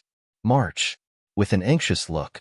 "Mercy me, I don't know anything about love and such nonsense," cried Jo, with a funny mix of interest and contempt. "In novels, the girls show it by starting and blushing, fainting away, growing thin, and acting like fools. Now Meg does not do anything of the sort. She eats and drinks and sleeps, like a sensible girl. She looks straight at me when I mention that man, and only blushes slightly when Teddy teases about lovers. I've told him to stop, but he doesn't pay me the mind he should." "Then you think Meg isn't interested in John?" "Who?" Jo exclaimed, staring. "Mr. Brooke. I call him John now. We started doing that at the hospital, and he seems to like it." "Oh, dear. I know you'll take his side. He's been kind to father, and you won't send him away. But let Meg marry him if she wants to. How mean of him to flatter Papa and help you, just to win you over," Jo said, yanking her hair again in frustration. "My dear, don't be angry. Let me explain how it happened. John went with me at Mr. Lawrence's request and was so devoted to poor father that we couldn't help but grow fond of him. He was completely open and honorable about Meg, for he told us he loved her, but wanted to secure a comfortable home before proposing. He only asked for our permission to love her and work for her, and the chance to win her affection if he could. He's a truly excellent young man, and we couldn't refuse to listen to him, but I won't agree to Meg getting engaged so young. Absolutely not. That would be ridiculous. I knew some mischief was brewing. I could feel it, and now it's even worse than I feared. I wish I could marry Meg myself to keep her safe within the family." This unusual arrangement made Mrs. March smile, but she spoke seriously. "Jo, I'm trusting you with this, and I don't want you to mention it to Meg just yet. When John returns, and I see how they interact, I'll be able to better understand her feelings for him. She'll see it in those handsome eyes she's so fond of talking about, and then it will be all over for her. She has such a tender heart. It'll melt like butter in the sun if someone looks at her sentimentally. She's more interested in the short reports he sends than in your letters, and she even pinches me when I bring it up. She loves brown eyes and thinks the name John isn't so bad after all. She'll fall in love, and that will be the end of our peaceful, fun and cozy times together. I can see it all happening. They'll be lurking around the house, and we'll have to avoid them. Meg will be completely absorbed in him and no longer any use to me. Brooke will somehow scrape together a fortune, sweep her off her feet, and leave a gap in the family. I'll be heartbroken, and everything will become miserably uncomfortable. Oh, dear me, why weren't we all boys? Then there wouldn't be any trouble. Jo rested her chin on her knees, looking disheartened, and shook her fist at the disagreeable John. Mrs. March sighed, and Jo looked up, seeming relieved. You don't like it, Mother? I'm glad. Let's send him on his way.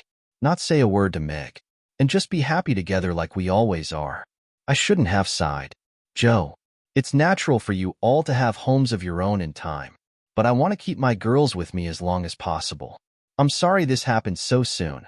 Meg is only 17, and it will be years before John can provide a home for her. Your father and I agreed she shouldn't commit to anything or marry before 20. If she and John truly love each other, they can wait and see if their love endures. She's responsible, and I don't worry about her being unkind to him. My dear, sweet girl, I hope she'll be happy. Wouldn't you prefer her to marry a wealthy man? Jo asked, noticing her mother's hesitation. Money is good and useful. Jo, I hope my girls never struggle with it too much or be tempted by having too much.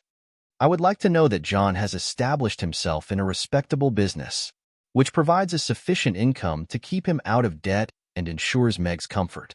I am not ambitious for a grand fortune, a fashionable social standing, or a distinguished name for my daughters. If rank and wealth come hand in hand with love and virtue, I would gratefully accept them and take pleasure in such good fortune.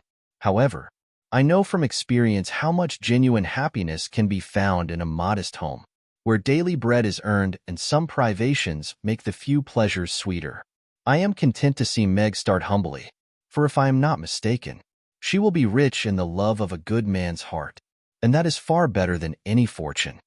I understand, Mother, and I completely agree, but I am disappointed about Meg, for I had planned for her to marry Teddy one day and live a life of luxury, said Jo, looking up with a brighter expression.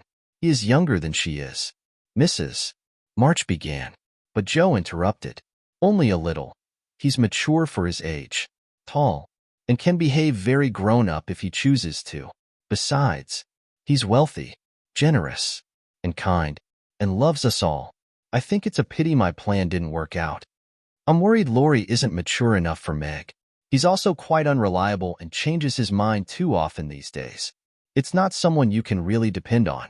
Don't make any plans, Jo. Let time and their own hearts guide your friends. We shouldn't interfere in such matters, as it could lead to trouble. It's better not to let romantic nonsense, as you call it, get into our heads and ruin our friendship. Well, I won't, but I hate seeing everything get tangled when a little effort could fix it.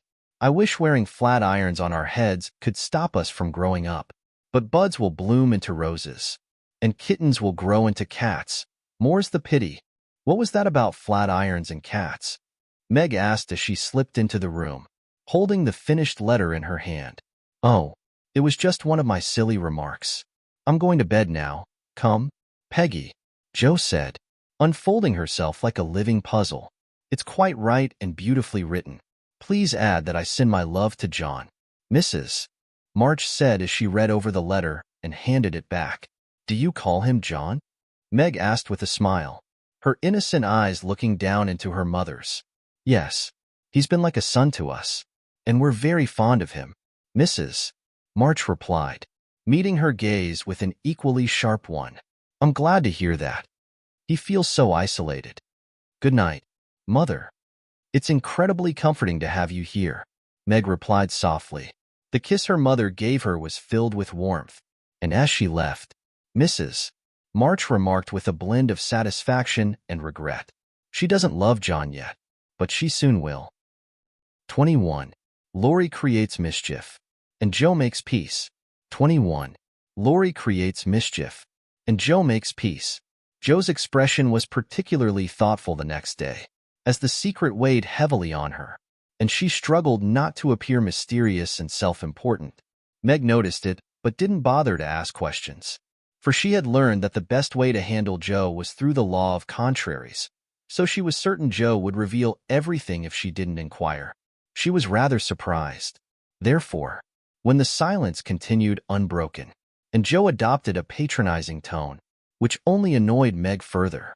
In response, Meg assumed an air of dignified reserve and devoted herself to her mother.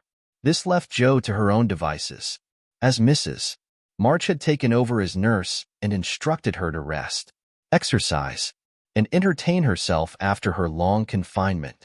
Amy being gone, Laurie was her only source of comfort, though as much as she cherished his companionship, she felt a bit apprehensive about him at that moment. This was because he was notoriously playful, and she worried he might coax her secret out of her. She was right to feel this way, for the mischievous boy, upon sensing even a hint of mystery, became determined to uncover it. He made Joe's life quite challenging, trying every trick in the book. He pleaded, bribed, mocked, threatened, and scolded her. He even pretended indifference, hoping to catch her off guard and extract the truth. At times, he claimed he already knew the secret, only to admit later that he didn't care. Finally, through sheer persistence, he convinced himself that it had something to do with Meg and Mr. Brooke. Feeling slighted for being left out of his tutor's confidence, Laurie devised a plan to retaliate against what he perceived as a snub. Meanwhile, Meg seemed to have put the matter out of her mind and was busy preparing for her father's return. But then, without warning, a noticeable change came over her. For a couple of days, she acted out of character. She jumped at the sound of her name, blushed when someone looked at her, and became unusually quiet, sitting with a timid and troubled expression as she worked on her sewing. When her mother asked if everything was all right, she insisted she was fine. As for Joe, she silenced her inquiries by asking to be left alone. She feels it in the air, love. And she's moving very quickly. She has most of the symptoms, is nervous and irritable, doesn't eat, lies awake, and sulks in corners. I caught her singing that song he gave her, and once she said, John, as you do, and then turned as red as a poppy. Whatever shall we do? Said Joe, looking ready for any measures, however violent. Nothing but wait. Let her alone. Be kind and patient, and Father's coming will settle everything, replied her mother. Here's a note for you, Meg, all sealed up. How odd. Teddy never seals mine, said Joe the next day as she distributed the contents of the little post office. Mrs. March and Joe were deep in their own affairs when a sound from Meg made them look up to see her staring at her note with a frightened face. My child, what is it? Cried her mother, running to her, while Joe tried to take the paper that had caused the trouble. It's all a mistake. He didn't send it. Oh, Joe, how could you do it? And Meg hid her face in her hands, crying as if her heart was quite broken. Me? I've done nothing. What's she talking about? Cried Joe, bewildered. Meg's mild eyes kindled with anger as she pulled a crumpled note from her pocket and threw it at Joe, saying reproachfully, You wrote it. That bad boy assisted you. How could you be so impolite, so unkind, and harsh to both of us? Joe barely heard her, as she and her mother were reading a note written in an unusual handwriting. My dearest Margaret, I can no longer hold back my feelings and must discover my destiny before I return. I do not dare to inform your parents yet, but I believe they would agree if they knew how much we cherish each other. Mr. Lawrence will assist me in finding a respectable position, and then, my dear, you will bring me joy. I beg you not to mention this to your family just yet, but to send a message of hope through Laurie to your devoted John. Joe exclaimed, Oh, the little scoundrel. That's how he intended to repay me for keeping my promise to Mother. I'll give him a good scolding and make him come to apologize. Her mother stopped her, saying, Stop, Joe. You need to clear your name first. Since you've played so many pranks, I suspect you might be involved in this. Joe protested. I promise. Mother, I haven't. I've never seen that note before and know nothing about it. I swear, she added. If I had been part of this, I would have handled it much better and have written a sensible note. I should think you'd have known Mr. Brooke wouldn't write such nonsense as that. she added scornfully, tossing the paper down. It's like his writing, faltered Meg, comparing it with the note in her hand. Oh, Meg, you didn't answer it, cried Mrs. March quickly. Yes, I did, and Meg hid her face again, overcome with shame. Here's a scrape. Do let me bring that wicked boy over to explain and be lectured. I can't rest till I get hold of him. And Joe made for the door again. Hush, let me manage this, for it is worse than I thought. Margaret, tell me the whole story, commanded Mrs. March, sitting down by Meg and yet keeping hold of Joe, lest she should fly off. I received the first letter from Laurie, who didn't look as if he knew anything about it, began Meg, without looking up. I was worried at first and meant to tell you. Then I remembered how you like Mr. Brooke. So I thought you wouldn't mind if I kept my little secret for a few days. I'm so silly that I like to think no one knew. And while I was deciding what to say, I felt like the girls in books who have such things to do. Forgive me, Mother. I'm paid for my silliness now. I never can look him in the face again. Mrs. March asked, What did you tell him? I just said I was too young to do anything about it yet, and that I didn't want to keep secrets from you. He needs to talk to Father. I was very thankful for his kindness and said I'd be his friend, but nothing more. That's been going on for a long time. Mrs. March smiled, seeming quite pleased, and Joe clapped her hands, laughing as she exclaimed, You're almost as cautious as Caroline Percy, who was a perfect model of prudence. Go on. Meg, what did he say to that? He writes entirely differently, Meg replied. He says he's never sent any love letters at all and feels sorry that my mischievous sister, Joe, would take such liberties with our names. It's very kind and respectful, but just think how dreadful it is for me. Meg leaned against her mother, looking utterly hopeless, while Joe paced around the room, calling Laurie all sorts of names. Suddenly, she stopped, grabbed the 2 notes, and after examining them closely, said firmly, I don't believe Brooke ever saw either of these letters. Teddy wrote both of them and is keeping yours to gloat over me because I wouldn't tell him my secret. Don't keep any secrets, Joe, Meg warned. Tell Mother everything and stay out of trouble, like I should have done. Bless you, Joe replied. Child, Mother told me. That will do. Joe, I'll comfort Meg while you go and get Laurie. I shall sift the matter to the bottom and put a stop to such pranks at once. Away ran Joe, and Mrs. March gently told Meg Mr. Brooke's real feelings. Now, dear, what are your own? Do you love him enough to wait till he can make a home for you? Or will you keep yourself quite free for the present? I've been so scared and worried. I don't want to have anything to do with lovers for a long while, perhaps never, answered Meg petulantly. If John doesn't know anything about this nonsense, don't tell him, and make Joe and Laurie hold their tongues. I won't be deceived and plagued and made a fool of. It's a shame. Seeing that Meg's usually gentle temper was roused and her pride hurt by this mischievous joke, Mrs. March soothed her with promises of entire silence and great discretion for the future. The instant Laurie's step was heard in the hall, Meg fled into the study, and Mrs. March received the culprit alone. Joe had not told him why he was wanted, fearing he wouldn't come, but he knew the minute he saw Mrs. March's face and stood twirling his hat with a guilty air that convicted him at once. Joe was dismissed. He decided to pace back and forth in the hallway, acting like a guard, because he was worried the prisoner might try to escape. The voices in the parlor continued for about 30 minutes, but the girls remained unaware of what was discussed. When the girls entered, Laurie stood beside their mother, looking very sorry, which made Joe forgive him immediately, though she didn't let it show. Meg accepted his humble apology and felt much better knowing that Brooke had no idea about the prank. I'll never tell him. No matter what, nothing could make me reveal it.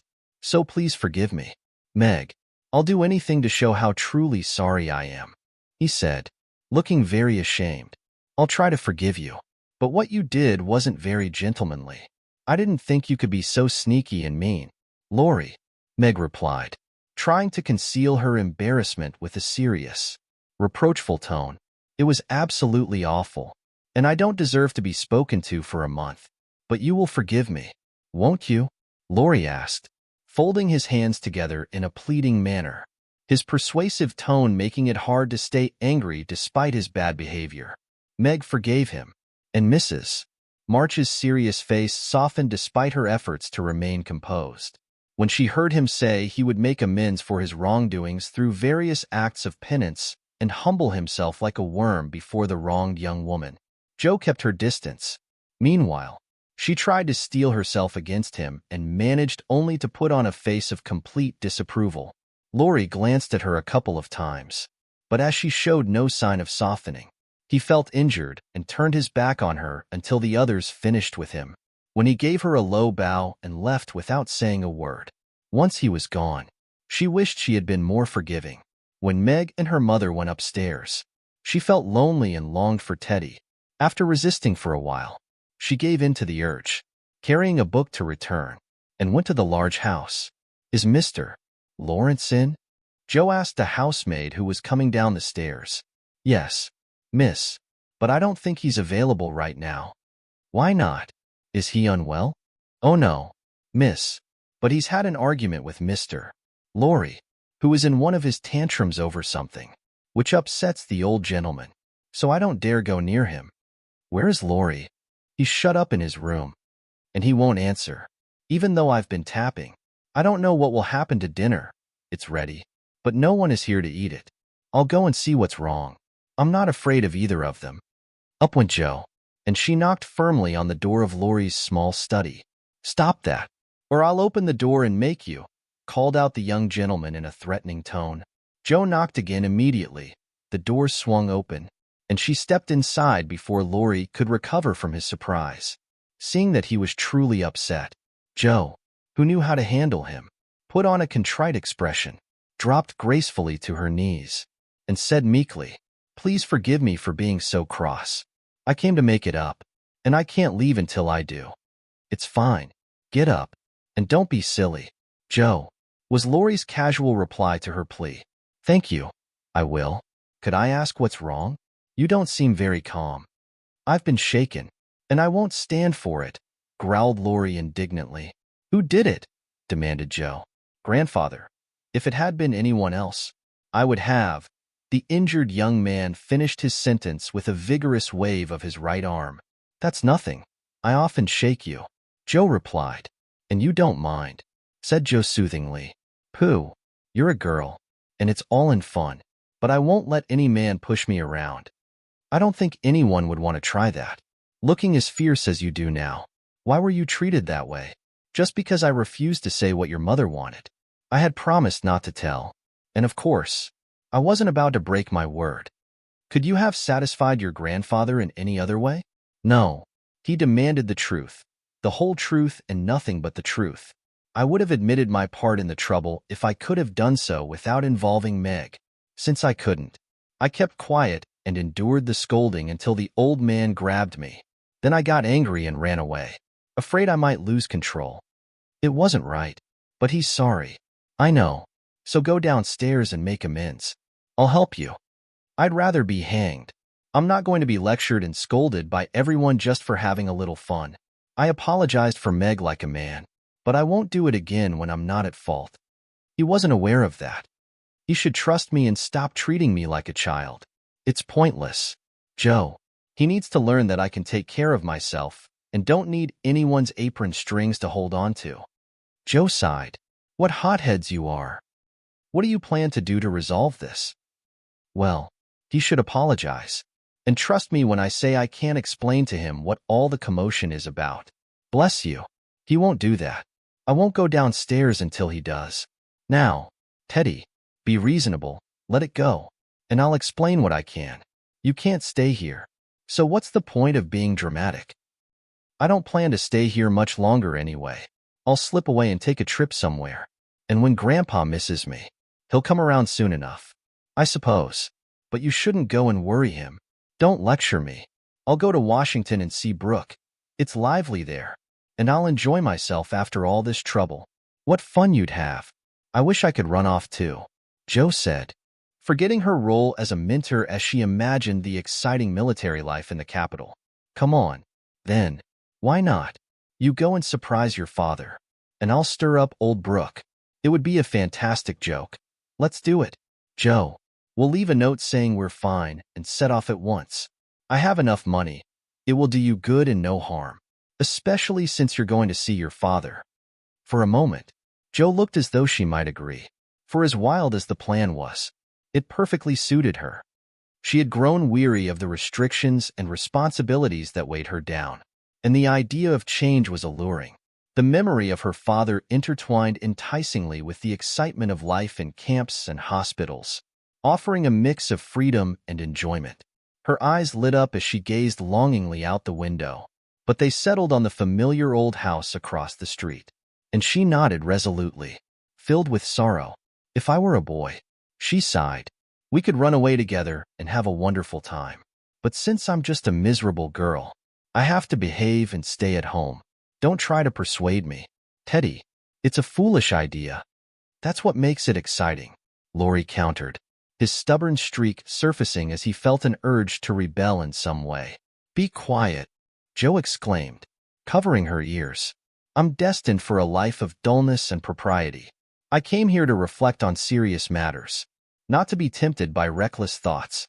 I know Meg would disapprove of such a plan, Laurie said slyly, but I thought you had more courage. Stop it, you naughty boy, Joe scolded. Sit down and think about your own misbehavior instead of trying to add to mine. If I can persuade your grandfather to apologize for scolding you, will you give up this runaway scheme? She asked earnestly. Yes, Laurie replied, but you won't do it. He secretly hoped to make amends, but she believed his wounded pride needed to be soothed first. If I can handle the young one, I can handle the old one, Joe muttered to herself as she walked away, leaving Laurie hunched over a railroad map with his head resting on both hands. Come in, Mr. Lawrence's gruff voice sounded even gruffer than usual as Joe knocked on his door. It's only me, sir.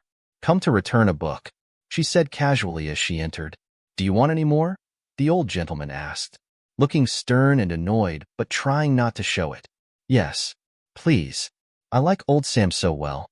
I think I'll try the second volume, Joe replied, hoping to appease him by accepting another dose of Boswell's Johnson, a lively work he had recommended. The shaggy eyebrows relaxed a little as he pushed the ladder toward the shelf where the Johnsonian literature was kept. Joe climbed up and sat on the top step, pretending to search for her book, but really wondering how best to bring up the risky purpose of her visit. Mr. Lawrence seemed to suspect she was hiding something, for after pacing briskly around the room several times, he suddenly turned to her, speaking so abruptly that Rasselas fell face down on the floor. What has that boy been up to? Don't try to protect him. I know he's been up to no good by the way he acted when he came home. I couldn't get a word out of him, and when I threatened to get the truth out of him, he rushed upstairs and locked himself in his room. He did do something wrong, Joe admitted reluctantly, but we forgave him, and we all promised not to tell anyone about it. That's not acceptable, Mr. Lawrence said firmly. He shouldn't hide behind a promise made to you kind-hearted girls. If he's done something wrong, he must confess, apologize, and face his punishment. Tell me, Joe, I won't be kept in the dark. Mr. Lawrence looked so serious and spoke so sharply that Joe would have gladly run away if she could, but she was sitting high on the steps, and he stood at the bottom, like a lion blocking her path, so she had to stay and face him. Indeed, sir, I cannot tell you, Joe replied. Mother forbade it. Laurie has already confessed, apologized, and been punished enough. We're not staying silent to protect him, but to shield someone else. If you interfere, it will only cause more trouble. Please don't. It was partly my fault, but everything is fine now. Let's forget about it and talk about the Rambler or something pleasant instead. Confound the Rambler. Come down and assure me that this impulsive boy of mine hasn't done something ungrateful or disrespectful. If he has, despite all your kindness, I'll deal with him myself. Though the threat was severe, it didn't faze Joe. She knew the hot-tempered old man wouldn't harm his grandson, no matter what he said. She came downstairs and downplayed the prank without exposing Meg or being dishonest. Well, if the boy kept quiet because he promised, not out of stubbornness, I'll forgive him. He's stubborn and difficult to handle. So am I. But a kind word can control me even when nothing else can. You think I'm not kind to him, do you? Oh, no, sir. Actually, you're often too kind, though you can be a bit quick to act when your patience is tried. Jo was determined to have it out now, she said, trying to look completely calm, though her bold words left her a bit shaky. To her great relief and surprise, the old gentleman merely tossed his glasses onto the table with a clatter and said frankly, "You're right, girl. I am. I love the boy, but he tries my patience beyond endurance. If this continues, I don't know how it will end. I'll tell you," Jo said, though she instantly regretted her words. She had meant to warn him that Laurie wouldn't tolerate much more restraint and hoped he would be more understanding with the lad. Mr.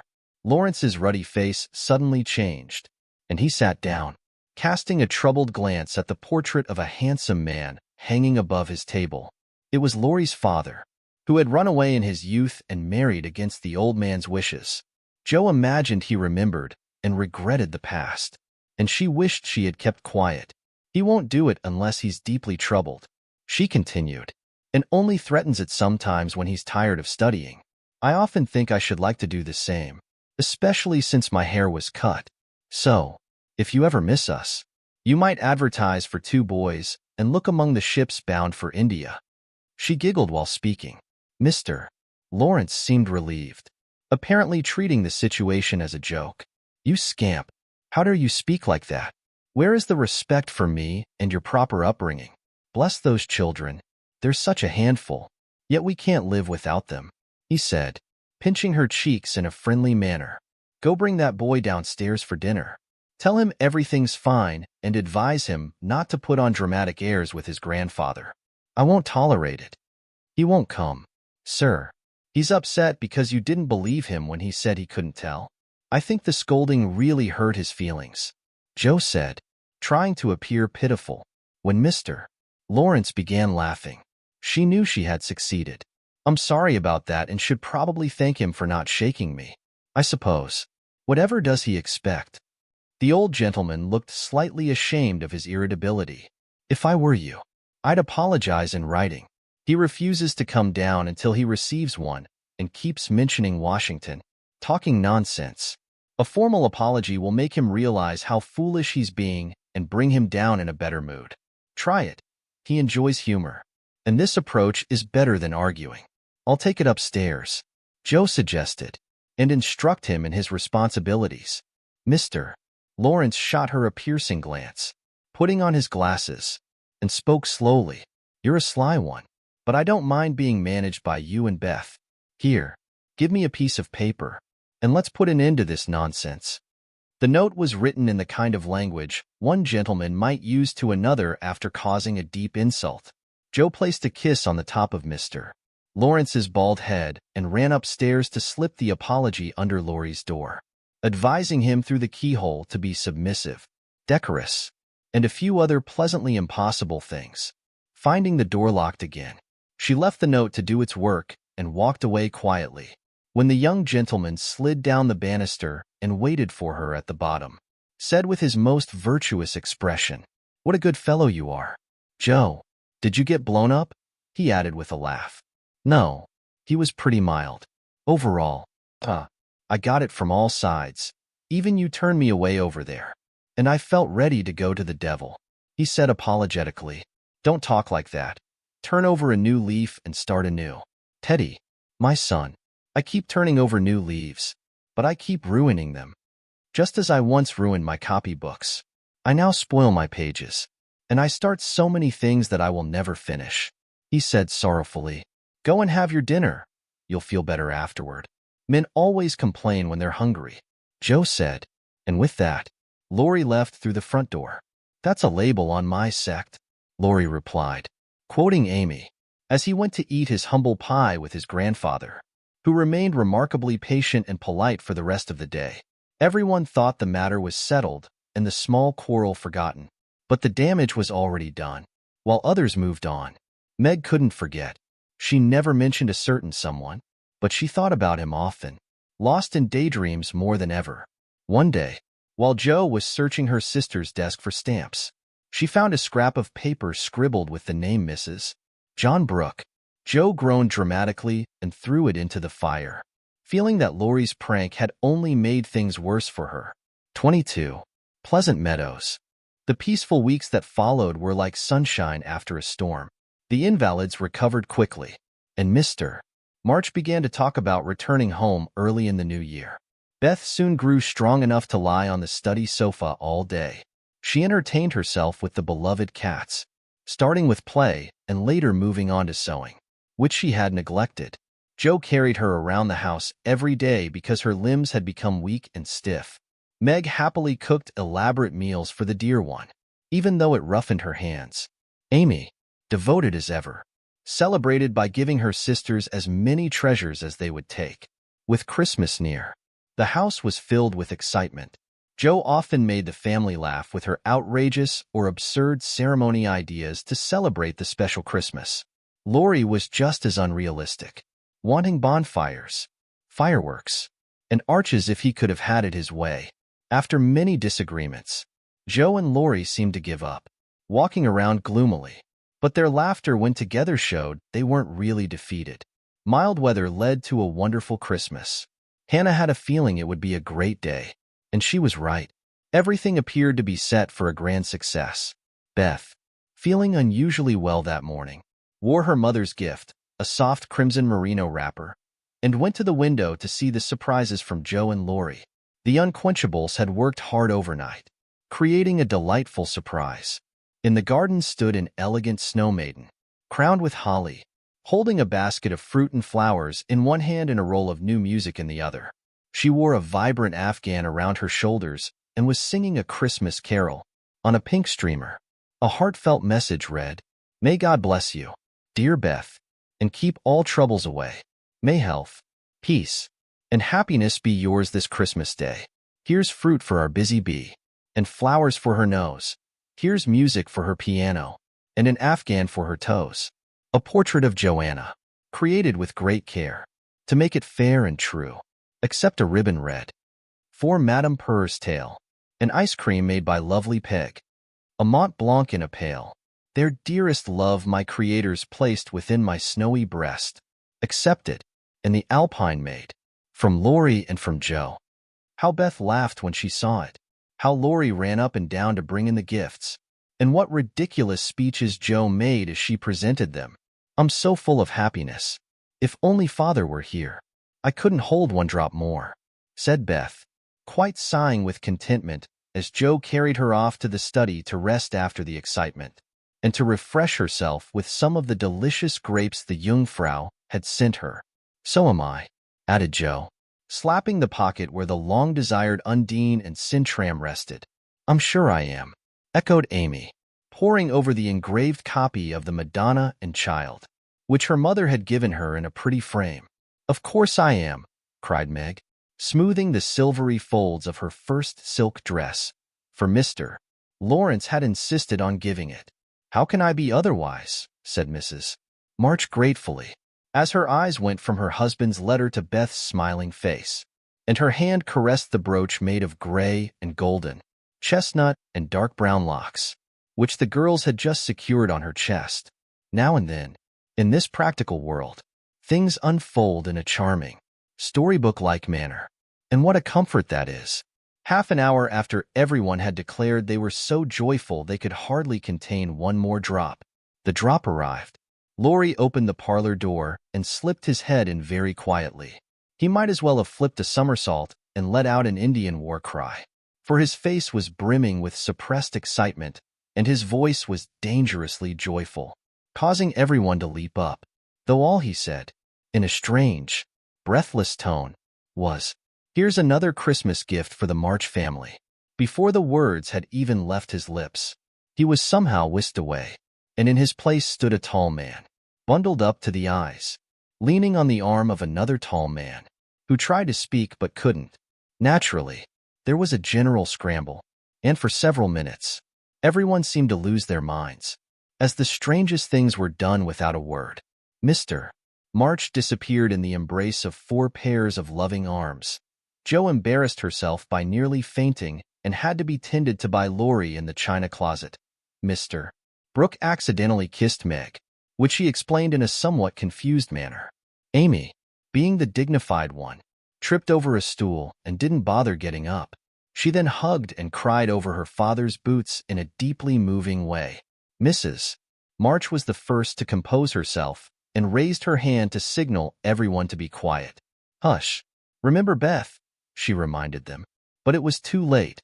The study door swung open, and Beth, wearing her little red wrapper, appeared in the doorway. Joy gave her the strength to rush straight into her father's arms. What happened next is of little importance, for the overwhelming emotions of the moment washed away the past sorrows, leaving only the warmth of the present. The scene wasn't romantic at all, but a hearty laugh soon lightened the mood. It turned out Hannah had been hiding behind the door, sobbing over a fat turkey she had forgotten to put down when she rushed up from the kitchen. As the laughter subsided, Mrs. March began to thank Mr. Brooke for taking such good care of her husband. At this, Mr. Brooke suddenly remembered that Mr. March needed rest and quickly excused himself, dragging Lori along. The two invalids were then told to rest, which they did by sitting together in a large chair and talking animatedly.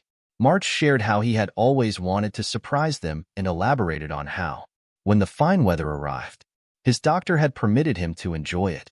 He spoke about how devoted Brooke had been and emphasized that Brooke was an exceptionally commendable and principled young man. Mr. March paused for a moment, glanced at Meg, who was vigorously poking the fire, then looked at his wife with a questioning raise of his eyebrows. I leave it to you to imagine why he did that, and also why Mrs. March gently nodded and abruptly asked if he would like something to eat. Joe noticed and understood the exchange. She walked solemnly away to fetch wine and beef tea, muttering to herself as she shut the door, I detest admirable young men with brown eyes. That day, they had the most extraordinary Christmas dinner. The plump turkey was a marvelous sight when Hannah presented it, stuffed, browned, and adorned. The plum pudding, which melted in your mouth, was equally impressive, as were the jellies, which Amy devoured with delight, like a fly in a honey pot. Everything turned out perfectly, which was a relief. Hannah remarked, It's a wonder I didn't burn the pudding or stuff the turkey with raisins, let alone boil it in a cloth, considering how flustered I was. Mum, Mr. Lawrence and his grandson joined the family for dinner, along with Mr. Brooke, who drew a gloomy stare from Joe. Much to Lori's amusement, at the head of the table, 2 armchairs were placed side by side, occupied by Beth and her father, who enjoyed a simple meal of chicken and a little fruit.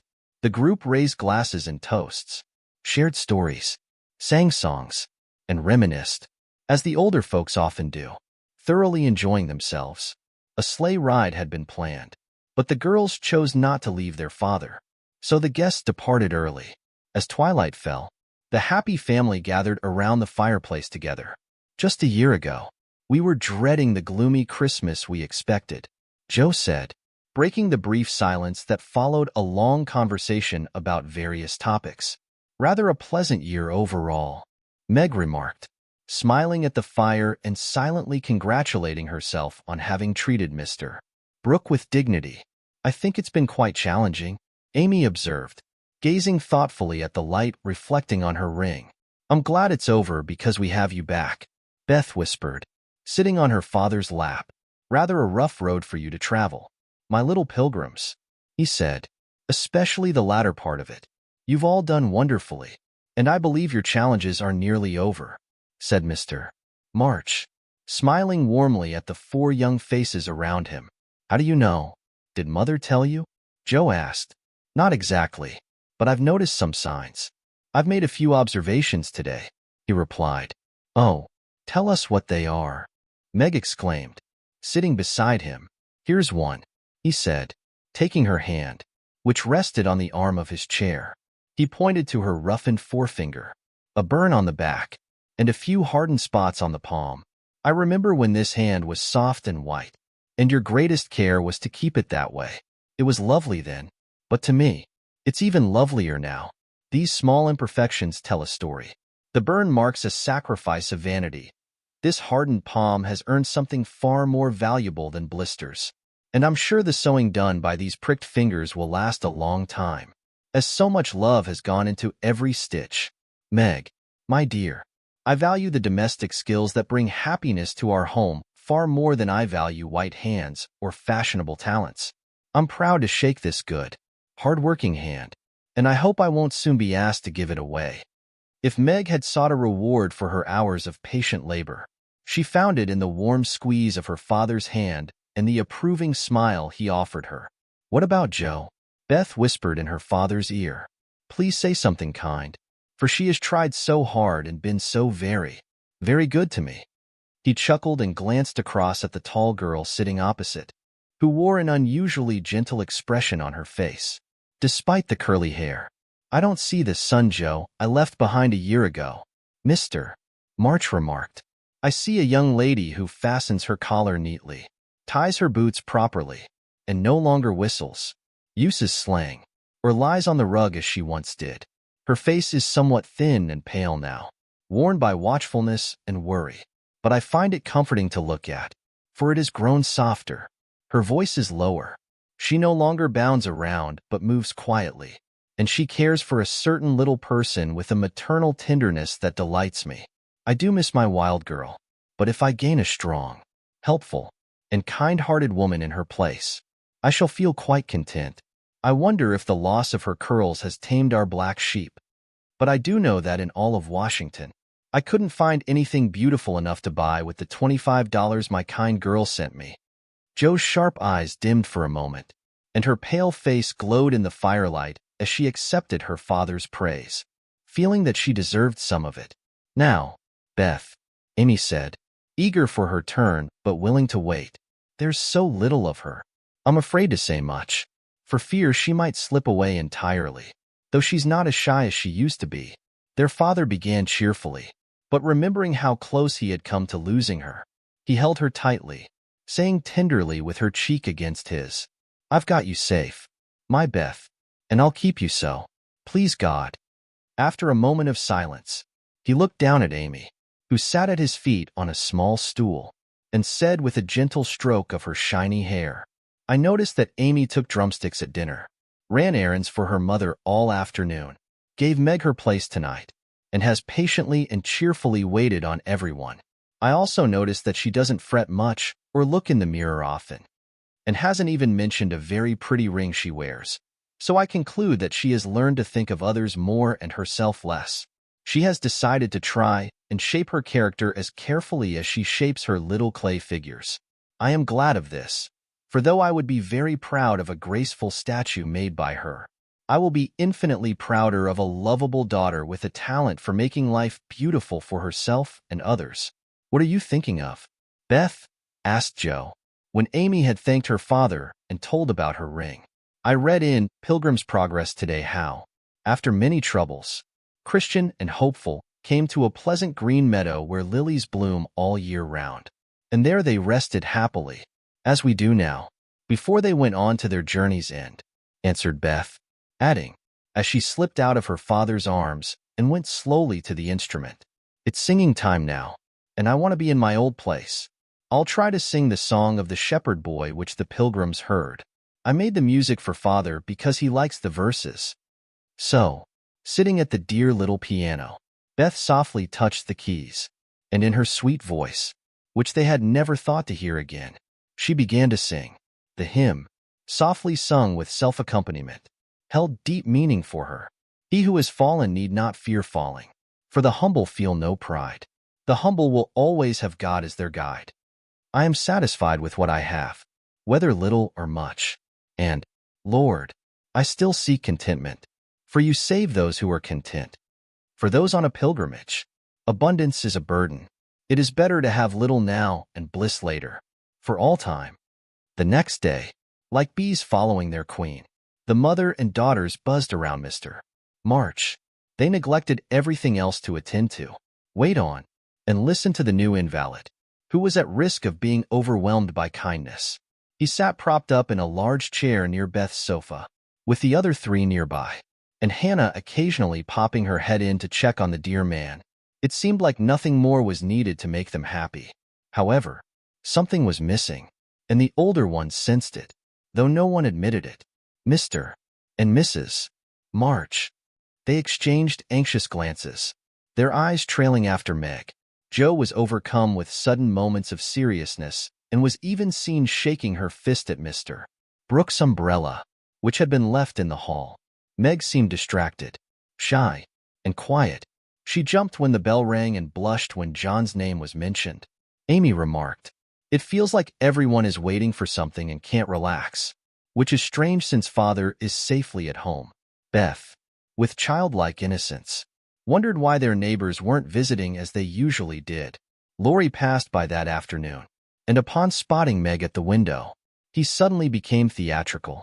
He dropped to one knee in the snow, pounded his chest, pulled at his hair, and clasped his hands pleadingly, as if begging for a favor. When Meg told him to stop being dramatic and leave, he pretended to wipe away tears with his handkerchief and staggered around the corner, acting utterly hopeless. "What's the matter with that goose?" Meg asked, laughing and trying to appear indifferent. "He's showing you how your John will behave someday." Joe replied mockingly, "Isn't it touching?" "Don't call him my John.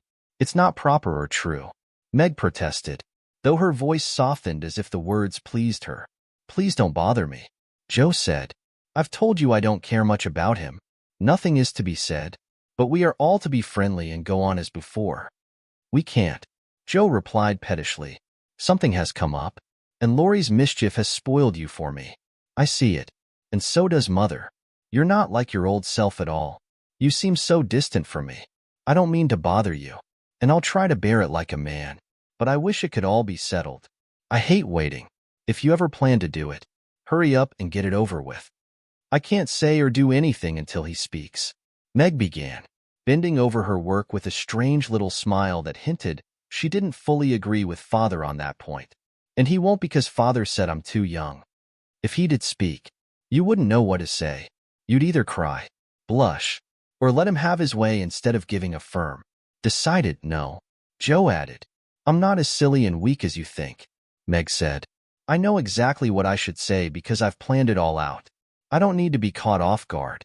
You never know what might happen, so I want to be prepared."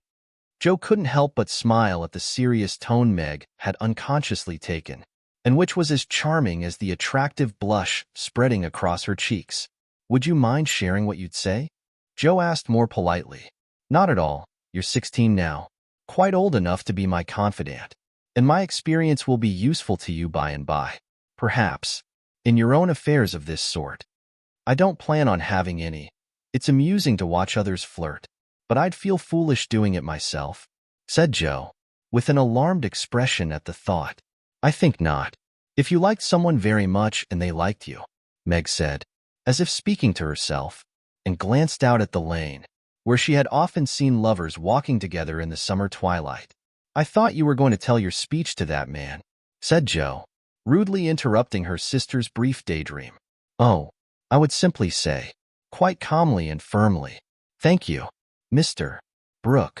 You're very kind, but I agree with Father that I'm too young to enter into any engagement at present, so please say no more.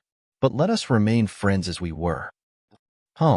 That's formal and distant enough. I don't believe you'll ever say it, and I know he won't be satisfied if you do. If he behaves like the rejected lovers in books, you'll give in rather than hurt his feelings." "No, I won't. I shall tell him I've made up my mind and shall walk out of the room with dignity." Meg stood as she spoke and was about to practice her dignified exit when a noise in the hallway made her quickly sit back down and start sewing as if her life depended on finishing that particular seam on time.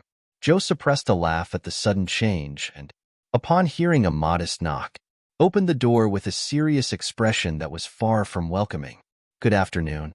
I came to get my umbrella, that is, to see how your father is doing today," Mr. Brooks said, becoming a bit flustered as his eyes moved from one telling face to the other. "He's doing well. He's in the parlor.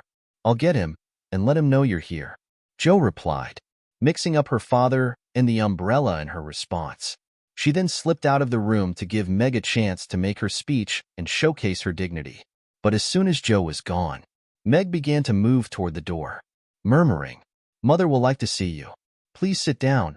I'll call her." "Don't go. Are you afraid of me, Margaret?" Mr. Brooke asked, looking hurt, which made Meg think she must have done something very rude.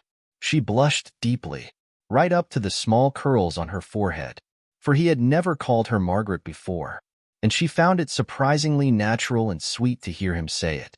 Eager to seem approachable and at ease, she extended her hand with a trusting gesture and said gratefully, "How can I be afraid when you've been so kind to my father? I only wish I could thank you properly for it." "Shall I tell you how?" Mr.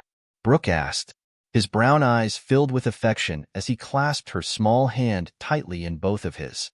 Meg's heart began to race, and she felt torn between wanting to flee and wanting to stay and listen. "Oh no, please don't. I'd rather not," she replied, trying to pull her hand away, her voice trembling despite her denial. "I won't trouble you," Mr. Brooke assured her tenderly. "I only want to know if you care for me a little. I love you so much, dear." This was the moment for a calm, proper response, but Meg forgot every word she had planned. She looked down, her voice barely audible as she whispered, "I don't know." John seemed to find her reply endearing, as he smiled to himself, appearing entirely satisfied. He squeezed her hand gratefully and said in his most persuasive tone, "Would you try to discover the truth? I long to know, for I can't work with any enthusiasm until I learn if I'll receive my reward in the end." "I'm too young," Meg stammered, her voice trembling. She wondered why she felt so flustered. Yet somehow, she was savoring the moment. "I'll wait, and in the meantime, you could learn to like me. Would it be such a difficult lesson, dear?" "Not if I chose to learn it. But please choose to learn, Meg. I love to teach, and this is simpler than German," John interrupted, gently taking her other hand, so she couldn't hide her face as he leaned in to gaze at her. His voice was pleading, but when Meg glanced up shyly, she noticed his eyes were both kind and amused, and he wore the confident smile of someone assured of victory. This annoyed her. Annie Moffat's silly lessons on flirting came to mind, and the desire for power, dormant even in the best of women, suddenly awoke and took hold of her. She felt excited and strange, and not knowing what else to do, she acted on a whim, pulling her hands away and saying petulantly, "I don't choose to. Please leave me alone." Poor Mr. Brooke seemed like his beautiful illusion was crumbling around him. He had never seen Meg like this before, and it left him utterly bewildered. "Anxious?" he asked. "Do you truly mean that?" as he followed her. "Yes, I do," Meg replied. "I don't want to worry about such things. Father says I don't have to. It's too soon, and I prefer not to." "May I hope you'll change your mind later?" Brooke asked. "I'll wait and say nothing until you've had more time." "Don't play with me, Meg," he said. "I didn't think you were like that." "Don't think of me at all," she responded. "I'd rather you didn't," she said, taking naughty pleasure in testing her lover's patience and her own power. He turned serious and pale, resembling the novel heroes she admired, though he didn't dramatically slap his forehead or pace the room like they did. Instead, he stood there, gazing at her with such wistfulness and tenderness. She found her heart softening despite herself. It's hard to say what would have happened next if Aunt March hadn't arrived at that very moment, interrupting the tension.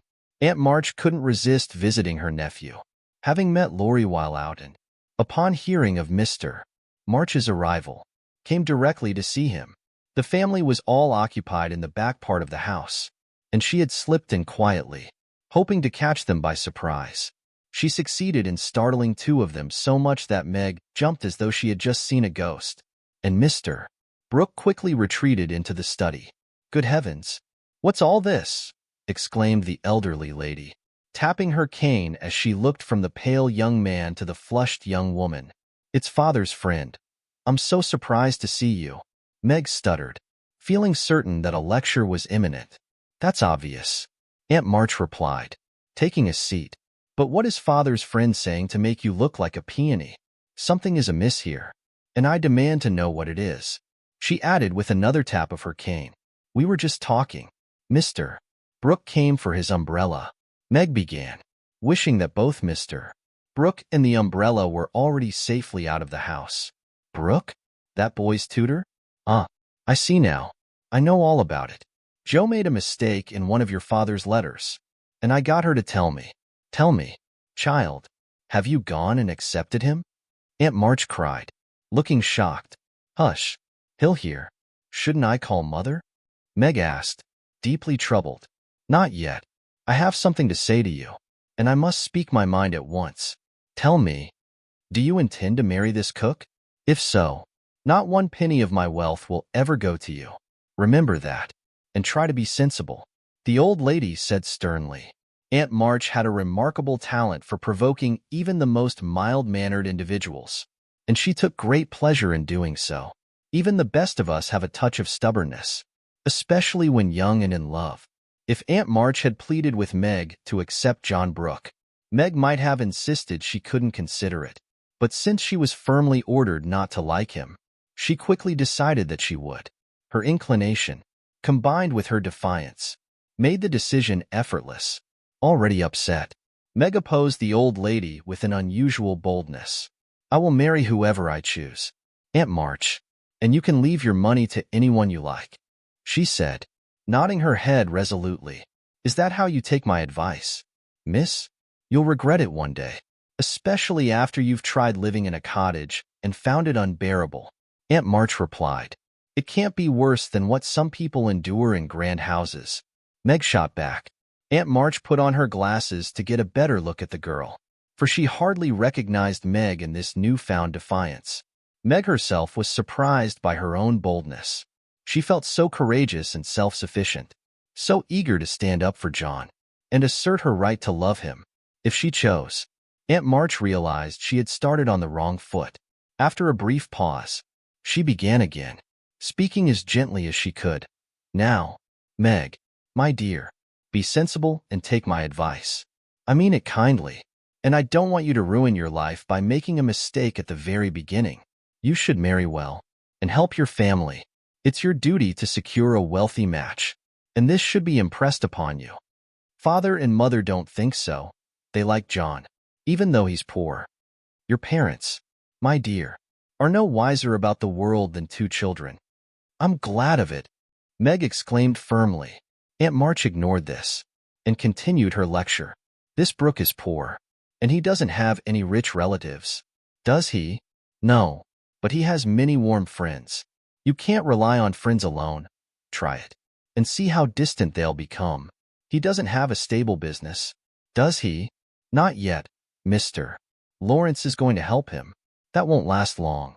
James Lawrence is a difficult old man and not someone to depend on. So, you intend to marry a man without money, position, or a stable business, and continue working even harder than you do now? Why not ensure a comfortable life by following my advice and striving to improve? I thought you had more sense. Meg, I couldn't do better even if I waited half my life. John is kind and wise. He's incredibly talented, willing to work, and sure to succeed. He's so energetic and brave. Everyone likes and respects him, and I'm proud he cares for me, even though I'm poor, young, and foolish, said Meg, looking prettier than ever in her earnestness. He knows you have wealthy relatives. Child, that's why he's interested. Aunt March suspected. Aunt March, how dare you say such a thing? John is above such pettiness, and I won't listen to you if you speak like that, Meg cried indignantly, forgetting everything but the unfairness of her aunt's suspicions. My John wouldn't marry for money any more than I would. We're willing to work and mean to wait. I'm not afraid of being poor, for I've been happy so far, and I know I will be with him because he loves me. And Meg stopped there, suddenly remembering she hadn't made up her mind and had told her John to leave, and he might be overhearing her inconsistent remarks. Aunt March was very angry, for she had set her heart on her pretty niece making a fine match, and something in the girl's happy young face made the lonely old woman feel both sad and bitter. Well, I wash my hands of the whole affair. You are a stubborn child, and you've lost more than you know by this foolishness. No, I won't stop. I'm disappointed in you, and I haven't the spirit to see your father now. Don't expect anything from me when you're married. Your Mr. Brooks' friends must take care of you. I'm done with you forever." And with that, Aunt March slammed the door in Meg's face and drove off in a huff. She seemed to take all the girls' courage with her, for when left alone, Meg stood for a moment, undecided whether to laugh or cry. Before she could make up her mind, she was approached by Mr. Brooke, who said all in one breath, "I couldn't help hearing. Meg, thank you for defending me and for proving that you care for me a little bit." "I didn't know how much till she abused you," began Meg, "and I needn't go away but may stay and be happy. May I, dear?" Here was another perfect chance to deliver a crushing speech and make a grand exit. But Meg never thought of doing either, and forever forfeited Joe's respect by meekly murmuring, "Yes, John," and burying her face against Mr. Brooks' waistcoat. 15 minutes after Aunt March had left, Joe crept downstairs quietly, paused briefly at the parlor door, and, hearing nothing inside, nodded and smiled to herself with a look of satisfaction. "She sent him away just as we planned, and that matter is settled. I'll go and listen in on the fun and have a good laugh about it," she thought to herself. But poor Joe didn't get her laugh, for she was frozen in the doorway by a sight that left her standing there, staring with her mouth nearly as wide as her eyes. She had come to gloat over a defeated rival and to praise her strong-willed sister for banishing an unwanted suitor. But what she saw was nothing short of shocking. The so-called enemy was calmly sitting on the sofa, with the strong-minded sister perched on his lap, wearing an expression of complete surrender. Joe let out a sort of gasp, as if an icy shower had suddenly drenched her, for this unexpected twist left her breathless. At the strange sound, the couple turned and saw her. Meg stood up, looking both proud and shy. "But that man," as Joe called him, she burst out laughing. He replied calmly, while he kissed the astonished newcomer, "Sister Joe, congratulate us." This was like rubbing salt in the wound. It was all too overwhelming. She made some wild gestures with her hands, and Joe disappeared without saying a word. Rushing upstairs, she startled the invalids by exclaiming dramatically as she burst into the room, "Oh, someone go downstairs quickly. John Brooke is behaving terribly, and Meg likes it. Mrs. and Mr. March quickly left the room, and throwing herself on the bed, Joe cried and scolded furiously as she shared the awful news with Beth and Amy. The little girls, however, found the whole event delightful and intriguing, so Joe found little comfort in them.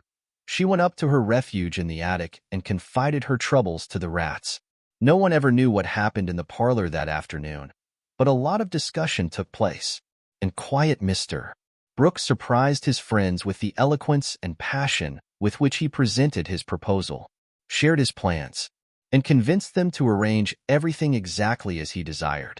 The tea bell rang before he finished describing the paradise he intended to create for Meg, and he proudly escorted her to supper. Joe couldn't help but notice how happy everyone seemed, which made it impossible for her to feel envious or gloomy. Amy was deeply moved by John's dedication and Meg's poise. From across the room, Beth smiled warmly at them. Mr. and Mrs. March watched the young couple with such affectionate contentment that it was clear Aunt March had been right to describe them as innocent as two children. No one ate much, but everyone appeared genuinely joyful. The old room seemed to transform with a newfound brightness as the family's first romance unfolded within its walls. "You can't say that nothing good ever happens now, can you, Meg?" Amy asked, trying to figure out how she would arrange the lovers in the sketch she was planning. "No, I certainly can't," Meg replied, lost in a blissful reverie, her thoughts far removed from ordinary concerns like food. "It feels like so much has happened since I said that. It could have been a year ago," Mrs. March added. "Happiness often follows sorrow, and I think changes are beginning to unfold. In most families, there comes a year now, and then that's filled with events. This has been such a year, but it's ending well after all. I hope the next one ends even better," Joe muttered under her breath. Joe found it incredibly difficult to watch Meg become so engrossed in a stranger, someone who had suddenly appeared in her life. Joe had a deep affection for only a select few, and the thought of losing or diminishing that bond filled her with dread. I hope that in 3 years, things will turn out better, Mr. Brooke said, smiling warmly at Meg, as if every possibility now seemed within his reach. Doesn't this long wait seem tedious to you? Amy asked, her impatience for the wedding evident. It feels like a short time to me, as I still have so much to learn before I'm ready, Meg replied, her face filled with a gentle seriousness that was new to see. You only need to wait. I will handle the rest, John assured her, beginning his efforts by picking up Meg's napkin with a look that made Jo shake her head in disapproval. As the front door closed, Jo sighed in relief and thought to herself, here comes Lori. Now we'll have some sensible conversation. But Jo was mistaken. Lori burst in, full of energy, carrying a grand bridal bouquet for Mrs. John Brooke, and clearly under the illusion that the entire arrangement had been achieved through his own exceptional skill. I knew Brooke would get his way, Lori declared. He always does. For when he makes up his mind to accomplish anything, it's done. Though the sky falls, said Lori, when he had presented his offering and his congratulations. Much obliged for that recommendation. I take it as a good omen for the future, and invite you to my wedding on the spot, answered Mr. Brooke, who felt at peace with all mankind, even his mischievous pupil. I'll come if I'm at the ends of the earth, for the sight of Jo's face alone on that occasion would be worth a long journey. You don't look festive. Ma'am, what's the matter? Asked Lori, following her into a corner of the parlor whither all had adjourned to greet Mr. Lawrence. I don't approve of the match, but I've made up my mind to bear it and shall not say a word against it, said Jo solemnly. You can't know how hard it is for me to give up Meg, she continued, with a little quiver in her voice. You don't give her up. You only go halves, said Lori consolingly.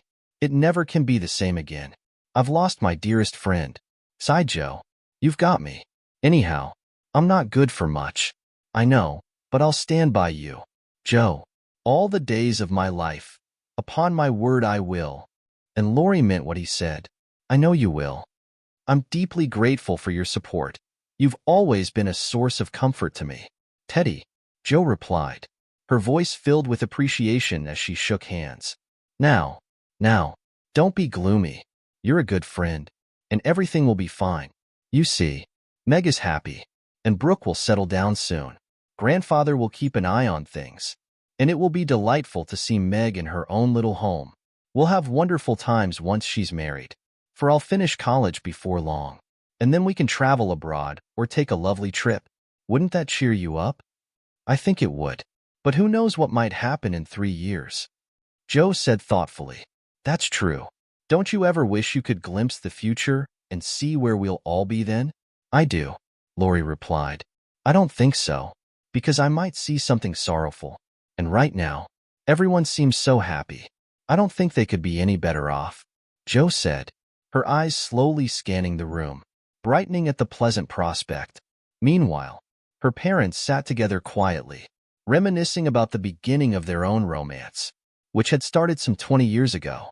Amy, on the other hand, was sketching the lovers, who sat apart, lost in their own little world of happiness.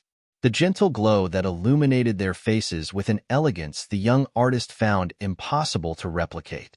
Beth rested on her sofa, chatting cheerily with her old friend, who held her small hand as if it guided him along the serene path she followed. Jo relaxed in her favorite low seat, wearing the serious, quiet expression that suited her best. Lori, leaning on the back of her chair, his chin level with her curly head, smiled warmly and nodded at her in the long mirror that reflected them both. So grouped, the curtain closes on Meg, Jo, Beth, and Amy. Whether it ever rises again depends on how the first act of the domestic drama called Little Women is received. Home of the Little Women, *24. Gossip, the second part. The Dovecote, *24. Gossip, to begin anew and attend Meg's wedding with a clear mind, it would be wise to start with a bit of gossip about the Marches. Let me note here that if any older readers feel there is too much lovering in the story, as I suspect they might, though I doubt the younger readers will object, I can only say, as Mrs. March does, what can you expect when I have 4 lively girls in the house?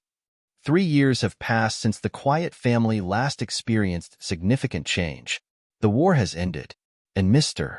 March is safely back home, dedicating his time to his studies and serving his small parish with genuine devotion. As a scholarly and kind-hearted man, he embodies wisdom that transcends mere knowledge, practicing charity that unites all humanity as siblings and displaying piety that enriches his character, making it both noble and endearing. Despite his humble circumstances and unwavering integrity, which have kept him from worldly achievements, Mr. March's virtues naturally attract admirable individuals. Much like fragrant herbs draw bees, he offers them the wisdom distilled from 50 years of experience, untouched by bitterness. Young scholars find in him a kindred spirit, their hearts as youthful as his. Women facing doubts or sorrows instinctively seek his gentle empathy and wise guidance. Even those burdened by sin are both reproached and redeemed by his pure-hearted nature. Gifted individuals find a companion in him, while ambitious ones glimpse loftier aspirations. Worldly persons, too, acknowledge the beauty and truth of his beliefs. Although they wouldn't pay outsiders, the 5 energetic women appeared to be in charge of the household. In many ways, they were, but the quiet scholar, surrounded by his books, remained the family's anchor and moral compass. He was the one the busy, anxious women turned to in difficult times, finding in him a true embodiment of the sacred roles of husband and father. The girls entrusted their hearts to their mother and their souls to their father, while their parents, who worked tirelessly for them, received a love that deepened as the girls grew, binding them all together with the strongest and most enduring bond in life, one that transcends even death. Mrs. March was as lively and cheerful as ever. Though her hair had grayed since last we saw her, she was now deeply preoccupied with Meg's affairs, and as a result, the hospitals and homes still filled with wounded soldiers and widows of fallen men deeply missed her nurturing presence. John Brooks served honorably for a year, suffering a wound that sent him home and barred him from returning to the front. Though he received no medals or promotions, he had earned them, for he had willingly risked everything he had. Life and love are precious indeed when both are in their prime. He accepted his discharge with calm determination and focused on recovering, preparing for his career, and building a home for Meg. With his characteristic practicality and self-reliance, he declined Mr. Lawrence's more substantial offers and took on the role of a bookkeeper, finding greater satisfaction in earning an honest wage than in taking risks with borrowed money. During this time, Meg worked diligently and waited patiently, maturing into a capable and wise young woman, skilled in household management. Her beauty shone brighter, enhanced by the power of love, though she harbored youthful ambitions and felt a pang of disappointment at the modest beginnings of their new life.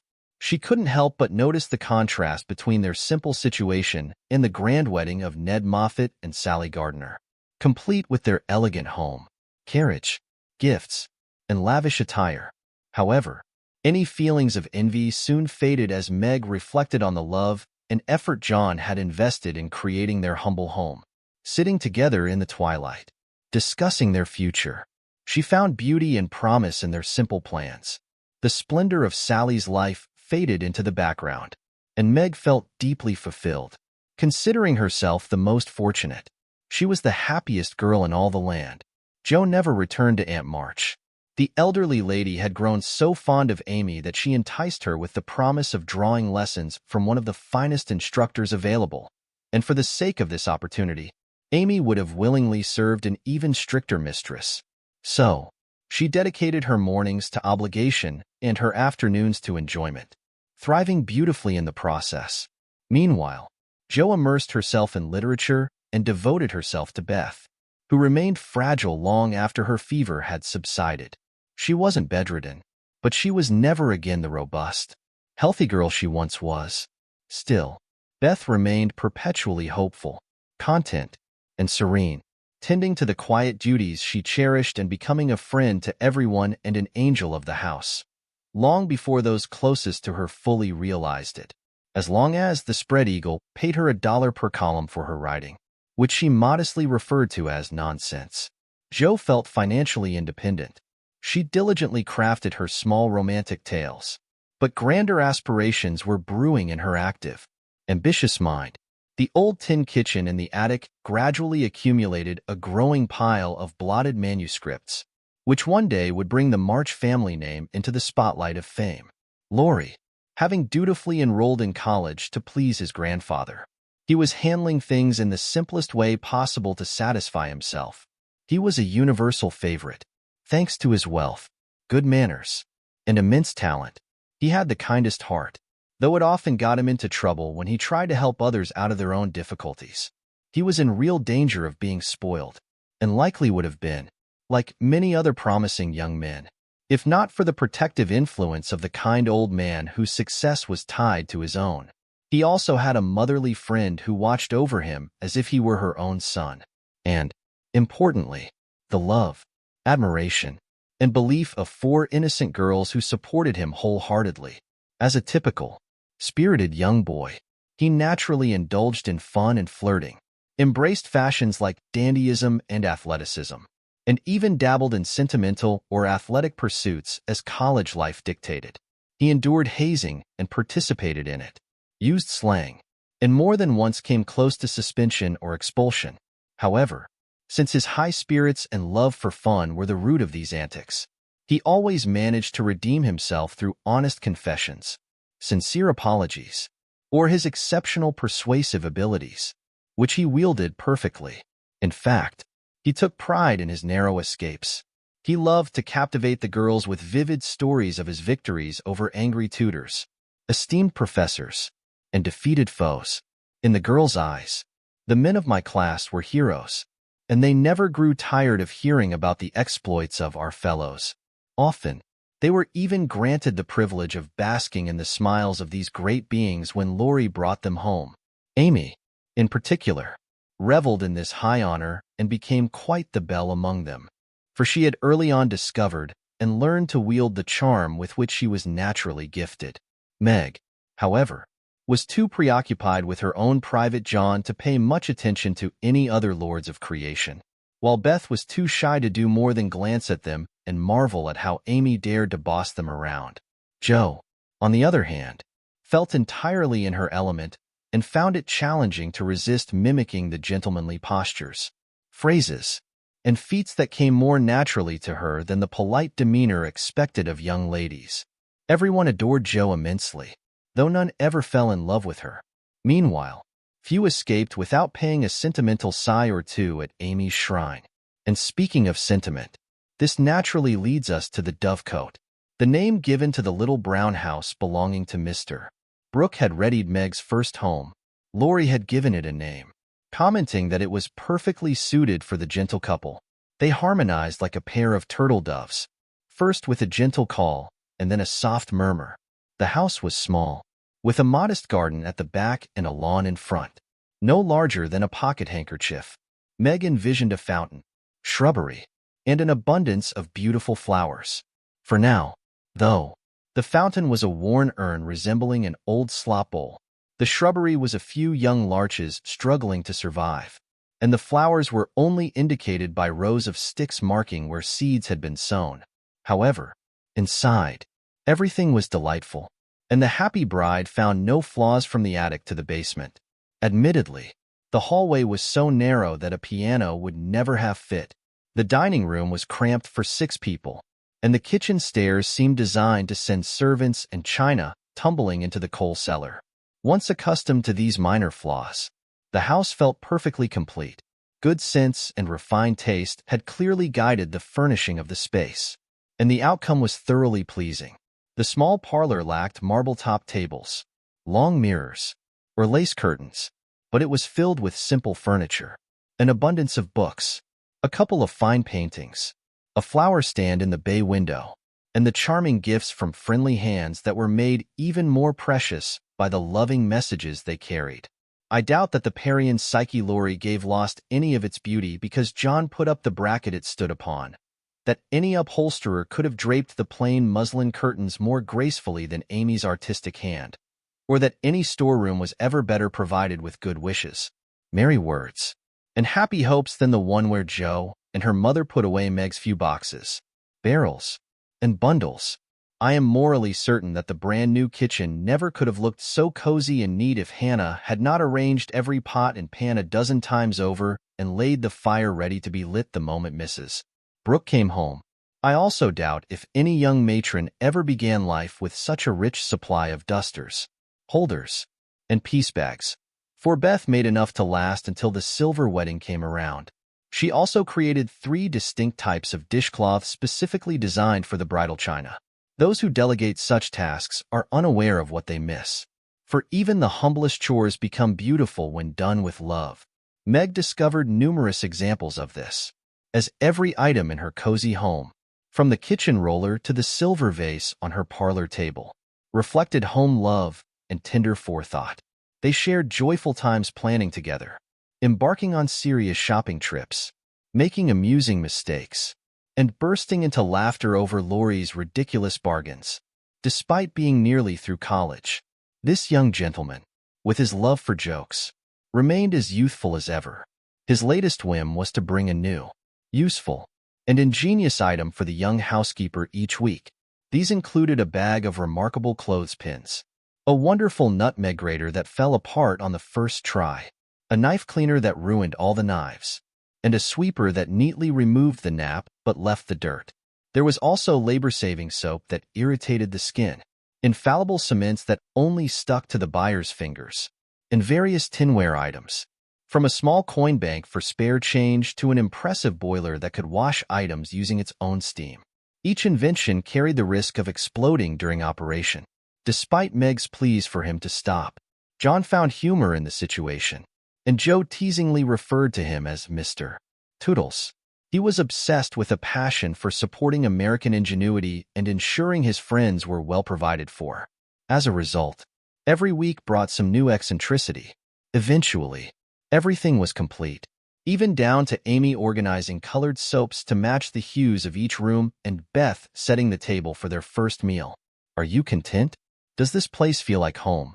And do you feel as though you should be happy here? Mrs. March asked as she and her daughter explored their new home, walking hand in hand. It seemed they held each other more tightly than ever before. Yes, Mother, I'm perfectly content, thanks to all of you, and so happy that I can't even express it. Meg replied with a look that spoke volumes. If only they had a couple of servants, everything would be perfect, Amy remarked as she came out of the parlor, where she had been deciding whether a bronze Mercury statue looked better on the whatnot or the mantelpiece. Mother and I have already discussed that, Joe responded. I have decided to give her approach a try first. There will be very little to do, with Lottie to handle errands and assist me in various ways. I will only have enough work to keep me from becoming lazy or homesick. Meg replied calmly. Amy, Sally Moffat has 4. Meg began. If Meg had 4, the house wouldn't be able to hold them, and master and mistress would have to set up camp in the garden. Joe interrupted, who, wearing a large blue pinafore, was polishing the door handles. Sally isn't a poor man's wife, and many maids are fitting for her grand establishment. Meg and John are starting humbly, but I feel there will be just as much happiness in the little house as in the big one. It's a big mistake for young girls like Meg to leave themselves nothing to do but dress, give orders, and gossip. When I was first married, I longed for my new clothes to wear out or get torn so I could have the pleasure of mending them, for I grew tired of doing fancy work and tending to my pocket handkerchief. Why didn't you go into the kitchen and make messes, as Sally says she does to amuse herself, even though they never turn out well and the servants laugh at her? Meg asked. I did, Joe replied. After a while, not to mess, but to learn from Hannah how things should be done, so that my servants won't laugh at me. It was just play then. But there came a time when I was truly grateful that I not only had the will, but also the power to cook wholesome food for my little girls, and to help myself when I could no longer afford to hire help. You begin at the other end, Meg, dear, she said, but the lessons you learn now will be useful to you by and by, when John is a rich man, and you're the mistress of a house. However splendid it may be, a mistress should know how work ought to be done if she wishes to be well and honestly served. Yes, Mother, I'm sure of that, said Meg. listening respectfully to the little lecture. For even the best of women will hold forth on the all-absorbing subject of housekeeping. "Do you know I like this room most of all in my baby house?" added Meg a minute later, as they went upstairs, and she looked into her well-stored linen closet. Beth was there, laying the snowy piles smoothly on the shelves and exulting over the goodly array. All three laughed as Meg spoke, for that linen closet was a joke. You see, having said that if Meg married that Brooke, she shouldn't have a cent of her money, Aunt March was rather in a quandary. When time had softened her anger and led her to regret her vow, she never wavered from her word. She was deeply troubled, trying to figure out a way around it, and finally came up with a plan that would satisfy her own wishes. Mrs. Carroll, Florence's mother, was instructed to purchase, make, and mark a generous supply of household and table linens, which would be sent as a gift. All of this was faithfully carried out, but the secret eventually came to light, much to the amusement of the family, as Aunt March pretended to be completely unaware and insisted that she could only offer the old-fashioned pearls she had long promised to the first bride. "That's a practical taste for a homemaker, and I'm glad to see it," said Mrs. March, admiring the fine damask tablecloths with genuine appreciation. "I once knew a young woman who started her household with just 6 sheets, but she had finger bowls for company, and that was enough for her," she added, patting the tablecloths. "I don't have a single finger bowl, but this collection will last me a lifetime," Hannah said, and Meg looked perfectly content. As well she might. "Toodles is coming," Joe called out from downstairs, and they all went down to greet Laurie, whose weekly visits were a significant event in their quiet lives.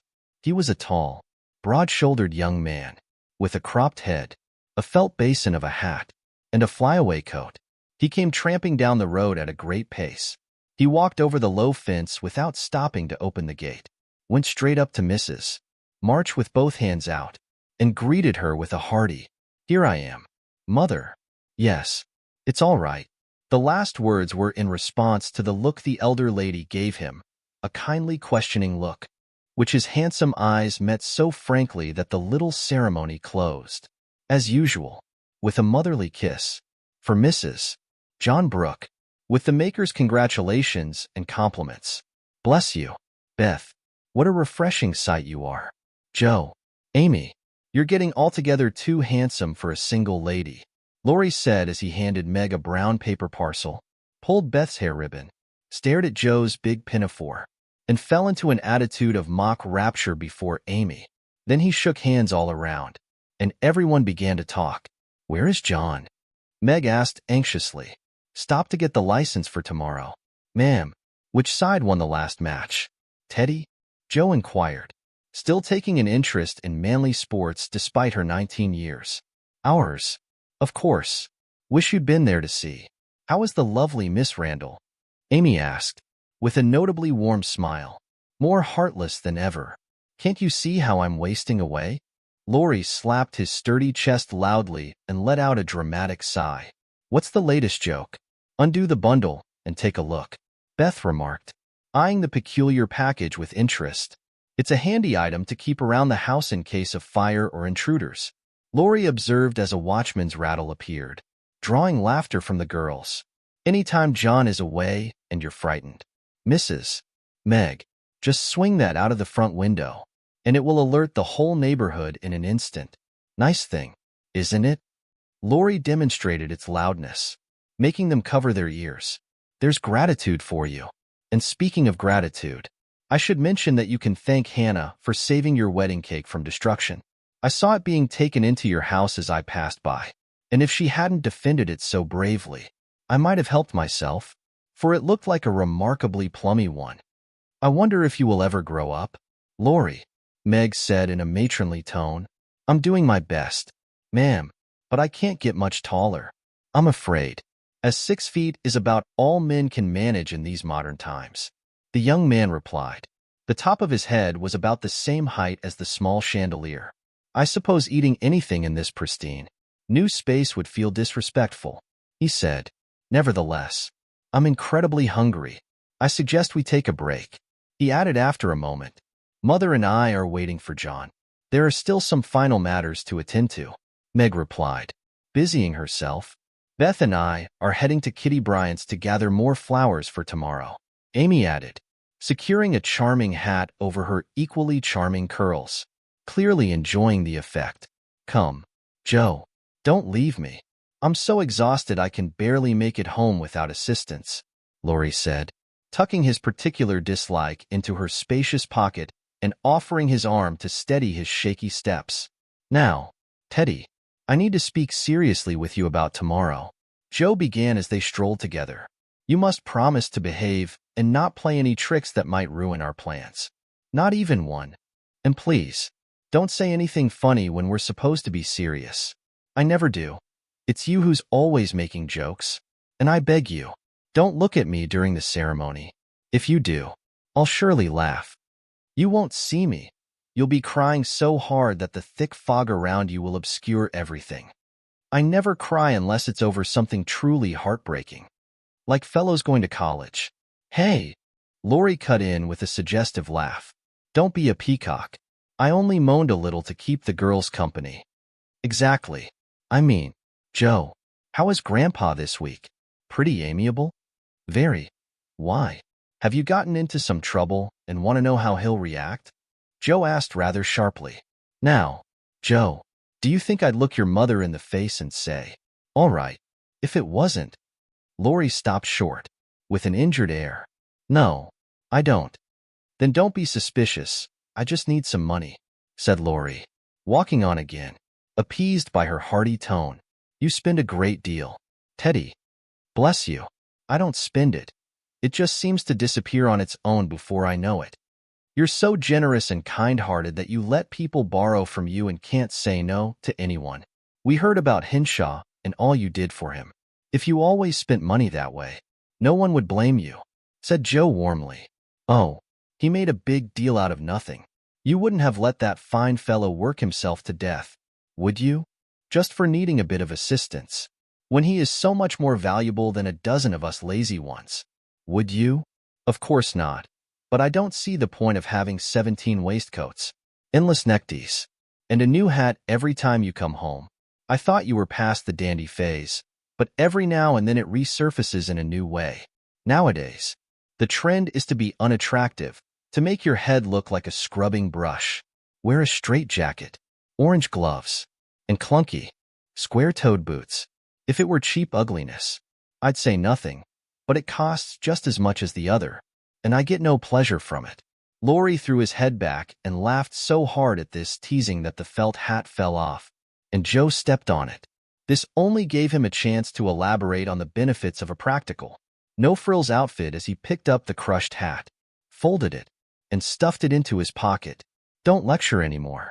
There's a good soul. I get enough of that throughout the week, and I like to enjoy myself when I come home. I'll dress up tomorrow, no matter the cost, and be a delight to my friends. I'll leave you alone if you just let your hair grow. I'm not aristocratic. But I do take issue with being seen with someone who resembles a young boxer, Joe said sternly.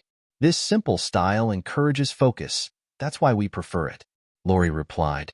He, of course, was not one to be accused of vanity, having willingly given up his handsome, curly hair for a short, stubble-like cut. By the way, Joe, Laurie continued, I think that young Parker is truly becoming infatuated with Amy. He speaks of her endlessly, writes poetry about her, and behaves in a rather questionable manner. He should probably suppress his feelings before they grow stronger, Laurie added in a confidential, older brotherly tone after a brief silence. Absolutely, he should. We don't need any more weddings in this family for years to come. Goodness gracious, what are the children even thinking? Joe exclaimed, looking as shocked as if Amy and little Parker were barely in their teens. It's a reckless time we live in, and I don't know what the future holds. Ma'am, you're still very young, Joe, but you'll likely be next, and then we'll all be left mourning, Laurie said, shaking his head at the state of the world. Don't worry, I'm not the type to attract suitors. No one will want me, and that's a blessing, for every family should have at least one spinster, Joe remarked. You won't give anyone a chance, said Laurie, casting a sidelong glance. his sunburned face flushing slightly more than before. You won't reveal the softer side of your nature. And if someone accidentally catches a glimpse of it and can't help but show they like it, you treat them like Mrs. Gummidge did her sweetheart, dousing them with cold water and becoming so prickly that no one dares to approach or even look at you. I don't like that sort of thing. I'm too busy to be bothered with nonsense, and I think it's dreadful to break up families like that. Now, don't say any more about it. Meg's wedding has turned all our heads, and we can't stop talking about lovers and such absurdities. I don't want to get cross, so let's change the subject, Jo said, looking as though she might throw cold water on anyone who provoked her even slightly. Whatever his feelings might have been, Laurie expressed them with a long, low whistle and a dire prediction as they parted at the gate. Mark my words. Jo, you'll be next, he said. ####the first wedding. The June roses over the porch were bright and early that morning, rejoicing in the cloudless sunshine with all their might. Like friendly little neighbors, as they were, their cheeks glowed with excitement. As they swayed in the breeze, they whispered to one another about the sights they had witnessed. Some caught glimpses through the dining room windows where the feast was set out. Others climbed up to exchange nods and smiles with the sisters as they helped the bride get ready. Others waved warmly at those coming and going on various errands in the garden, porch, and hall. Every flower, from the brightest bloom to the palest bud, offered its beauty and scent to the gentle mistress who had cared for them for so long. Meg herself resembled a rose, for the best and sweetest qualities of her heart and soul shone through on her face that day, making it radiant and tender with a charm that transcended mere beauty. She chose neither silk, lace, nor orange blossoms. I don't want to look unusual or overly adorned today, she said. I don't want a fashionable wedding, but just to be surrounded by those I love and to look and feel like my usual self. She crafted her own wedding gown, stitching into it the tender hopes and innocent romances of a youthful heart. Her sisters braided her lovely hair, and her only ornaments were lilies of the valley, among all the flowers that bloomed. For John loved this one the most. You look just like our dear Meg, Amy said, gazing at her with delight. So sweet and lovely that I could hug you if it wouldn't wrinkle your dress. When everything was done, Meg said, then I'm satisfied. But please, everyone, hug and kiss me. Don't worry about my dress. I want it to have many more wrinkles like this today. She opened her arms to her sisters, who clung to her with faces as fresh as April, feeling that the new love hadn't changed the old. Now I'll tie John's cravat for him, and then spend a few quiet minutes with Father in the study, Meg said, hurrying downstairs to perform these small rituals before following her mother wherever she went. She was aware that beneath the motherly smile, there was a hidden sorrow in her heart as the first bird left the nest. As the younger girls stood together, adding the final touches to their simple attire, it's a good moment to mention the changes 3 years have brought to their appearance. As they all look their best now, Jo's features have softened considerably. She has learned to carry herself with ease, if not grace. The curly locks have grown into a thick braid, more suitable for the small head atop the tall figure. A fresh glow has appeared on her brown cheeks, a gentle glow in her eyes, and only gentle words come from her sharp tongue today. Beth has become slender, pale, and quieter than ever. Her beautiful, kind eyes seem larger, and in them lies an expression that brings a tinge of sadness. Though they are not sad themselves, it is the shadow of pain that touches the young face with such patient endurance. But Beth seldom complains, and always speaks hopefully of being better soon. Amy is truly considered the flower of the family, for at 16, she carries herself like a full-grown woman, not beautiful, but possesses an indefinable charm called grace.